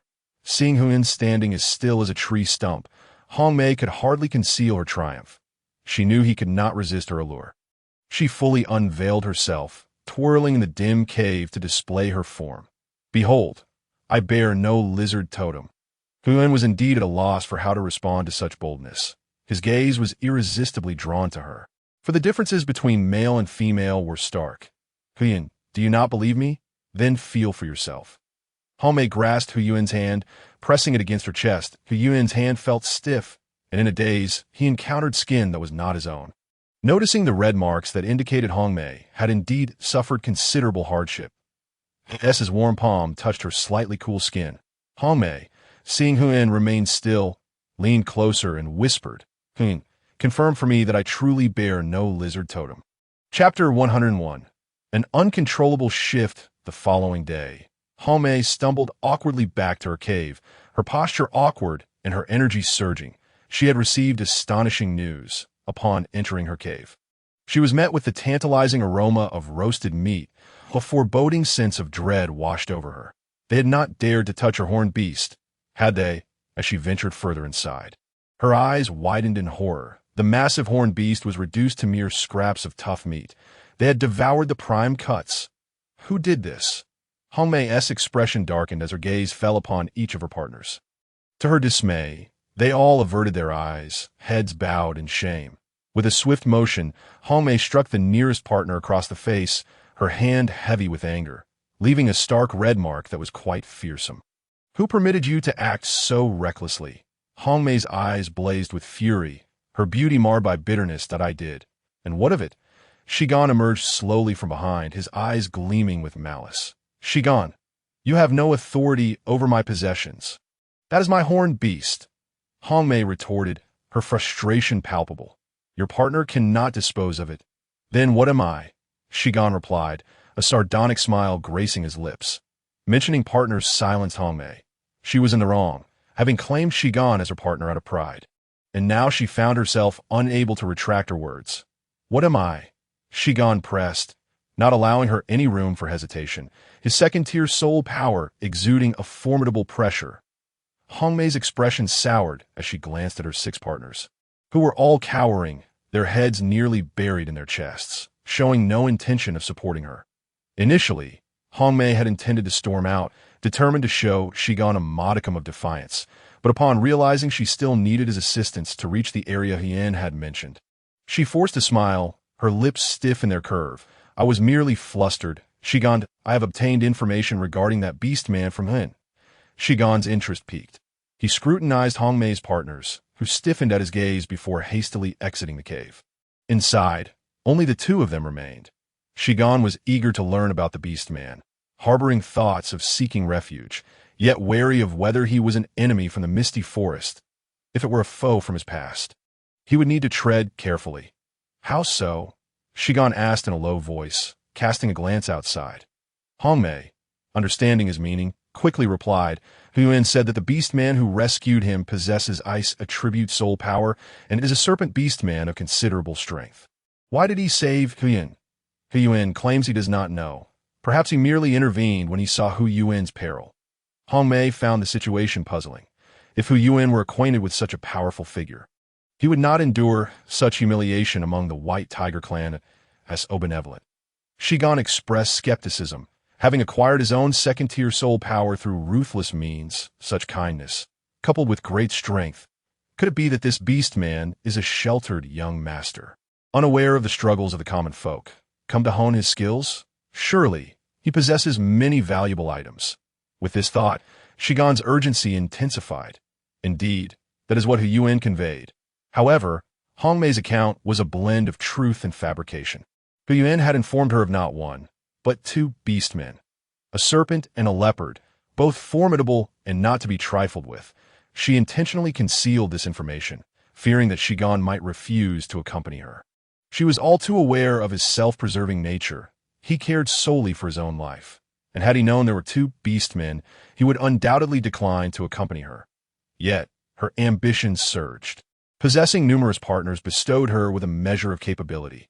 Upon hearing Hu Yuan's mention of the serpent and leopard beastmen coming to his aid, she surmised they were likely good-natured and would not pose a threat to females. Should she fail, what harm could come from attempting? Unbeknownst to Hongmei, Hu Yuan had noticed her keen interest in those 2 beastmen and feared he might lose her after having just won her affection. Hence he had spoken vaguely, omitting the harsh words exchanged between her and her partners. Such omissions, however, led events to spiral into an uncontrollable direction. Chapter 102. A surge of malevolence let us gather our belongings and depart at once. Shigan dismissed Hongmei's partners, deeming them unworthy, opting instead to seek the Beastman alongside Hongmei. If that Beastman had a taste for women, then he could simply take Hongmei for himself. If one is discontent, then they must resort to certain means. Tea present? Hongmei expressed a hint of surprise. Indeed, Shigan replied while slicing off some reasonably good chunks of meat from the beast's carcass. Tomorrow, perhaps. I'm somewhat hungry and exceedingly fatigued. Hongmei had not slept a wink all night. She felt nothing but exhaustion and longed for rest, having no desire to venture out into the sun. Unexpectedly, just as she finished speaking, she was startled by Shigan's indifferent gaze. I demand that you accompany me at once. Shigan, a desperate individual, placed greater value on strength than anything else and showed no concern for Hongmei. In truth, he too had a partner, yet she had succumbed to madness under the watchful eye of his father back home. He had taken to wandering because he had slaughtered all the other males in their family, driving his partner to the brink of insanity. However, he was indifferent. After all, he had been bullied due to his weakness, and had not had a single mating opportunity in a year that he left because he could no longer endure it. His reputation was already tarnished as for how his partner fared at home. He could not care less. As long as she remained alive, that sufficed. Each year, he would secretly return to slip some magic crystals to the old man, enough for his needs. Moreover, the old man had a female companion, a situation that pleased everyone involved. Hongmei's expression twisted for a moment. Yet she still reluctantly followed Shigan, her physical discomfort prompting her to voice, "Shigan, let us bring Hugong along. He can carry our things." Hugong was her less-than favored partner, strong-willed and possessing some strength, making him suitable for labor.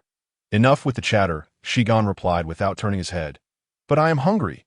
Hongmei protested internally. Shigan, cold and detached, turned back, cutting a chunk of raw meat the size of a fist from the animal hide bag, and handed it to Hongmei.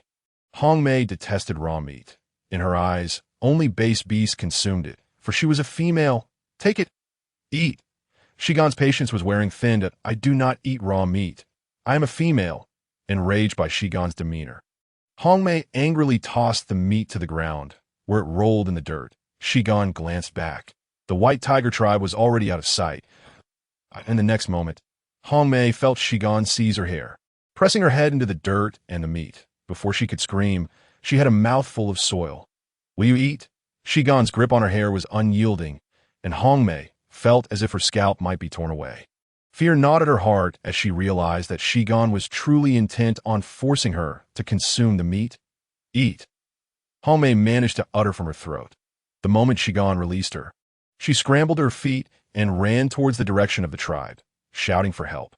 However, her short cry was abruptly silenced by a harsh slap from Shigan, sending her sprawling to the ground. The world around her erupted in a deafening roar, her mind clouded, and her face burned with pain.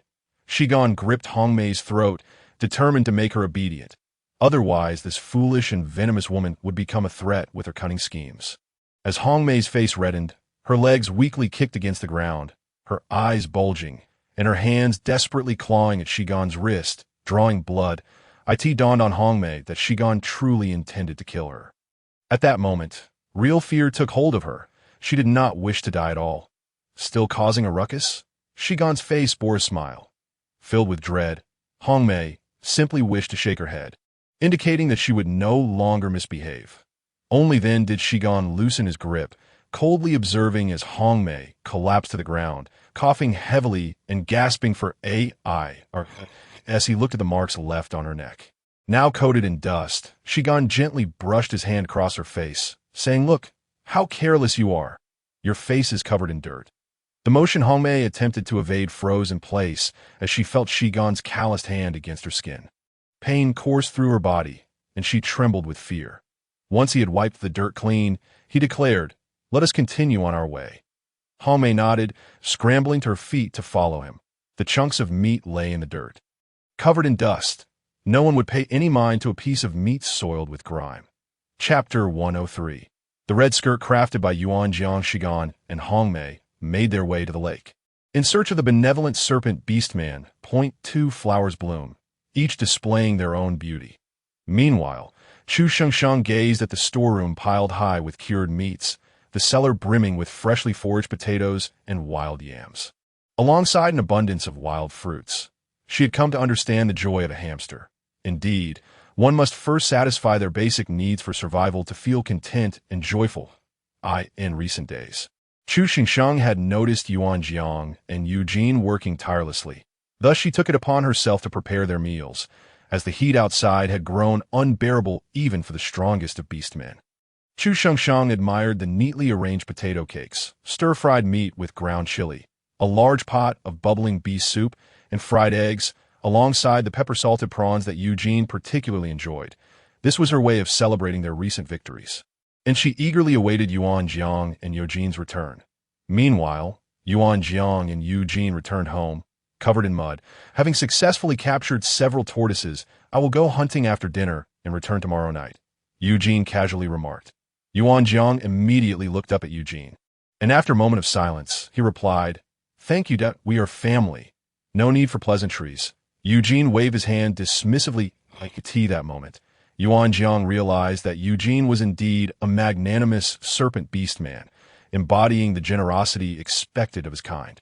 Upon returning home and finishing dinner, Eugene assisted Yuan Jiang in cleaning up the game before stating, "Shengsheng, I shall be stepping out for a bit and will return tomorrow night." "What for?" Chu Shengsheng asked. Somewhat bewildered, the sky had already darkened outside. What could Eugene possibly need to do? "I'm going to hunt a large prey for Baiyu, to ensure it can live a bit more comfortably for a while." Eugene responded, harboring a sense of foreboding that this summer might be prolonged. Let Yuan Jiang accompany you. Chu Shengsheng expressed her concern at the thought of Eugene hunting large game. Although Eugene felt a twinge of discomfort at the notion, her worry warmed his heart. No, let him stay with you. After saying this, Eugene slowly walked out of the cave. Just as he was about to exit, he turned back and said, "Wait for my return." Chu Shengsheng obediently nodded, feeling an inexplicable sense of unease. After bringing the flowers into the room within the cave, she discovered it filled with many blooms, appearing fantastical and vibrant.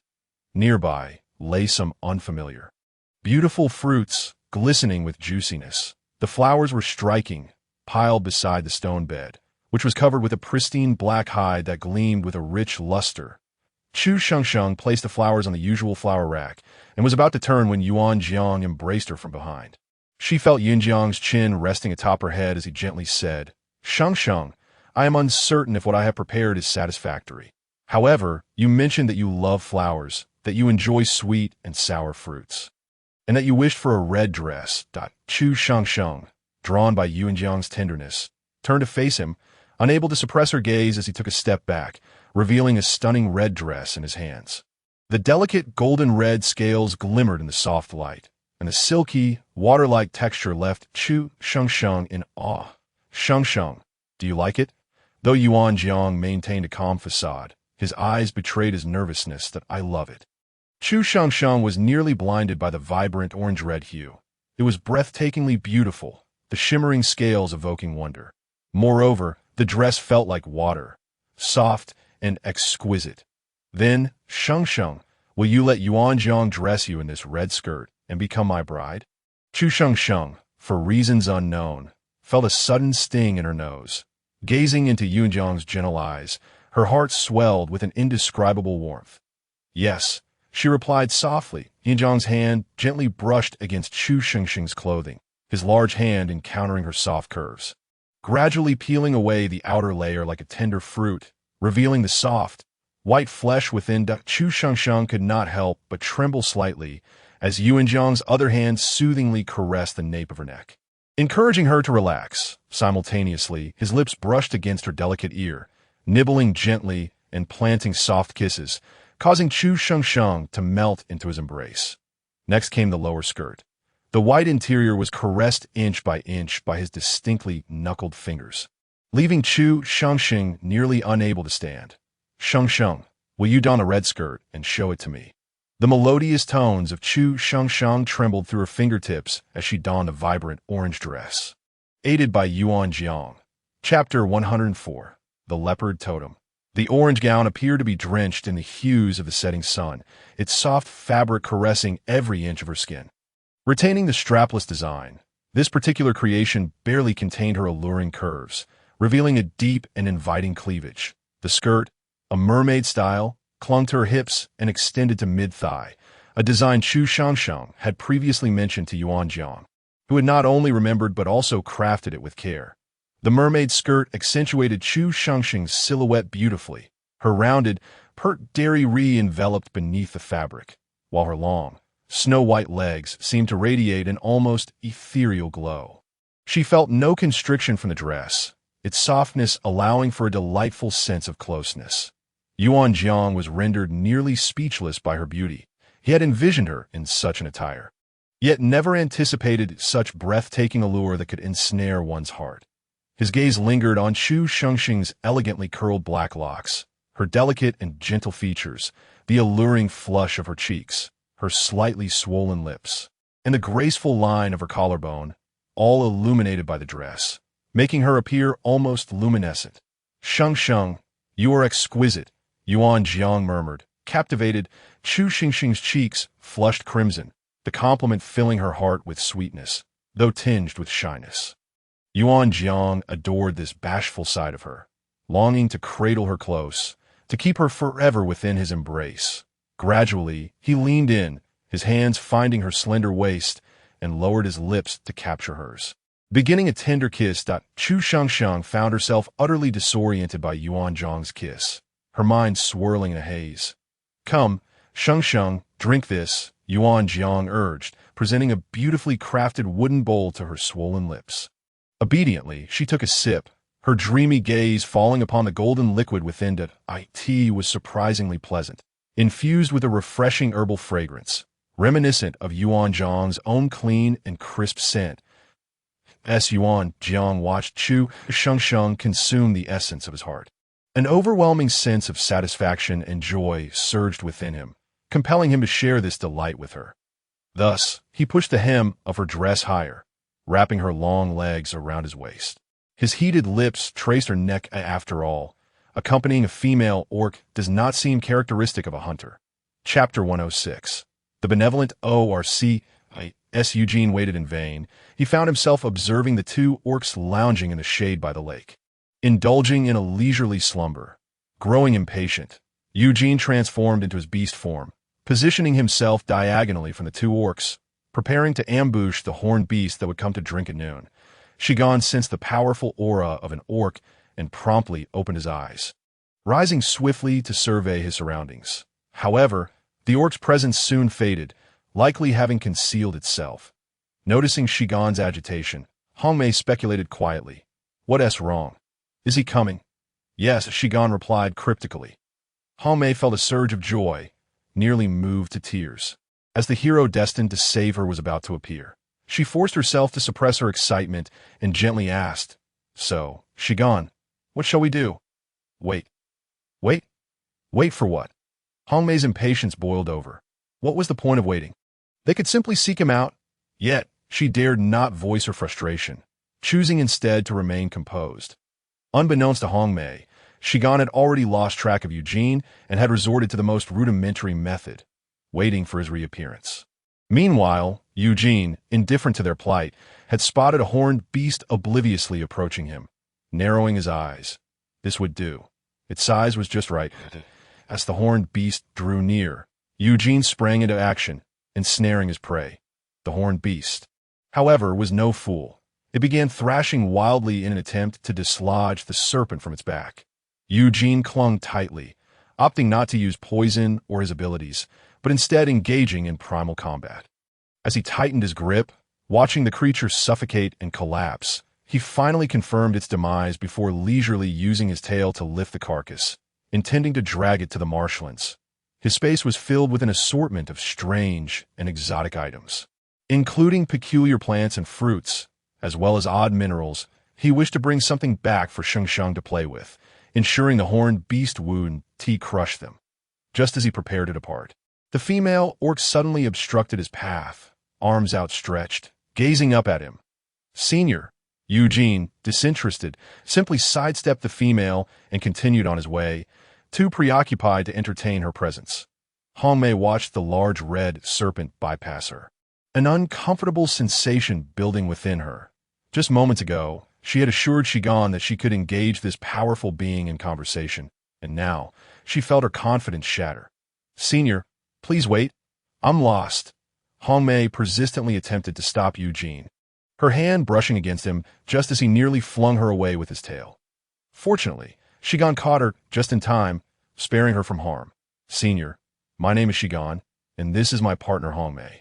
We are lost. Could you kindly guide us out? Hearing the words of this somewhat formidable orc, Eugene lowered his head slightly. Hongmei, that name sounds familiar. I believe I've heard Shengsheng mention it. Suddenly, Eugene recalled the foolish white tiger orc. Thus, Shigan and Hongmei must belong to the White Tiger clan. Claiming to be lost, though Eugene was skeptical, he had heard of Shigan before. In the city-state of Angus, closest to the Misty Forest, there was a notorious orc by that name. Was it the same one? It must be. Impossible, Eugene replied nonchalantly. Shigan was taken aback, and Hongmei was bewildered as well. Hadn't they said this orc was benevolent? Did he perhaps only save those on the brink of death?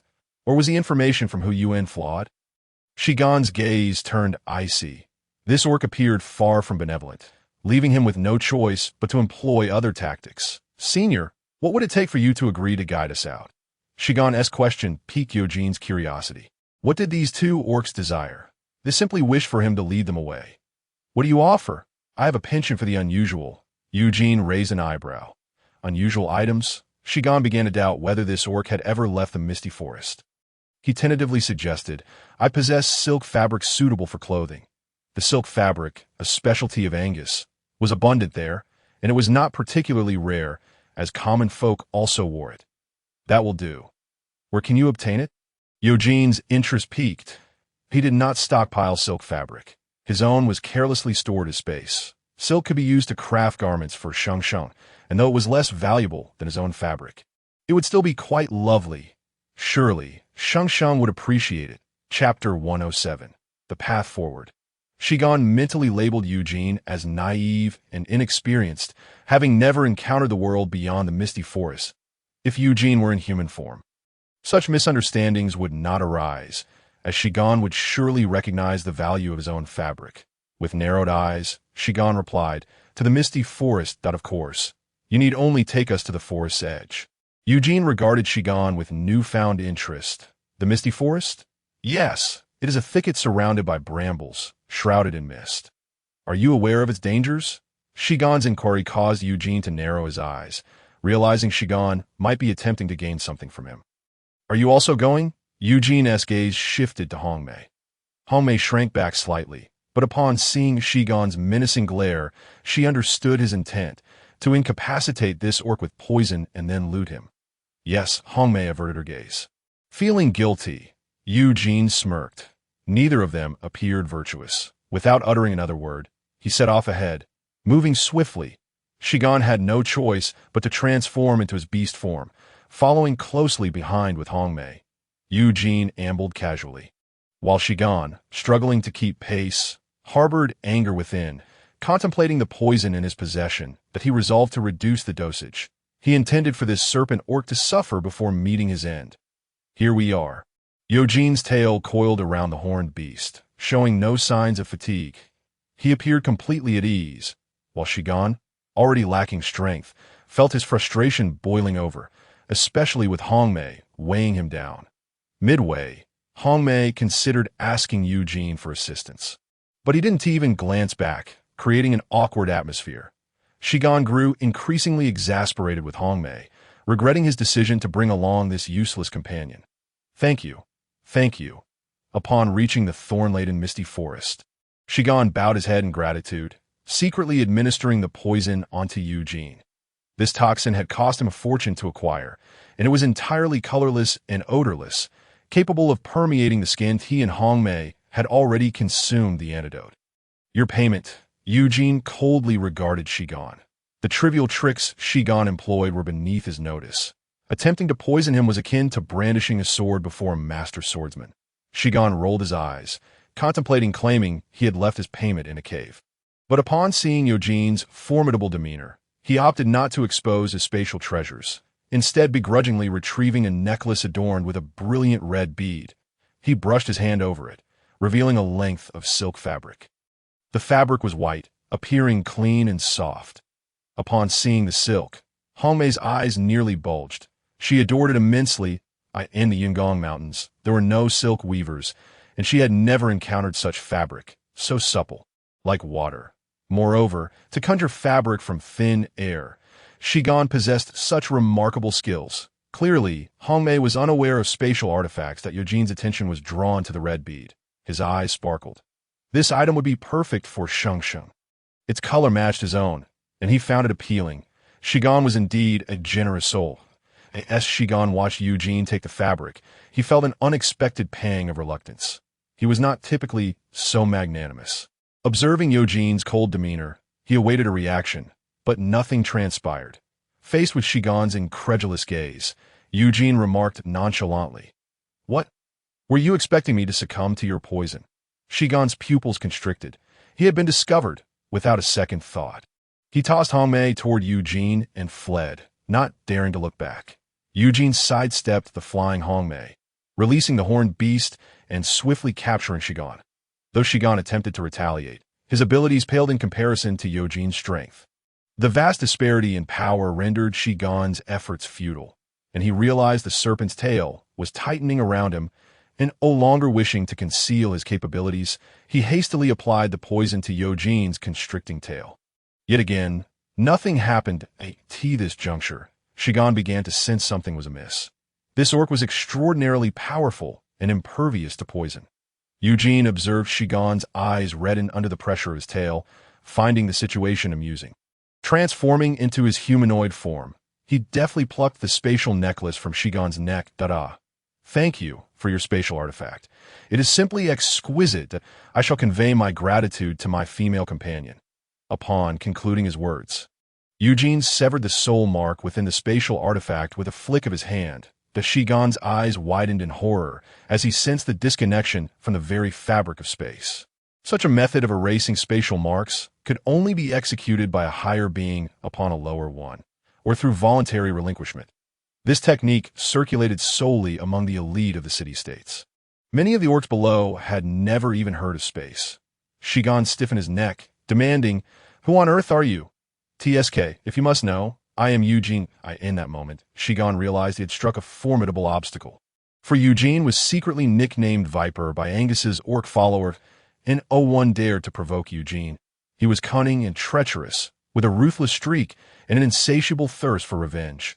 After dispatching Shigan, Eugene inspected him thoroughly, confirming he possessed but a single spatial mark. He then encased Shigan in ice and shattered him into fragments, hastily digging a pit to bury the remains. Chapter 108. Covetousness. Once Shigan was disposed of, Eugene turned his attention to capturing Hongmei. Disliking the idea of leaving any loose entity of his surprise, upon arrival, he found Hongmei ensnared by a thorn bush due to Shigan's earlier actions, rendering her unable to escape. As she beheld Eugene's exquisitely handsome visage, Hongmei was suddenly oblivious to her pain, gazing at him with a look of unbridled desire. Eugene detested such gazes. The smile that had graced his face vanished immediately. I am Hongmei. I was unaware of Shigan's actions. I was coerced. He is a wandering orc. Thank you for saving me," she stammered, almost devoid of logic, sensing the impending doom. "That I have no intention of saving you," Eugene replied cryptically. Feeling the unabashed malice emanating from Eugene, Hongmei's heart raced. "Please don't kill me.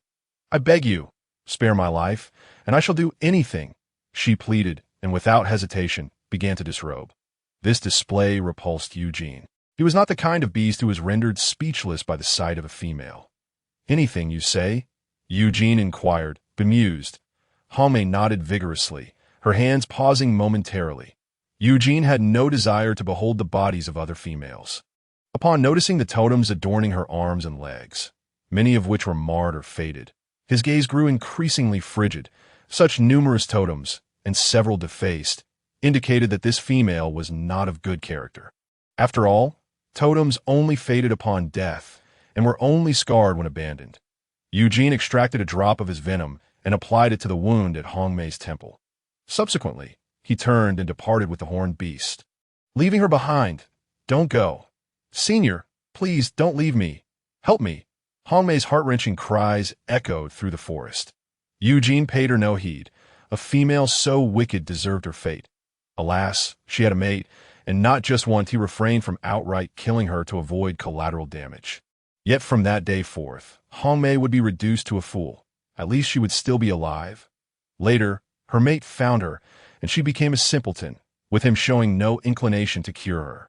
As long as she lived, it was for the best for everyone involved, out of course. That was a tale for another time. Eugene examined the horned beast, confirming it was free from the poison Shigan had unleashed, before leading it to the marsh to present it to Baiyu. Baiyu danced with joy, and Eugene, exasperated, pushed it away, instructing that it should seek him out if the need arose. Baiyu obediently nodded, thinking to itself how fortunate it was to have such a generous leader who brought it prey. Eugene then gathered some medicinal herb from the sounding herb and began his journey home. Meanwhile, Chu Shengsheng groggily awoke, feeling as if her entire body were on the verge of disassembling, lacking even the strength to lift her arm. The air was filled with the fresh scent of yellow fruits, and with great effort, she raised her arm, noticing a few faint marks upon it. This infuriated her. Yanjiang seemed to be at ease while she felt utterly exhausted. Hearing the change in breathing from the bedroom, Yanjiang hurriedly rose and entered, finding Chu Shengsheng struggling to sit up, her hands weakly gripping the bed as she endeavored to prop herself up. Yanjiang swiftly approached, assisting her in rising. However, in his eagerness, The pristine fur covering her pale form slipped away, revealing her flawless skin adorned with a blossoming hue of red berries beneath. Yinjiang's eyes were uncontrollably drawn to her delicate figure. Having recently indulged in carnal pleasures, how could he resist such temptation? Thus, as soon as Chu Shengsheng managed to sit up, Yinjiang enveloped her in an embrace, kissing her fervently before she could even comprehend the situation. Chu Shengsheng feebly pushed against Yinjiang, yet he refused to relinquish the treasure he had claimed, teasingly coaxing her tongue with his own, his hands brushing against her softness. She quickly lost all strength. Helplessly arching her neck as Yinjiang kissed her passionately, her eyes reflecting a mix of confusion and allure from just awakening. His kisses trailed downward, brushing against her slender neck with feathery touches that grazed her collarbone. Chu Shengsheng gasped softly, her voice laced with vulnerability. "Yinjiang, I'm hungry." Upon hearing her lament of hunger, Yinjiang paused, gently kissing the corner of her lips, his gaze tender as he tucked her hair behind her ear. His voice refined. "All right, my Shengsheng is hungry. It is my fault. I have prepared a meal. Let us dine together." Chapter 109. The red bead bracelet. Afterward, Yinjiang cradled Chu Shengsheng as if she were a precious child, dressing her and washing her face, using a fragrant plant for her dental hygiene. This plant, brought back by Yinjiang, became their morning routine. They enjoyed chewing it upon waking. Chu Shengsheng discovered that this plant naturally imparted a refreshing aroma, and after chewing for a while, her teeth felt remarkably clean. Initially, she had chewed the plant alone, but upon acquiring salt, she began dipping it in salt for brushing her teeth, followed by chewing the leaves, which felt incredibly refreshing. Now, both Yinjiang and Eugene followed her lead, creating a harmonious family routine.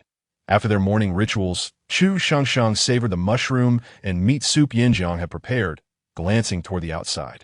Wondering if Eugene would return soon to her surprise, she spotted the skirt Yinjiang had crafted for her draped over a tree branch outside. It was the same fishtail gown from the previous night.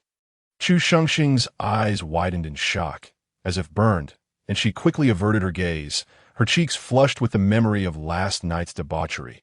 Noticing her bashful demeanor, Yinjiang chuckled softly, his voice low and gentle, akin to the elegance of a cello.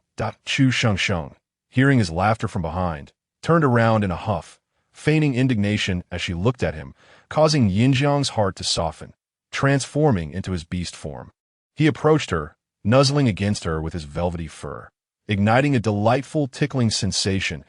Chu Shengsheng recognized his playful intent, and she was utterly charmed. It was precisely the kind of affection a devoted pet might wish for. After indulging in a moment of affection, she felt considerably uplifted, while Yinjiang allowed her to caress his small ears, his gemstone green eyes brimming with gentle affection. Realizing the time, Yinjiang returned to cooking, preparing mushroom soup while waiting for Eugene's arrival. Confident that he would bring back a bountiful catch, the modest meal provided to Chu Shengsheng earlier had merely been to stave off hunger, as they anticipated feasting on freshly roasted meat soon. Before long, the setting sun cast its golden rays upon the cave entrance, and Eugene returned, stepping into the light. "Shengsheng, I'm back." Eugene's clear voice rang out. Chu Shengsheng joyfully turned, exclaiming, "Eugene!" Eugene's smile lit up his face, his eyes sparkling with warmth, his features exquisitely chiseled. He playfully scooped Chu Shengsheng into his arms, twirling her around, while Yinjiang sighed, cautioning, "Be careful." He felt both exasperated and amused by Eugene's sometimes childlike exuberance. Despite his formidable strength from the spatial realm, Eugene produced their catch, a long-toothed beast. After setting Chu Shengsheng down, he and Yinjiang set to work preparing the beast. Yes, they worked. Eugene recounted his encounter with Hongmei and Shigan. Embellishing the tale slightly, he described Shigan as a wandering orc who attempted to abduct Hongmei from the Cloud Mountain range. He had casually dispatched Shigan, who inadvertently rendered Hongmei foolish in the process. Subsequently, her mate had come to retrieve her. Yinjiang paused momentarily, exchanging a glance with Eugene, who nodded in confirmation that no loose ends remained. With that reassurance, Yinjiang relaxed. He trusted Eugene to handle matters adeptly.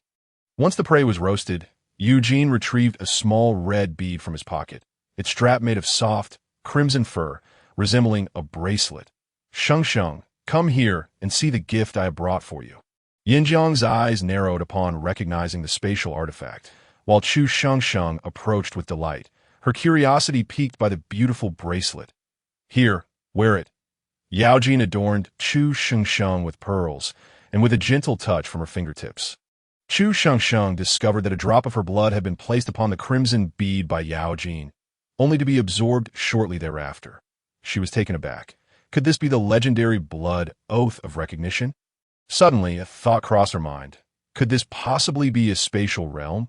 As she contemplated this notion, she instantly sensed the very existence of the space that it was modest in size, roughly 333 cubic meters, containing shelves laden with several baskets of fresh fruits, alongside a shelf showcasing unfamiliar plants, and yet another shelf filled with trinkets and fabrics. The toxic substances and various useless items have been expertly dealt with by Yao Jin, leaving behind only intriguing treasures. Chu Shengsheng understood that this was a gift from Yao Jin, and her small face radiated with joy. She had her own space now. How splendid. "Do you like it?" Yao Jin asked with a beaming smile. "I love it," Chu Shengsheng exclaimed, her delight mirrored in the expressions of Yuan Jiang and Yao Jin as they watched her. Thus, they observed her joyfully retrieving and arranging the various items. Yuan Jiang gazed tenderly at the adorable Sheng Sheng, while Yao Jin, with a smile playing at the corners of his lips, softly remarked, "She's still just a child." Yuan Jiang concurred. Chapter 110. With Yao Jin, Yuan Jiang and Yao Jin were roasting a Longya beast when Yao Jin suddenly proposed. "Sheng Sheng, would you like to visit the hot springs?" Chu Shengsheng, momentarily bewildered, responded with a soft gasp and furtively glanced at Yuan Jiang. Yuan Jiang, amused by her innocent demeanor, gently replied, "Why are you looking at me? I'm not going." Chu Shengsheng's sparkling eyes immediately curved into a smile. She had instinctively looked at him, fearing he might be displeased, but his demeanor reassured her. She was genuinely delighted with the space Yao Jin had gifted her. Although she suspected that this space might have been acquired from someone else by Yao Jin, she firmly believed that everything within it was pure and safe. Given Yao Jin's character, if he had chosen to present her with this gift, it was undoubtedly meticulously selected and devoid of any hidden dangers. After their meal, Yao Jin led Chu Shengsheng to the hot springs. The atmosphere was still shrouded in swirling mist, and Chu Shengsheng curiously inquired, "Yao Jin, being a snake, do you fear sulfur?" "Fear what?" He responded, "The smell from the hot springs. Not at all. Why would I be afraid? Nothing is more toxic than I am. The scent is unpleasant, but it's not unbearable." Yao Jin contemplated. Chu Shengsheng nodded. She had heard that sulfur could deter snakes. Yao Jin's aversion to the smell seemed genuine. Yao Jin, turning away, caught Chu Shengsheng's gaze with his beautiful eyes. No, he dismissed her concern with a wave. "Sheng Sheng, this is for you." Just as Chu Shengsheng was about to protest Yao Jin's lack of reason, her attention was captivated by the vibrant flowers in front of her. The bouquet Yao Jin presented was a curious blend of pink and white crystals, with a somewhat translucent quality that sparkled beautifully, exuding an abundance of youthful charm. "How stunning! What kind of flowers are these?" Chu Shengsheng exclaimed, marveling as she accepted the bouquet. Upon closer inspection, she realized the flowers seemed to be crafted from jade. Their touch cool against her skin, yet they appeared ethereal. Each flower was intricately sculpted, featuring delicate pink blossoms, white stems, and tiny green leaves, a truly unique sight. "This is a crystal I discovered earlier. Its colors are pink, white, and green that I couldn't think of what else to use it for, but I felt you would adore it as flowers, because these flowers symbolize my love for you, forever pure and everlasting, never to wither," Yao Jin said earnestly, his gaze gentle, his previously fierce demeanor softened by shyness. Chu Shengsheng was genuinely surprised. She had merely mentioned her fondness for flowers in passing, yet both Yuan Jiang and Yao Jin had meticulously remembered and created these exquisite blooms for her. It often struck her how love could truly transform a person. The Beastmen, who lived with such fervor and candor, were willing to use their hunting hands to pluck and carve flowers for her. "Yao Jin, I truly like and love this," Chu Shengsheng said, her eyes focused intently on him. Yao Jin recognized that this declaration of love was meant for him, and his ears turned crimson to alleviate the awkwardness. Yao Jin suddenly recalled that he had yet to present Sheng Sheng with the dress he had made. Sheng Sheng, he began, Yuan Zhang mentioned that in your homeland, wearing red signifies marrying someone. Thus, I crafted this red garment. With that, he retrieved a set of clothing from his spatial realm, a vibrant red that seemed capable of igniting the very air around it. Chu Shengsheng caught the fabric, her fingers brushing against the soft material. Identical to that of Yao Jin's, she gently unfurled it. She saw a crimson base adorned with intricate golden patterns, exuding a festive aura. Within lay a strapped dress, perfectly cinched at the waist, with a flowing hem that cascaded into exquisite pleats. Reminiscent of a fishtail, delicate and enchanting. The outer layer was a loose-fitting blouse of the same fabric, appearing both dignified and elegant. How had Yao Jin achieved such a harmonious blend of elegance and allure in the dress? Together, they created a stunning ensemble. Sheng Sheng, would you like to try it on? Yao Jin's voice dropped to a seductive murmur. Let's give it a go. I'll assist you, he offered. Chapter 111. The Long Night. Chu Xingxing's eyes, touched by the mist, appeared soft and inviting, as if under Yao Jin's spell. She whispered, "All right." Yao Jin's lips curled upward, his expression gentle and refined. He approached her slowly, akin to a gentle breeze or a swaying blossom. As Chu Shengsheng felt the coolness of Yao Jin's long, white hands against her skin, she couldn't help but contrast it with Yuanjiang's warm, elegantly veined touch. Yao Jin's fingers, distinct and graceful, felt like jade bamboo, emanating a slight chill. This contact sent a shiver through her, causing her to lower her gaze, her eyes tinged with a hint of crimson, exuding a silent allure. Yao Jin was captivated by Chu Shengxing's seemingly vulnerable demeanor, as a fierce beast might be drawn to a soft and harmless creature. Bit by bit, he unfastened her bee-skin skirt, allowing the fabric to cascade down, revealing her long, supple legs, smooth and rounded. Her slender waist accentuated her exquisite proportions, rendering Shengsheng a marvel of creation.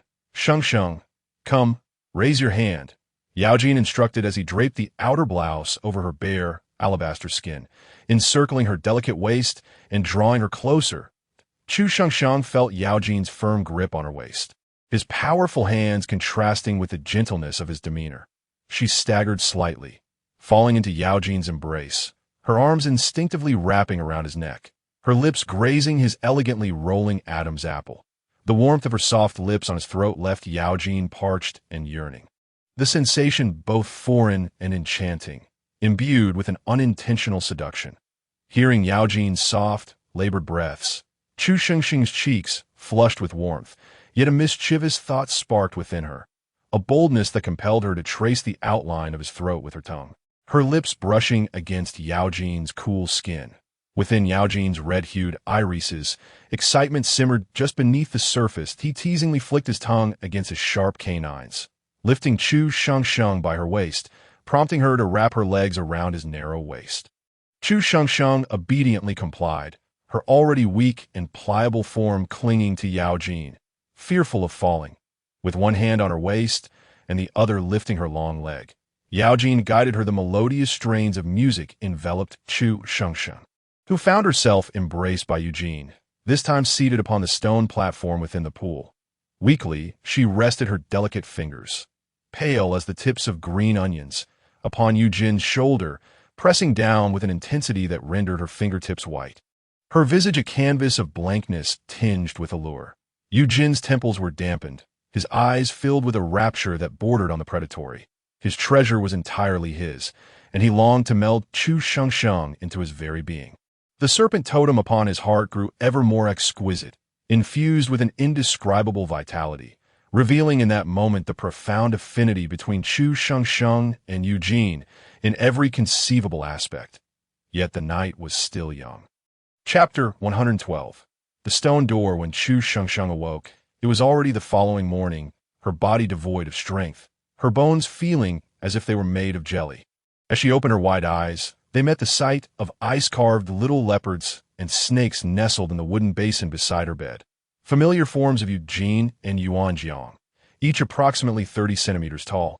Exuding a gentle chill, perhaps sensing her awakening, Eugene, clad in crimson, approached the bedside, thoughtfully offering her a cup of warm water, coaxing her to drink several sips. Chu Shengsheng gulped eagerly, her throat dry and hoarse. The corners of her eyes reddened, exuding a pitiable yet endearing charm in her haste. Water spilled from the corners of her lips, yet she paid it no mind, focusing solely on cradling Eugene's hand as she continued to drink. The glimmer of concealed pride and satisfaction shone in Eugene's eyes, his gestures filled with concern. Noticing Chu Shengsheng's feeble push against his wrist, Eugene set the cup down on the table beside the bed. A soft whimper escaped Chu Shengsheng's throat, laden with reproach. By the end of the previous night, she had nearly lost consciousness. All due to Eugene. Lowering his gaze, the coolness of his red lips brushed against the water-kissed corners of her mouth and collarbone. Tenderly kissing away the droplets, he then cradled Chu Shengsheng in his arms, his heart aching as he murmured, "It was my fault. Do you feel any better now?" Tears welled in Chu Shengsheng's eyes, her expression sultry. Unable to restrain herself, she playfully pushed against Eugene's chest, pouting, "I feel terrible. Not at all good." With a teasing push, Eugene seized the opportunity to press closer, suggesting, "Then shall I not behave this way next time? How about you take turns bullying me?" Gazing into the mirth dancing in Eugene's eyes, Chu Shengsheng realized he was merely teasing her. "Shall we not be angry anymore? It's my fault. Let us go out and enjoy some delicious food." "Shall we?" Eugene coaxed patiently. Even a venomous serpent could exhibit gentleness and patience, but such tenderness was only reserved for the treasure he held dear. Chu Shengsheng obediently wrapped her arms around Eugene's neck as he carried her outside. Dressed in the red spaghetti-strap dress she had not donned the previous night, she appeared stunningly radiant, her white skin juxtaposed with the vivid red of her attire and her long, black, curly hair created a striking portrait of beauty. Yuanjiang's eyes widened in astonishment. He had always known Chu Shengsheng to be captivating, yet he had not anticipated her to be this breathtaking. It seemed her beauty was impervious to environment or time, forever resplendent and stunning. Seated upon a wooden chair, Chu Shengsheng swung her legs, her snow-white, slightly flushed toes peeking out from beneath her flowing red skirt, alluring yet oblivious. The awkward exchange of glances between Eugene and Yuanjiang was a silent acknowledgement. One served the food while the other poured water, creating a harmonious atmosphere. Chu Shengsheng savored the roasted gugu beast prepared by Yuanjiang, who had ventured out to hunt that day as the weather grew increasingly warm. The cave remained relatively cool due to Eugene's ice powers, but outside, the trees curled and yellowed under the scorching sun, gradually losing their moisture. The food sources for wild beasts dwindled, leading to battles amongst them, all striving to survive the sweltering season. After finishing her meal, Chu Shengsheng was lifted by Yuanjiang, standing at the cave's entrance to gaze outside. The heat was palpable as she approached the cave's mouth. A wave of warmth washed over her. Squinting against the light, she inquired of Yuanjiang, "Has the hottest part of the season arrived?" With a serious demeanor, Yuanjiang replied, "Not yet." Chu Shengsheng looked up in surprise, noting the elegant contours of Yuanjiang's jaw and the depth in his gaze. This summer felt unusually prolonged, and he sensed it would be hotter than previous years, a foreboding sign. Thankfully, with Eugene's formidable fifth-level strength and their collective effort in foraging for food, their provisions were ample enough to see them through the sweltering season. That afternoon, neither Eugene nor Yuanjiang ventured outside. Instead, they constructed a stone door for their cave. The darkness that followed brought a refreshing coolness. At Chu Shengsheng's suggestion, they also installed a chimney in the kitchen, enabling them to cook and boil water. Eugene noted that this heat wave might linger for an extended period, a thought that weighed heavily on Chu Shengsheng's mind. However, the knowledge of their well-stocked food supplies offered her some solace. The cave was illuminated by sunflowers, casting a warm glow. Chu Shengsheng sat on the wooden chair, enjoying fruits that Eugene had washed for her, while observing him and Yuanjiang as they completed the door. Once the door was finished, evening descended, and they dined on the gugu beast and fish that Yuanjiang had hunted earlier. His culinary skills had notably improved, much to Chu Shengsheng's delight. The night passed peacefully, and Eugene's ice powers proved invaluable, maintaining a comfortable temperature within the cave. Chu Shengsheng even guided Eugene in crafting wooden clogs, finding them quite convenient to wear. Chapter 113. Green pearl dye. On the following morning, Chu Shengsheng awoke early, her heart heavy as she gazed at the melted ice sculpture in the wooden basin. She adjusted her long skirt that had slipped down to her thighs, revealing the red scale markings on her calves and the crimson streaks on her wrists, a result of being entwined by Eugene and Yuanjiang's tails throughout the night. With a resigned touch, she noted that while it was not painful, it was certainly an unusual predicament. Chu Shengsheng slipped on her clogs and slowly ventured outside, the dimness of the room contrasting with the golden patterns blooming on her red dress. As she tucked her slightly curled black hair behind her ears, the delicate contours of her collarbone were accentuated, her snow-white wrists adorned with red beads strung on crimson threads. Eugene was busy slicing meat, while Yuanjiang diligently prepared meat porridge. The kitchen was remarkably free of smoke, thanks to the successful installation of the chimney. Occasionally, Chu Shengsheng marveled at the unique nature of Beastmen. They were formidable, fearless, and possessed exceptional craftsmanship. Yuanjiang was the first to notice Chu Shengsheng's awakening, primarily because Eugene was so engrossed in his task that he momentarily overlooked her. "Shengsheng, do not come over. The kitchen is smoky. Just wait a moment, and you shall be able to eat," Yuanjiang said gently, his hands never ceasing their work. "Indeed, Shengsheng, there is warm water in the bowl on the counter. It is the perfect time for washing up," Eugene added, his attention momentarily diverted from his task. Chu Shengsheng acquiesced and cleaned herself up. By the time she returned, Eugene was already stir-frying meat for a dish of sautéed meat with mushrooms. The slightly sour and spicy flavor intended to accompany the porridge. The rising heat diminished Chu Shengsheng's appetite, leaving both Eugene and Yuanjiang feeling anxious as they attempted to entice her with various dishes. Observing her disinterest, they gently urged her to eat. After their meal, the temperature soared, and Eugene's ice abilities served as an effective mobile refrigerator. Chu Shengsheng decided to experiment with a fruit ice smoothie, asking Yuanjiang to freeze edible ice cubes with clean water. Once the ice was ready, Yuanjiang shaved it into fine flakes, and Chu Shengsheng diced the fruits, scattering them atop the fluffy ice, creating a vibrant spectacle. To enhance the sweetness, she squeezed juice from sugary fruits over the icy treat, resulting in a delightful, refreshing dessert. Both Eugene and Yuanjiang relished this novel dish. Beastmen had robust digestive systems, but Chu Shengsheng was different. As she prepared to indulge in her third bowl, Eugene intervened. "No, just a little more, please. Just a tiny bit." Chu Shengsheng tugged at Eugene's sleeve, unable to suppress her playful charm. Yet Eugene remained resolute, and Yuanjiang echoed his sentiments, saying, "Shengsheng, weren't you planning to sort out the strange-flavored fruits?" "Oh, right. I almost forgot." Chu Shengsheng's attention was instantly diverted, and she clattered off in her clogs towards the storeroom. Eugene and Yuanjiang exchanged a relieved glance, acknowledging their little treasure. They found themselves utterly powerless against her whims. If she continued to charm them, they might just relent. Upon entering the storeroom, Chu Shengsheng discovered several baskets filled with unknown fruits, each with peculiar scents and flavors. She picked up a curious green berry resembling a green grape, which grew in clusters of 2 or 3 rather than in long strands, its appearance quite enchanting. Green pearl dye, non-toxic, inedible, could be used as a dye. She was taken aback by this revelation. It was fascinating to discover a fruit that could serve as a dye.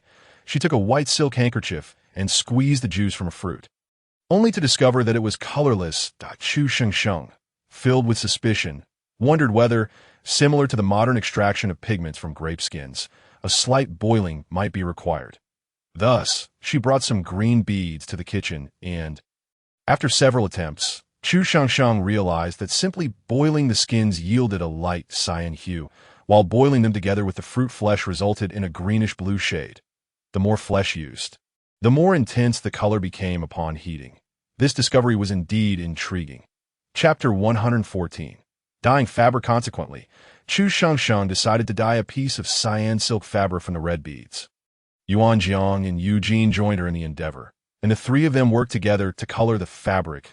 As Chu Shengsheng beheld the gentle and elegant green, she pondered whether such a beautiful color would fade upon washing. In response to her concern, Eugene smiled and said, "In the city-state of Angus, the nobles change into new garments daily. Shengsheng, you can do the same." Angus City-State. Chu Shengsheng blinked her large eyes, somewhat astonished. Yuan Jiang was equally uninformed, prompting Eugene to face the two pairs of eyes and begin to narrate the world beyond the misty forest. Outside the misty forest, there existed numerous city-states, some even united to form nations. These city-states varied in strength. Some were affluent, while others were weak. Angus City-State was relatively prosperous, governed by the patriarch of the Silkworm tribe, who was known for his benevolence, organizing all the silkworm people to continuously develop the silk industry. Angus was the surname of this patriarch, and in recent years, due to his generosity, Angus City-State had taken in many powerful beastmen, including numerous wandering ones. The patriarch, lacking sufficient strength, could only treat the powerful beastmen with respect. Eugene chuckled as he recounted this to maintain his authority. The patriarch fostered discord among the strong beastmen, appearing to mediate their conflicts, thus deceiving many into trusting him. Is there really such a thing? Is he not afraid of being exposed? Chu Shengsheng inquired in surprise that he was once, but now he is not. Many foolish beastmen stand by him, allowing his deceptions to thrive. Eugene replied disdainfully. Has Eugene experienced this as well? Chu Shengsheng asked with curiosity. Indeed, but I am not interested in wealth or the procurement of females, so the patriarch lost interest in me. Sensing Chu Shengsheng's curiosity and Yuanjiang's attention, Eugene contemplated before stating. The Cloud Mountain Range is a pure land, yet the beastmen, they're also trapped by the misty forest. Once the hot season passes, how about we venture to warmer places to spend the winter? Eugene's suggestion was quite natural. As Chu Shengsheng's first male partner, he possessed substantial strength and a broad perspective, making him the most suitable to plan for the family in the beast world. The first male partner bears the responsibility of organizing and arranging for the family members. In some households, the first male even distributes food among all male partners, with the possibility of bias. However, Chu Shengsheng did not particularly concern herself with such matters. What Eugene aspired to do was to enhance Yuanjiang's strength, ensure Chu Shengsheng's life was easy and joyful, and maintain harmony within the family. Chu Shengsheng's eyes sparkled at Eugene's proposal, yet she glanced at Yuanjiang, her gaze reflecting her desire to go. Upon seeing Chu Shengsheng's expression, Yuanjiang paused, his brows softening as he replied, "All right, let us proceed as Eugene suggests." Yuanjiang felt a sense of belonging within the family, as both Chu Shengsheng and Eugene demonstrated their respect for his opinions through their actions. Eugene smiled slowly, while Chu Shengsheng, inquiring about the beast form of the Silkworm tribe, was met with Eugene's playful fright, describing it as a large, meaty caterpillar. Chu Shengsheng, startled by Eugene's jest, was met with Yuanjiang's amused yet exasperated response. Eugene, do not frighten Shengsheng. Although the Silkworm tribe resembles insects, they come in various colors. Generally, the color of their bodies corresponds to the color of the fabric they weave. Thus, the Silkworm tribe does not appear frightening at all. Yuanjiang spoke the truth. The Silkworm tribe posed no threat, yet their woven fabric was indeed exquisite, serving as a valuable commodity in the beast world. For beastmen, lacking strength meant being gentle and endearing. Chapter 115. Braised pork. Both Eugene and Yuanjiang expressed keen interest in the fabric Chu Shengsheng had just dyed. Such a striking cyan green was indeed rare. Chu Shengsheng casually mentioned some clothing styles from her future world. Eugene and Yuanjiang were eager to try them, and ultimately, each took half a piece to craft a skirt for Chu Shengsheng. Amid their playful banter, they spent another delightful day together. When dinner time arrived, Chu Shengsheng suddenly developed a craving for braised pork. She decided to prepare it herself. Due to the limited resources, she could only use some fruit to make sugar cubes for caramelizing. Upon mentioning this, Chu Shengsheng made some sugar cubes by melting the fruit and then drying it out. They were sweet but not cloying, imbued with a fruity aroma. Observing that both Eugene and Yuanjiang enjoyed them, she made plenty. These sweet treats turned the hardships of life into moments of joy. Chu Shengsheng found some light-colored sugar cubes, poured palm oil into a pot, caramelized the sugar, and added the pre-cooked meat pieces. Stirring them continuously, the meat gradually took on color, becoming golden brown and enticingly glossy. Once it appeared ready, she added water to cover the meat and then patiently awaited the result. given the limited conditions. She could only create a simplified version of braised pork. However, the essential caramelization was accomplished. Thus it was indeed braised pork. Yuan Jiang and Eugene watched Chu Xingxing's unique cooking method with keen interest, learning new technique from her while imparting survival skills in return that a competent partner should guide rather than indulge. They often lead their partners towards continuous improvement, finding joy and accomplishment in mutual growth. If mutual growth is unattainable, then teaching her to survive is paramount. Regardless of the circumstances, survival remains of utmost importance. It is better to teach one how to fish than to simply provide fish. Now well coordinated, Yuan Jiang and Eugene prepared baked yam as their staple and stir-fried a dish of preserved water celery, which remained crisp due to proper storage. Once their meal was ready, Chu Xingxing's braised pork was also complete. As she lifted the wooden lid, a mouth-watering aroma of meat wafted through the air, enhanced by the perfect caramelization. The meat appeared richly glazed and alluring. Chu Xingxing carefully served a piece to both Yuan Jiang and Eugene, the meat quivering slightly in the bowl, reminiscent of jelly and fragrant enough to entice. After taking a small bite herself, she found that although it was a simplified version of braised pork, it truly resembled the real thing. While the spices were lacking, the quality of the ingredients stood out. The meaty aroma was utterly intoxicating. The meat was tender, with a slightly springy surface, bursting with gelatinous goodness. The cut was a delightful balance of fat and lean, ensuring it was neither dry nor tough, making it extraordinarily palatable. Yuan Jiang and Eugene's eyes lit up, their pace of eating noticeably quickening until they nearly finished the entire pot of braised pork between them.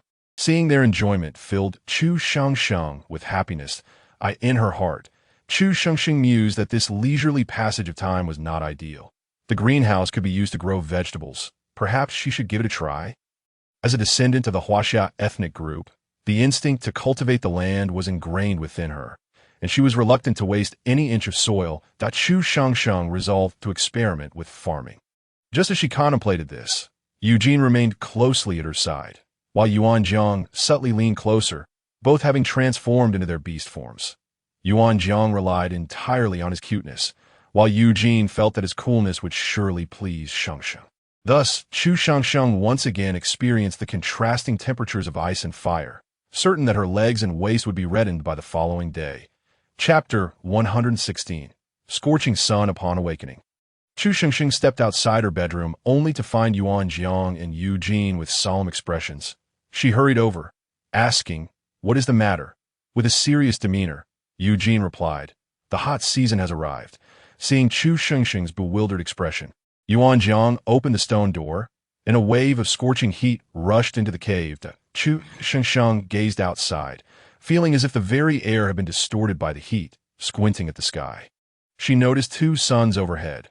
Opening her eyes wider to observe, they grew warm, and tears began to well up. Eugene gently covered Chu Xingxing's eyes with his hand, patiently advising, "Xingxing, do not look like that. It can harm your eyes. There are two suns in the sky." The melodious notes of Chu Xingxing rose in pitch, and she could not help but wish to gaze further. Eugene gently covered Chu Xingxing's eyes with one hand while the other held her hand firmly, preventing her from pushing his hand away, softly coaxing her, "Please do not look, all right? It could be dangerous. There are two suns." That Chu Xingxing's hand suddenly stilled, and in a daze she asked, "Why are there two suns?" "The scorching season brings forth two suns." Eugene also began to feel something was amiss. Was this really so strange? Chu Xingxing found it utterly astonishing and incomprehensible that there could be two suns. Was it because there was no Ho-E in this beastly world? Without Ho-E, one would expect there to be 10 suns, yet unexpectedly, there were only two. Is it a certainty that there will always be two suns during the scorching season? Chu Xingxing inquired, filled with curiosity and confusion. The scorching season begins with two suns, and as time progresses, more will appear, potentially culminating in as many as 9 suns. Yuan Jiang gravely explained. Point 9. Chu Xingxing was indeed taken aback. How scorching would that be? No wonder all the vegetation withers. Yes, 9 suns. That was during my childhood. That year, countless beasts and beastmen perished. The entire Yunzhong mountain range suffered a tremendous blow, with many formidable beings succumbing in the final scramble for food. Yuan Jiang reminisced about the scene, feeling a chill of dread. At that time, even the city-states beyond began to feast upon the Beastmen. It was truly a terrifying sight. Eugene did not exaggerate. During that period, many city-states fragmented and collapsed. Chu Shangsheng widened her eyes, incredulous, feasting upon Beastmen. How is that different from cannibalism? How horrifying! Do not fear, Shengsheng. Eugene and I will protect you, Yuan Jiang reassured her, gently patting Chu Shengsheng's head. She obediently nodded, but the thought of 9 sons truly terrified her. She instinctively glanced at her storage room and was relieved to see it brimming with water. An abundance of meat and fruit, yams and potatoes. Her heart settled. With such ample supplies, she would surely be fine. Eugene observed Chu Shangsheng as she cautiously circled the storage room, feeling both affection and pity. It was their failure to alleviate her worries about survival. For a female like Chu Shangsheng in the beastly world, she was the dream lover of all beastmen. Warm-hearted, kind, vivacious, yet not spoiled. She was an extraordinary presence. It was wrong for someone as wonderful as her to be burdened with concerns about sustenance. He and Eugene should provide her with a life of abundance and comfort, at least not inferior to that of the nobility in the city-states. Eugene silently set this goal in his heart, believing Yuan Jiang shared this sentiment. Their thoughts would only revolve around how to treat Shengsheng well. After finishing her breakfast, Chu Shengsheng planned to examine the fruits Eugene had brought back. Curious to see what useful items they contained, as her fingertips brushed against a black fruit. The name highly emerged in her mind. A truth serum, compelling one to speak the truth. What a remarkable function, enabling one to unveil their true words. Chu Shangsheng decided to apply a small amount on Eugene for a little fun, teasing him. In Chapter 117. Highly, Chu Shangsheng sliced a tiny piece of the fruit, dabbed a bit of the highly on it, and approached Eugene to feed it to him. Eugene, caught off guard, consumed it without suspicion, while Chu Shangsheng's eyes sparkled with mischief, resembling a little fox. Eugene, sensing the glint in her eye, stammered, "Shengsheng, why are you looking at me like that? Do you want me to kiss you?" The moment those words escaped his lips, he felt something was amiss. Once he realized what he had just said, his face drained of color, his pupils nearly trembling in shock. Had he just revealed his innermost thoughts? Initially, Eugene merely intended to inquire about her peculiar gaze. Yet he inadvertently voiced his true feelings. Yuan Jiang glanced at Eugene in surprise. This was not typical of him. Feeling Yuan Jiang's gaze, Eugene suddenly became bashful, with Chu Shangsheng smiling beside him. He quickly realized that the fruit must have had some effect. "Shengsheng, what did you make me eat?" he asked, immediately shutting his mouth. "Oh, nothing much. I just wanted you to talk more. That I enjoy listening," Chu Shengsheng replied, resting her chin on her hand, her large eyes brimming with delight. "But I can't help but blurt things out," Eugene lamented, feeling a loss of dignity as he noticed Yuan Jiang's scrutinizing gaze. "He must think I no longer possess any authority," he said with a hint of grievance. Yuan Jiang was utterly perplexed, having merely glanced at Eugene, who then jumped to such a conclusion. Moreover, when had Eugene ever exhibited any semblance of authority? Perhaps Yuan Jiang's inquisitive presence was too strong, prompting Eugene to continue. "See, even Yuan Jiang thinks it's odd. After all, a strong individual wouldn't speak in such a manner." Chu Shangsheng could barely suppress her laughter. To think Eugene had such aspirations to present himself as a strong figure in front of Yuan Jiang, believing he possessed any authority at all. When Eugene had once charred meat while being scolded by Yuan Jiang, he had long since lost any notion of authority. "Shengsheng, please don't laugh. My dignity is genuinely important," Eugene protested, feeling utterly wronged. Yuan Jiang, unable to contain his curiosity, asked, "What makes you think you have any authority?" Eugene reacted dramatically, even expressing shock. "Do I not? Every day, I don splendid garments, ensuring each strand of hair is perfectly arranged. I wake up early to confirm there isn't a single wrinkle in my attire. I work so hard just to maintain my dignity and image." As soon as he finished speaking, he clamped his mouth shut in horror.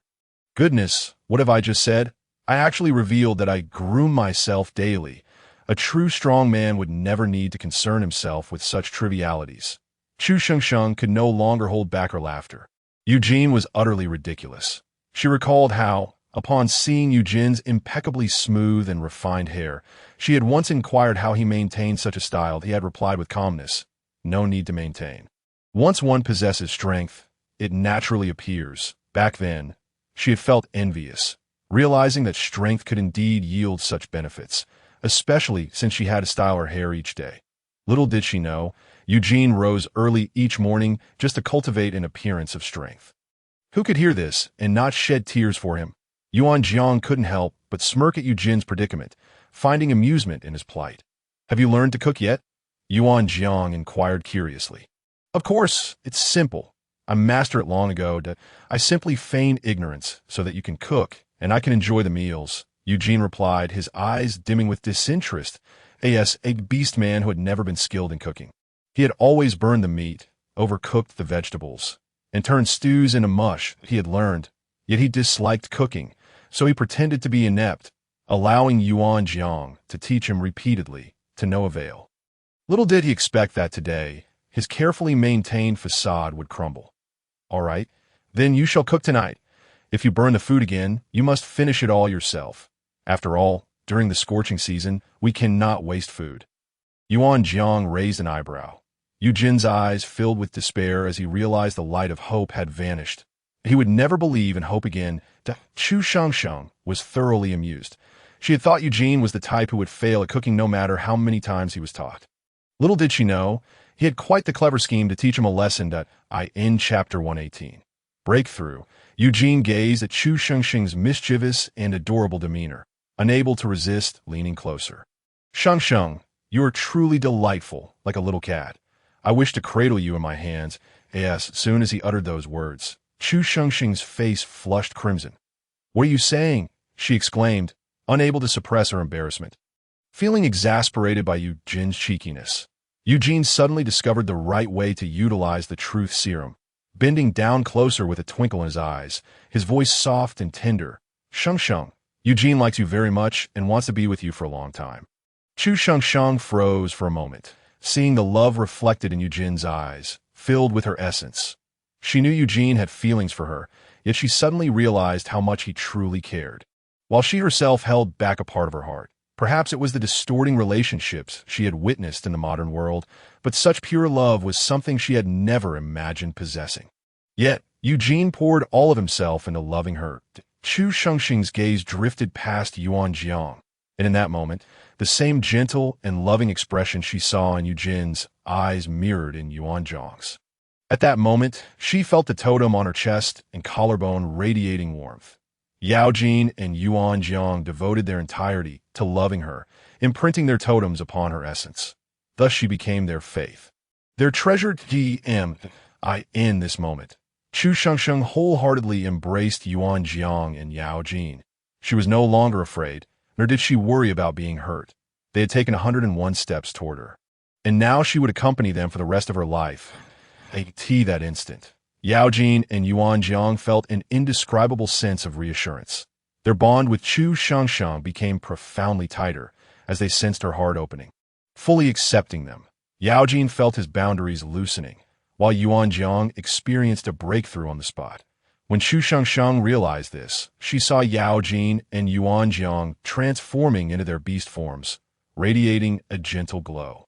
With Yuan Jiang's golden light shining brighter than Yao Jin's icy blue luminescence. "Shengsheng, do not fear. This is a fortuitous event. Yuan Jiang is about to break through and my own boundaries are also loosening. I may soon follow suit." Yao Jin gently reassured Chu Shengsheng. Nodding, she watched as they closed their eyes. Hesitant to disturb them, she settled beside them, resting her chin on her hand, silently awaiting their awakening. Unbeknownst to Chu Shengsheng, this opportunity was immensely significant, even extraordinarily rare. Such a chance for breakthrough had not graced the beast realm for millennia. This transformation not only elevated their existing realms, but also garnered the blessings of the beast god. The blessing of the beast god is a broad concept, yet its essence lies in the enhancement of masculine fortune. With such an augmentation, regardless of the endeavor, their paths would be considerably smoother than those of ordinary beings.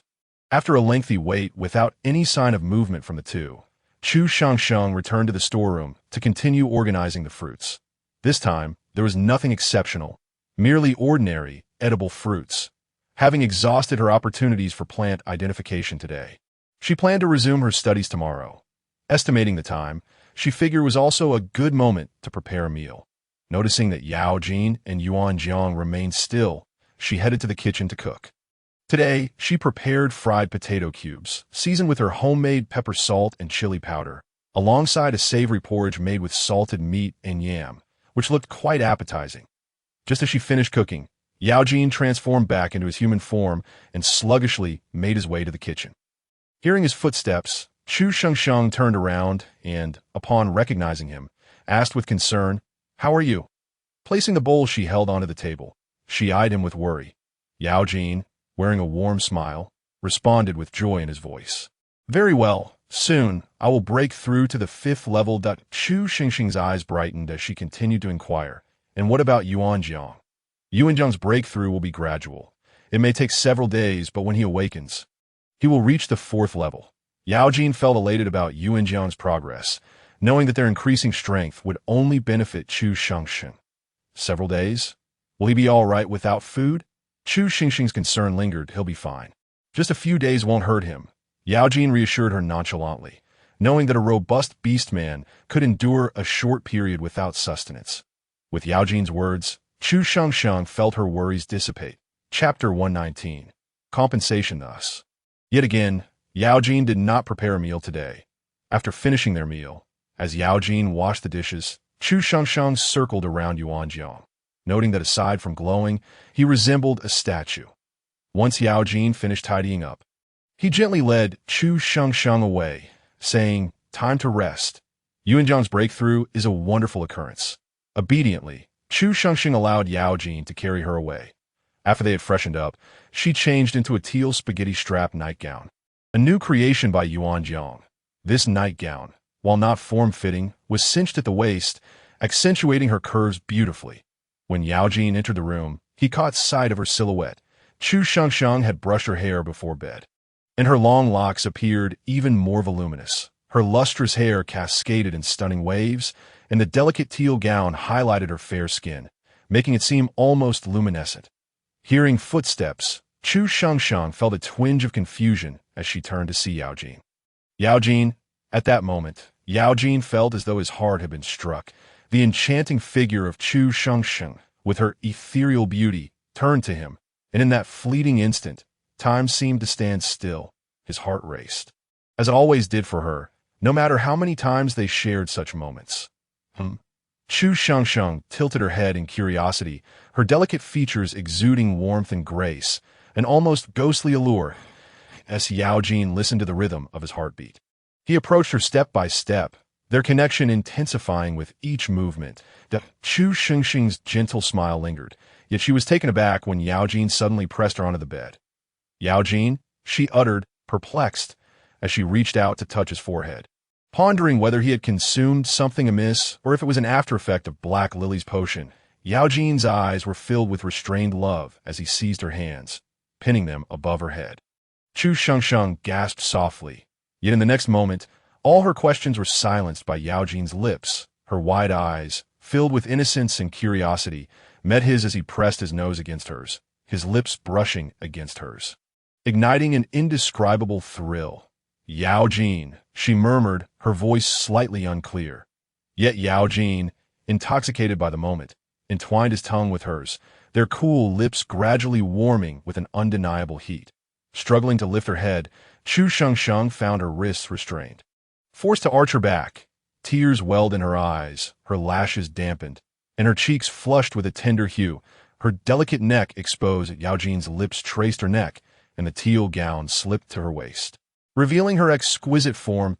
Chu Shengsheng could not help but curl her toes, her porcelain feet resembling finely crafted jade, beautiful and delicate. "Shengsheng, have I wronged you today?" Yao Jin's eyes sparkled with allure, his crimson hair brushing against her chest. Stirring a playful tickle, Chu Shengsheng's expression was sultry, her brow furrowed, exuding a fragile vulnerability. "Yes," she trembled, her voice quaking. "Then how shall I compensate you?" Yao Jin's low, breathy voice whispered in her ear. Chu Shengxing's hands flailed helplessly in the air, seeking something to halt Yao Jin's advance. What kind of compensation do you desire? Yao Jin pressed closer, asserting his dominance. Anything, Chu Shengxing replied, almost dazed. Then let Shengxing offer herself as compensation, Yao Jin declared, falling silent thereafter. Glistening beads of sweat trickled down his sculpted muscles, cascading onto her soft, snowy skin, slipping into deeper crevices. Chapter 120. Fourth level. The following day, Chu Shengxing again succumbed to slumber. It was not until the evening of the third day that Yuan Jiang began to stir. Initially, Chu Shengxing noticed the glow enveloping Yuan Jiang had faded, prompting her to urgently summon Yao Jin. Upon his arrival, Yao Jin affirmed, Yuan Jiang is about to awaken. Together, they stood watch over Yuan Jiang, and after an hour, Yao Jin retreated to the kitchen to prepare a meal, while Chu Shengxing remained by Yuan Jiang's side. After the passage of an incense stick's worth of time, the glow around Yuan Jiang completely disappeared, revealing a sleek, well-groomed leopard resting with its chin on its paws, eyes closed. Chu Shengxing tilted her head in confusion. Suddenly, she felt a warmth radiating from her collarbone. Looking down, she discovered the leopard totem on her collarbone emanating a gentle heat. Not too hot, merely warm, like the tea that moment.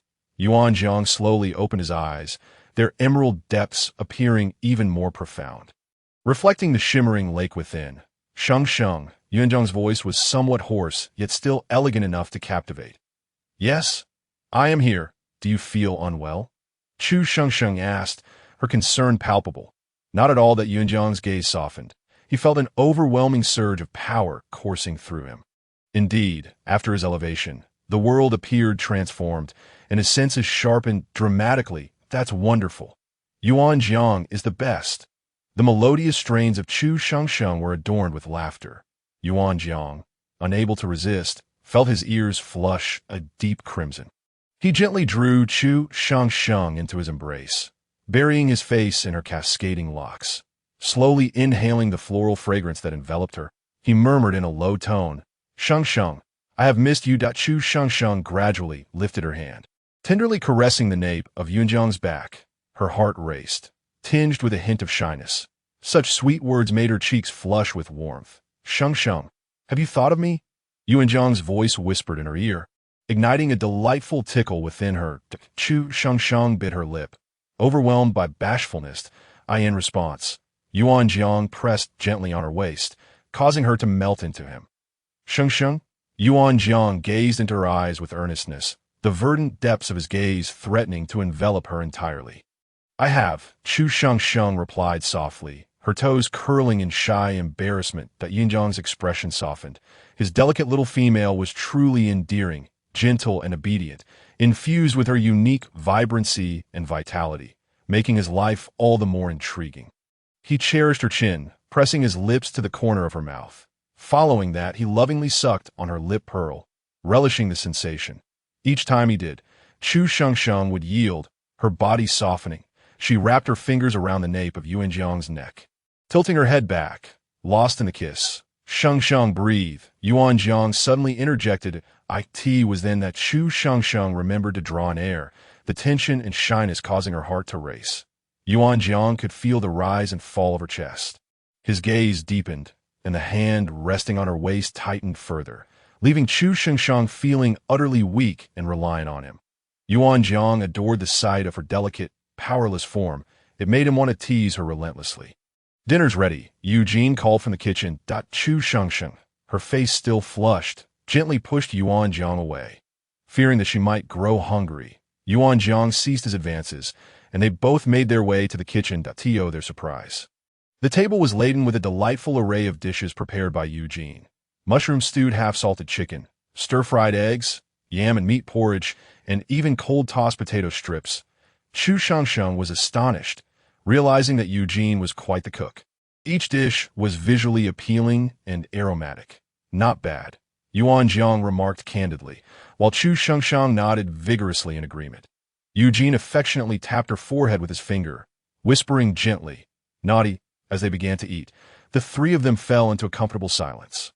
To be honest, the food was not bad, yet it could hardly be considered exquisite. It was merely edible, lacking the flair of Yuanjiang's culinary skills, but the vibrant presentation was commendable. Chu Shengsheng dared not lift her gaze, silently contemplating that it was no wonder a man who meticulously cared for every strand of hair each morning would have such a keen eye for beauty. Chapter 121. Sparring after the meal. Yuanjiang and Eugene tidied the dishes. Eugene turned to Yuanjiang and said, "Care to test your skills?" Yuanjiang raised an eyebrow, a slight smirk gracing his lips as he replied, "Sure." After his words, he thoughtfully prepared some dried fruit for Chu Shengsheng. Fearing she might feel disheartened, he even laid down some animal hides for her to sit comfortably. Chu Shengsheng obediently cradled the small wooden bowl Yuanjiang had handed her, her legs slightly bent, one hand resting on her chin while the other explored the dried fruit, thoroughly enjoying the treat. Meanwhile, Yuanjiang and Eugene had cleared a space, standing face to face in a stance of confrontation. Clad in black animal hide, Yuanjiang's muscles appeared robust and powerful, with strands of black hair cascading down to partially obscure his brow. He casually swept his hair back, only for it to fall again. Using a black hide strap, he secured his hair, revealing his striking features with clarity, exuding a cool and handsome aura, sharp and decisive. Eugene raised an eyebrow and tied his long hair back with a red ribbon. With his naturally refined features, the hairstyle rendered him somewhat androgynous, yet still exuded a relaxed and exquisite charm. Chu Shengsheng, wide-eyed, watched the two before her. IT must be said, their looks were undeniably captivating, each possessing their own unique appeal. As she chewed on the dried fruit, Chu Shengsheng suddenly remembered her role as the referee, not for a beauty pageant, but for a sparring match. Typically gentle and attentive, Yuanjiang was now the aggressor. He dashed towards Eugene with remarkable speed, and Chu Shengsheng felt as though he had vanished in an instant, landing a punch towards Eugene. Unfazed, Eugene remained composed, his eyes reflecting calmness and determination as he slightly angled his body to evade the blow, retaliating with an elbow strike aimed at Yuanjiang's abdomen. The pace of their movements quickened, until the sound of their fists slicing through the air filled the cave. It was a flurry of strikes, each punch landing with force, leaving Chu Shengsheng struggling to follow the choreography of their combat. The atmosphere was charged with intensity, each man silently engaged in their contest of strength. 2 hours later, their contest concluded. Both men were drenched in sweat, yet wore expressions of sheer exhilaration. Chu Shengsheng hurriedly approached them, offering clean animal hide towels and water, buzzing around them like a diligent little bee. "What was the outcome?" she inquired, curiosity sparkling in her eyes. "What do you think, Shengsheng?" Eugene replied with a warm smile. A draw. Though framed as a question, Chu Shengsheng's eyes held certainty. "Indeed, quite astute," Yuanjiang remarked, playfully tapping her pert nose with his finger. "Yuanjiang, this breakthrough has yielded significant results." "Yes, I feel my senses have sharpened, and my strength has increased," Yuanjiang affirmed Eugene's observations. Following that, the three of them washed up and rested in the days that followed. They remained in the cave, accompanying Chu Shengsheng as they studied the peculiar fruits. The weather grew increasingly hot. Even the air inside the cave, sealed by stone doors, became stifling. Chu Shengsheng peered through a window she had dug, observing the outside world. The trees had withered, their once towering forms now dulled to a lifeless yellow. Above, for suns shone ominously. The sight was unsettling, for suns rendered the earth cracked and barren, with no sign of wildlife. The forest devoid of life, appearing desolate and foreboding. Today marked the 15th day of the scorching season, and they still had ample food and water. They should manage to endure the remaining days without issue. Initially, Chu Shengsheng had presumed today would be like any other day. However, by evening, Yuanjiang and Eugene hurried to the stone door, listening intently for any sounds. Chu Shengsheng, sensing the tension, held her tongue and remained still, awaiting their explanation. "Something must have gone awry. I'm going to check," Eugene declared before transforming into his beast form and venturing outside. Chu Shengsheng blinked, her eyes wide with concern as she asked, "Yuanjiang, what is happening?" Yuanjiang's expression turned grave. "Something's amiss. The sounds of wild beasts outside are chaotic and numerous. I could tea this hour. There shouldn't be so many beasts stirring. What could be the cause?" Chu Shengsheng's face reflected her worry. She felt restless with Eugene gone.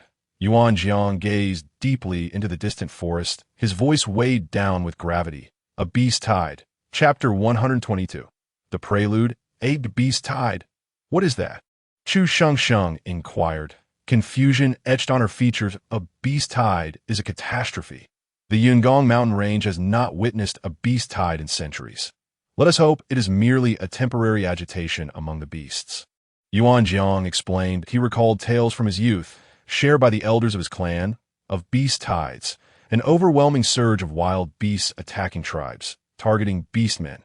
Typically, these creatures would attack with reckless abandon, posing a catastrophic threat to any tribe, especially during the scorching season, potentially leading to the annihilation of an entire clan.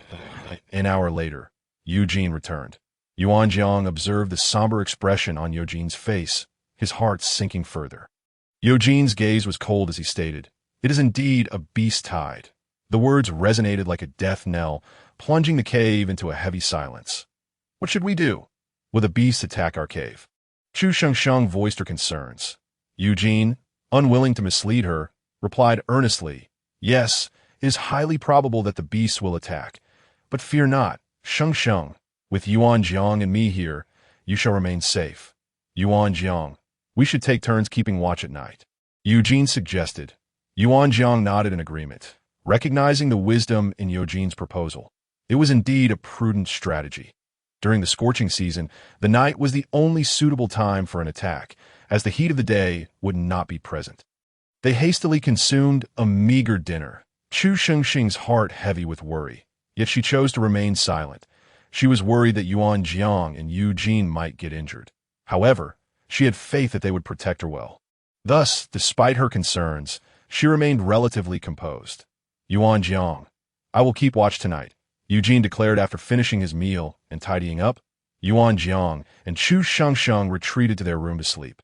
Although Chu Shengsheng initially struggled to find rest, Yuan Jiang gently patted her back with his warm hand, and gradually, she began to relax. Nestled in Yuan Jiang's embrace, she slept peacefully and obediently, while Yuan Jiang gazed at her with soft eyes, though his attention was fixed on Chu Shengsheng. His ears were alert, listening for sounds from outside. Sure enough, in the latter half of the night, their fears materialized as a beast discovered their cave and commenced an assault. It began with a sudden clang that Yuan Jiang heard, prompting him to perk up his ears and listen intently, only to be met with a cacophony of clanging sounds. He covered Chu Shengsheng with a fur pelt on the bed and then stealthily ventured outside. Upon exiting, Yuan Jiang noticed cracks forming in the stone door, nearly splitting apart. After exchanging a glance with Eugene, who pushed the door open first, they cleared the beasts lurking outside. Following that, Yuan Jiang joined him, securing the stone door and standing guard alongside Eugene as they began their slaughter. Yuan Jiang's soul power, infused with a golden quality, sliced through the beasts with ease, akin to chopping through vegetables. Meanwhile, Eugene wielded his ice-based soul power. Although the dry season limited his access to water, he could still conjure an ice sword. The two worked in tandem, dispatching foes from the zenith of the moon to the scattering rays of the sun. Eventually, the number of attacking beasts dwindled. Eugene, disregarding his appearance, sat at the cave entrance with his blood-stained garments, poking at the small animals on the ground with the tip of his sword, none of which were formidable beasts. "This is merely the appetizer," he remarked. "Given this quantity, it seems this beast tide is indeed extraordinary." Yuan Jiang responded, feeling a weight on his heart. "Do you know the cause of the beast tide?" Eugene inquired as he gathered the fallen creatures into a pile. "What could it be?" Yuan Jiang assisted in collecting the bodies to burn them clean. The beasts of the tide were ineatable, having lost their sanity, driven solely by aggression, and their flesh was toxic. Consuming it would turn beastmen into mindless beasts. Without exception, it was said that behind every beast tide was a powerful beast commanding the others. Every few centuries, a clever and gifted cub would emerge among the beasts. Likely the mastermind behind the tide, Eugene explained while igniting a fire. Ninjong's pupils constricted momentarily. To command 100 beasts, how formidable must that beast leader be? But that is merely a legend, Eugene added. Yet both sensed that it might hold a grain of truth. Chapter 123. Exploitation. When Chu Shengsheng was roused by Eugene, her mind was still hazy. Last night, she hadn't intended to sleep, but had been coaxed into slumber by Yuan Jiang. Eugene, are you all right? Chu Xingshang scrutinized him from head to toe, fearful he might have been injured. That I'm fine. Don't worry, Sheng. I'm strong enough not to get hurt, Eugene replied with a cheerful smile. Seeing Eugene's clean and tidy appearance gradually eased Chu Xingshang's worries, as long as Eugene and Yuan Jiang remained unharmed. Everything else could be managed soon. Eugene swept her into his arms, and one couldn't help but feel a sense of security in his tall embrace. Yuan Jiang had prepared breakfast, and after the trio shared a simple meal, Chu Shangshang planned to concoct some potions, ideally preparing enough for both Yuan Jiang and Eugene so that they could access them from their space when needed. Yuan Jiang and Eugene were delighted by Chu Xingxing's thoughtful intentions, and they offered to assist her. Consequently, by the end of the day, Chu Shangshang had ground the herbs into powder, dividing it into 3 portions, taking only a small amount for herself while evenly distributing the rest to Eugene and Yuan Jiang. She prepared dried turmeric slices, wild taro slices, white radish powder, purple stargrass powder, as well as yellow fruit and dried mugwort. These were nearly all the useful medicinal ingredients they had, and Chu Shangshang did her utmost to prepare them. Although she originally did not wish to take any, Yuan Jiang and Eugene insisted she did, leaving her no choice but to comply. After a busy day, the following day, feeling bored, Chu Shangshang retrieved the red hibiscus roots she had dug out, washed them clean, and began to grind them in a stone mortar. The crushed hibiscus displayed a strikingly vivid red color, with the juice appearing almost black. Chu Shangshang took a small amount, noting its intense hue, and pondered whether she could dilute it. She contemplated the idea of using it to dye her nails, or perhaps to create a lipstick. Suddenly, she noticed that the color of the hibiscus deepened towards the root, while the upper part exhibited a beautiful pink. Taking some of the pink color, she gently applied it to her nails. By the time she finished painting all 10 fingers, she still had quite a bit left. Intrigued, Eugene brought Yuan Jiang over to help paint Chu Xingshang's toenails as well. The pink shade was undeniably beautiful, and rather peculiarly, it had a glossy sheen, possibly from the nails themselves, making her delicate fingertips appear even more exquisite. Moreover, this color, against her snow-white skin, rendered her pink-tipped fingers stunningly alluring. Henceforth, Yuan Jiang and Eugene took turns keeping watch at night, while the one not on duty busied themselves with teasing Chu Shangshang.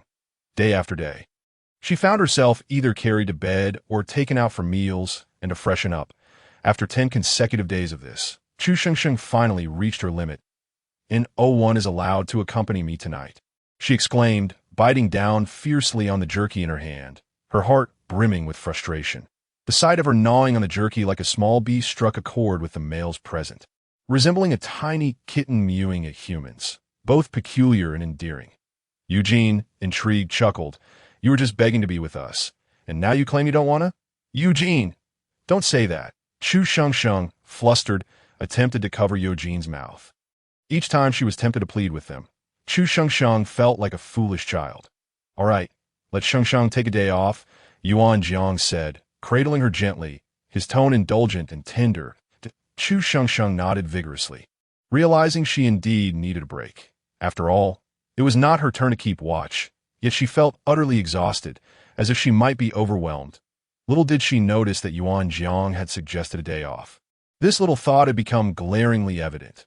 The fierce beast cunningly lured its prey, coaxing it willingly into its trap, while the naive little kitten brandished its tender paws, defiantly challenging the predator. Chapter 124. Hunting skills that night marked the earliest Chu Shangshang had slept in 10 days. Unbeknownst to her, in the middle of the night, the beast tide began anew. This was also the reason Yuan Jiang and Eugene had so readily agreed, even if Chu Shangshang did not require them to keep watch. They would not have slept. Tonight was likely the onset of the second wave of the beast tide. Yuan Jiang and Eugene stood before the stone door, continuously dispatching small rodents and birds. This time, however, wolves and tigers had joined the fray, making the battle significantly more challenging. Moreover, the ferocity of their attacks had noticeably escalated. Every beast fought with reckless abandon. Yuan Jiang narrowly avoided a bite from a leading wolf, thanks to Eugene, who managed to redirect its attack with an ice spike. Yuanjiang offered a brief nod of gratitude, his gaze shifting back to the relentless tide of beasts as they commenced the next round of slaughter. As dawn approached, the beasts began to recede. Both Yuanjiang and Eugene were busy transporting the slain creatures, with Yuanjiang skinning the more aesthetically pleasing pelts for use as bedding. Aside from these, many pelts had been damaged in the fray, which they deemed unworthy. Thus, they dug a large pit, reasoning that burning the corpses would take too long and opting instead to bury them as they filled the pit. Yuanjiang frowned and remarked, "Not a single magical beast." "Indeed," Eugene replied, worry etched on his face. The absence of magical beasts indicated that a powerful beast king was orchestrating the tide from the misty forest, controlling the beasts in waves to deplete the strength of the Beastmen. If this continued, the Beastmen would not be able to hold out much longer. The outcome would be a victory for the beasts, forcing the Beastmen to retreat from the Cloud Mountain range. Even from the misty forest, Yuanjiang cast a concerned glance toward the eastern territory of the Leopard clan, wondering if they could endure. Eugene, noticing Yuanjiang's gaze, mentally reflected before sighing. Worried about the Leopard clan? Yes, Yuanjiang replied. Although he was not welcomed by the Leopard clan, it was where he had grown up, and he suspected they would manage to hold their ground. Shall we go take a look? Eugene gazed at Yuanjiang and inquired. Yuanjiang pondered for a long while, contemplating the scale of the beasts, and earnestly replied, "Let us refrain for now. I believe we can endure, should we venture forth. It will be a matter for the future." Yuanjiang had faith in the strength of the Leopard clan, and at this moment, he presumed the tribe was still safe and sound. Having come to this conclusion, he no longer dwelled on the matter. The foremost priority now was the safety of Sheng Sheng, for he was her partner. Yuanjiang's estimation proved accurate, as the Leopard clan indeed held firm. At this juncture, the tribe remained relatively peaceful and tranquil. The chieftain distributed the animal hides and repeatedly cautioned against consuming the flesh of the beasts. Subsequently, he retrieved some jerky from the storeroom and allocated portions to each household as encouragement. After the chieftain completed these tasks, his gaze turned towards the narrow path leading out of the tribe. In the face of such a beast tide, he wondered how Yuanjiang was faring. He, as a beast, could not fathom how he was managing. Though he was concerned, there was little he could do, and he could only silently pray for Yuanjiang's safety. When Sheng awoke, it was already midday. She had slumbered for an extended period, leaving her somewhat dazed. "Has our little lazy cat finally awakened?" Eugene remarked with a smile, gently tracing his fingertip along the tip of Sheng's nose.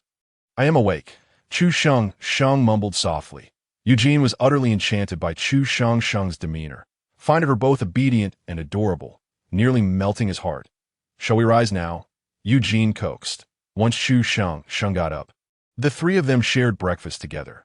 After they finished, Eugene suddenly announced, Sheng, starting today, Yuanjiang and I will teach you the art of hunting. You must learn diligently." Sheng felt a bit bewildered as she observed Eugene's serious expression, then glanced at Yuanjiang, who nodded in agreement.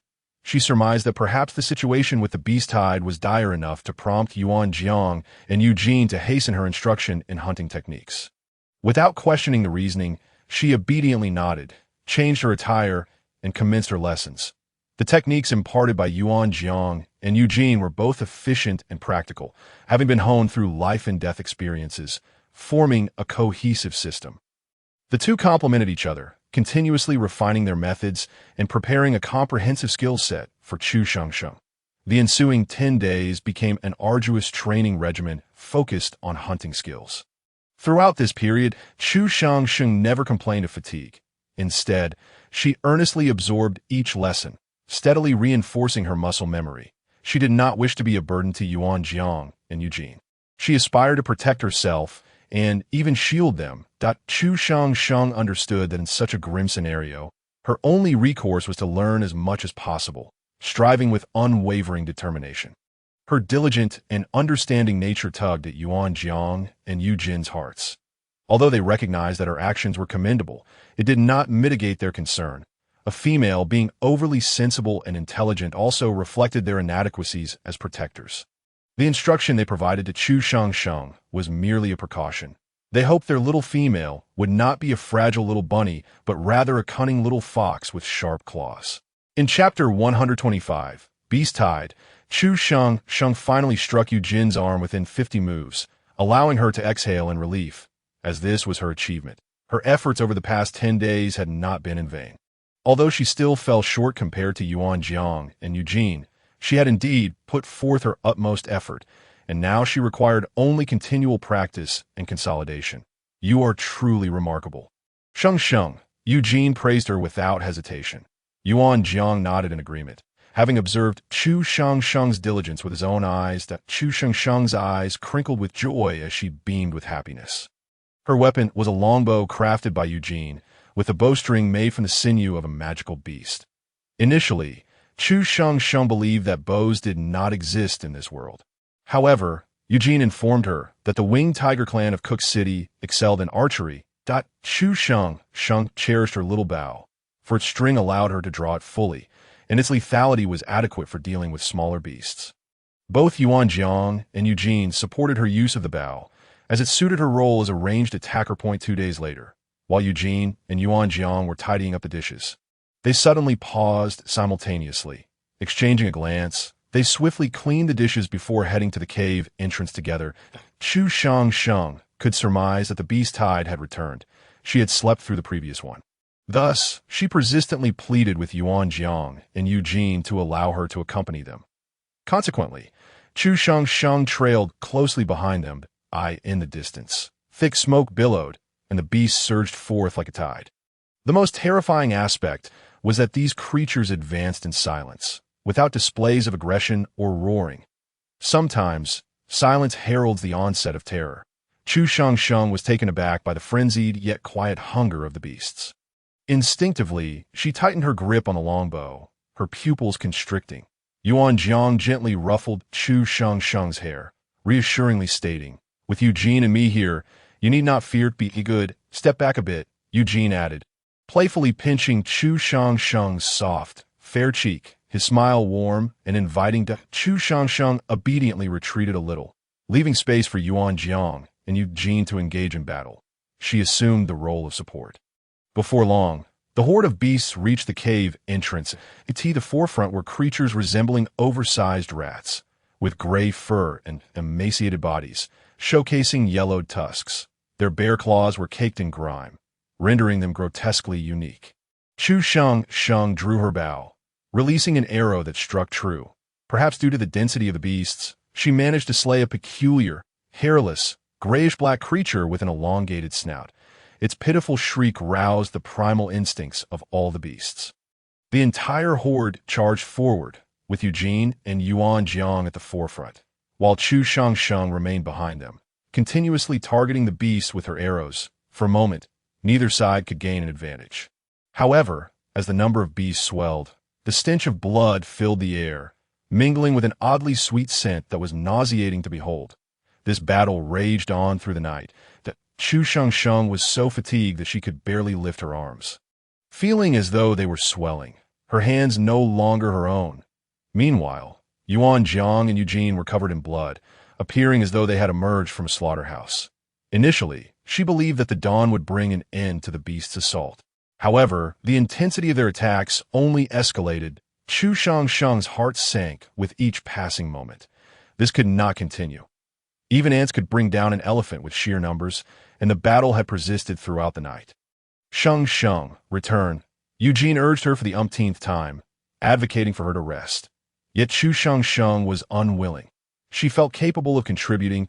Her accuracy with the bow could safeguard them. Yuan Jiang recognized that coaxing would be futile, so he fought with even greater ferocity. Eugene understood but could not help but repeat his concerns, his heart aching for his dear Sheng. Suddenly, both Yuan Jiang and Eugene's expressions shifted dramatically as they lunged protectively over Chu Sheng. A flash of flame erupted, a fireball landing indiscriminately at the cave entrance. The magical beast had arrived, the very scenario Yuan Jiang and Eugene had dreaded. They shielded Chu Sheng, their eyes sharp and focused. "Return," Yuan Jiang commanded tersely, preparing to gently push her back into the cave. "No." Chu Sheng shook her head, determined to assist. "Be good. Go back. The magical beasts are here, Yuan Jiang, and I may not be able to withstand them all." Please listen to me, Eugene urged, erecting an ice wall while imploring her to retreat. In Chapter 126, The Beast Horde, Chu Shang glanced at Yuan Jiang and Eugene before ultimately heeding their wishes and returning to the cave. Once inside, the stone door provided excellent sound insulation. She heard nothing, only perceiving a slight tremor in the ground. Overwhelmed with worry, Chu Shang could not sit still. She resolved to prepare a meal for Yuan Jiang and Eugene, hoping to replenish their energy and alleviate some of their fatigue. While Chu Shang patiently simmered meat soup, the battle outside reached a fever pitch. Yuan Jiang and Eugene had transformed into their beast forms, guarding the cave's entrance, while elemental energies surged chaotically outside. Eugene's blue ice clashed with Yuan Jiang's golden blades, alongside the magical beast's azure winds, brown earth, and crimson flames. The world seemed engulfed in chaos. As the temperature rose, the magical beasts continued their relentless assault. Yuan Jiang and Eugene were both riddled with wounds. The unending conflict coupled with the intensifying heat wore them down. Yet the onslaught of the magical beasts showed no signs of abating. They steadfastly defended the cave entrance, but the White Tiger clan in their vicinity had already been annihilated. Not a single beastman or female had survived the magical beast onslaught. The White Tiger clan had vanished from the beast realm. Meanwhile, the Leopard clan was teetering on the brink of collapse against the relentless attacks. The chieftain was organizing all the females and cubs, as well as some exceptionally talented youths, urging them to flee. The beasts of the Misty Forest had no intention of allowing the Beastmen to survive. They sought an absolute dominion over their environment. I could see this moment, aside from Yuan Jiang and Eugene safeguarding the cave. Protecting the area behind it from harm, all other regions had succumbed. Within the depths of the Misty Forest, the assault had yet to be repelled.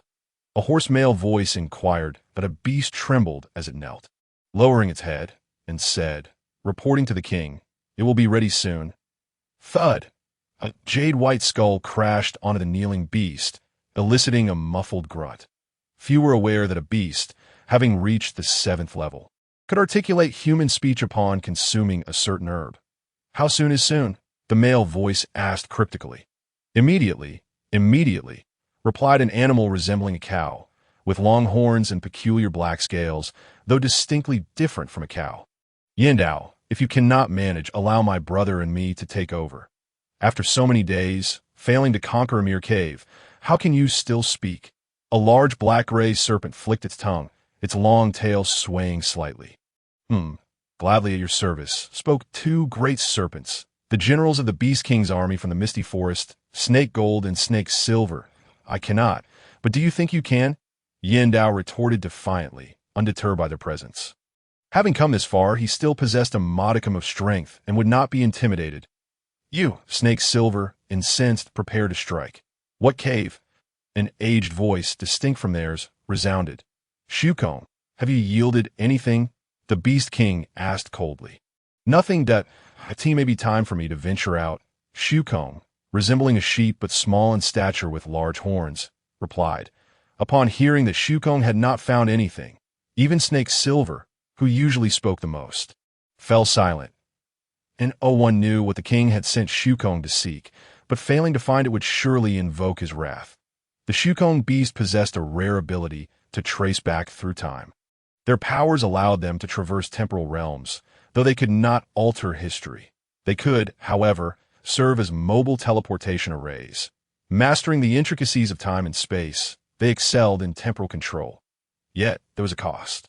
They often utilized their abilities for teleportation rather than the renowned skill of time reversal. Reversing time came at the expense of their own lifespan, and with the Shukong's dwindling population, each life was immensely precious. This marked Shukong's 5th attempt at time reversal. It required rest, for further attempts would only deplete its essence until it became a lifeless shell. Chapter 127. The Shukong Beast the Beast King, perhaps weary of repeated disappointments, chose to remain silent this time, retreating into the cave in exhaustion. "Shukong, you shall handle what comes next." "Affirmative." After Shukong's response, the Beast King departed. "Can anyone tell me what cave is being referenced?" Shukong inquired, its tone devoid of warmth. Snake Silver, now hesitant, refrained from speaking, its fear of Shukong palpable, as it sensed an overwhelming danger. Animals inherently avoid threats. The white tiger and leopard tribes have been vanquished. Yet there exists a cave between them. Within reside two beastmen of formidable strength. Despite the demon beasts attacking for nearly a day, they have yet to breach it. Yandao whispered, "Oh, such ineptitude." No sooner had Shukong uttered the words than Yandao vanished. "Such ineptitude does not warrant existence," Shukong remarked nonchalantly. Snake Silver's expression stiffened, fear evident in its eyes. "Since you are so confident, then you shall attack. Do not disappoint me," Shukong stated coldly. Snake Silver turned pale. It was aware of its own limitations. "Yes," Snake Gold replied with unwavering resolve. Suddenly, Snake Silver interjected. "Lord Shukong, one of those beastmen is a female, exceedingly beautiful. Would you care to take a look?" Shukong's demeanor remained indifferent. It harbored no interest in females and felt no inclination to investigate. "Shukong, this female wields a bow and arrow," Snake Silver persisted. The mention of a bow and arrow piqued Shukong's interest slightly. It decided to observe this female. Shukong traversed the fabric of time, arriving instantaneously outside the cave. The battle raged on, fierce and unrelenting. At that moment, Yuan Jiang and Eugene had taken turns to replenish their strength. Their subordinates growing increasingly resolute. The heat intensified. The stench of decaying corpses lingered in the air, a nauseating and sticky presence that was unsettling. "Continue the assault. Increase the pressure." Shukong squinted at the cave. The situation grew dire. Yuan Jiang and Eugene were beleaguered, while Chu Shengsheng inspected her arrows. Chu Shengsheng's senses heightened as she scanned the cave's shadows. In the corner lay a curious creature resembling a sheep, albeit with unusually large horns. In an instant, Chu Shengsheng lost consciousness. Shukong spat blood, its visage paling. Yet, madness flickered in its eyes. It felt it was nearing the object the king desired, only to discover that this petite female was merely a conduit. Initially believing it was simply moving a small female, Shukong was unprepared for the fact that she had been blessed by the beast god and was under his protection. Thus, new wounds compounded upon old, leaving Shukong further injured. Outside the cave, Yuan Jiang and Eugene suddenly changed expressions. Their connection to Shengsheng had vanished. Something was amiss. Both dashed into the cave, only to find it filled with everything but Chu Shengsheng and her bow. An unfamiliar aura permeated the air that Yunjiang's expression darkened. To have someone snatched away right under their noses indicated their failure. Such powers could only be wielded by those with spatial abilities that Eugene's expression hardened. Recovering Shengsheng was of utmost urgency. Only the Shukong or the Sharp royal family possessed such capabilities that Eugene's heart raced. There was no trace of their bond, not even a hint of connection, despite the distance. The mate bond allowed, sensing within 100 meters. Beyond that, it weakened, and at a sufficient distance, it vanished entirely. Shukong, both Yuan Jiang and Eugene murmured in unison, now faced with the dilemma of locating the Shukong to retrieve Shengsheng. Chapter 128. Understanding Squeak. Chu Shengsheng awoke, startled by the delicate sound surrounding her. Slowly opening her eyes, she beheld a small, fuzzy, tawny creature, no larger than a palm, holding an unfamiliar fruit, gazing at her with a bewildered expression. Chu Shengsheng, equally perplexed, widened her eyes, locking gazes with the tiny beast. With a sudden plop, the tawny creature hurled the fruit at Chu Shengsheng's face. Stunned, she felt the juice trickle down her cheek. Chu Shengsheng closed her eyes momentarily, thinking, "Splendid, this little yellow creature is doomed." As she reached out to grab it, the small beast nimbly leaped away, perching atop a tree branch, its dark eyes seemingly mocking her. Chu Shengsheng, exasperated, watched the creature bound away, her bow in hand but regrettably devoid of arrows. Wiping her face with her hand, she noticed it was smeared with yellow juice. Observing her pink fingertips, she breathed a sigh of relief. At least it wasn't another instance of traversing dimensions. The terrain around her was expansive, the soil a striking red, distinct from the Cloud Mountain range. Fragments of red rock littered the ground, appearing thin and weathered. Not a single plant was recognizable to her. Chu Shengsheng dared to entertain a bold suspicion. Was it possible she was not in the Cloud Mountain range? Thoughts of Yuan Jiang and Eugene filled her mind. She had to return. Just then, she heard voices. Chu Shengsheng quickly crouched behind a large rock, holding her breath to remain silent. Her senses heightened as she observed a group approaching. A contingent of approximately 10 individuals approached, with only 2 females amidst a throng of beastmen. "Anghua, are you tired? Do you need a lift?" inquired a beastman adorned with horns, cautiously addressing the female ahead of him. The female, engaged in conversation with another, frowned upon being interrupted. "Hit," she curtly commanded. "Crack, crack, crack." The horned beastman received 3 lashes. The assailant was none other than one of the female's mates. Noting that 5 beastmen remained unmoved, Chu Xingsheng deduced that they were likely the mate of the other female. The remaining 3 beasts bowed their heads, their expressions somewhat numb, likely accustomed to such treatment, rendering them unfazed. The beastman wielding the whip was indeed the most handsome, his features gentle, yet his eyes held a cruel glint. "Anghua, it's fine if you're tired. Just say so. I will have someone carry you," the beastman said with feigned humility. Anghua merely nodded nonchalantly, returning to her conversation with the other female, entirely dismissive of the beastman, who lay prostrate from the lashes. "Anghua, we've arrived at the hunting zone. Completing the task isn't as difficult as they claim.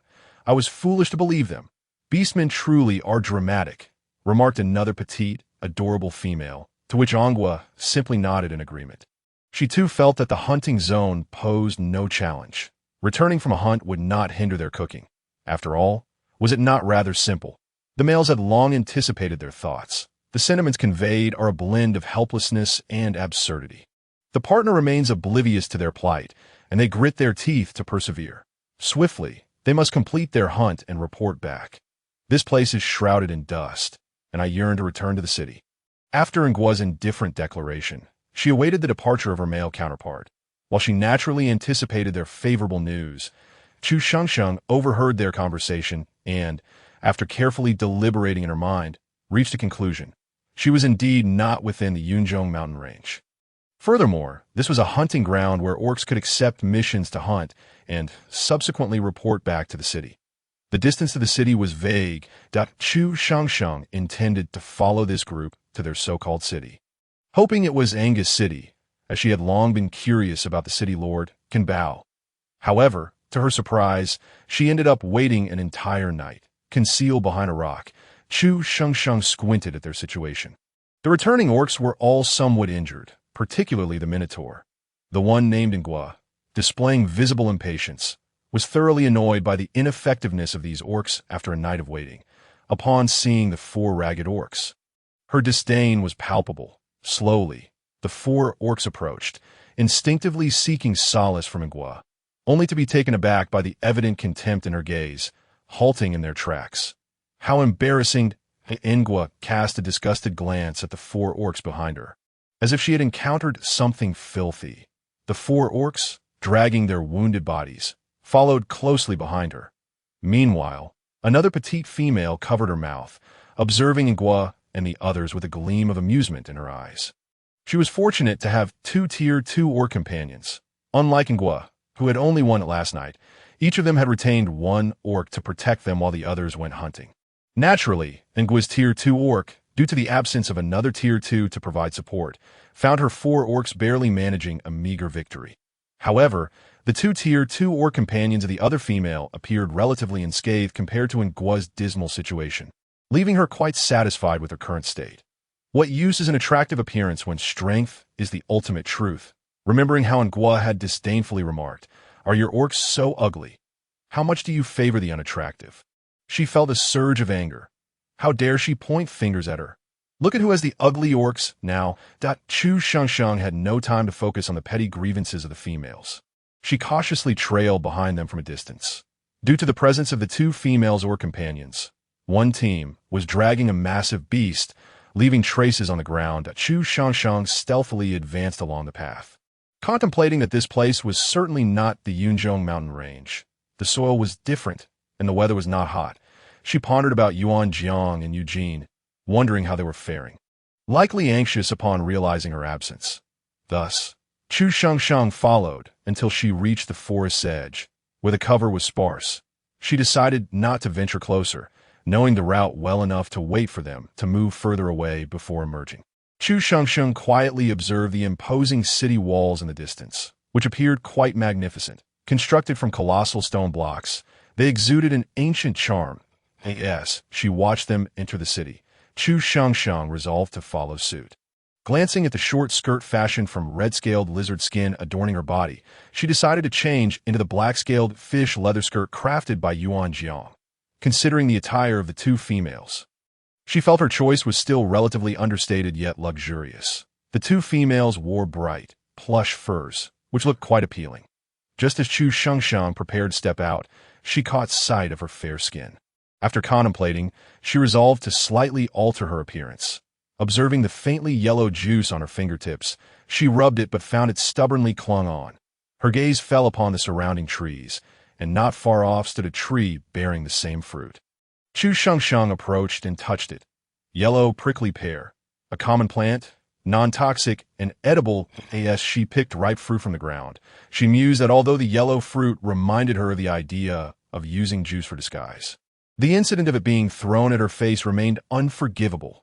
Soon, Chu Shengsheng coated her exposed skin with the yellow juice, including her hands, ears, and the area behind them. The fruit was refreshing.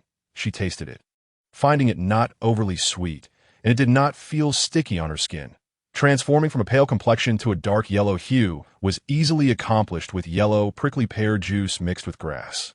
Chu Shengsheng styled her hair similarly to the two females, tying it up and adorning it with flowers. Thus, her transformation was complete. She no longer identified as Chu Shengsheng, but intended to adopt the stage name A Li. How fitting! The fresh A Li dyed in the hue of the yellow, prickly pear. Chu Shengsheng checked her belongings, concealing the spatial bracelet on her wrist around her neck. With a bold stride, she set off towards the city. Chapter 130.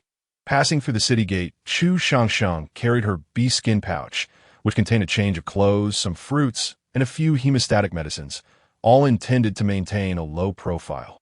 She approached the city with confidence, only to be stopped at the entrance by the orc guards.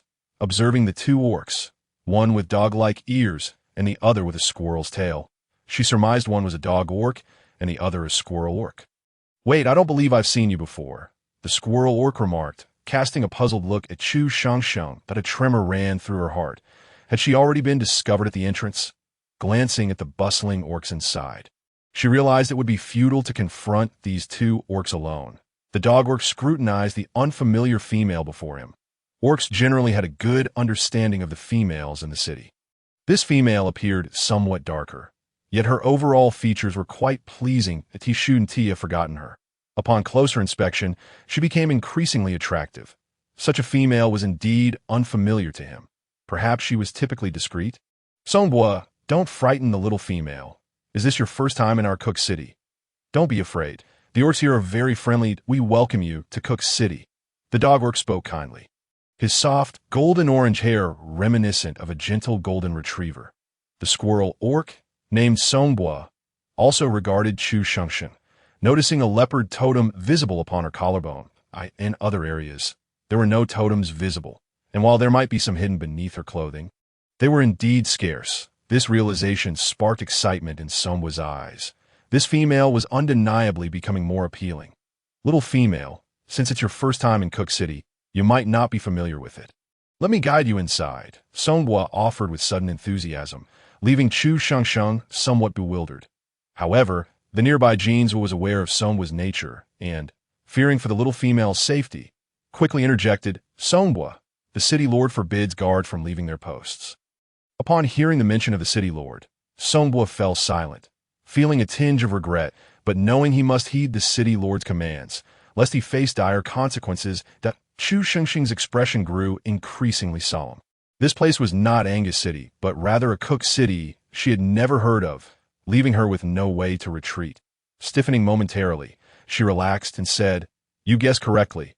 I am indeed not a female of Cook City. I have come to Cook City in search of this leopard orc. He deceived my affections and then vanished. I must find him and ask why he treated me this way. Wasn't I good enough to him?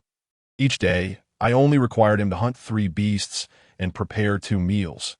Was that too much? My sister let their male hunt 5 beasts for her. I never made such demands of him. Yet he ran away.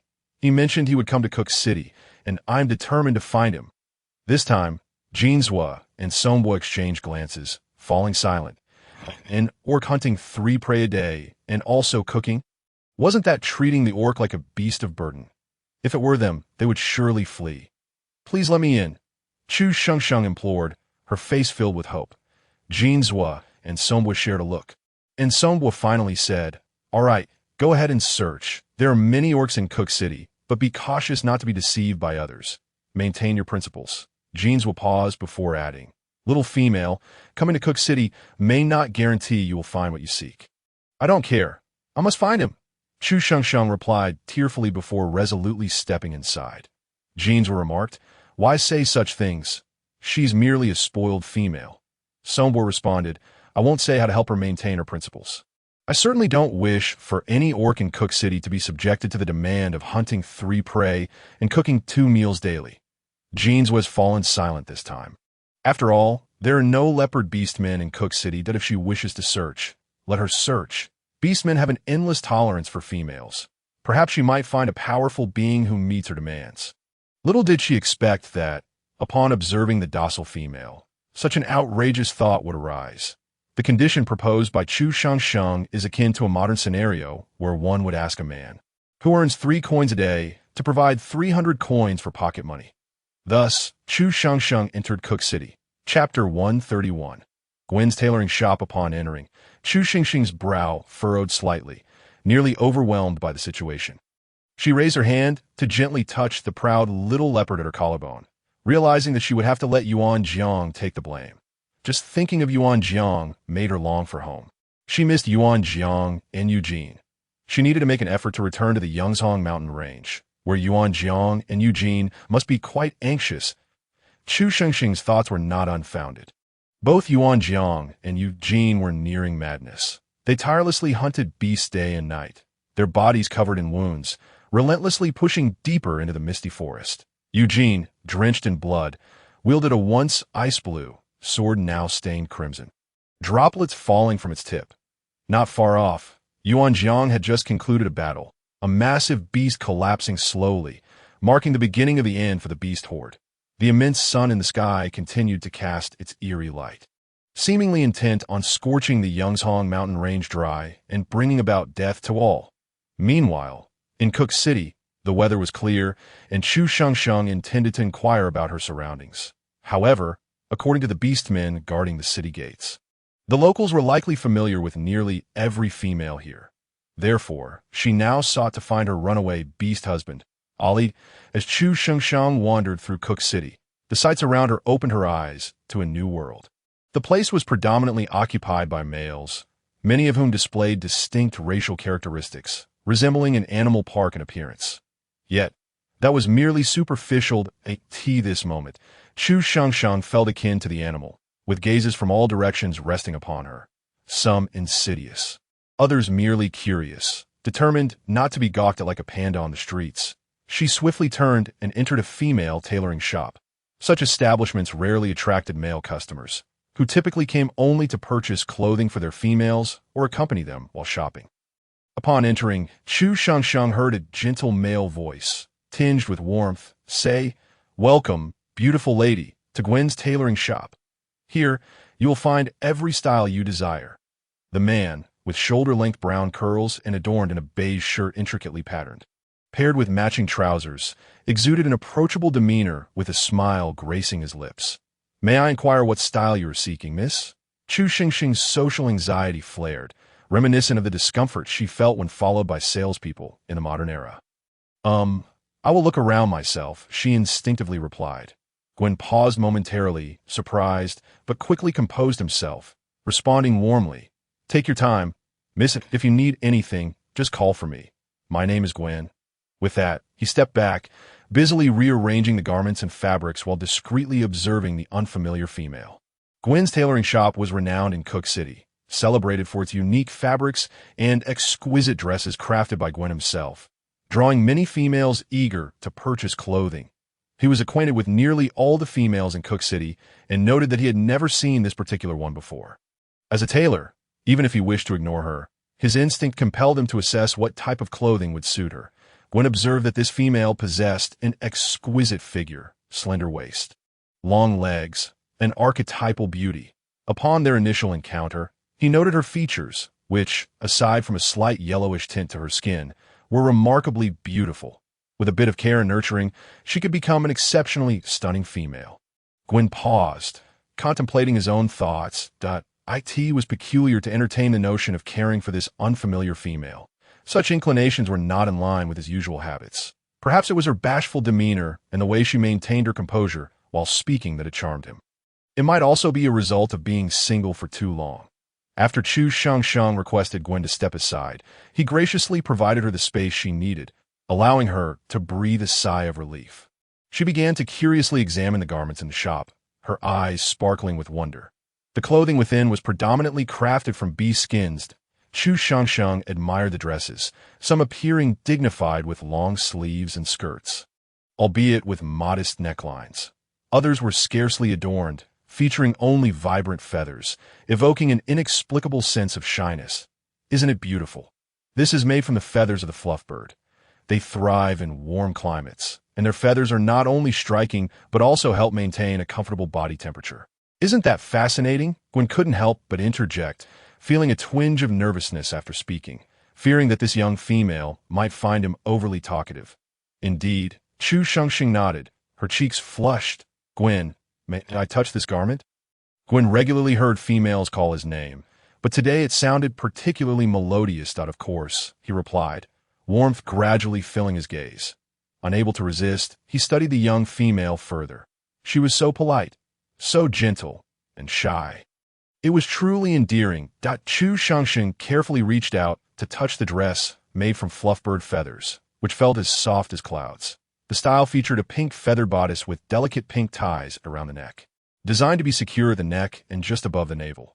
The skirt, also crafted from fluffbird feathers, was a lovely pink and reached mid-thigh, an exquisite and fashionable design. Did you make this? It's stunning. Chu Shengxing couldn't help but exclaim in admiration. I did. Thank you for your kind words, Gwen replied, appreciating her enthusiasm. Chu Shengsheng merely touched the garment gently, having no intention of claiming it as her own. For she lacked the means. Had she possessed the funds, she would have undoubtedly purchased it. She genuinely adored it. Gwen discerned the young female's fondness, but also noted her hesitation that he observed her attire. A skirt made of intact, black-scaled fish leather. Such complete black-scaled fish leather was quite valuable, yet its cut was somewhat rough, revealing a lack of finesse, relying on the female's figure to elevate its appeal. Gwen speculated that this skirt was likely crafted by her beast husband. Logically, one wouldn't expect her to be financially constrained with a mate. However, she was alone and displayed signs of being financially challenged, indicating a high probability that she had run away. Gwen's gaze fell upon the small black leopard at her collarbone. He had never heard of leopard beastmen in Cook City, but if you like it, you can trade me something you possess, Gwen proposed, wishing to gift the garment to this young female without restrictions, believing she would be amenable to the exchange. He relished creating clothing and desired someone to showcase his work. He sensed that this female's figure would do justice to the garment's beauty, thus hoping she would accept. Chu Shengsheng lifted her gaze to the gentle man before her, who resembled a nobleman from the Middle Ages, a kind and patient gentleman. She felt his intentions were devoid of malice. In fact, he seemed eager for her to wear the dress. Chu Shengsheng truly liked it. After some contemplation, she retrieved a small wooden vial of purple star herb powder from her beast skin bag, a beautiful little bottle she had ground with Yuan Zhang's assistance. Then I shall offer this in exchange. This herb powder can quickly stop bleeding and accelerate wound healing, she said, presenting the vial to Gwen. Gwen was taken aback. He had initially anticipated that even if she produced a simple fruit, he would readily trade for it. Yet, she had presented a precious medicinal item. Medicines are rare. You should not part with them so easily. Keep them safe. There are many unsavory characters outside, he advised, gently pushing the vial back toward her. This must be a naive young female, unaware of the value of the medicine, Gwen thought, patiently encouraging her to learn the importance of discretion regarding wealth. Chu Xingsheng truly did not comprehend the rarity of the medicine. Aware of Gwen's good intentions and cautioning her, she could not dismiss his kindness and obediently tucked the vial away. "All right. Thank you for your reminder. I shall not trade then. I have nothing else. Perhaps when I return next time, I will have something to exchange." After Chu Shengshang finished speaking, she cast another glance at her attire and remarked, "If I come again next time, and it is still here." Gwen was quite taken aback by the actions of this young female. He had been surprised by her demeanor throughout the day, her politeness, her gentle shyness, her candid clarity, and her bright, enchanting gaze at that moment. Gwen felt a stirring in his heart, as if he had heard the seed of affection within him sprouting for the very first time. Slowly, perhaps one day, growing into a towering tree. Chapter 133. The street Chu Shengshang stepped out of Gwen's small shop, her brow slightly furrowed. Before leaving, she had inquired if there were any other garments made of different fabrics in the store. Gwen led her to a small partition in the back, where elegant silk dresses hung, their smooth texture cascading beautifully. A hint of embarrassment colored Gwen's cheeks as he touched the tip of his nose and explained, "These dresses are typically limited in availability. Displaying them outside may lead to damage." Gwen had been quite discreet in his explanation. His shop boasted innovative designs, and many females visited to try on dresses. Yet the delicate silk was prone to wear and tear. He recalled vividly a particular female who, despite being unable to fit into a dress, insisted on trying it on, resulting in the unfortunate tearing of the fabric. While she ultimately purchased the damaged dress, Gwen was still incensed that his carefully crafted creation had been mistreated. From that point onwards, he learned to be prudent, storing any delicate materials in the back, only selling them when he deemed it appropriate, which alleviated his frustration considerably. "What kind of leather is this?" Chu Shengsheng inquired, her eyes filled with curiosity as she examined the soft fabric. "This is not leather. It is a specialty from the city-state of Angus," Gwen replied gently. "How lovely! Where is Angus?" Chu Shengsheng asked, intrigued. "To the south of our Cook City State. If I walk south, will I reach Cook City State?" Chu Shengsheng questioned, her expression eager for knowledge. Gwen chuckled softly, responding kindly, "Not quite. Between Cook City State and Angus lies the Void Valley, and no beastman can traverse it. Oh, then how can I reach Angus?" Chu Shengsheng's enthusiasm waned slightly. Yet hope lingered in her gaze as she looked at Gwen. "Why do you wish to go to Angus? There must be many beautiful garments there, right?" Gwen almost blurted out that she should stay. He could create countless exquisite pieces for her, offering her a lifetime of bespoke designs. However, his gaze fell upon the proud little leopard resting on her collarbone, prompting him to remain silent. His beast form was that of a rabbit, an orange long-haired rabbit.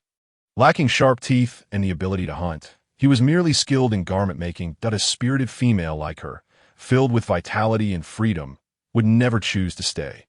"There will be," Gwen replied earnestly. He had yet to complete his thought. "If she stayed with him, there would certainly be. Then I want to go." Chu Shengsheng's eyes sparkled. The east of Cook City State lies the Sharp Empire, where there is a teleportation array that can take you directly to Angus. Gwen revealed the means to her.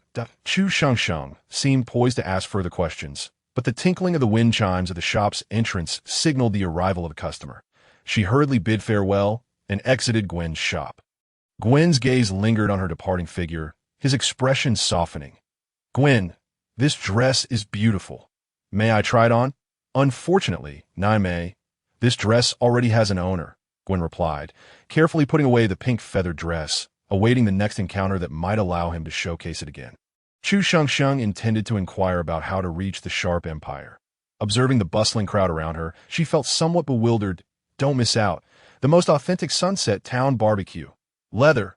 Leather. Selling leather. Reasonable prices. Absolutely a bargain. High prices paid for vulture claws, complete pelts of rock wolves, reasonably priced. As Chu Shengsheng listened to the lively exchanges around her, each vendor showcasing their wares with fervor, a smile crept on her lips. This was the essence of human vibrancy, she thought. Walking through the street, she felt as if she had stumbled into a realm of fantastical creatures, as every beastman seemed to possess their own unique charm.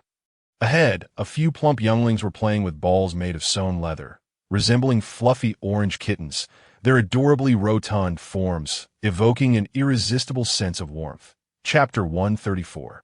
Horned beast jerky, Angus specialty, horned beast jerky.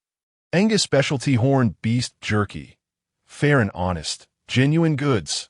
Chu Shengxing's gaze fell upon the young man, calling out, her brows arching with curiosity as she approached. Horned beast from Angus. Indeed, miss, you know of Angus.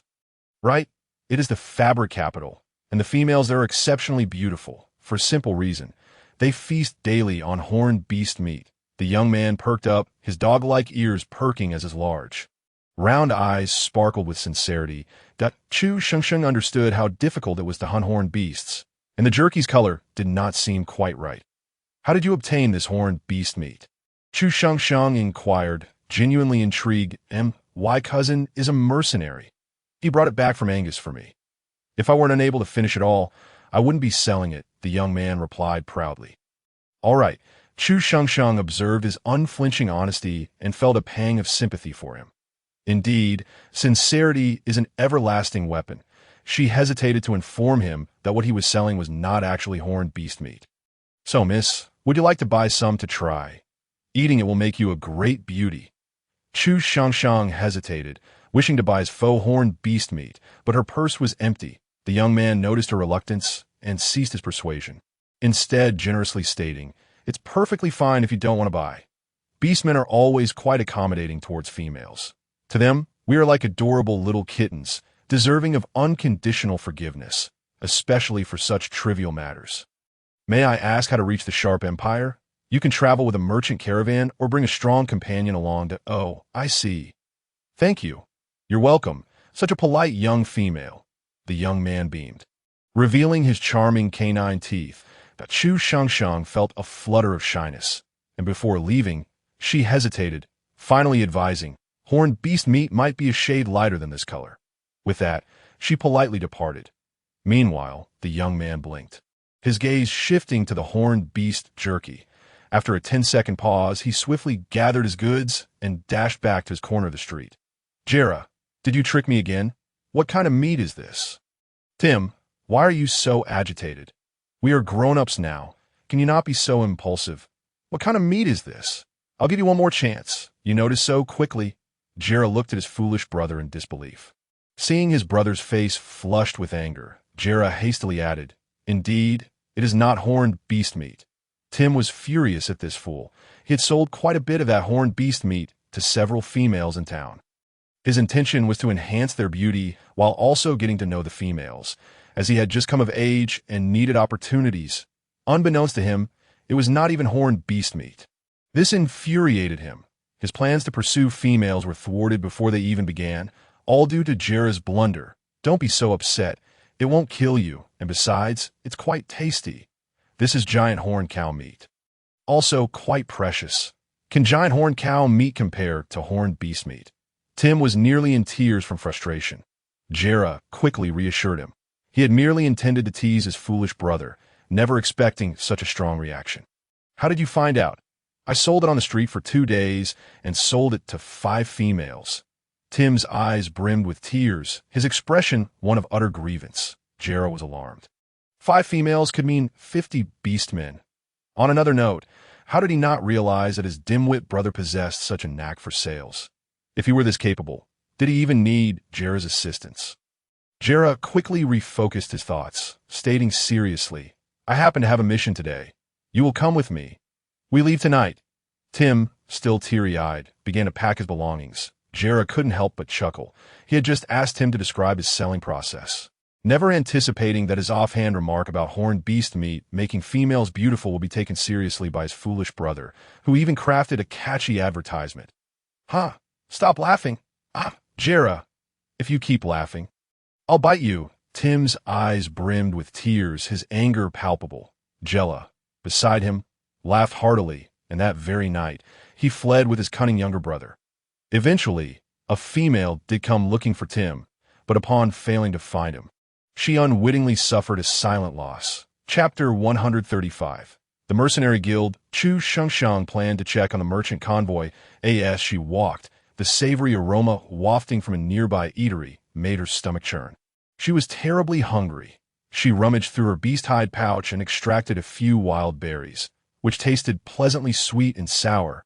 Yet, to be frank, were insufficient to satiate her hunger. In that moment, Chu Shengsheng longed for the dishes that Yuan Jiang had prepared for her.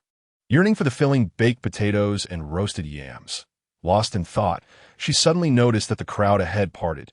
Following suit, she stepped aside and beheld a group of silver horses, though horses hardly seemed fitting, as they bore a pair of white horns atop their heads, exuding an air of sanctity. It was astonishing that such magnificent creatures were employed to pull a dilapidated wooden cart, resembling a bizarre hybrid of a Rolls-Royce and a tractor. Oh, this must be the merchant convoy from the Lord's household. Indeed, I've heard our Lord intends for his eldest son to wed a princess from the Sharp Empire. Oh, is that so? Alas, you must be quite uninformed. My elder brother works as a chef at the Lord's manor. That's what he told me. Listening to the surrounding conversation, Chu Shengsheng glanced at an elder beside her and quietly inquired, "Excuse me, sir, may I ask how one might join such a merchant convoy?" The old Beastman cast a sideways glance at the young female beside him. Known for his notoriously bad temper, he softened slightly at her respectful address and decided to respond. Joining such a convoy requires strength.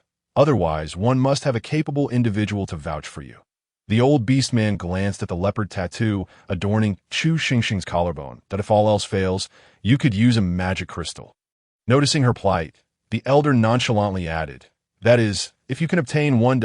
And how might one acquire a magic crystal?"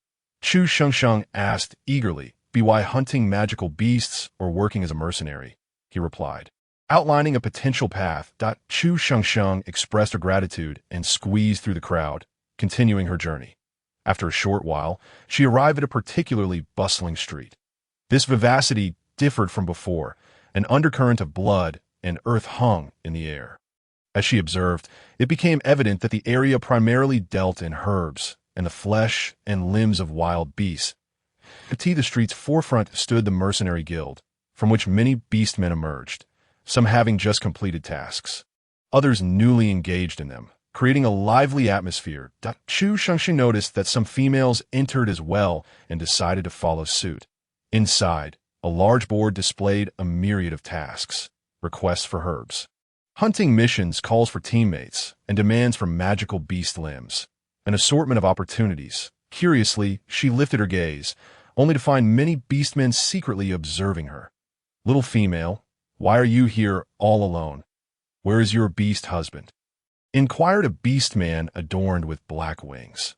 Turning to meet his eager gaze, Chu Shengsheng initially intended to assert her solitude, but reconsidered, sensing that his demeanor suggested he might offer himself as her beast husband should she claim to be alone.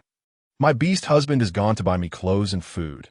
I'm merely taking a look around," she replied with natural ease. Upon her words, the covetous stares around her diminished significantly. "Little female, bring your beast husband to join us," a bear beastman exclaimed. "Bear old 8, don't mislead others. Your team only has one female because her husband perished in your ranks, and now she seeks your brother as a companion. Are you now eyeing this female?" Chu Shengsheng turned back, intrigued, not for any particular reason, but because the voice was distinctly unique, gravelly yet alluring. The newcomer was a stunning beauty with long, wine-red curls, and Chu Shengsheng's eyes sparkled with admiration. Clad in a snug red beast-hide outfit that accentuated her alluring curves, her well-tailored attire resembled a striking catsuit, reminiscent of Anne Hathaway's Catwoman, exuding both allure and charm. Helena noticed the curious and captivated gaze of the unfamiliar female and found herself momentarily entranced.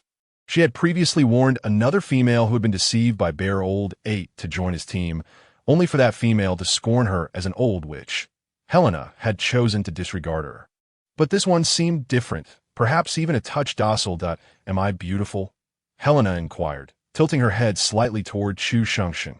Standing at nearly 6 feet tall, her posture exuded confidence. "Absolutely beautiful," Chu Shengsheng responded almost without hesitation, feeling an overwhelming sense of beauty radiating from Helena's presence.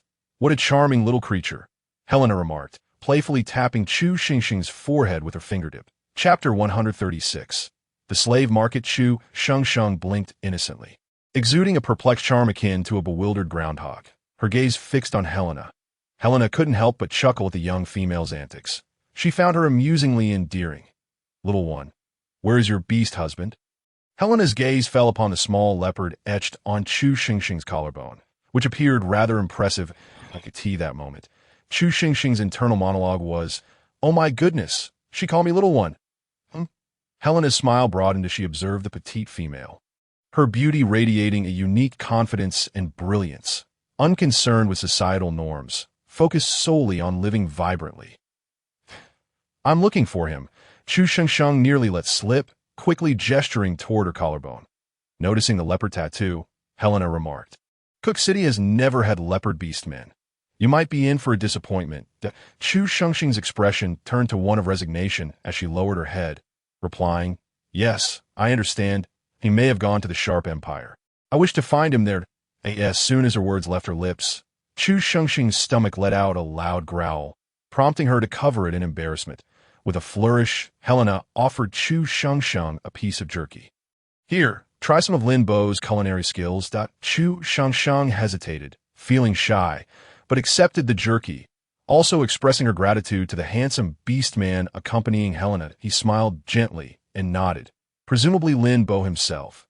"Little one, to form or join a mercenary team, you must bring your beast husband, otherwise females may become prey," Helena whispered softly in Chu Xingxing's ear. "But my beast husband isn't here. Do not let the beastmen know your husband is absent. Behind this street, there is a place. Perhaps you will find a solution there." After finishing her sentence, Helena placed a green magic crystal in Chu Xingxing's palm before leading her beastman away. Chu Shengsheng clutched the magic crystal, warmth spreading through her heart. The camaraderie between women was truly heartening. This was the highest grade magic crystal she had ever seen, and she felt immense gratitude for Helena's generosity. She vowed to remember this kindness. Should Helena ever need assistance in the future, she would be there. Determined to heed Helena's advice, Chu Shengsheng decided to explore the back of the street. After walking for a while, she arrived at the rear of the street. The sight before her was nothing short of astonishing. The front street was clean and orderly, bustling with crowds, while the back was in utter disarray, rife with the sale of wild beasts. That Chu Shengsheng cautiously proceeded. Feeling somewhat restrained, perhaps sensing her novice status, the merchants around her called out, clearly eager to profit from her inexperience. Ignoring their shouts, her gaze fell upon cages containing wild beasts, their conditions disheartening. Their fur was matted, bearing whip marks and scars, their eyes filled with resentment. As she moved forward, she was shocked to discover that the beasts had transformed into people. Many beastmen were imprisoned. Advancing further, she found that the cages, once filled with beasts, now held beastmen, many of whom appeared in poor condition. They were either emaciated or wore vacant expressions, their gazes filled with hope as they looked at passers-by. Chu Shengsheng felt a pang of sympathy, but her capacity to help was limited. After witnessing these sights, she finally understood why Helena had directed her here. Because she could purchase herself a beast husband, she could then join a mercenary squad or even establish one of her own. Moreover, she discovered that the trade of slaves here served but two purposes: to serve as beastmasters or to remain as slaves themselves. She intended to purchase a compliant and sensible one, as this would save her considerable trouble. Chapter 137. The fox. Chu Shengsheng cautiously observed the cages surrounding her. Within them were not only frenzied beasts devoid of reason, but also sorrowful beastmen whose eyes were filled with despair. Chu Shengsheng tightened her grip on the green magic crystal in her hand, which felt akin to a beastman's life, hot to the touch. The myriad of pleading gazes made her heart ache intensely. This was, after all, a common tactic employed by the beastmen in the slave market, adopting a posture of submission towards those who came to purchase them. When faced with female buyers, they would feign weakness, evoking a sense of pity in their hearts. This was not merely a ruse. It was a desperate bid for survival. As Chu Shengsheng continued to observe the surrounding cages, she suddenly heard the sound of whips slicing through the air, followed by the sharp crack of leather striking flesh, a sound that was profoundly unsettling. Following the source of the noise with her gaze, she saw a bloodied creature resembling a dog being mercilessly whipped. It remained silent, as if it were not the target of the blows. Yet, its eyes were devoid of life and numbness, with blood trickling from its mouth, mingling with the filth on the ground. leaving it powerless to resist the lashes. Beast! This was the last contemptuous remark from the burly centaur Beastman. His gaze shifted to Chu Shengsheng, instantly softening. However, his scrutinizing look still made her uneasy, his sweeping gaze eliciting a sense of revulsion within her. Little female, you are here to purchase a Beastman, aren't you? In my establishment, I have everything you could desire. The centaur Beastman cast a suggestive glance at Chu Shengsheng, as if he had seen through her intentions, which made her feel nauseous. Why are you beating it?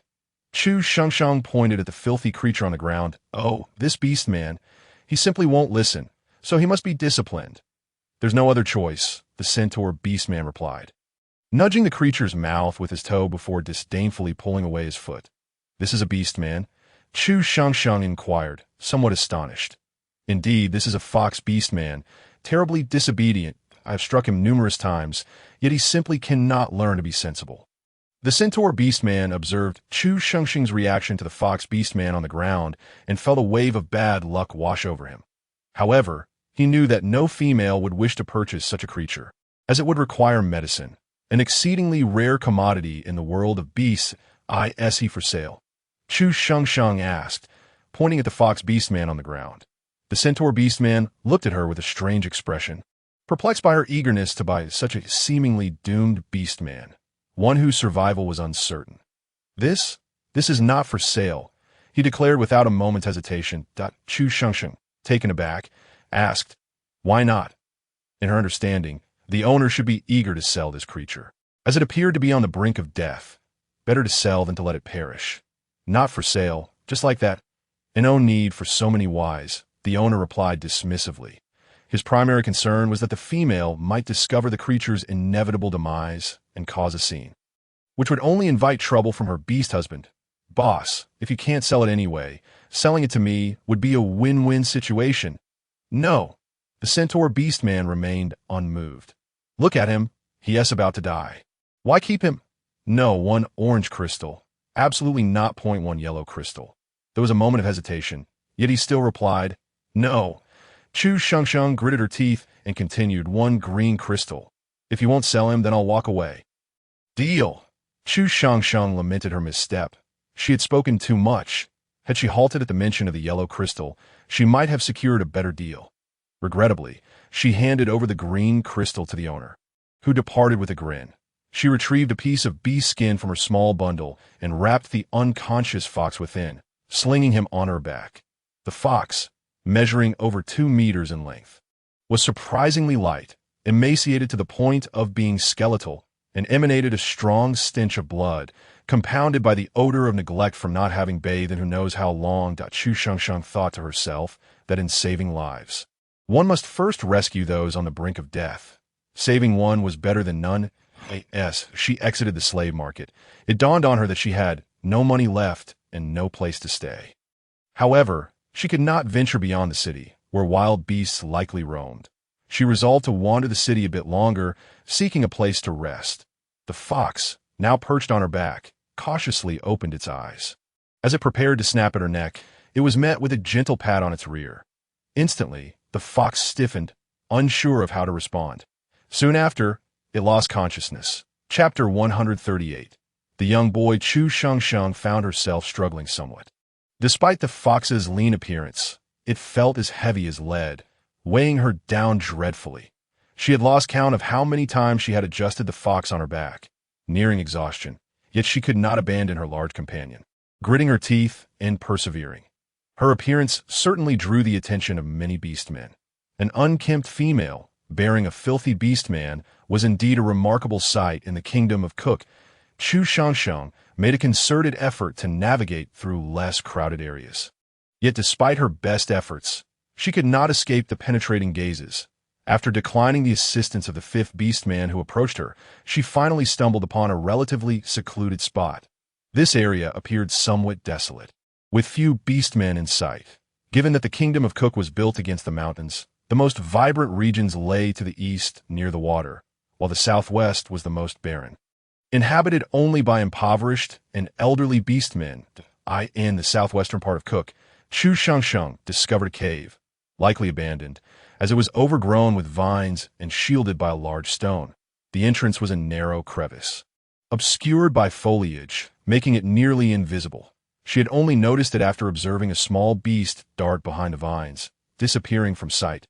Tentatively, she pushed aside the greenery and uncovered the cave. Chu Shangshang set the large fox down beside her and began to assess its condition. The fox appeared to be in dire straits. However, its breathing was steady, and its heartbeat remained relatively normal. Predominantly suffering from superficial injuries, she decided to utilize some dry grass to fumigate the cave. This method proved effective, as numerous small creatures scurried out. Standing by, she watched them flee before gathering a handful of leaves to sweep the cave clean. To her surprise, she discovered a stone bed within the cave, along with a water reservoir, suggesting it had once been a beastman's dwelling, long since abandoned.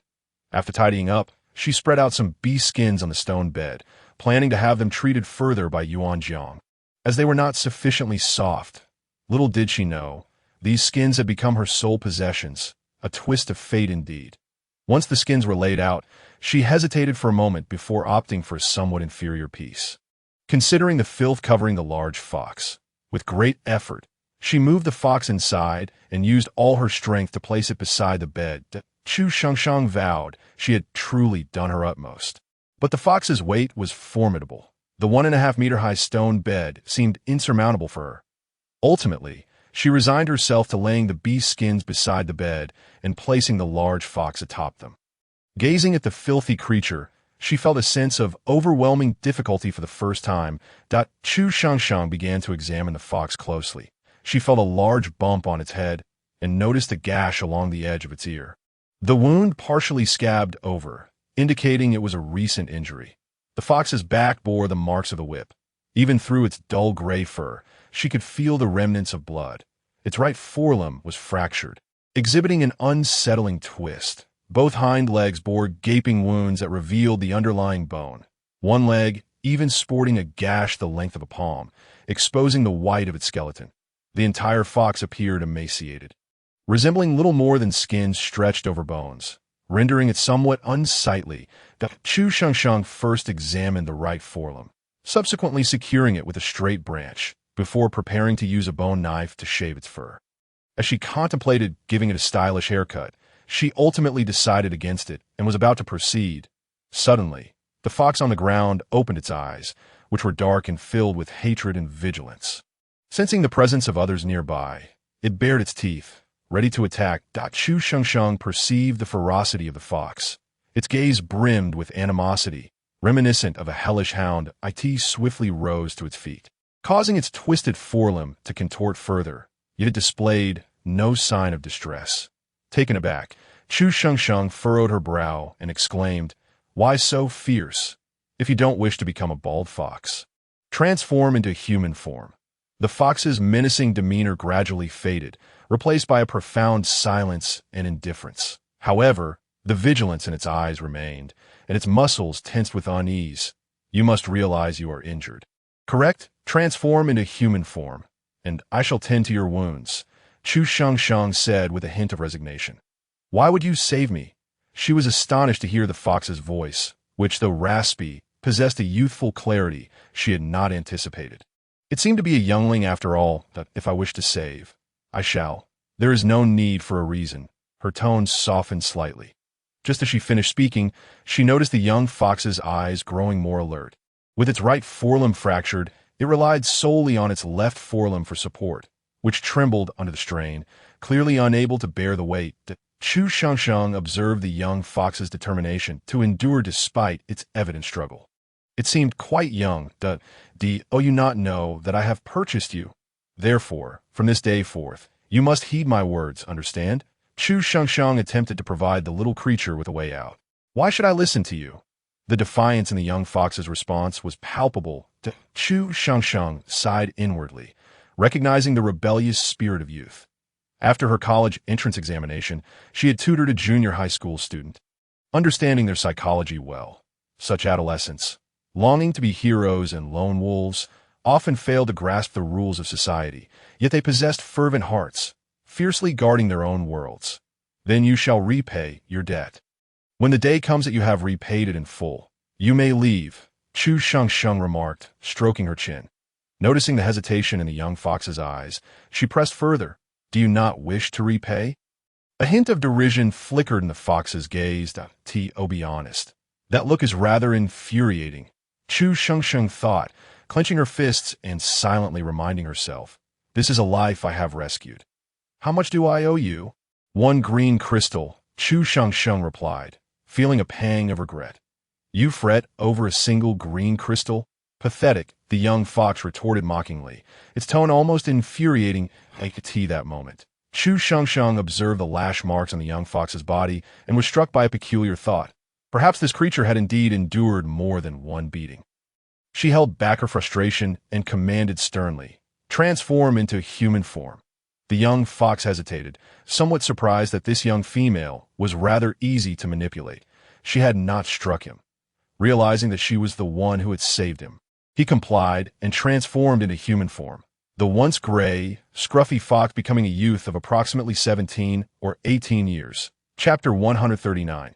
Supporting the moon, Chu Shengsheng scrutinized the young man, noting his disheveled appearance, long hair obscuring his face.